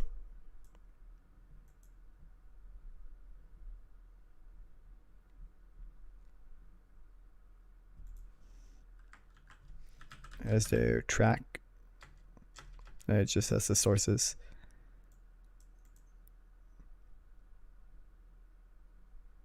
This is just like a database of who's allowed to compete.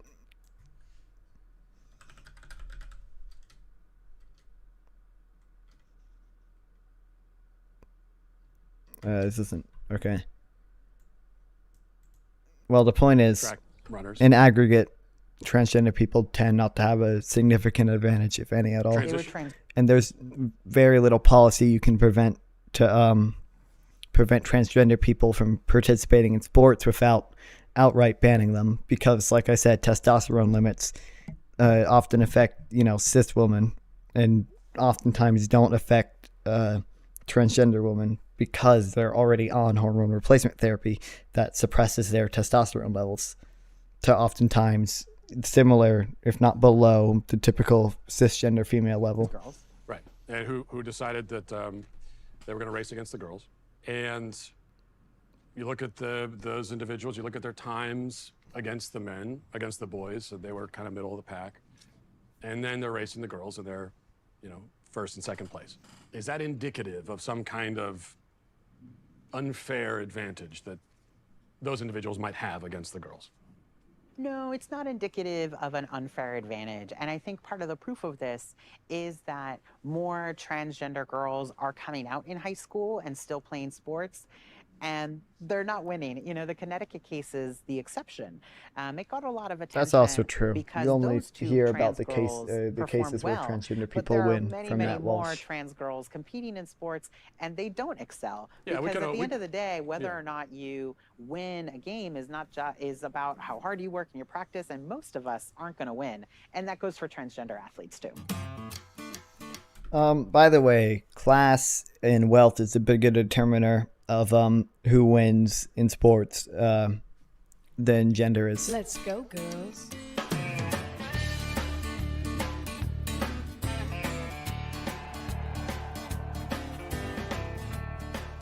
The norm is that transgender youth don't win that much in sports games. Alana McLaughlin was very appreciative for Provost to take this fight. I don't know how appreciative is now, but she got a couple punches in.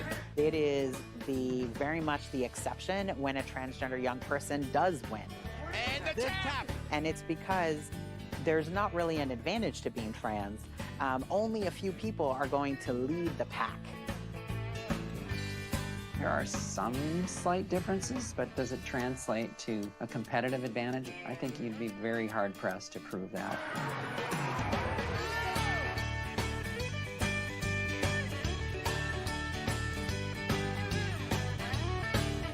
If there was a big advantage to being transgender in sports, then we would see transgender women totally dominate. And over the last half of the pool, nobody will touch Leah Thomas. Man, I feel like a woman. Transgender swimmer Leah Thomas breaking barriers and records. But in a new article, Sports Illustrated calls the college senior the most controversial athlete in America.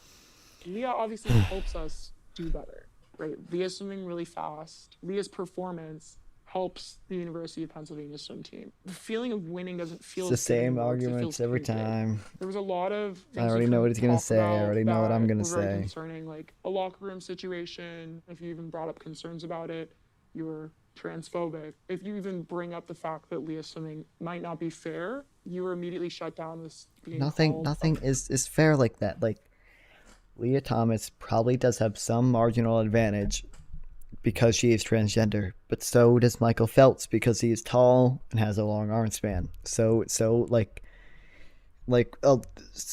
does every athlete. They have an advantage in some area because of their biology, because of their genetics.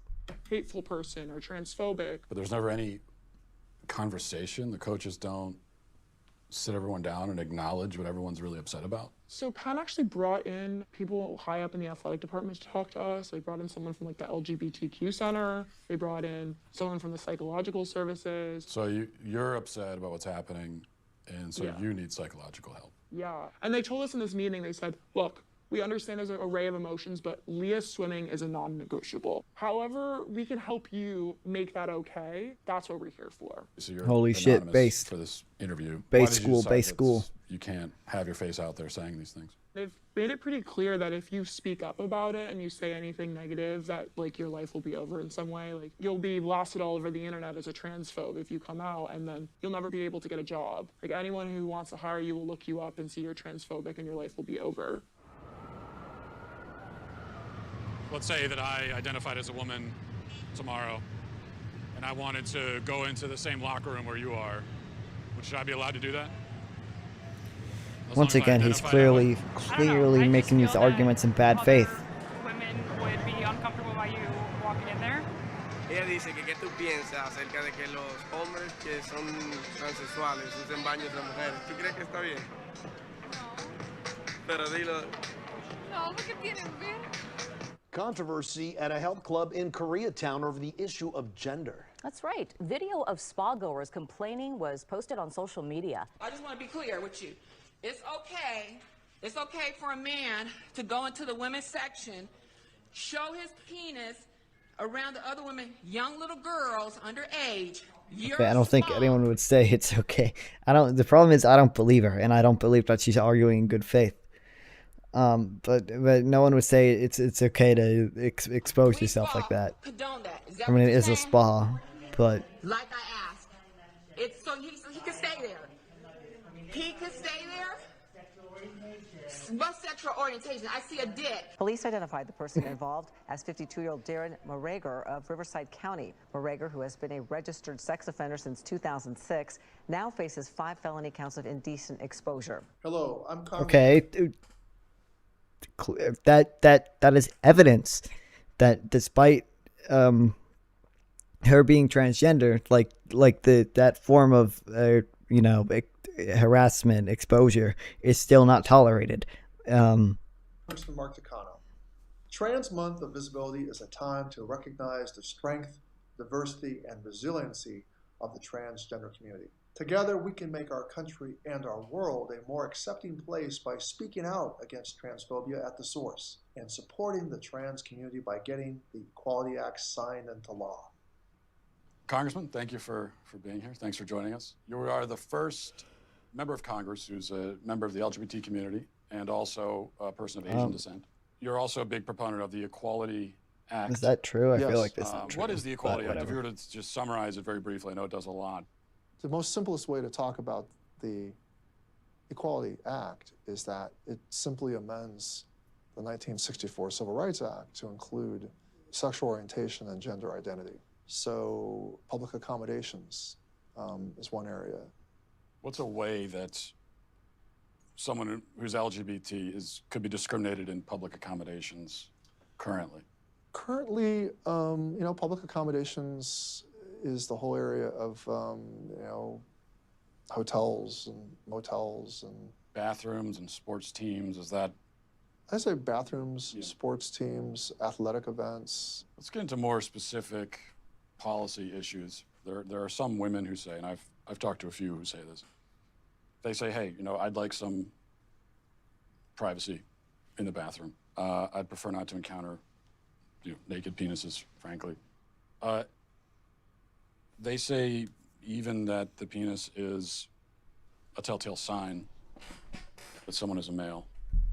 I mean, there are people Hold on, who guys. kind of really bought into the rumor that only men have penises. How do we account for that? How do you respond to that?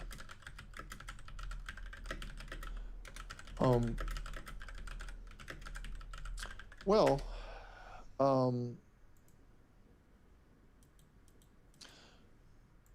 what I would say is I can't that, find the goddamn picture. Most transgender people that I know, and it's a very, I think, distinct minority of people. It is a very, I think, we're talking not about a lot of people. I think a person who wants to use a woman's bathroom, who identifies as transgender, really does think Oh, of here it themselves is. as a female. So how we Oh, no, I gotta pause this. Real. You can't fucking see it because of my webcam.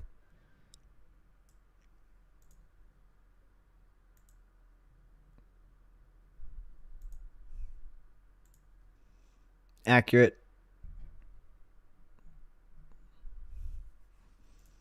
God damn it, I moved my webcam. Alright, you get the point.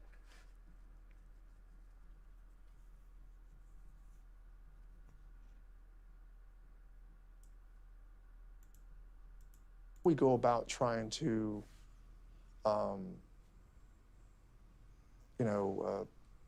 respect their basic right to live, I think it will be an important part of this law. And With the bathrooms. law. Well, wait a minute. Bathrooms are, where you want to take this conversation instead of the basic right to just life is something that I'm kind of mystified that you're kind of not focusing on first, that we're going straight to the controversy over bathrooms. So, you know what? I think this interview is over. Yeah. I think this interview is over. I just had one last question. No, the interview's over. We Please wanted to turn off know the cameras. what is a woman? Please, let's turn off the cameras. Excuse me. So we're gonna end the interview. If you guys could please pack up and return the office exactly. I just wanted to know. I came all this way to know what. I mean, obviously, there's more effective ways you could have argued that.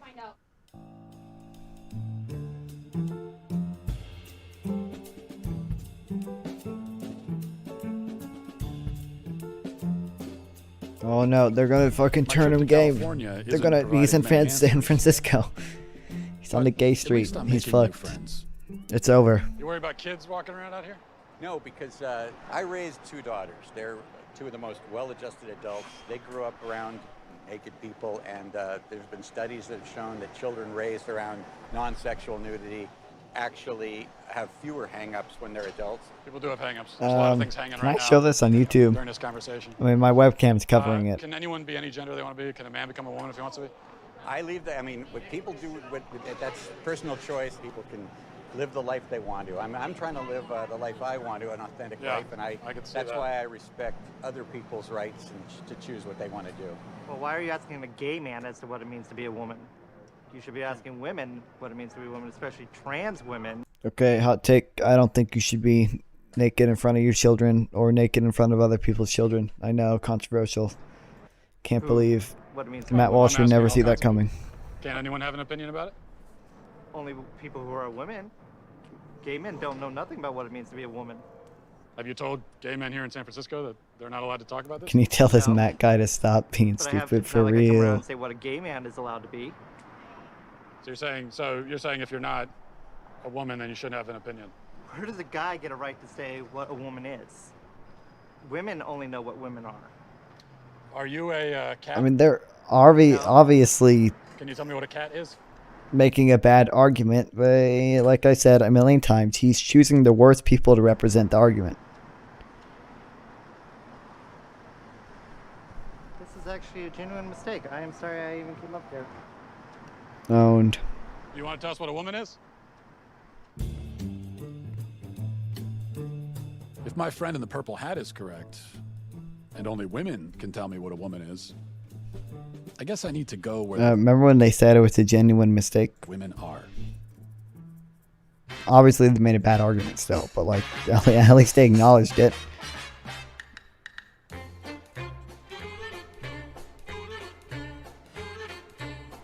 What is a woman? Can you tell me that?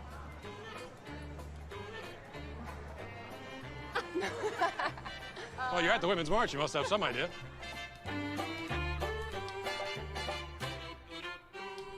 So, I see Can I show girls.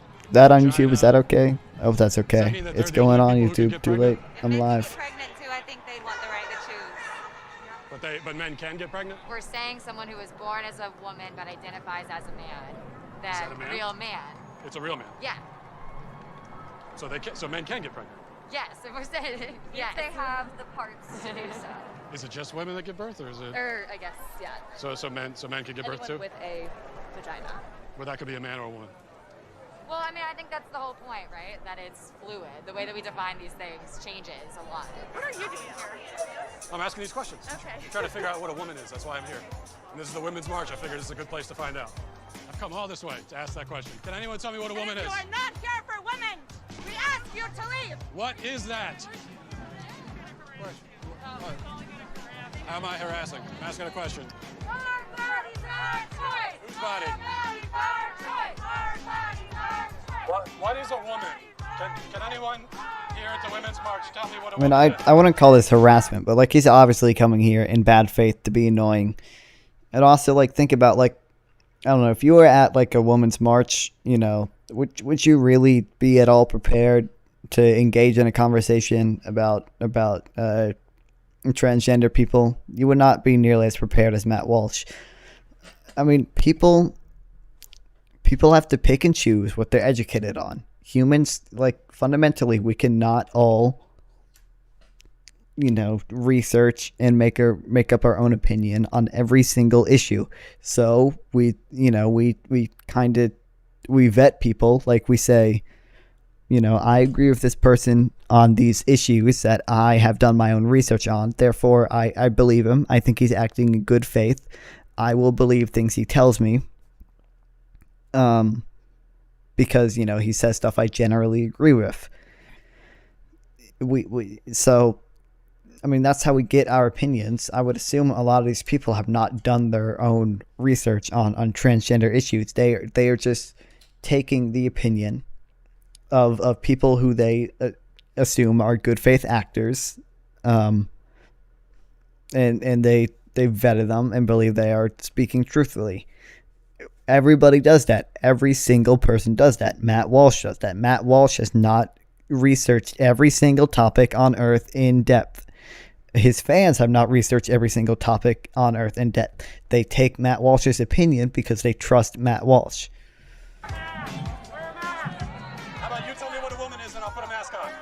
Sir, tell me what a woman is and I'll put a mask on.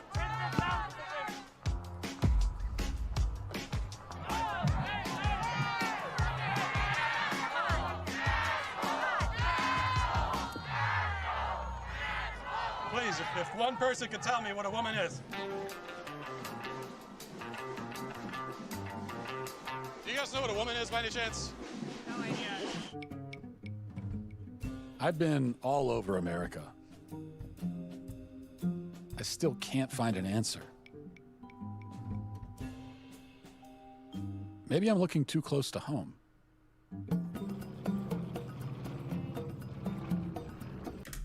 By the way, other cultures are often more accepting of I shouldn't say often.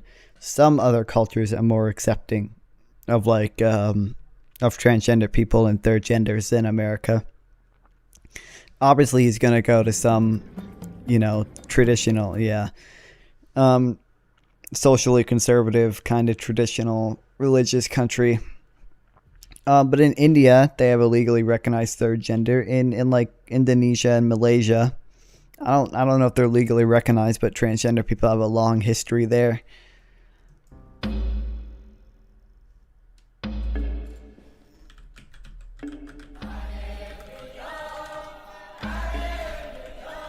I'm gonna look it up.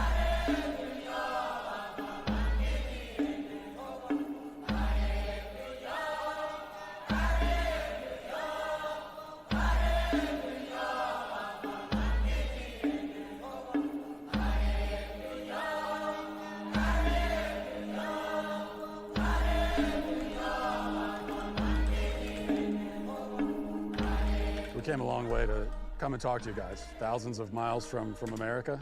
So thank you for inviting us into your tribe, first of all. I can say it is my pleasure to meet you. Here we go. There's a map. Third gender as voluntary opt-in. Opt-in for intersex people only. Standard for third gender. I don't know what that means. And, you know, like I said, India has it.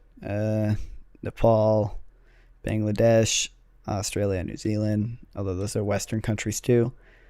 I don't know. I thought Indonesia and Malaysia. I'm gonna look up. I don't know. Malaysia transgender recognition.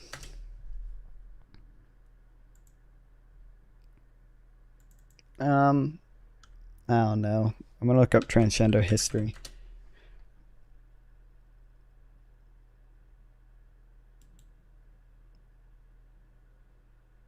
I don't know. There's obviously transgender people everywhere. I've heard from people that there's been a long history of transgender people and third gender people in Malaysia. And feel most welcome.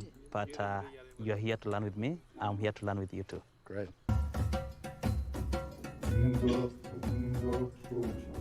What's the right form here? It's just with the elbow? Yeah. I mean, they're laughing, so I guess it's not good, but I thought it was pretty good. Not good enough to be a man yet in your tribe, but what does a man do? What are his roles within the tribe? At the role of a man, you need to work for your woman. Secondly, to have children. If you have children and you don't have something to feed them, you are not still a man.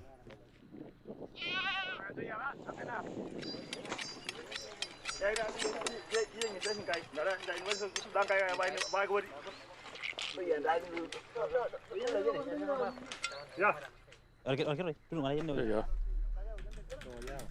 All right. Yeah. Okay. That's the blood. It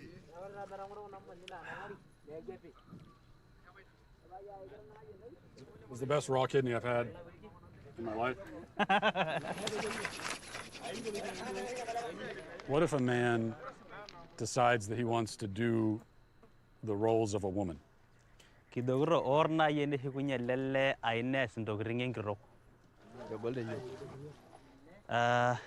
In Maasai community, it will not exist at all. Doesn't exist?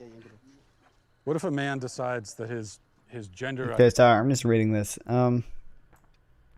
It's recognized in India, Pakistan, and Bangladesh. How do you spell Malaysia?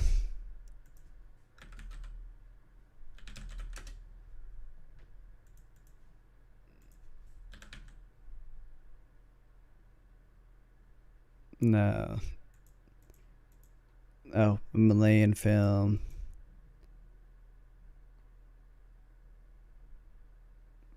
All right. Well, I got my geography a little bit wrong. I don't know. Point is, there are, non-Western countries that recognize this and have for a while. It says in here, of course, this is Wikipedia, but a recorded history in Indian, as suggested by the Kama Sutra. Like, that was written like in the fucking 1883. Not as long ago as I thought. Still. Identity is woman. A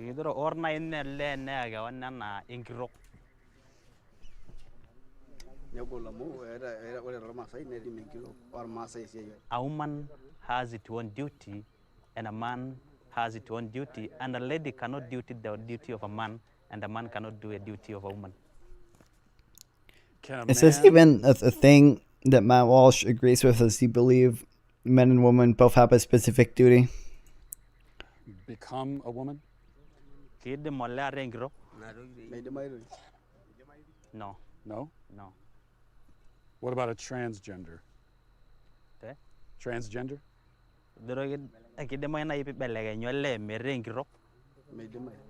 No. No? It will look like if you want to become a lady but you're a man, you have something wrong in your mind. Something wrong in your family, something wrong in you. What about if someone was non-binary? Come again? Non-binary?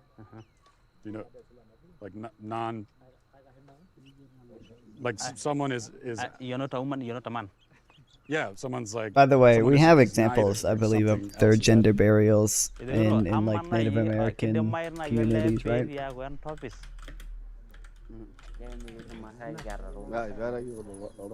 He's saying we have never seen things like those. For a man, he has a penis. For a woman, he has a vagina. So we know this is a lady, this is a man. What if it's a woman with a? What if it's a woman with a penis? Yeah, seems like it. I wasn't watching. Why is he in Africa? He's in Africa to learn what a woman is, obviously. People are laughing. What are you, stupid?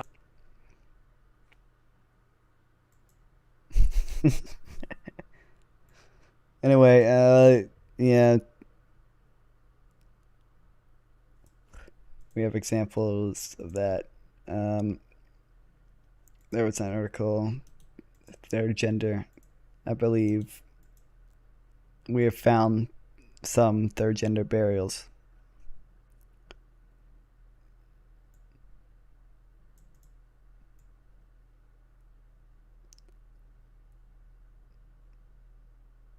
Yeah. Dumb question. They're just laughing because they have never heard something like that. This is their first time to hear. Never heard it before. A woman have a penis, and she is a woman. In my country, I can't go a day without hearing it. We hear it every day. So in my country, sometimes you'll hear people say, a man will say that I'm a woman trapped in a man's body, and so they say that I have a woman trapped inside me. I can't believe Elon Musk was promoting this when he has an actual transgender daughter. That's just like insane to me. They want to know a woman has the breast. Yeah. Secondly, she has a vagina. Vagina. And the question is, does this But here's the thing, Matt Walsh has to acknowledge that women don't always have breasts and vaginas. Because there are cisgender women who have had mastectomies and hysterectomies, or, he has to acknowledge that. He has acknowledged it in the past. Deliver. Does he deliver babies? And he's acknowledged this in the past. Not every woman has the capability to deliver babies. Obviously. No, not as far as I know. The question is, let's say if you want to sleep a woman, definitely you'll do sex. Sex with a woman, yeah. And you the vagina, is it? But for the man, where do you You ask that question.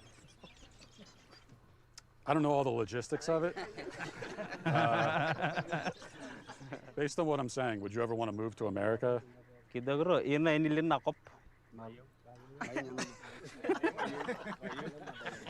say no, never. What is a woman, if you had to give it a definition? She's saying a woman. Do you see, I just want to mention, do you see how they very clearly in this have distinct social roles here? Like the clothes the men and the women are wearing are different. It's very recognizable. Are we going to say it's because of their biology that these women all have these type of necklaces on? No, it's obviously completely socially constructed. There's no biological woman that they, no biological reason that women just happen to wear these necklaces. So it sounds like you don't spend a lot of time. It's because of the social roles that they have constructed you here. just kind of live your lives. You don't think much about it. He said, no, because we believe that's a God plan. God's plan? He's saying that I'm shocked on what you are telling me. He's shocked? Yeah. The Maasai people don't think much about gender, but they have a firm sense of their identity. It's clear that gender ideology It's because women be shopping. True. So where did all this come from? Who came up with it? And why? Matt, I want to show this to you. You're a parent, right? Okay? It's perfectly normal for 10 years evil and woke. up. Here's just one page I want you to see here.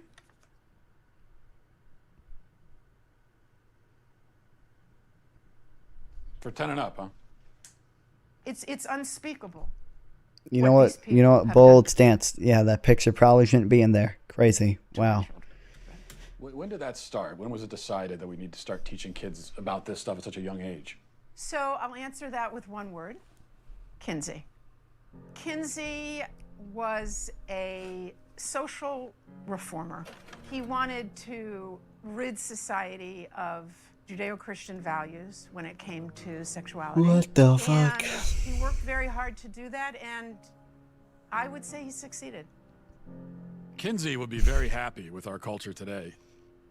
His idea was that children are sexual. Bro, that can't unironically be showing cuties, bro. Dude, cuties does not have anything to do with transgender women. By the way, I think the people on the left were the people getting the most mad about cuties.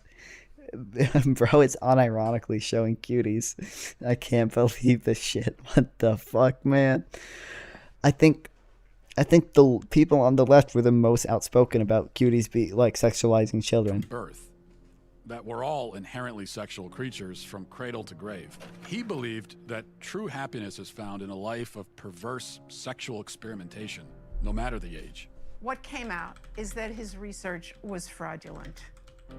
Kinsey based his fraudulent conclusions on data he collected from convicted sex offenders and child molesters. His research was conducted in prisons, not everyday America. He also performed horrific sexual experiments on children, some under the age of 1.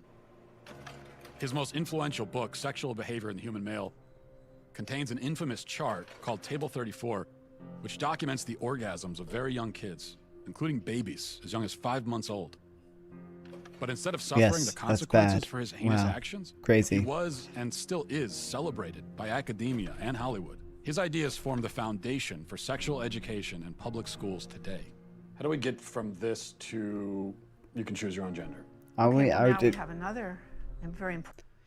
The sex ed in public education today, I would argue, in many cases, is not good because it's abstinence only, and does not properly inform you. Especially about non-heterosexual sex. Important character, and his name was John Money. John Money was a psychologist Mr. Money. and professor at Johns Hopkins University. Gender ideology was his I haven't heard of this guy. In fact, he coined the terms gender identity and gender roles. And according to Money, babies are gender neutral at birth. And ultimately, environment determines whether a person is a man or a woman. I mean, I don't believe that. Matt Walsh doesn't. Well, obviously, Matt Walsh doesn't believe that. I don't think anyone really believes that. Because obviously, kids do have some sense of gender when they are born. Maybe not immediately as they're born, but as they grow up.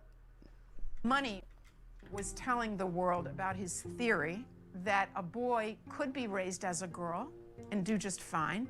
And I have heard of this guy. And so Money tried out his theory on two I young know. twin boys, the Reimer twins. When the twins were 8 this months old, shit again. and they went to be circumcised, the first twin, whose name was Bruce, something went wrong with the machinery, And he was raised and as a his girl. penis was burnt. And guess what? This is like a pro-trans argument. His gender identity did not match his body because he was being raised as a girl and forced to be a girl when he was not a girl. Like, that is the exact same thing that happens to transgender people. They stopped and didn't do a second circumcision on the other twin, as you might imagine. And the parents, of course, didn't know what to do. How are they going to raise this child? John Money convinced Bruce's parents to transition him into a girl. Money also conducted sexually abusive experiments on the twins throughout their childhood, including forcing them to simulate sex acts on each other. He reported Yes, up to that's the age bad. of 10 Crazy. that this was a complete success. Well, wasn't true. The results were a disaster. Bruce could never fully accept his female identity. Eventually, his parents told him the truth, and he chose to transition back to a boy, taking the name David. As an adult, David spoke out about the abuse and the damage done to him by John Money. The girls would do their things with their Barbies and things like that, and that wouldn't interest me. Do you notice how transgender people talk the exact same way? Because this guy is basically transgender. He was raised a girl and transitioned into a guy. And things such as trucks and building forts and, getting into the odd fist fight and climbing trees. That's the kind of stuff that I like, but it was unacceptable, so I'd never... As a girl? As a girl, I had no place to fit in. The trauma that he and his brother and his entire family went Yes, because he was forced to act as a gender he wasn't. The same way you, Matt Walsh, are trying to force people to act as a gender they aren't. through left deep scars. His brother died of an overdose when he was 38, and then David committed suicide. There was never a retraction or an apology from John Money. Instead, his ideas were adopted by mainstream psychology, and they That's form not the basis of gender really ideology true. today. Why don't more people know about John Money and Alfred Kinsey? Evidently, there are forces that don't want this information out.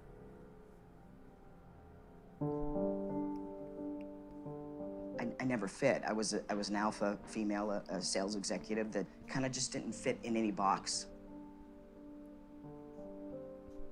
When psychologists or somebody that I was in love with or whatever said that I was in the wrong body, I started to think, well, maybe I am.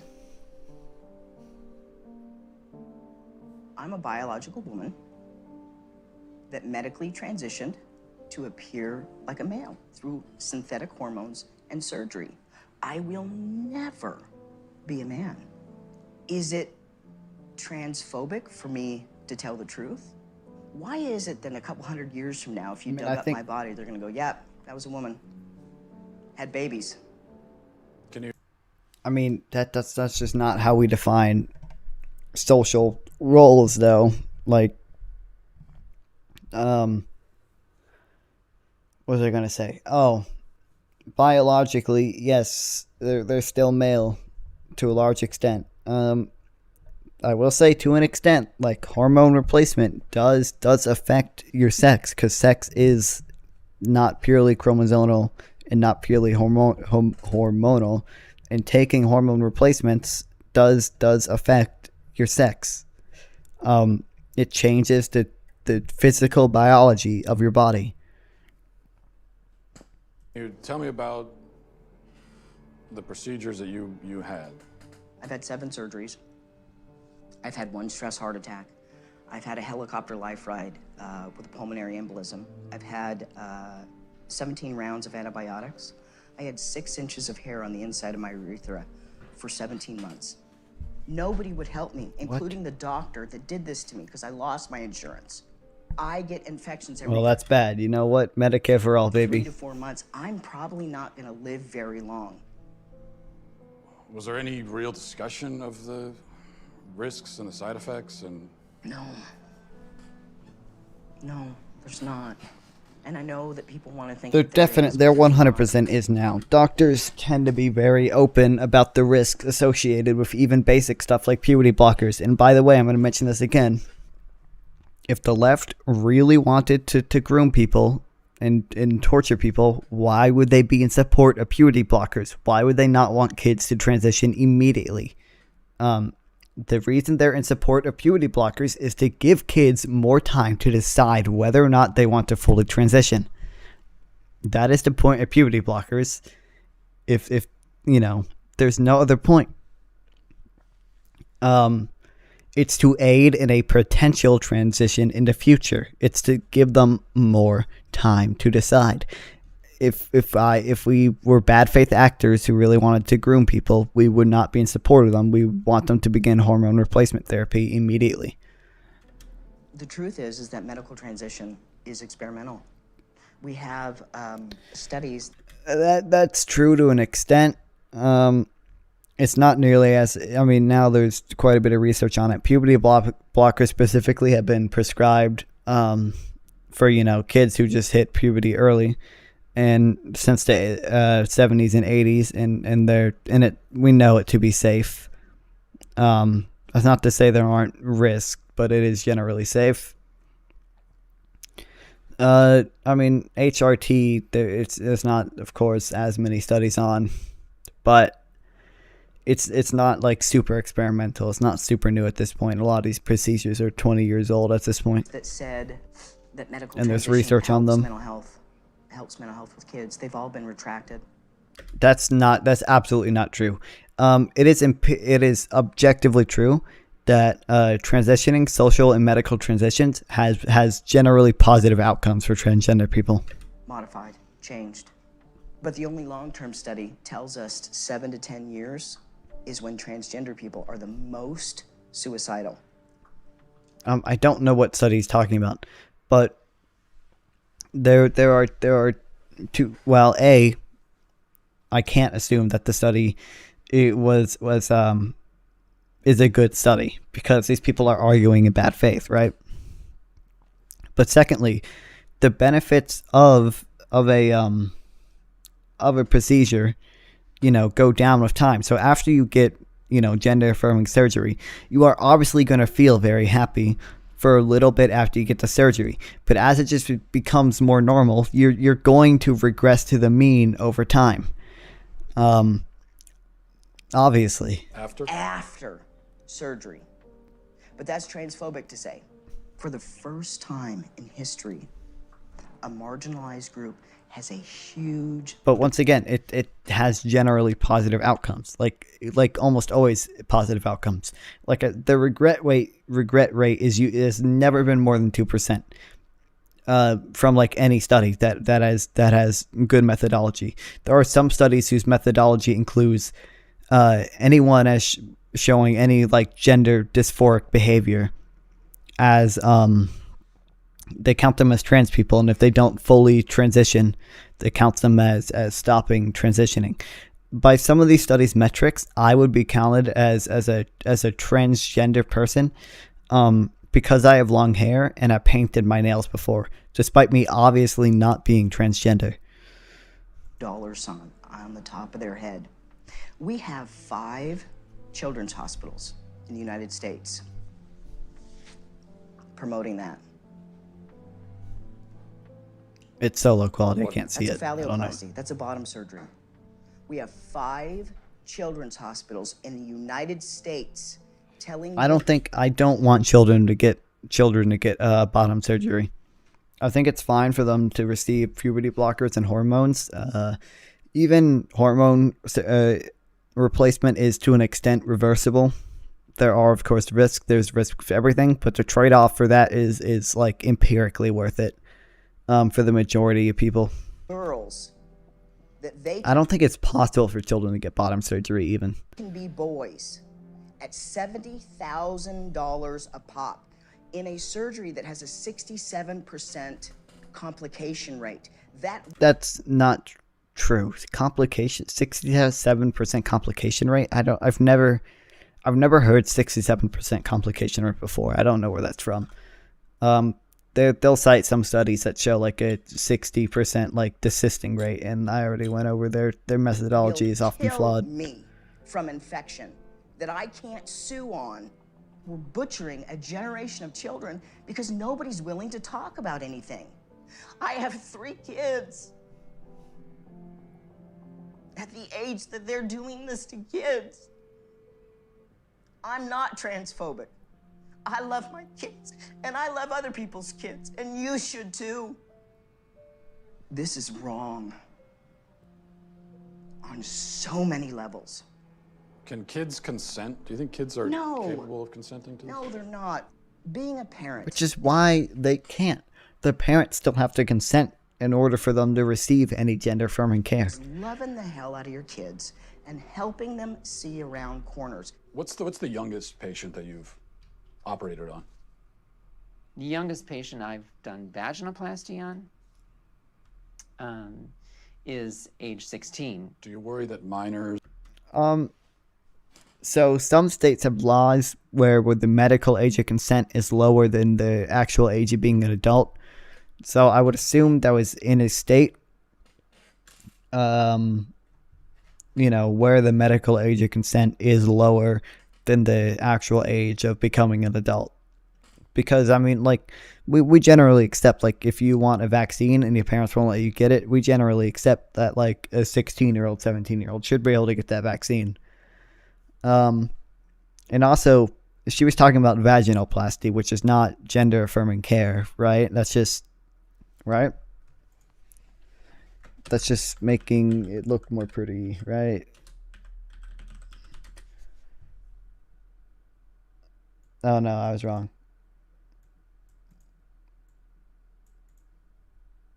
Wait, no, I was right. Construction or reconstruction of a vagina. Oh, I can't show that on stream. That's a straight up vagina. I don't know why Wikipedia immediately showed that to me. But yeah, it is entirely, oh god, there's so many vaginas on my screen right now. It is entirely possible that she meant like just a cosmetic surgery on a cis woman. Vaginoplasty is any surgical procedure that results in the construction or reconstruction of the vagina. It is a type of genioplasty, okay? Pelvic or organ prolapse is often treated with one or more surgeries to repair the vagina. Maybe she was talking about that. Sometimes vaginoplasty is needed following the treatment or removal of malignant growths or abscesses in order to restore normal vaginal structure and function. Maybe she was talking about that. Surgery to the vagina is done to correct congenital defects to the vagina. Maybe she was talking about that. Urethra and rectum. It will correct the protrusion of the urinary bladder into the vagina and the protrusion of the rectum into the vagina. Maybe she was talking about that. Often a vaginoplasty is performed to repair the vagina and it's attached to structures due to trauma or injury. Maybe she was talking about that. Labiaplasty, which refers to the appearance of a vulva, can be performed as a discrete surgery or as a subordinate procedure with vaginoplasty. Maybe she was talking about that. Just don't understand enough about themselves. There's a lot of vaginas on my screen right now. Permanent life-altering decisions?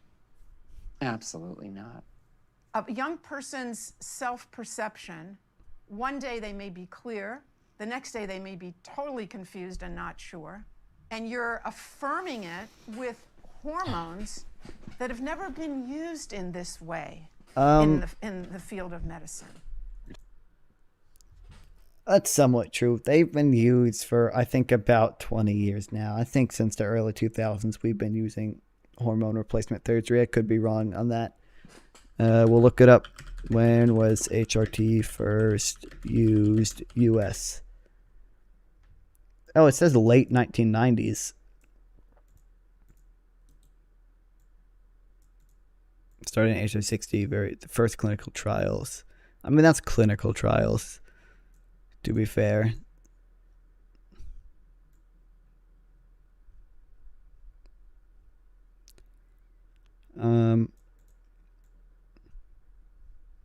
HRT use was dropped, the negative results such blah blah blah. I mean, we've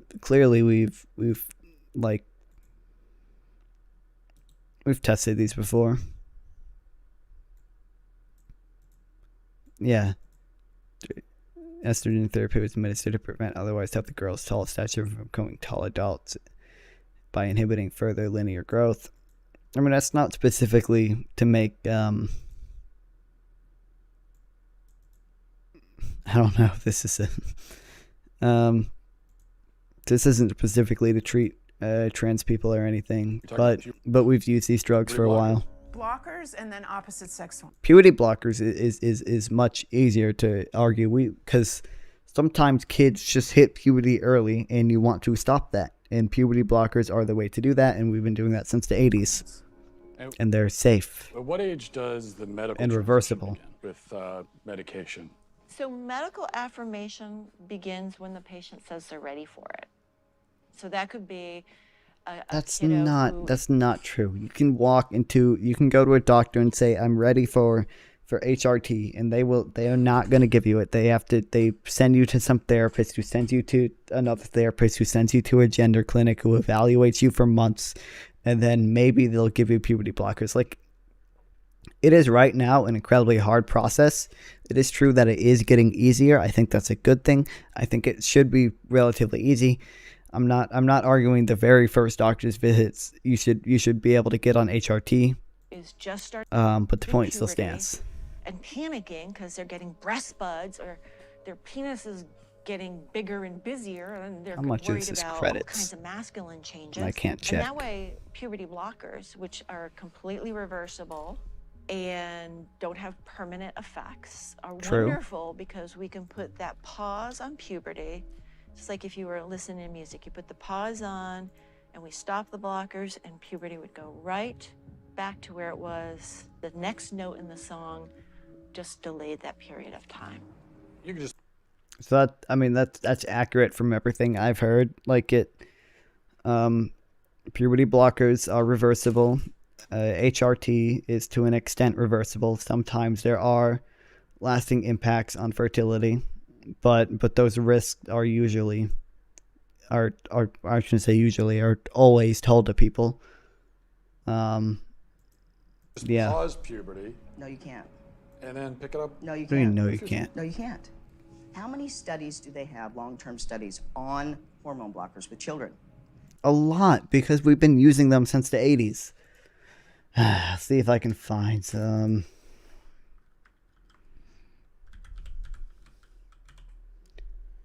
Longitudinal study. Okay. On the effectiveness of puberty blockers.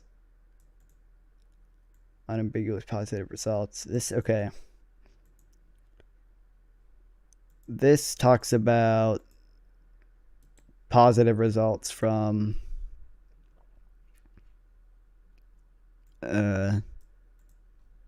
puberty suppression, but not necessarily whether or not puberty blockers were safe.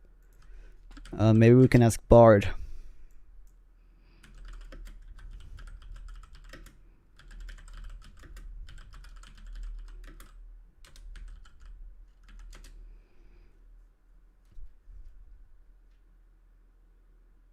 Puberty blockers are generally considered safe for transgender youth. They have been. I mean, this is Bard. Maybe Google is in evil left wing, outlet. I'm not acute for. They simply delay the physical changes to puberty.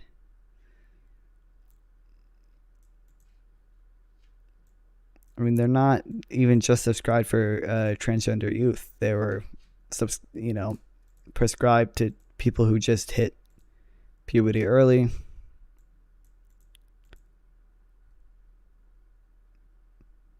There's some side effects. I mean, like, all of these are like very open. Also, by the way, like, the second sentence in all of them is like, they have some side effects. Yeah, they have been used for decades to treat precocious puberty, condition in which children start puberty at an early age. Puberty blockers work by temporarily stopping the production of sex hormones. Yeah. And then it immediately goes into side effects.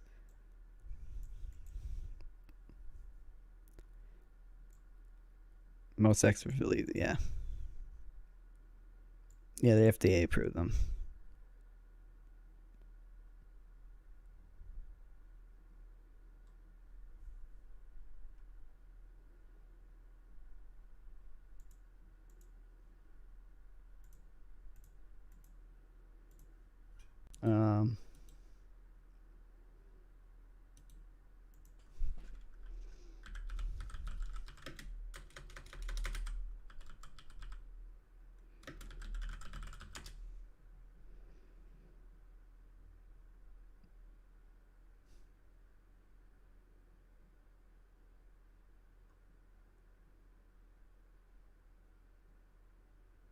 Hold on, I'm looking at some stuff right now.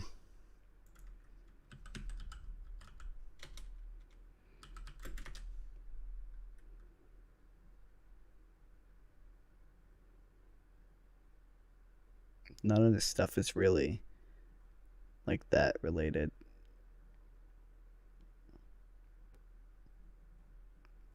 A lot of this is on like very specific stuff. Because it's like, because researchers, do research on very specific things where they can control for all variables. So like a lot of it is literally on like fucking hip bone density. And like, I don't think you guys want to know about hip bone density.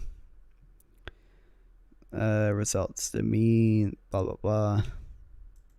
Highly effective at decreasing the rate of skeletal maturation with significant Okay. As an effective therapy in some girls, famous age treatment result improve.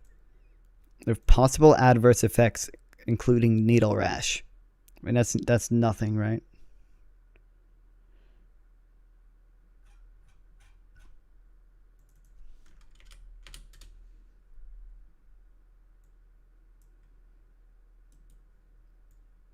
Let's see what this one says.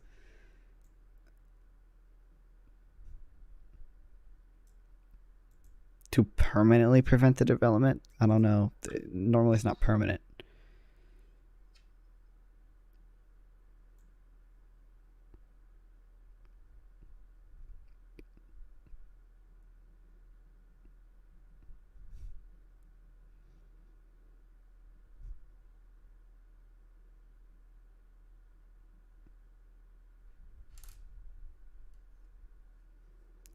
Wait, their pediatrician agreed puberty blockers should not be given. Like, this is an example of how hard they are to get typically.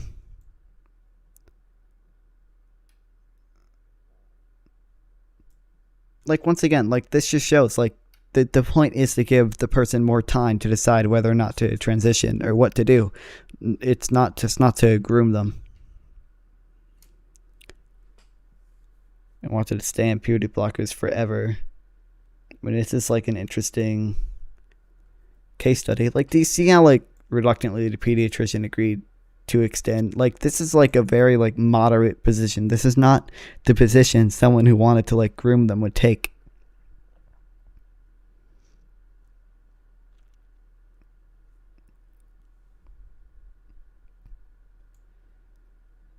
Yep, puberty blockers are typically administered. Puberty suppression often described as, it's reversible. Let's check this. This is not at all what I wanted. What? Wait, this is what I want. Yeah, okay.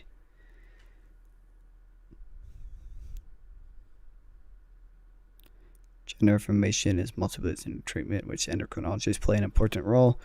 Gender dysphoric / gender incongruent persons seek and are referred to endocrinologists to develop physical characteristics from gender. They require safe and effective hormone regimen that will, 1, suppress androgynous sex hormones secretion determined by the person's genetics / gonadal sex, and 2, maintain sex hormones with the normal range for the person's affirmed gender. Hormone treatment is not recommended for pupil gender dysphoric / incongruent persons. Pretty openly, like, stating, like, the evil leftist scientists don't want to transition children. Okay, this isn't necessarily what I want.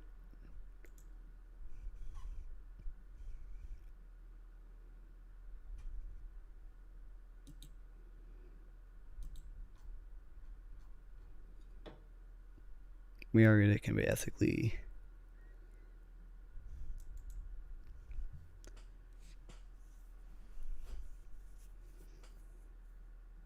You know what? Fuck it. We're learning about hip bone geometry. Development of hip bone geometry during gender reforming hormone therapy. A lot of this is about hormone therapy. Trying to ask adolescents for some of that of the experience and gender. Okay. Bone geometry can be described. Okay, yep.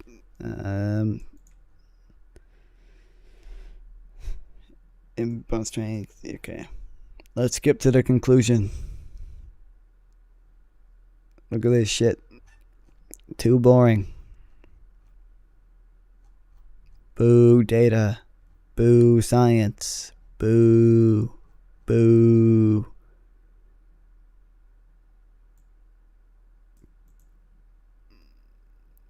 Previous studies on the bone health of transgender youth who receive puberty blockers have predominantly focused on bone density.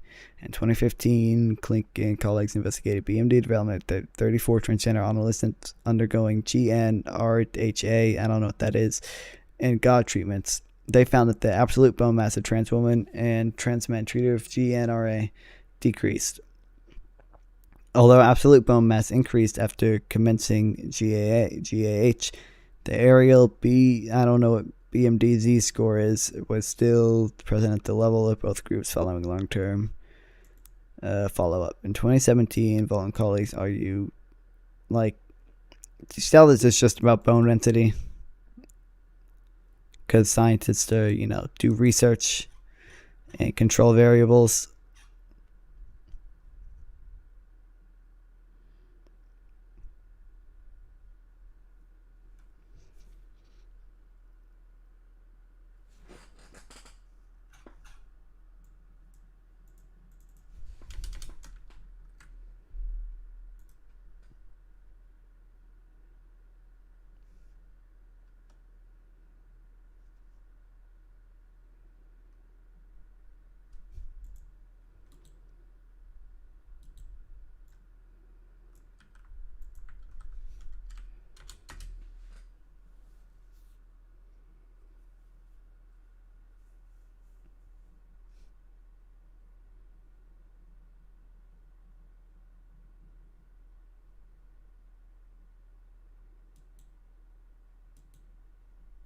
Interpretation of reproductive hormones before, during, and after the pubertal transition, identifying health and disorder puberty.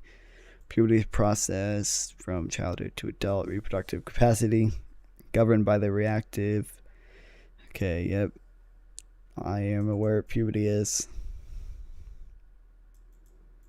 This will be focused on descriptions of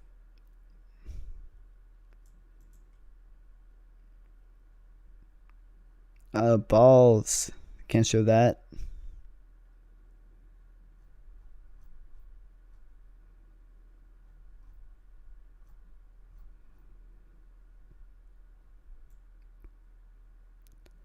Because puberty is fine development of Tanner breast stage and 2 before girls age Tanner blah blah blah.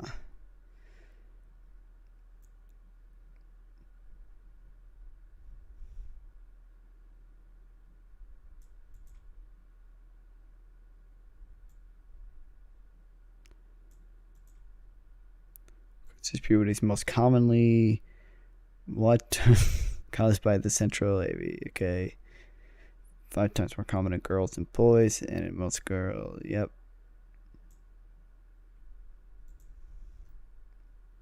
Okay, so is there a treatment section?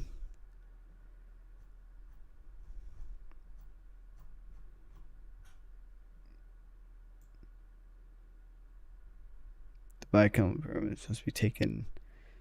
Wait, so they barely even come to a conclusion. Yeah.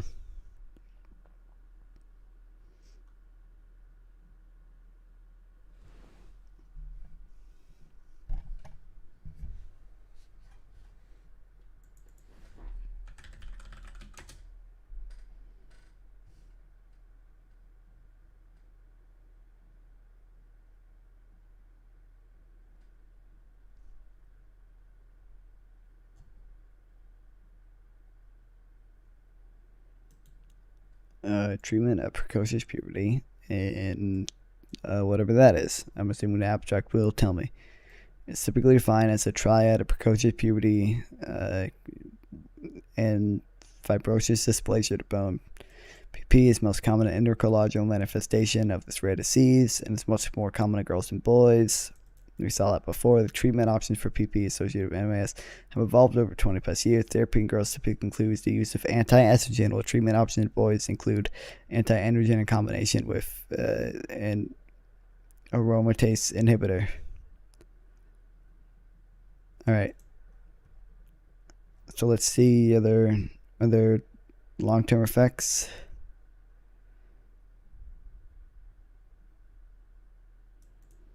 The same trials have reported increased uterine volumes, therefore raise the question how long. Okay.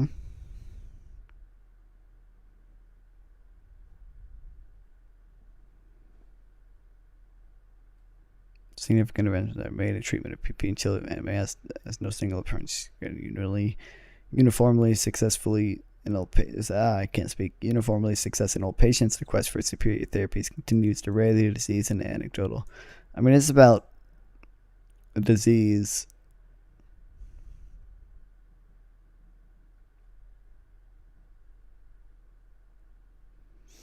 I don't know. I don't know why I'm going this far to debunk Matt Walsh.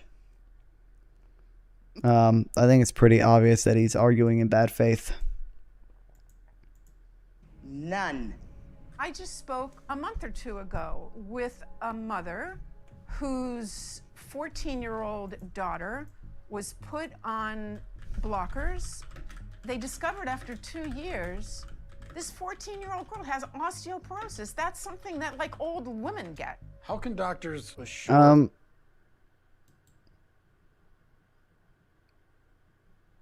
I believe I've heard something about that before. What I remember is that, like, I mean, the risks are disclosed to people generally. Well, I'm looking at this.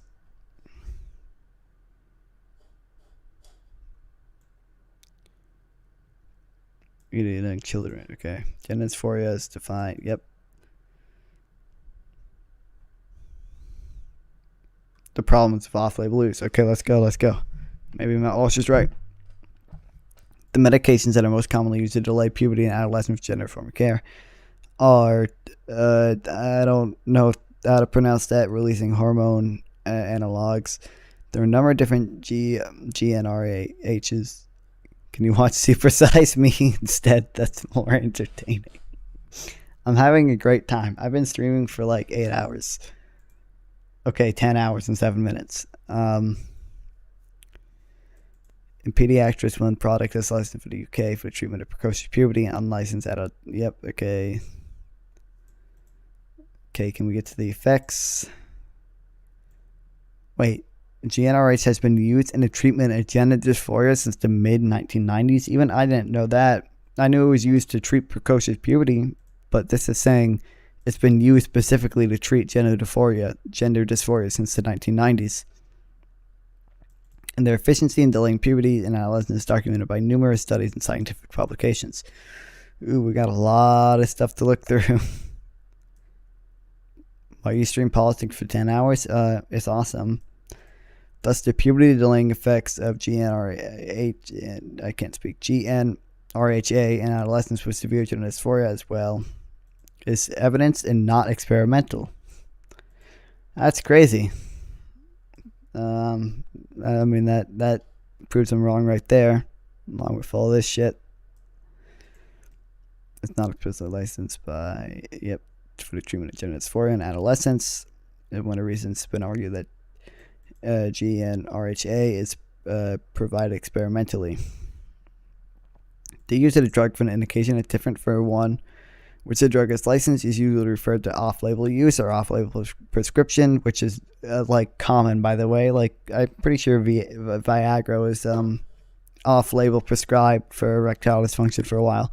It's common in many areas in medicine, but we would focus on pediatrics. Like I said, off-label prescription is both common and necessary in pediatrics because many drugs have only been tested on adults as part of the development process, leading to licenses, and therefore only licensed for use in adult population. Off-label prescribing in pediatrics is endorsed by General Royal College of Pediatrics and Child Health, and even for sensitive areas such as pediatric psychiatry, by the British Association for Psychopharmacology. Which states that healthcare professionals have a responsibility to prescribe the most effective and safe treatments for their patients. For children and adolescents, this may mean choosing an off-label medication in preference to a licensed one, a non-pharmacological treatment, or no treatment at all. The purpose of off-label use is to benefit the individual patient. Practitioners use their professional judgment to determine these uses. As such, off-label does not imply improper, illegal, contrived, or dude, I can't speak. I've been streaming for 10 hours, real tired. Contradicted or investigative use. The EU and USA have put in place schemes in order to incentivize the pharmaceutical industry to do more pediatric research on the new molecular. Yep, okay. It's not primarily the lack of research that prevents the licensing of GnRHA for puberty delay in adolescents with gender dysphoria. It is likely that GnRHA could be used on a license based on an already existing research, but no one has an incentive to use the necessary resources to submit a license application. If we look towards the licensing of GnRHA for puberty suppression in children with central precocious puberty that have been licensed in Europe and the US based on relatively short open-label studies with a small group of patients, because it is impossible and unethical to perform randomized controlled trials for this indication. The same would apply to puberty delay in adolescents. It is worth noting that GnRHA is only licensed for this indication because there are so few patients with central precocious puberty that the condition is classified as an orphan condition, which provides specific financial incentives in terms of market exclusivity for the first firm obtaining a license. The mere fact that a drug is used off-label, therefore, does not show that it is used experimentally. The first time it is prescribed off-label, especially for a different condition than what it was licensed for, it may be said to be experimental, but as noted before, that would not necessarily mean it's unethical. However, as the knowledge about the effects and side effects of treatments builds up with time and documented academic literature, the use becomes less and less experimental and may eventually become routine and standard, especially if the knowledge is generated through well-designed follow-up studies, not just an accumulation of unsystematic clinical experiences. Okay, that's just saying why you can't do Okay.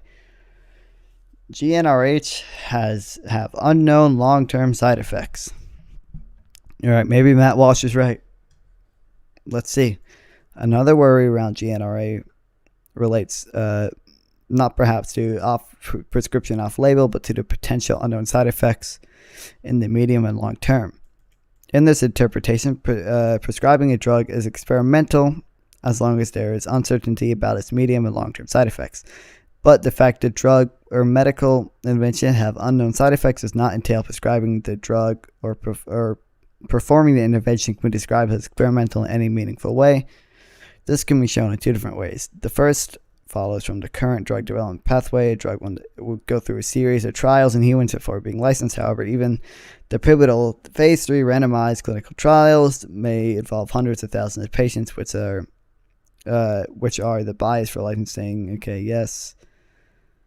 It's not uncommon for drug marketed. Yep. This shows the point. Okay. Yep, I agree. Yep, that's crazy. But it's not entitled. Okay. Second, we rarely arrive in a position where it can predict an individual's response to a particular drug with absolute certainty. Most drugs have side effects, and most have some rare but serious ones. But our inability to predict whether this particular patient will experience a serious side effect does not make the prescription experimental. If it did, all prescriptions, even of aspirin, would be experimental. I mean, I wish they would. I understand that this is the point of the study. I kind of wish they would get off the just strictly experimental point.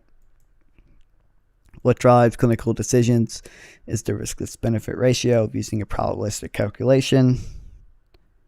Which, by the way, we have a ton of evidence that prescribing puberty blockers leads to generally positive outcomes, and they are incredibly low risk. I mean, maybe this is about to say there's some long-term effects.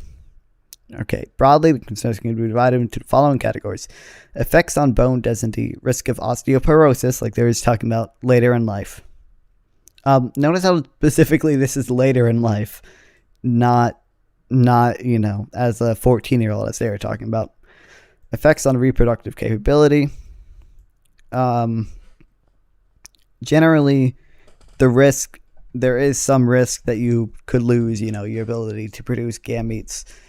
That is pretty rare from what I've heard. It's almost always reversible with puberty blockers and puberty blockers alone. With HRT, it typically becomes less reversible, but nonetheless, it is still typically reversible. increased odds of later medical transition. I don't see why that's a bad thing. Okay. All right, let's go. A major concern is the impact of GnRHA on bone development. Am I saying that right, by the way? Should I just be saying estrogen? How do you pronounce it? Or not estrogen, sorry.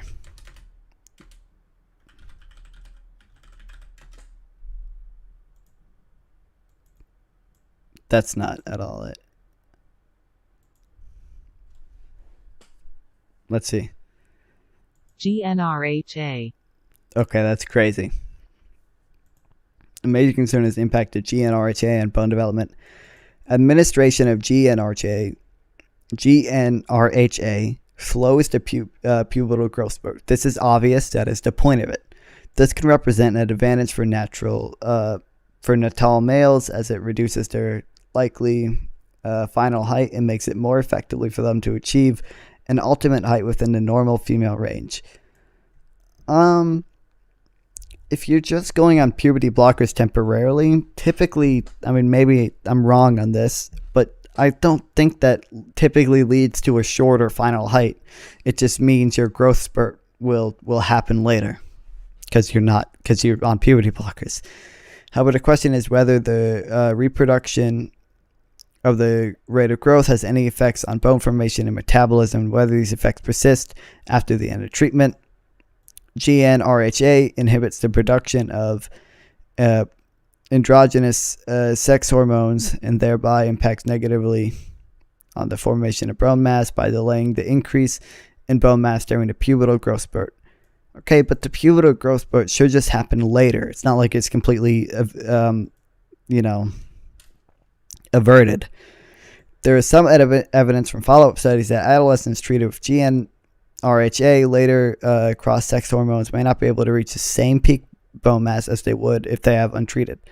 Okay, so this is some evidence that some people may not reach the same peak bone mass as they would have if they remained untreated. And the issue has been identified as one of the priority issues for further research. Notice how this needs further research. The findings are difficult to interpret since the available evidence on bone density and mass in transgender persons receiving gender-affirming hormonal treatment as adults is ambiguous. If it can be substantiated in larger studies that peak bone mass is affected by GnRHA treatment, it will obviously become an important consideration in general risk-benefit calculation prior to offering this treatment. Okay, so clearly there is not enough evidence to fully decide, and the evidence we do have suggests that maybe some people sometimes can't reach their peak bone mass as they could have if they remained untreated. I mean, maybe it just didn't mention it, but generally, like, I would assume not reaching your peak bone mass sometimes is not that bad. I would assume that's not the end of the world if you don't have the peak bone mass. It's not like it didn't say they have significantly lower bone masses. It's just that it's not the peak that they maybe could have reached if they remained untreated. Effects on reproductive and sexual capability. Additional concerns regarding puberty delaying treatment is its effect on reproductive capability. There are two most likely scenarios. In one, the adolescent proceeds with the transition to the other gender, and eventually in adulthood receives full genital surgery. In this case, natural conception is not possible, obviously. However, it might still be possible it might still be possible to have genetically related children with assisted reproduction technologies. In this scenario, one concern is that the use of blockers in early puberty might prevent the extraction and storage of sperm for males assigned at birth and of the ovum for females assigned at birth. However, the suppression of spermatogenesis in natal males is temporary and can be restored by interrupting treatment. This is unambiguous. It's temporary and can be restored by interrupting treatment, not even completely stopping it, just interrupting it unambiguously. A male assigned at birth whose puberty has been suppressed before spermatogenesis has occurred could decide to stop treatment long enough for spermatogenesis to start if they wish to collect sperm and store for reproductive purposes. This also implies, by the way, that they could go back to like a completely normal life. Like, not necessarily they have to freeze their sperm and, you know, save it for later. They could just have like regular bio kids. This, of course, would mean that they would have to accept the masculizing effects of endogenous testosterone in their body during this period. They can continue with the treatment for transition to female gender. This is, I mean, this proves I'm wrong, like right here. This is like unambiguous. Collection of ova in natural females is less problematic. It was unambiguous before. I can imagine it being less problematic. The treatment has little impact on the already formed ova. They may be collected and stored at time of what the fuck? Oophorectomy? Oophorectomy. Oophorectomy. Okay, cool.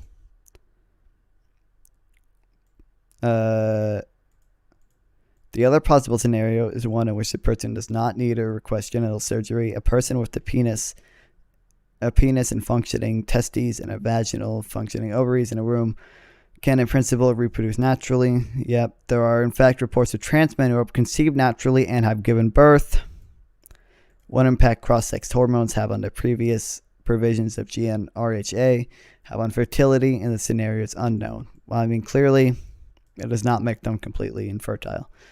Effects, I don't really care about that. General problems and possible side effects. The healthcare journey of gender diverse use does not begin or end with GnRHA treatment.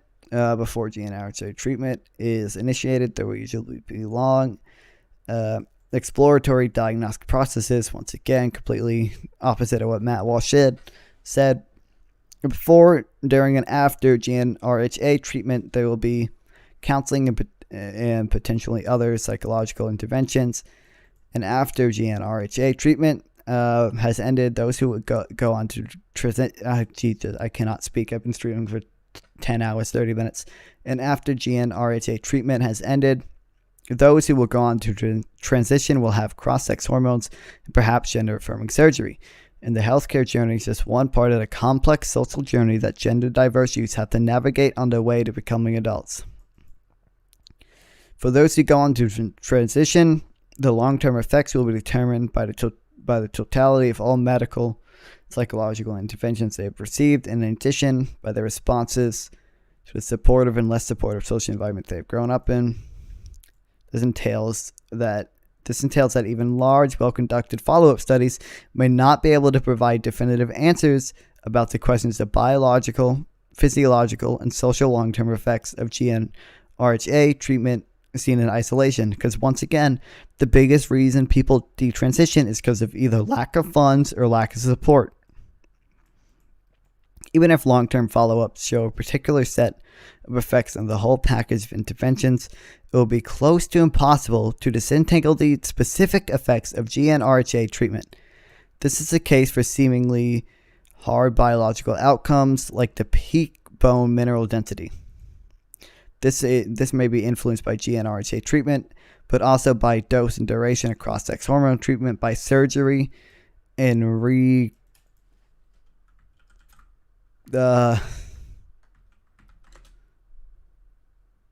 okay, I need the pronunciation thing, please. Oops. Convalescence. Reconvalescence by physical activity, etc. I mean, yeah, there are so many things that go in to like affecting, you know, your hormones and the general state of your body. Like I would imagine long-term studies that are just trying to measure the effect of GnRHA would be like impossible because there's so many varying variables in like your environment, and there's not many trans people to conduct the study on. Like, it just be, impossible. Like this says, this means that it's unlikely that in the area of care, that's probably a very like sensible reason why there aren't any long-term studies. Obviously, they have not been used forever, although this said that they've been used since the 1990s. But but it'd just be incredibly hard. That I don't think, like, no data you get from it would be useful. It'd be impossible to tell what was from GnRHA and what is from, other hormone replacements, and what is from just like literally the food they ate. That affects your hormones too. Like literally what food you eat. Like, the stuff in your environment. And literally your genetics. This means that it's unlikely that in this area care we can achieve the sort of evidence base that can lead to whole-ranging clinical guidelines applicable to all patients in all contexts. It is therefore important that while furthering understanding and collecting additional evidence around gender identity development and GnRHA, clinicians retain sufficient discretion to use current evidence and current international guidelines as guidance for clinical practice, while also remaining flexible and sensitive to the particular needs of individual patients and to the specific circumstances in which they live. I mean, this is like pretty like objectively like a pro puberty blocker stance here, and this is like an actual like scientific, probably peer-reviewed article we can check. Puberty delaying medications are currently provided off-label to adolescents affected by gender dysphoria, and this particular use cannot be investigated by RTC. We have shown that this does not mean that they are experimental drugs and are provided experimentally. Whether these or even approved drugs are ethically prescribed depend on whether they are likely to serve the patient's health interest on the evidence available at the time of prescription. I would assume most doctors are acting in good faith. I don't think many are acting in bad faith. Sorry, I'm losing my voice. The published literature provides insight into the likely benefits of GnRHA. In summary, they reduce the patient's dysphoria, which is a pretty good thing. Reduce the invasiveness of future surgery. I didn't even consider that. That's another point. Like, if the left is really invested in grooming people and hurting them through gender surgery, why would we want puberty blockers which reduce the invasiveness of future surgery? For example, mastectomy in trans men, treatment for facial hair and body hair, thyroid, chondroplasty to improve appearance, and I'm not even going to try. Wait, circothyroid, I can pronounce that, approximation to raise the pitch of the voice in trans woman. GnRHA is correlated with improved psychological adoption and reduced suicidal intention and attempts. Hembry noted the increase in suicidal ideation where blockers were not given. In light of collected and published evidence, it seems that the international clinical community has found a sensible point of balance. GnRH can be prescribed to adolescents who experience strong and distressing gender dysphoria. GnRHA is not usually recommended for pre-pubertal children when there is still significant uncertainty around the future gender identity and development trajectory. The reaction to pubertal development will be part of the clinical assessment in this way. Yep. But to those who continue to transition, but should the patient change their mind, then no permanent changes will have been affected, whereas should untreated person transition, permanent changes of puberty. Yeah. This is the thing, is that it's asymmetrical. Puberty blockers have no permanent effects, generally speaking. No permanent changes of effects. But going through the wrong puberty does have permanent and everlasting effects that are overwhelmingly negative. Going through the male puberty when you identify as female is going to permanently make you taller, permanently make your voice deeper, permanently leave you in a state of gender dysphoria that you would not have been in otherwise if these options were available to you. Parents, clinicians, and significant others should continue to be open to the idea that gender identity and development of adolescent might fluctuate even after puberty, and therefore the provision of gender-affirming medical treatment is a separate decision from earlier provisions of puberty-delaying treatment. like once again, like this is acknowledging like it might fluctuate even after puberty. Like clearly, like this shows to me that these people are acting in good faith because they it seems like they genuinely want the best outcomes for people. They're not just trying to impose their ideology on people.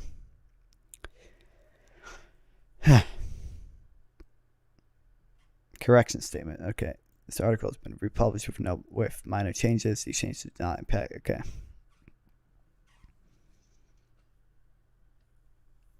Crazy.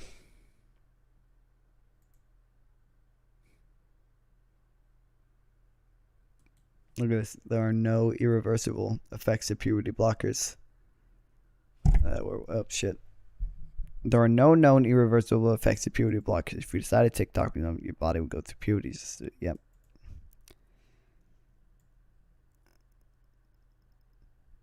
Yeah. They're open about it. Like it's not like they're hiding the fact that there are possible unknown side effects. Like they mention that here, and they mention that here, and they mention that everywhere. For parents that a certain medicine is totally safe, based on what you're saying, they can't possibly know that. How can they be removing the healthy breasts of 15-year-old girls? How can they? Okay, I'm sorry.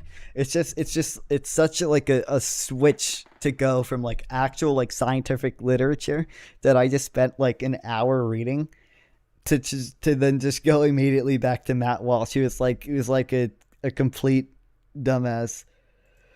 Oh my god. Hold on, I want to see how long I spent reading. I don't think it was an hour. It was about 40 minutes.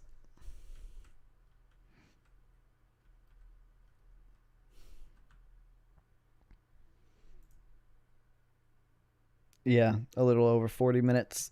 They be sterilizing kids. How can this whole thing be happening, Matt? We just went over this. They're not sterilizing kids. We just went over this. We just went over they if you stop puberty blockers for not even permanently, if you just temporarily stop them, you can gain your ability to produce, gametes. Then you can harvest your egg or sperm or go on to have children naturally. Is transgender and in need of medical transition. It generates $1.3 million to pharma. And we're believing... You know what? I agree. Medicare for all. Let's go. Thank you. Pharmaceutical company, Lupron, hormone blockers, reversible, so they say. Well, the truth is... They're accepted to be reversible by everyone. They're just lying. They are just lying. That in 2003, Lupron was sued. Also, you know what? I agree. It is bad that research is controlled predominantly by capitalist institutions. We should turn them all into worker co-ops, have more government-funded independent research. There are ways of addressing these problems. Also, like I said, Medicare for all. Thanks for advocating for me. Deemed a criminal enterprise by the U.S. government.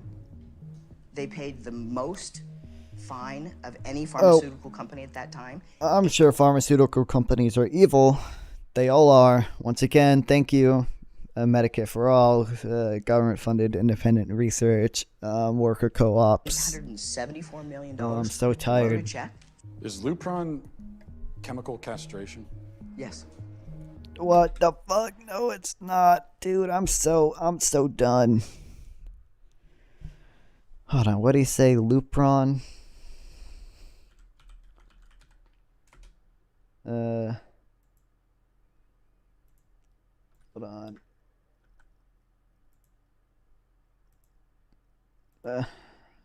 This is tiring. This is insane. Lupron long-term effects.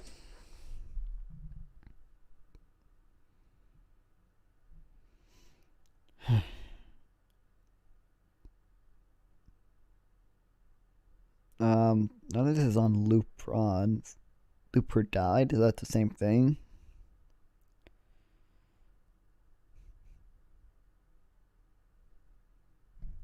Okay, hold on. I gotta look this up.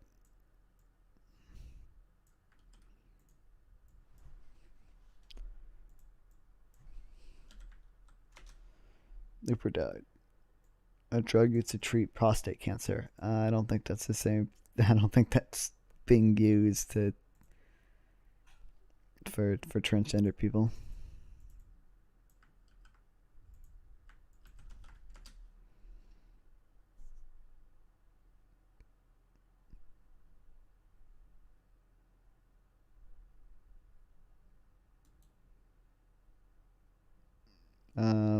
I don't know if this mentions Lupron or not.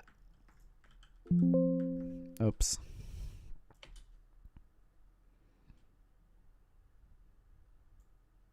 This Lupride, which is a drug used to treat prostate cancer, Wikipedia said. I trust them. Lupron put my body in a state of menopause. I mean, it's a puberty blocker, right? So, Lupron side effects. Lupron needs to be taken completely off the market.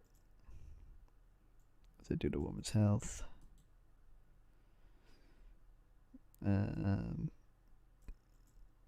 Let's see. Oh, these aren't actual studies. This is a petition to Congress. This is why are they citing this in an actual scientific study unless they're like refuting it.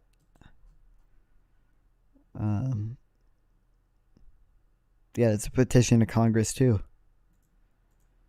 Hold on. Okay, 7.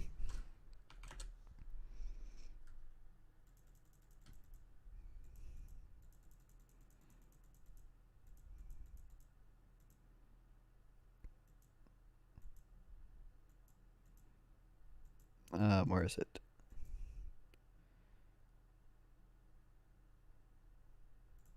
I don't. That's 16. Where's 7? Do they cite 7 ever? Because that's 17, right? Yeah. Do they never actually use the citation in here? Then why the fuck do they have it? Okay, wait, what's another one?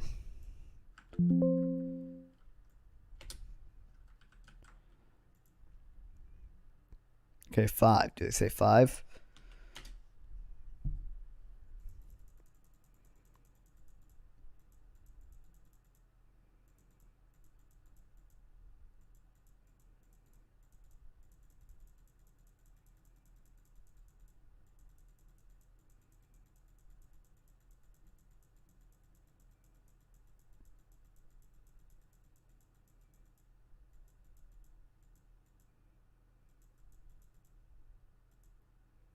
Oh shit. What I click on? Nope.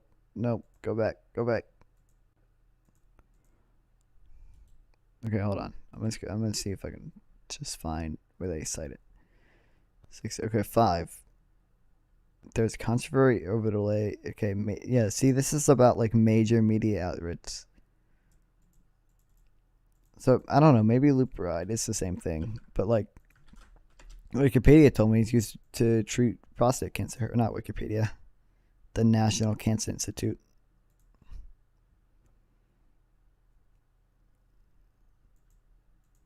Oh wait, precocious puberty.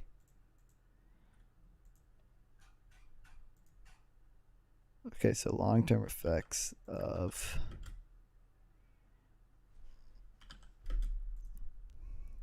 Lupron.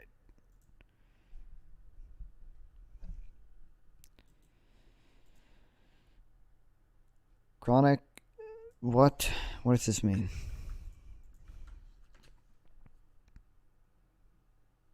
Around the time of adolescence. Okay. How do I say that? Para-adolescent.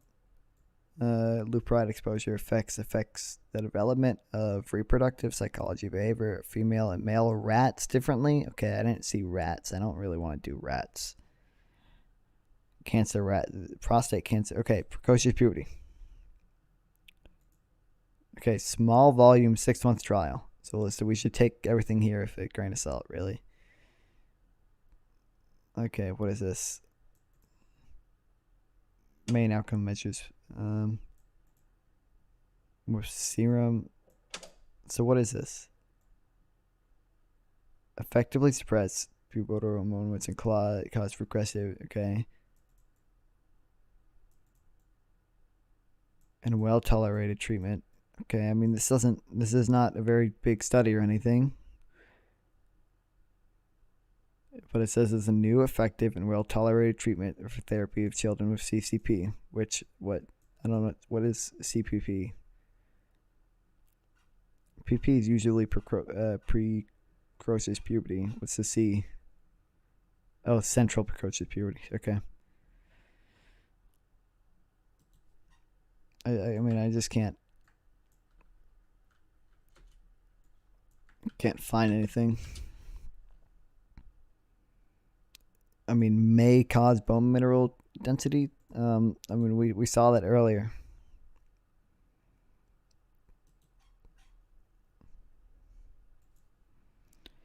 Okay, hold on. Google Scholar. I spelled it wrong.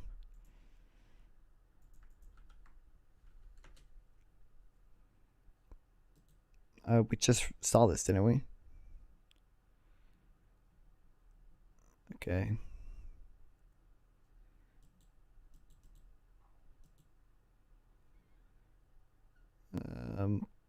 Right.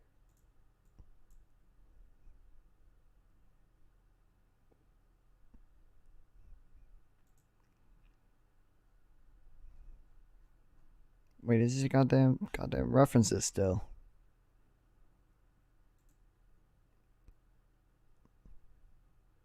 This page is very, oh, please download here. What? Oh, goddammit, it wants me to subscribe? I'm not subscribing.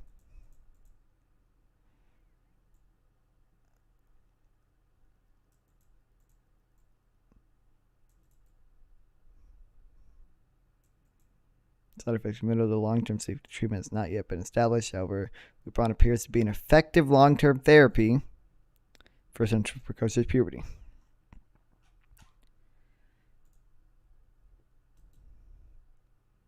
With bowel disease, I don't care. In ferrets, should we look at it in ferrets? And prostate cancer. So, like, literally, I don't know. There doesn't seem to be enough research on this to really draw any conclusion. But the people who are willing to draw some conclusions say that it seems to be an effective long-term treatment. There's a lot of evidence that it's effective at a god damn it, I can't access a lot of this shit. This is fucking about bowel disease.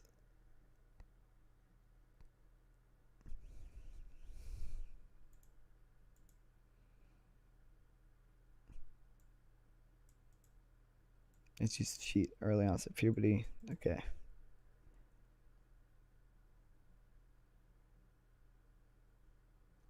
Side effects. May cause mild serious side effects.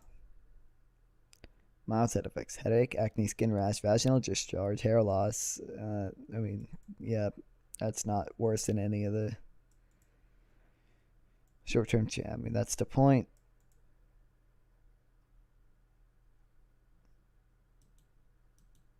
But it doesn't look like there's enough data on the long-term effects.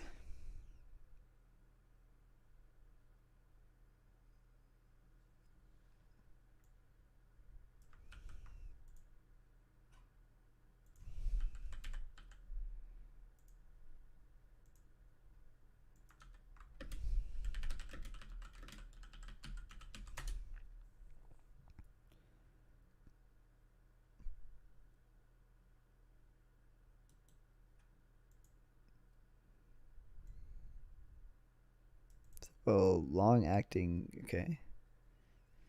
Been successfully derived for various treatments in men, women, and children, which are available in the United States and globally. Okay. Aims to summarize the key clinical studies that led to regulatory approval. Okay. But this isn't going to draw any conclusions.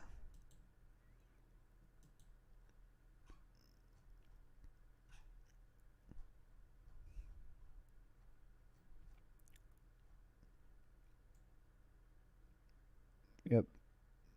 Approved by approved by the FDA in 1985.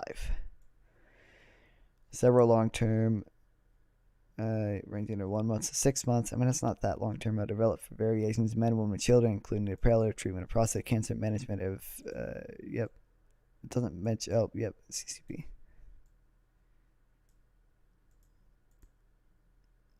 Oh, this is just on precocious puberty, not the actual effects that Lupron on it.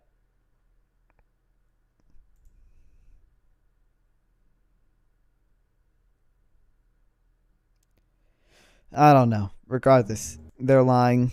They're obviously lying.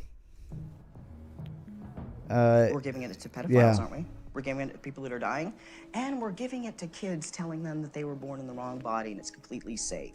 One of the drugs used is Lupron, right? Which we just has went actually over been that. used to chemically castrate sex offenders. You know what? I'm not sure that Is we that should true? continue Is that even true? I read nothing about that fold of shit I just read on it.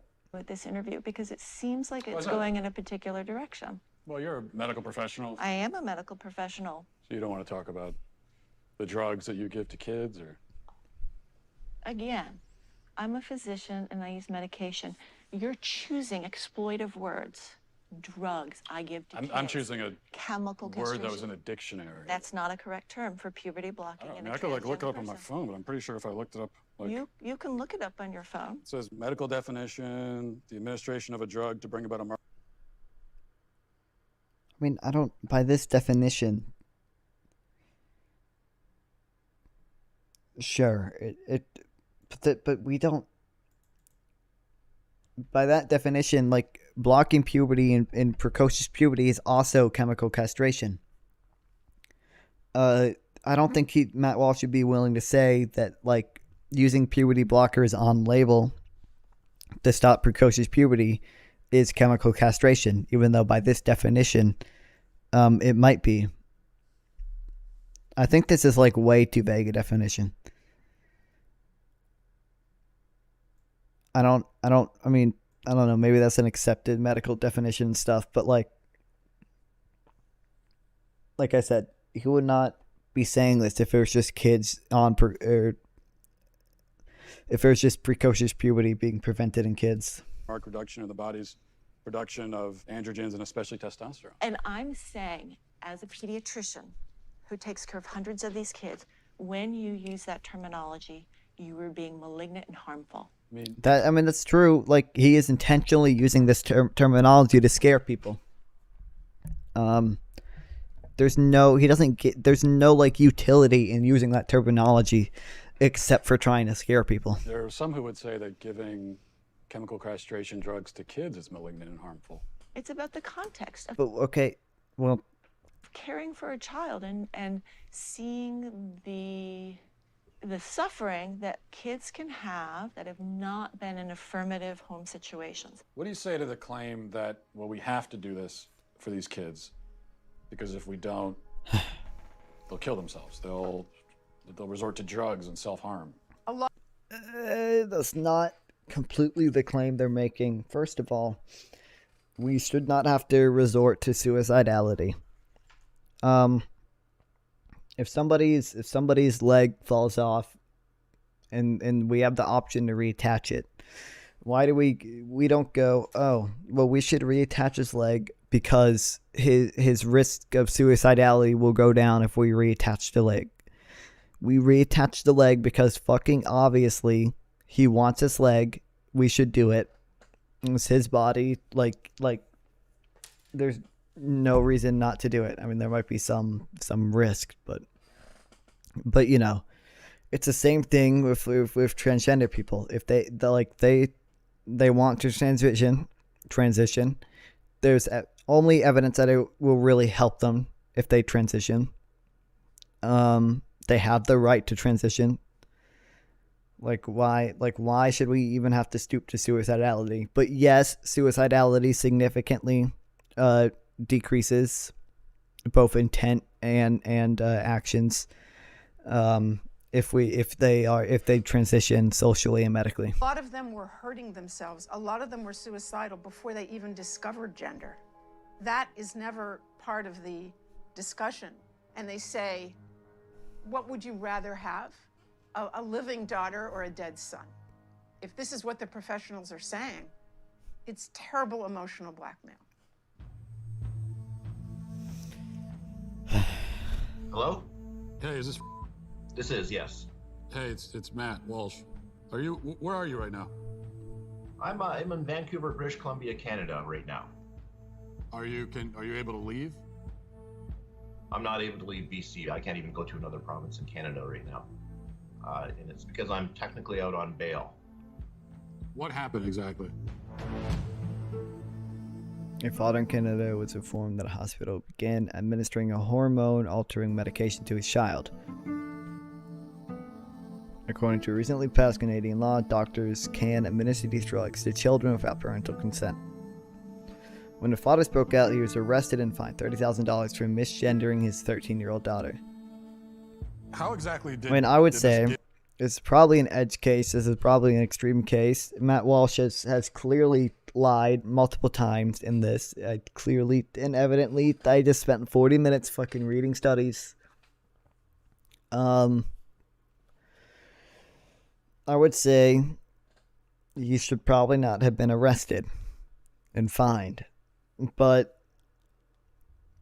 I mean, there are cases where I think drugs could be prescribed to children without their parents' consent.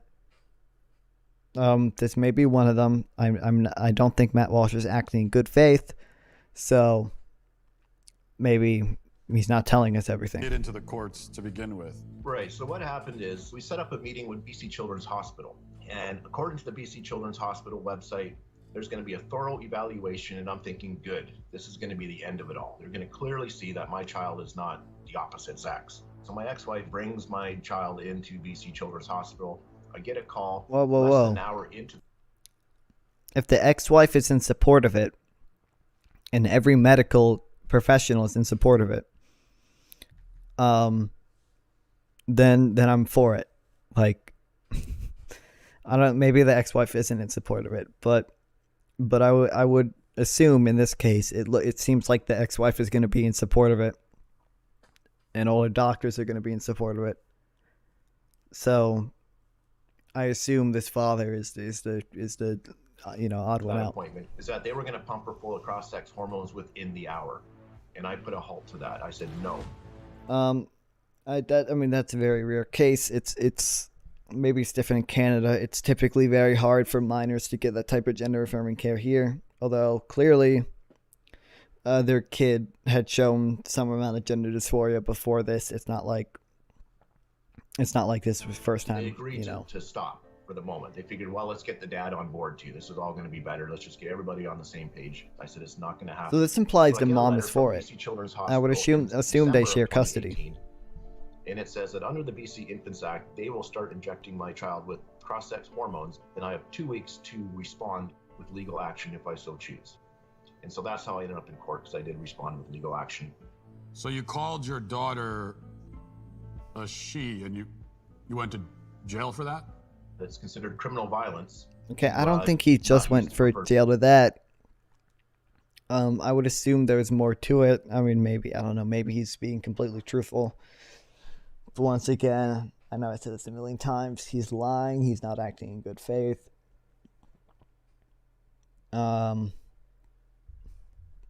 Yeah.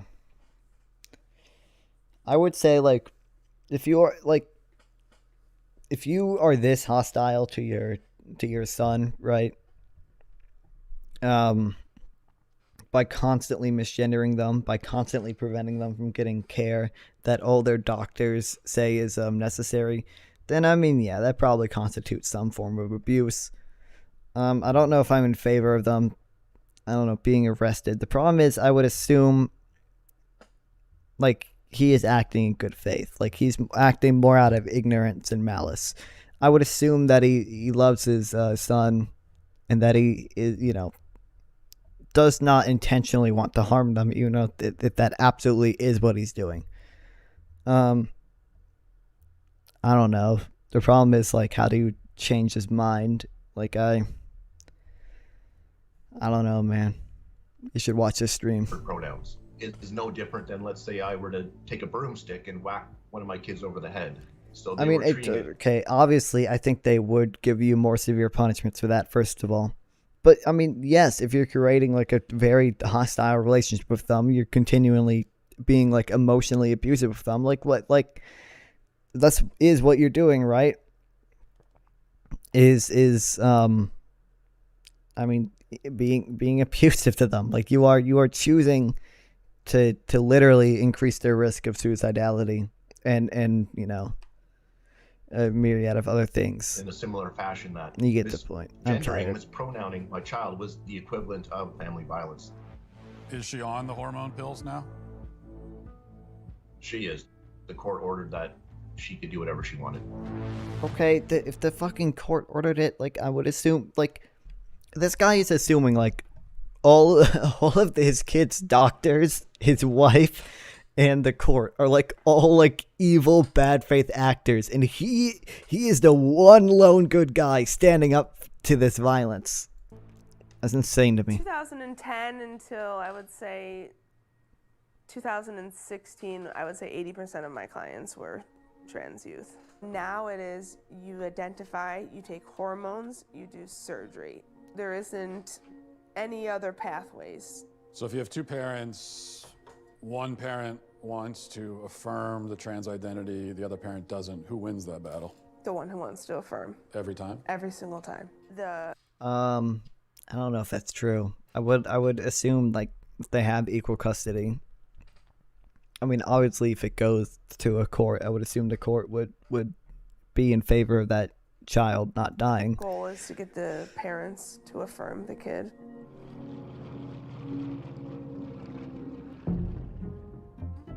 There's no such No thing way. as a gender-affirming therapist. That's a contradiction in terms. Why? Because you don't affirm if you're a therapist. It's not your business to affirm. You come to see me because there's something wrong. Maybe you come to see me because a destructive element of you is wreaking havoc in your life. Yes, there is something wrong. You're experiencing gender dysphoria. You should make the body match how your brain feels. I'm on the side of the part of you that wants to aim up, man. That's what I'm on the side of. Okay, now I don't know what that means in your case, but we're going to talk about it. Am I going to affirm what you think? No, it's not up to me to affirm it. You don't get a casual pat on the back from a therapist for your pre-existing axiomatic conclusions. That's not therapy. That's a rubber stamp. Is anybody at any point explaining to these kids the real long-term consequences of hormones and puberty blockers? We just went over this. There's not enough data to determine the long-term effects of hormone replacement. There is enough data to determine the long-term effects of puberty blockers are very minimal at most. I don't think they're explaining it to the kids, so that has frightened me that it's become... By the way, I think kids should be informed of the risks, by the way. There still are some risks. Like I'm obviously in favor of that. That we're even talking to the kids about it at 10. We're presenting it in schools. So this generation, they're the lab rats. Biological sex, binary. It's been binary for like 100 million years, longer than that. I just like, should we never test new drugs because there's no long-term studies on their effects? Like, obviously, I'm in favor. Like, they have to do clinical trials first. Like, these drugs are drugs that are being prescribed regularly by doctors. Like, they have gone through clinical trials. They have been deemed, like, mostly safe. We might not know every long-term effect. There's not enough data to conclude any. But I mean, it really seems like the like worst the long-term effects can be are like infertility, which is like an obvious risk that I think everybody knows they're taking. I mean, everyone should still be informed of that, obviously. And then like decreased bone density, which may not be the peak if they didn't start treatment. Temperament is not binary, temperament or personality. So it's gender. Temperament is gender? Well, gender is not a good word because it's vague and it isn't measurable. So do we need it? Why can't we just say temperament? Exactly. gender isn't like empirically measurable, so like people should self-ascribe it. Like We even need the word gender for it. Well, I don't need it. Yeah. But what I would say is that people who talk about... I mean, they're okay. Obviously, like men don't. Jordan Peterson here does not have short hair because as a biological male, he's conditioned to have short hair. He has short hair because society expects him to, because his gender is male, and gender has to do with the social aspects of biological sex, like what we. Dude, I cannot speak. I've been streaming for 11 hours. But what we prescribe,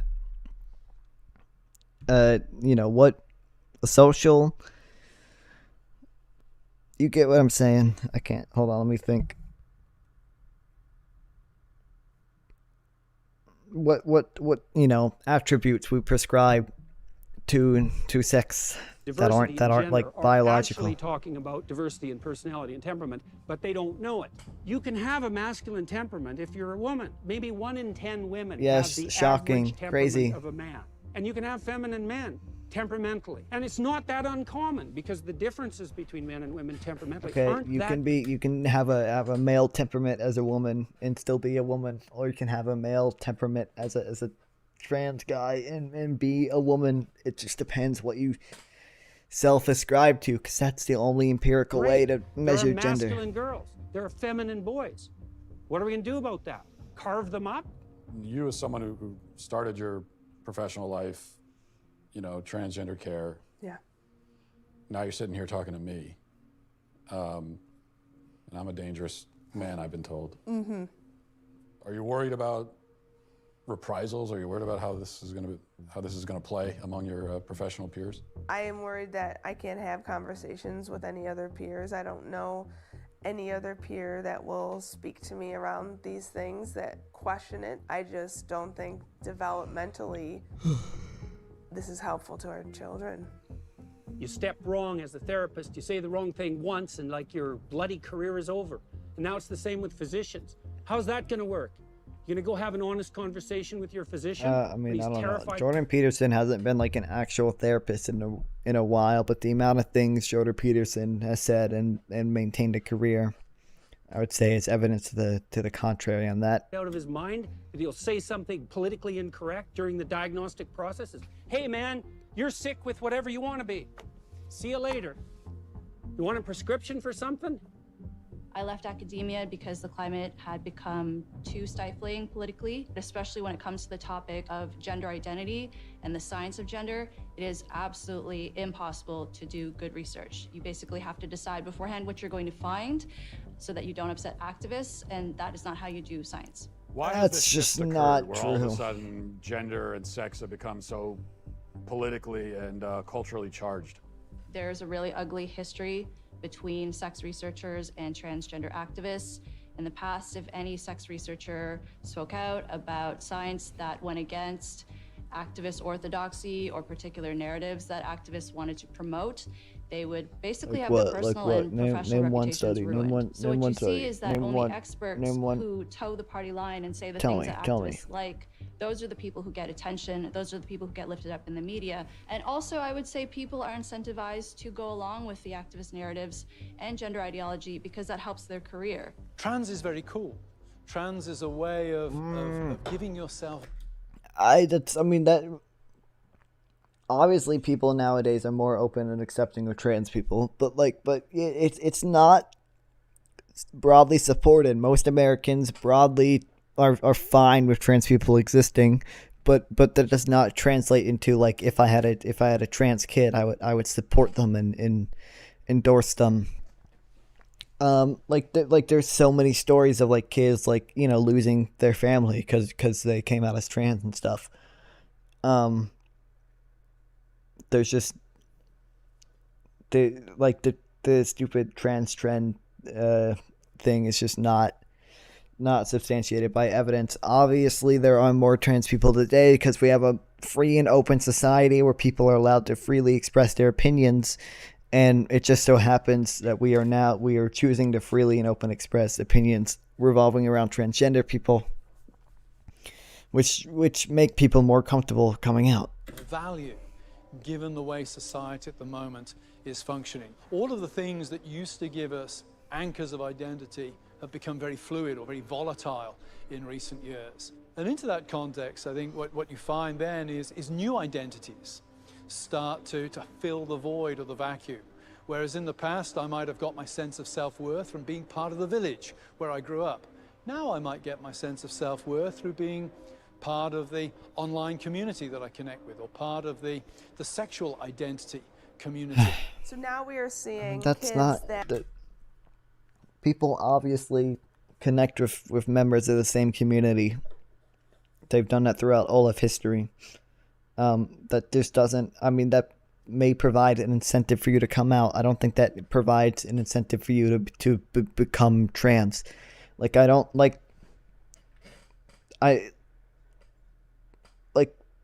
there are real feelings that cause people to become trans. Like, cis people don't tend to have those feelings. There aren't people going through all the effort of taking HRT and puberty blockers just to fit in online. That doesn't happen. are identifying as animals going to school. Also, the trans community is filled with a lot of self-hate. Like, there's the whole meme of TTT on 4chan. There's just not a lot of good stuff that comes with like identifying as transgender online. You're gonna be like, even other trans people will make fun of you and say, "Oh, you'll never pass. You'll never, you know, I can see your masculine jawbone." That is a thing that happens all the time. They are purring instead of answering questions, and they meow, and the teachers are not allowed to. That's not true. It's just not true. There are, I'm sure you can find people who dress as furries to go to school. Furries are weird, but I mean, First Amendment, God damn it. If we as Americans don't have the right to dress up in animal costumes and meow, that's the day our government becomes just like the Chinese. Question it because it's considered a queer identity. So you have kids that are going to school and they're saying, "I'm a cat." Mm-hmm. And the teachers have to affirm them as a cat. Yes. So it's the not schools just are like the literal zoos now. Don't think that happens. That just doesn't happen. I am a 27-year-old transgender woman. I am a wolf-therian and a member of the furry fandom. When and how did you Furry discover your fandom. It's a goddamn fandom.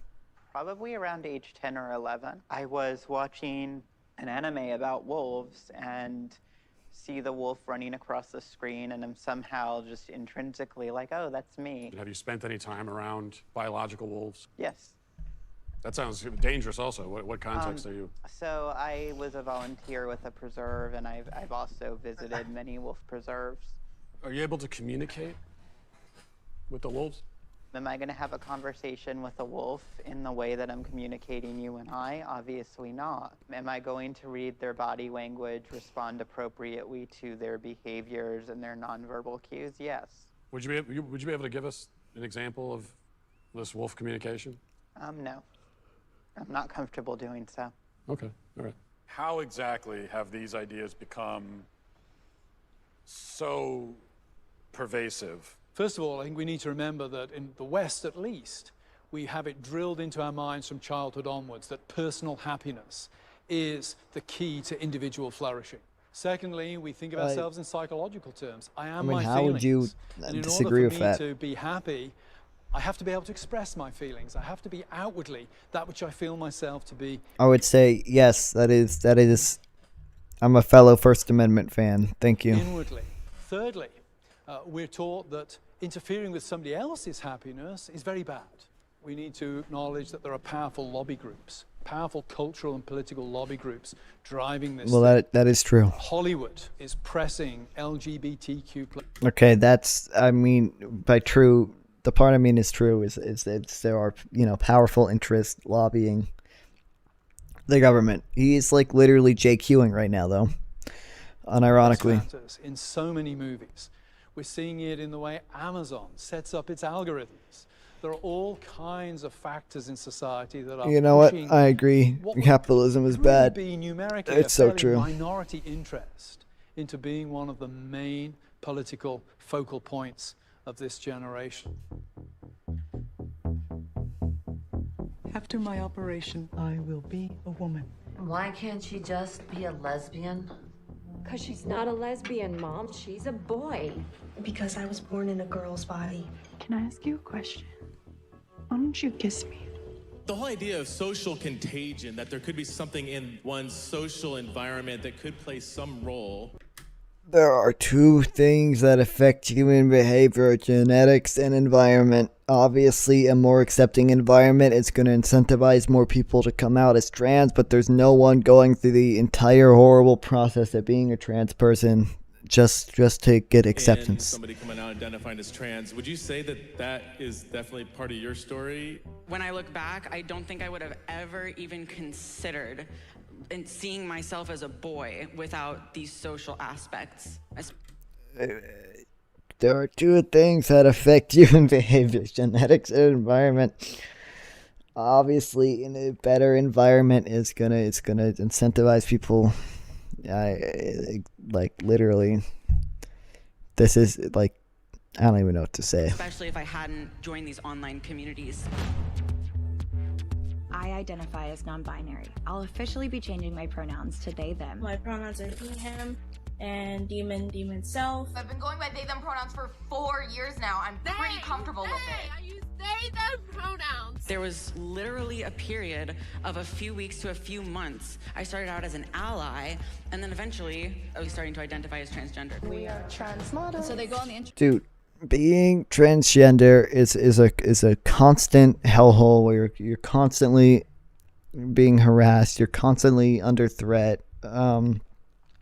Like literally, there are like transgender people like literally moving out of Florida, whether or not you believe that's just or not. Like no one goes through it, and there are no transgenders. They're not real, man. They're not real. Told that all of their problems will be solved if they become a man. Kids No, are they're being fucking taught. not. You might feel like you're a boy, even if you have a vagina and you're a girl. You are what you feel you are. Some people are girls, some are boys, some are both, some are neither. Gender is all about how we feel on the inside and how we express ourselves. Ah, the gender fluid teacher. What do I go by in the classroom? I go by Teacher Fambrini. As a queer and trans teacher, my agenda is to show little boys that they don't have to be like as stereotypically masculine, that they can like paint their nails and wear earrings and like still be a guy, and like it can be cool. So you worry that there could be a sort of social contagion element of this? A teeny tiny bit, maybe.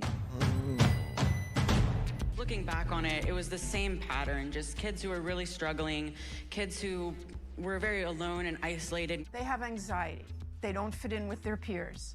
They don't know where they belong. Maybe they didn't have a welcoming family life. They just got caught up in these communities online. Then they discover. You know what? It's bad. It's bad. Our environment incentivizes people to feel like they have to fit in as much as they do, and they need to be popular online. This is a capitalism problem. Worker co-ops, government policy. Yeah. People, and they also don't fit in. They're different. Anti-DM, They're not holy sure shit. who they are. Gee, that's where I fit in. Today is the day before my top surgery. I am waking up tomorrow at 5 a.m. to have a subcutaneous mastectomy. We're telling children when they haven't fully developed that all you have to do is medically transition and you fit in. I was one of No, those kids. we're not. People are discussing the benefits of medically transitioning, but it's not gonna fix all your problems, obviously. It got me at 42. Your child doesn't have a chance. Trans rights. This is only going in one direction. You will respect us. As parents come to understand more about gender identity, kids are coming out at younger ages. It's exciting. By the way, and you know who gets it right? you guys, like, I know I mentioned this early in the stream, but conservatives really Really want this in the boys' bathroom. As Really, parents, really want this in the boys' bathroom. understand more about gender Want this in the identity. boys' bathroom. Kids are coming out at younger ages. It's exciting. And you know who gets it right? Is this next generation. The next generation who's already telling us that our antiquated ideas of things have to be a certain way just don't apply to them. They're rejecting a lot of our social mores. They're tweaking the system. I just don't think it's realistic to put this decision on them that is basically saying, are you okay with the risk of permanent health effects that you can never ever reverse? What permanent health effects? How can you ask that? Talking about slightly lower bone density. Go fucking cry about it. I'm just so done at this point. There are maybe some permanent health effects, but they do not seem to be severe. The trade-off seems to be worth it. Of such a small child. I'm a physician and I use medication. Certainly, it's a bit of a Faustian bargain. Puberty blockers, which are completely reversible. You keep invoking the word truth, which is condescending and rude. Some women have penises. He's finally done it. He's gone insane, guys. It's real. It's official. Does a chicken commit suicide? I'm not a woman, so I can't really answer that. I guess because I got a dick.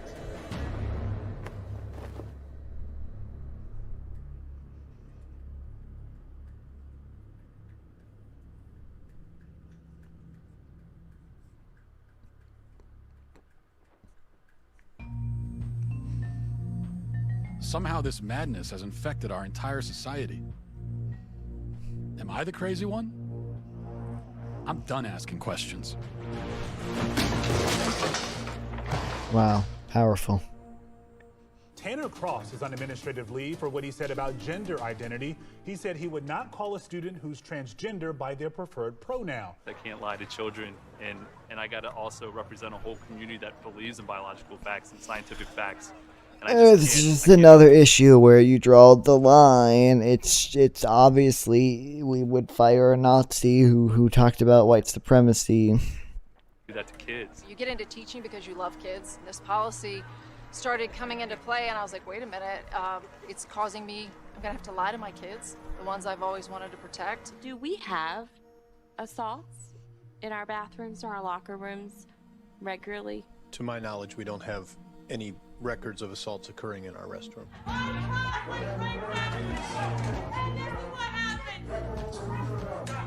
The predator transgender student or person simply it does not exist. Virginia Department of Education says it is now. Priests are more disproportionately groomers and rapists and evil than transgender people are. I think transgender people are actually disproportionately not groomers. I mean, if you're using an actual reasonable definition of grooming. Now we're reviewing whether the Loudoun County School District As in, like, actually assaulting people. Cases of sexual assault. This comes after a 15-year-old was charged on 2 separate occasions for assaulting 2 different students at different schools. Dozens rallying tonight. Hold on. Well, fuck, keep it playing. The school's policies. So that includes limiting who can talk during public comment portions of board meetings. One speaker leased property in the area just so he could speak tonight. Fox 5's Paris Jones is live with the details. Everything is against transgender women. Leasing out someone's basement in Loudoun County so he'd be able to speak during tonight's meeting. I decided last week to fulfill my lifelong dream of being a Loudoun County resident. You know, I've always felt like I lived in Tennessee. I felt sort of like a Virginian trapped in a Tennessean's body. I identify as sort of state fluid, I guess. This is Matt Oh no, I can't find anything. Oh wait, well, the only thing I can find is this. Everything else is on transgender people receiving higher rates of violence. Transgender are twice as likely to experience sexual alliance and cisgender people, but are less likely to attempt rape and sexual violence. Research is found. Oh, god damn it. I guess I can register.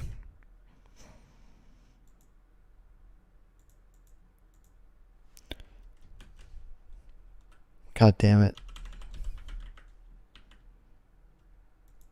Contrary of practice? Do I have to lie? Yeah, I'm kind of a medical student. I don't know. Yeah, I'm an adolescent medicine. I guess that makes sense for this. An error occurred. There's no way they can determine if this is legitimate or not, right? I don't know. Oh.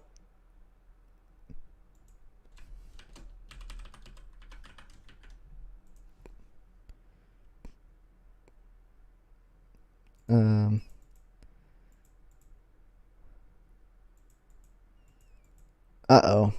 I don't know. Saying... Yes, yep. Your birth, 1999. 2024. Fuck yeah. Connect your social accounts. Skip to completely. Okay.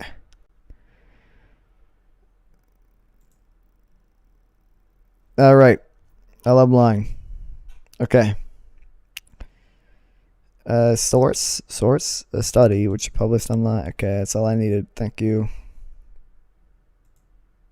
Oh, I already had it. God damn it.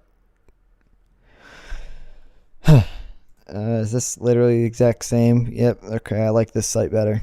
Results. Among 4,193 youth in the sample, 3,282 participants, 78% were cisgender, 329 were transgender, and 582 were non-binary. The odds of SV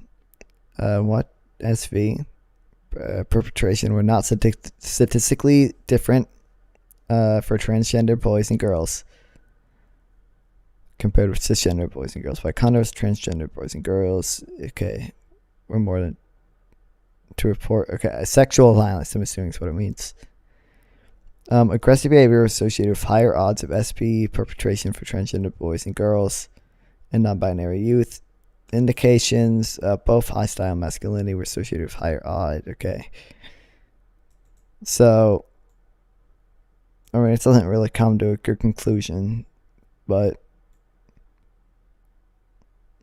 the odds of SP perpetration were not significantly different for transgender boys and girls or non-binary youth compared with cisgender. Okay, so this says not significantly different. This said less likely. So I'm wondering how they arrived at that conclusion.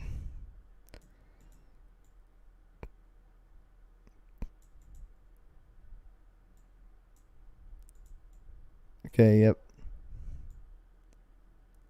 1 and 3/4. It's already cisgender. Okay, yep.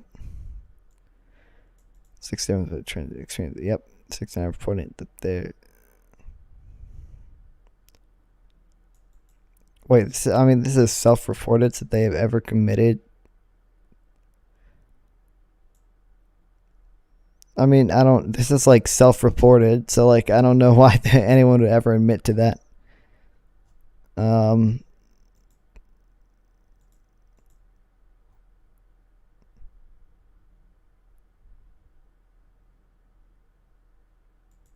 don't know, still though. Yeah, I mean, it's just lack of reliability. This doesn't conclude anything really, but it also does not at all mean transgender people commit, more sexual violence. It seems to indicate that they commit less, although not statistically significant, less than 1%.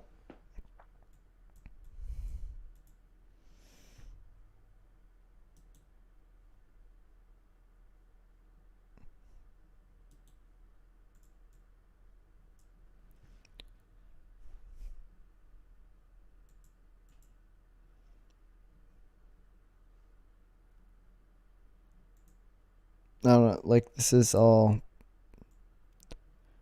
about transgender people receiving violence and not doing it. Yeah.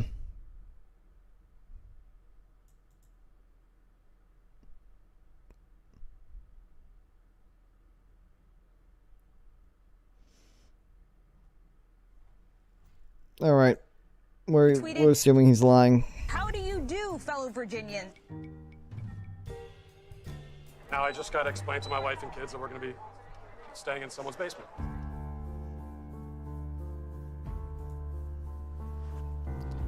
They tried to muzzle me by not allowing me to speak. Mm. And when that didn't work, they tried to muzzle me with a mask.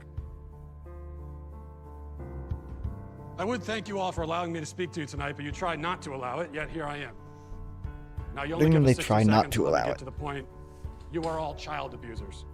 You prey upon impressionable children and indoctrinate them into your insane ideological cult, a cult which holds many fanatical views, but none so deranged as the idea that boys are girls and girls are boys. By imposing this vile nonsense on students to the point even of forcing young girls to share locker rooms with boys, you deprive these kids of safety and privacy and something more fundamental too, which is truth. If education is not grounded in truth, then it is worthless. Worse, it is poison. So true. You are poison. You are predators. I can see why you try to stop us from speaking. You know that your ideas are indefensible. You silence the opposing side because you have no argument. You can only hide under your beds like pathetic little gutless cowards hoping we shut up and go away, but we won't. I promise you that. Thank you, Matt Walsh. Everything he said is true, but in reverse.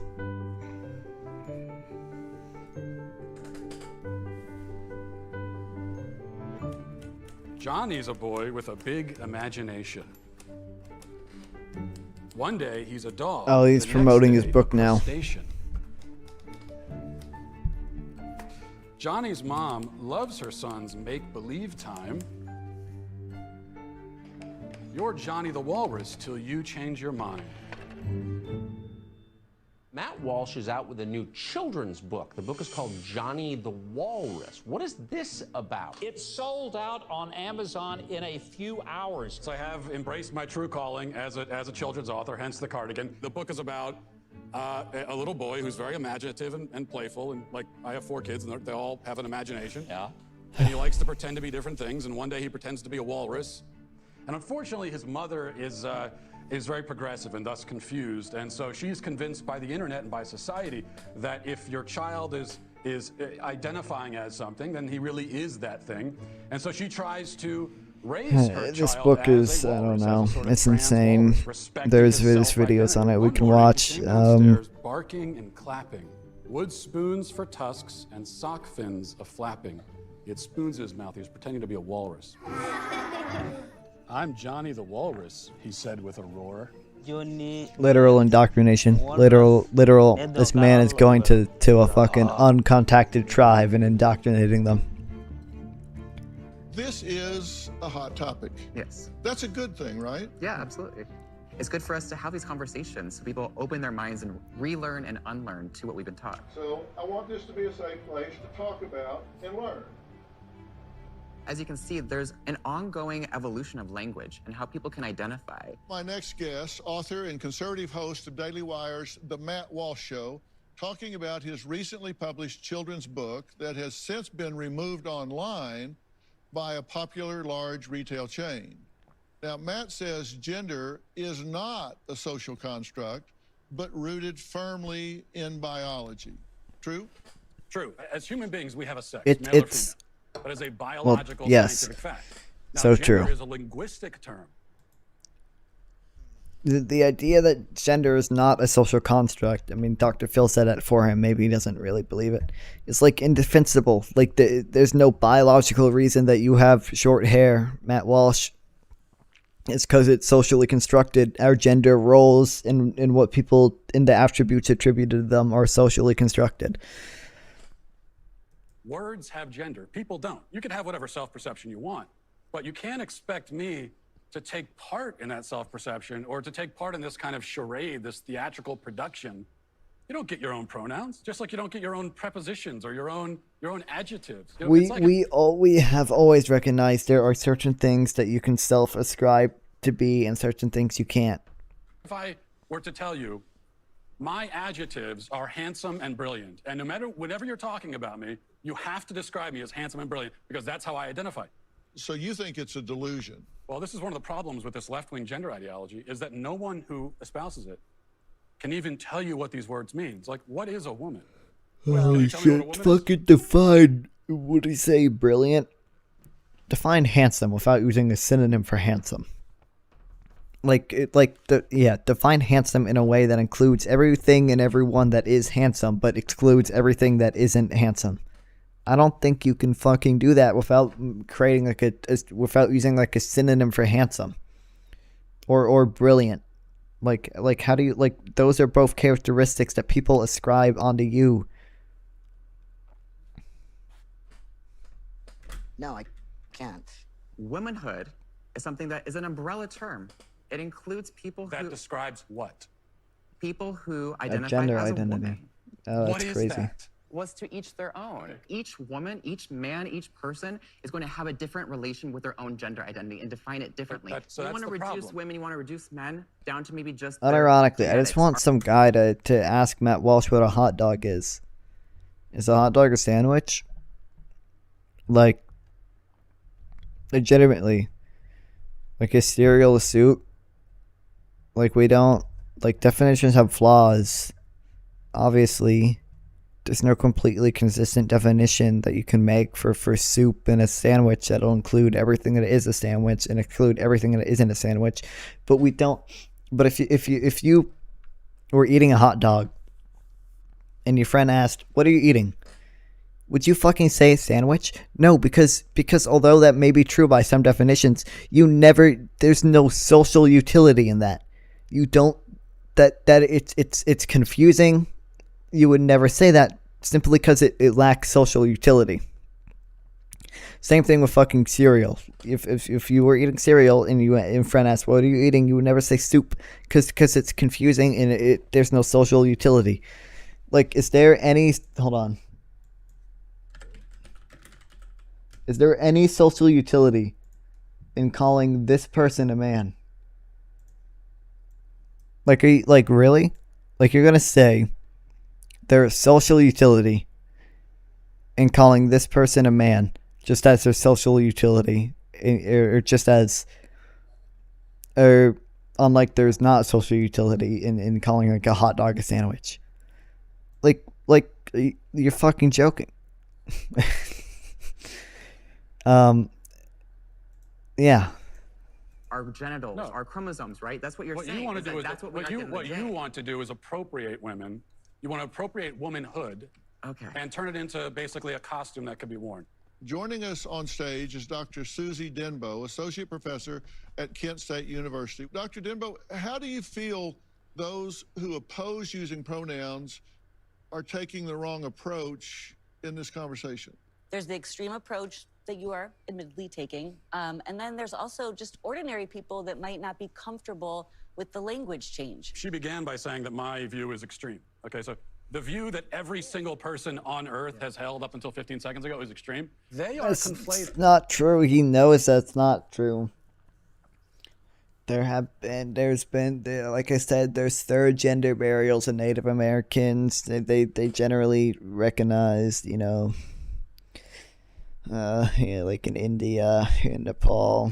Gender and sex, because on one hand they say, well, you got your biological sex, but then your gender is whatever social construct. But then they turn around and say that trans women are women. So a man who identifies with the gender, the social construct of womanhood, actually is a woman. Part of me wants. I mean, yes, if you're not using woman in a strictly biological sense, then yes, someone like that is the whole fucking point. He got it. No way he gets it. To ask why you care so much, because it's really not that big of a deal. Oh yeah, can I answer that? I care about the truth. So basic truth matters. I want to live in a society where people care about the truth. I care about children, and these insane ideas about gender are being foisted on kids, and that bothers me quite a bit. I care about the women who are having their opportunities stolen from them. I care quite a bit. So what does he think of third gender people, like in Native American communities and in Indian communities, like where there wasn't like this coercive force of left-wing academia enforcing gender ideology on them? I suspect he does not have an answer to it because no one ever really presses him on that. Yeah. I wanted us to have a safe place to be able to talk about this. And it seems like we should just keep the dialogue going and hopefully find some middle ground.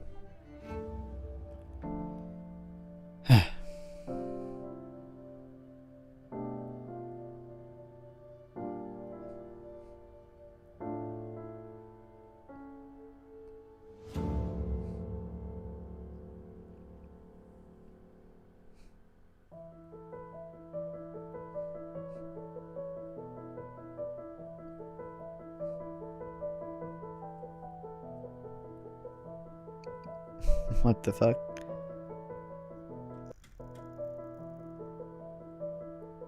I mean, I would assume this basically means conversion therapy, right? Which is like been proven basically not to work. Do I need to find shit on that?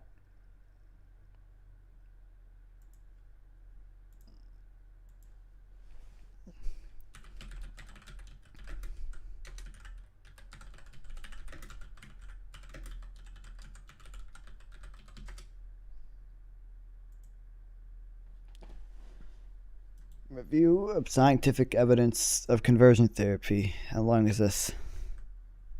11 pages. We can read some of it. Conclusion. This report summarizes the literature relevant to the safety and effectiveness of conversion therapy. Available scientific literature suggests there is a strong association between adverse health effects such as anxiety, depression, suicide, and a previous experience of conversion therapy. In addition, helping professions most likely to work with LGBTQ plus individuals and thus in the best position to observe individuals who have experienced conversion therapy overwhelmingly reject the practice of conservative therapy as being neither effective nor harmless. At least two, and a recent meta-analysis. Okay, this doesn't really talk about the effectiveness. I want some good statistics.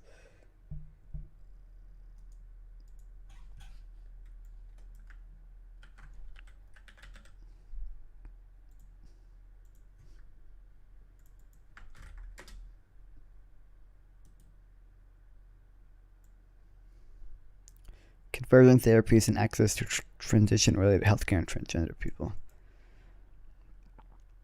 Conversion is a term for treatments that seek to suppress or change a person's sexual orientation or gender. Our review focuses on transgender and gender-diverse people. Okay, cool. Describe the frequency. Okay, let's skip to the conclusion. We found limited published evidence on use, nature, and structure, and health consequences of therapies and access to transition in TGD people. However, reports of restrictions and access to reports of restrictions to access, may indicate a more widespread problem. Research is needed into, this barely talks about anything.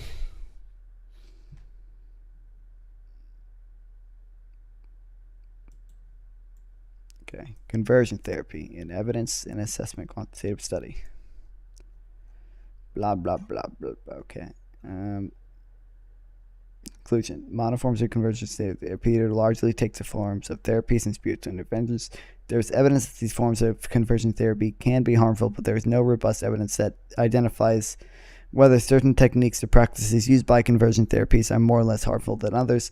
The evidence base is largely for sexual orientation efforts. I'm assuming they're supposed to be rather than for identity change efforts. A growing number of legal jurisdictions are legislating to restrict conversion therapy. The scope of such laws may vary. I mean, all this stuff is broadly anti-conversion therapy. It's mentioning that can be harmful. I'm not seeing anything on the effectiveness of it.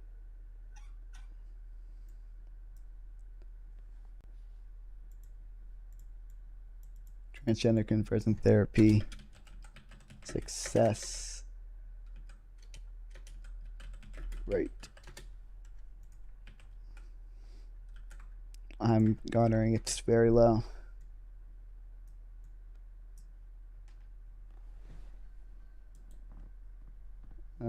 Is this the same thing? Yeah, right. Uniform security, yeah.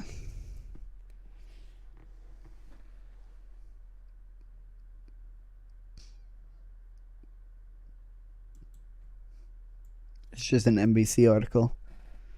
Severe psychological distress. I want to know the success rate. I want to know how many transgender people we have cured of their gender dysphoria.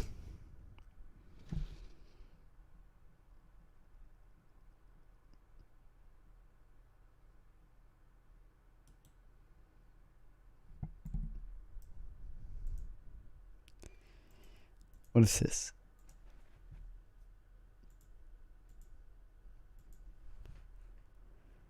Let's just check Wikipedia. Wikipedia is never wrong.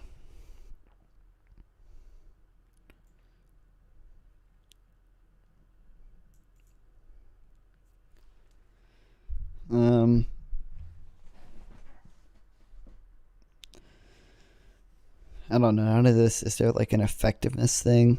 Effects?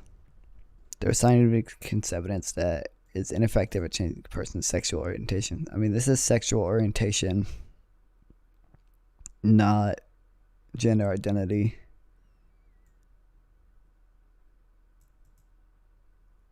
I don't know. I don't know how many long-term studies there are on the effects of conversion therapy on gender identity. Let's just assume vaguely it doesn't work because it, you know, common sense. I mean, it's very hard to change people's feelings like that. Anyway, what's this mean? Criminal prohibition against conversion therapy on the basis of sexual orientation and gender identity. Well, got a few U.S. states. Only medical professionals are banned from conforming conversion therapy. That's only in Mexico. Conversion therapy is banned only in some subnational jurisdictions. Ban on conversion therapy pending or proposed. Huh. Anyway. What do you say to parents? A parent comes to you and says, my 8-year-old son is telling me he's a girl. Yeah, great. You're going to have him do an experimental procedure that creates the most suicidal ideation of any other population 7 to 10 years after, transition. And here's what I tell parents. You don't have the right to medically transition your child. We have no research on long-term hormone use. We will be seeing the first generation of long-term hormone use. And we already know, at least with 10 years of hormones, you're giving yourself. Wait, hold on. There's another study I want to go over. Association between recalled exposure to gender identity conversion and efforts and psychological distress and suicide attempts among transgender adults. Okay. Of 27,715 transgender survey respondents, that's quite a few. 42% were arranged male sex at birth. Okay. Recalled lifetime exposure was associated with severe psychological distress during the previous month, compared with I don't know if that stands for. Gender identity conversion efforts, I'm assuming. Yeah. Therapy. Associations were found between recalled time of life exposure and high suicide attempts. So I guess, I don't know. The findings suggested associated with adverse mental health outcomes in adulthood. These results support. Yeah, okay. So I guess, if it was at all successful at trying to change people's gender's identity, I would assume that some of these people would have not remained transgender, right? Although maybe they're just surveying specifically transgender people. But why would it be so traumatic if it had broadly positive effects? It seems like it really only has negative effects. I haven't seen any data to support the fact that it has any positive effects. I've only seen stuff that it has negative effects. I haven't even seen stuff like from conservatives saying that it's broadly effective, which you would think there'd be evidence of. I guess just like what is the alternative to, like, I don't know, puberty blockers and hormone? Because it really seems like conversion therapy doesn't work. You can't convince people out of it. You can't logic people out of it. So what is the alternative at that point? Cancer. What's your message to parents who are trying to cope with this? The first thing is to tell parents that they're not alone. It is our responsibility as a parent to be the frontline defense for our children. And I know with my child, a lot of people will say, was it worth it? Because you now seemingly have lost your child. And I'll say, yeah, but at least I've saved my conscience and my morals and my convictions. And when my child turns 25 and says, Dad, where were you? I'll say, I was there. I was fighting as hard as I could. I was not prepared to let this happen. Hold on, I want to see if we can find anything.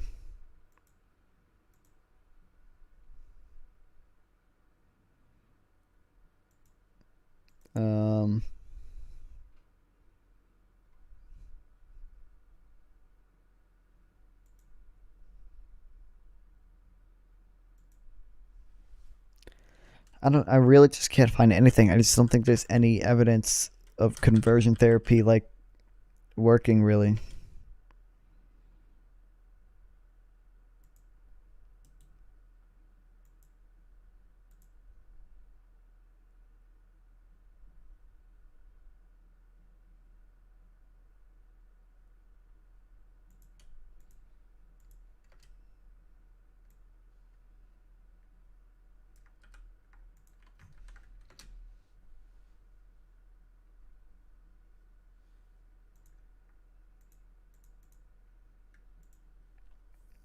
Here, memo on understanding conversion therapy in the UK.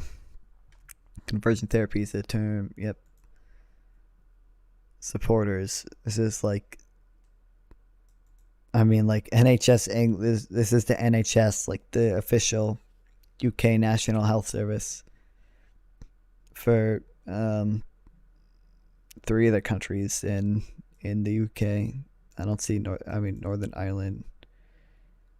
I don't know. Does Northern Ireland have NHS? I'm assuming they do. But this is like goddamn.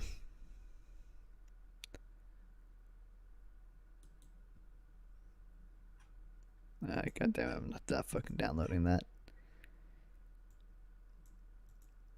I don't know, this doesn't really have, any like arguments, but like I would assume like not all these organizations are acting in bad faith, right? Like what is their incentive? Like what is the NHS's incentive to convince more people to be transgender?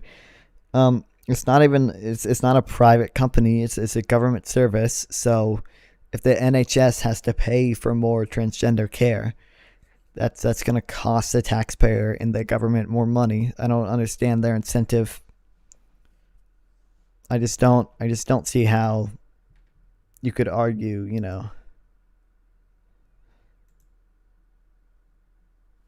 how you could argue like there just is no alternative to puberty blockers and stuff. Like the only alternative is doing nothing, seemingly.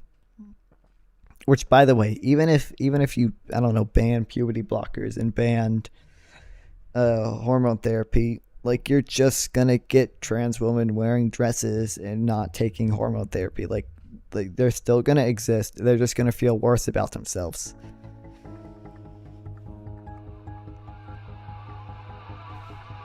What do you think happened to him? Does this really matters? We can check. Question. So matters for those. Hold on, I want to see. I want to check. Canadian father transgender trial. Canadian father jailed for 6 months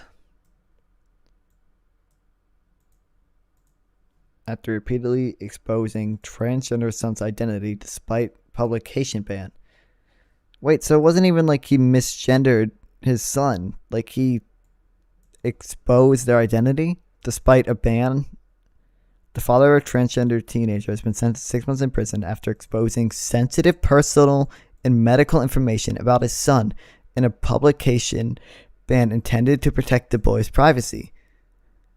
This isn't even, like, I mean, I knew it was, like, this is why I can't believe Matt Walsh in anything. Like, he's just lying, like, constantly. Like, he's constantly lying. The punishment handed down was much more severe than a CD and lawyer were anticipating. Yeah, the transgender teen identified for male for several years at this point, according to the court. So it wasn't like they presented in the documentary where he walked into the gender clinic and it was immediately given hormones. This is like someone who is identified as males for years. And I'm assuming the mom was in support of it too.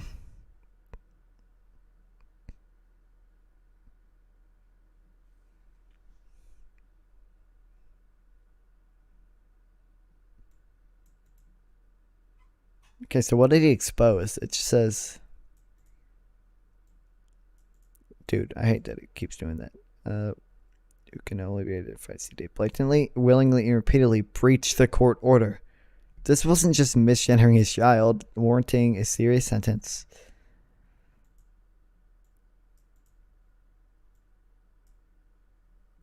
Yeah.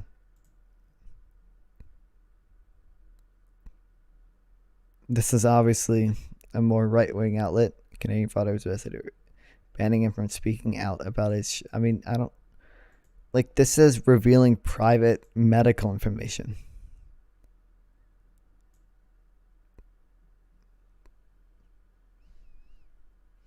I'm so confused. These conservatives keep messing me up. Who identifies as male with female pronouns? Is that... Okay.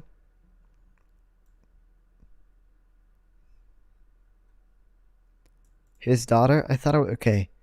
They identify as male but use female pronouns according to that. But then they immediately say his, which is respecting their pronouns, I guess, but then they say daughter. I'm so confused. This is conservatives to make this so confusing all the time because they constantly swap between, like, respecting someone's pronouns and stuff in bad faith and then blatantly misgendering them. I don't know. The child, whose name has also been protected, has been exploring transgender. Yep. Okay.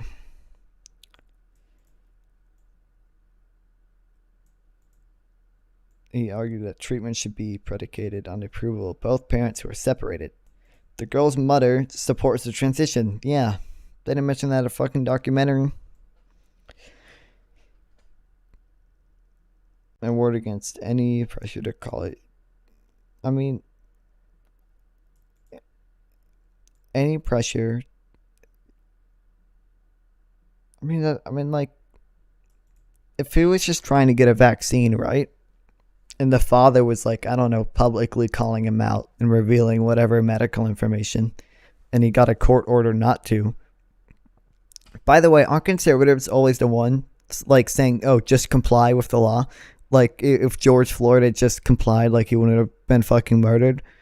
Like, what? Like, shouldn't this dude just comply with the law? Like, goddamn. Like, Matt Walsh is just so disingenuous. The girls transition, dude, do you see how they're making this confusing? Like, the left, like, it's so unbelievably simple for people on the left. You just ask someone what to call them, and you call them that.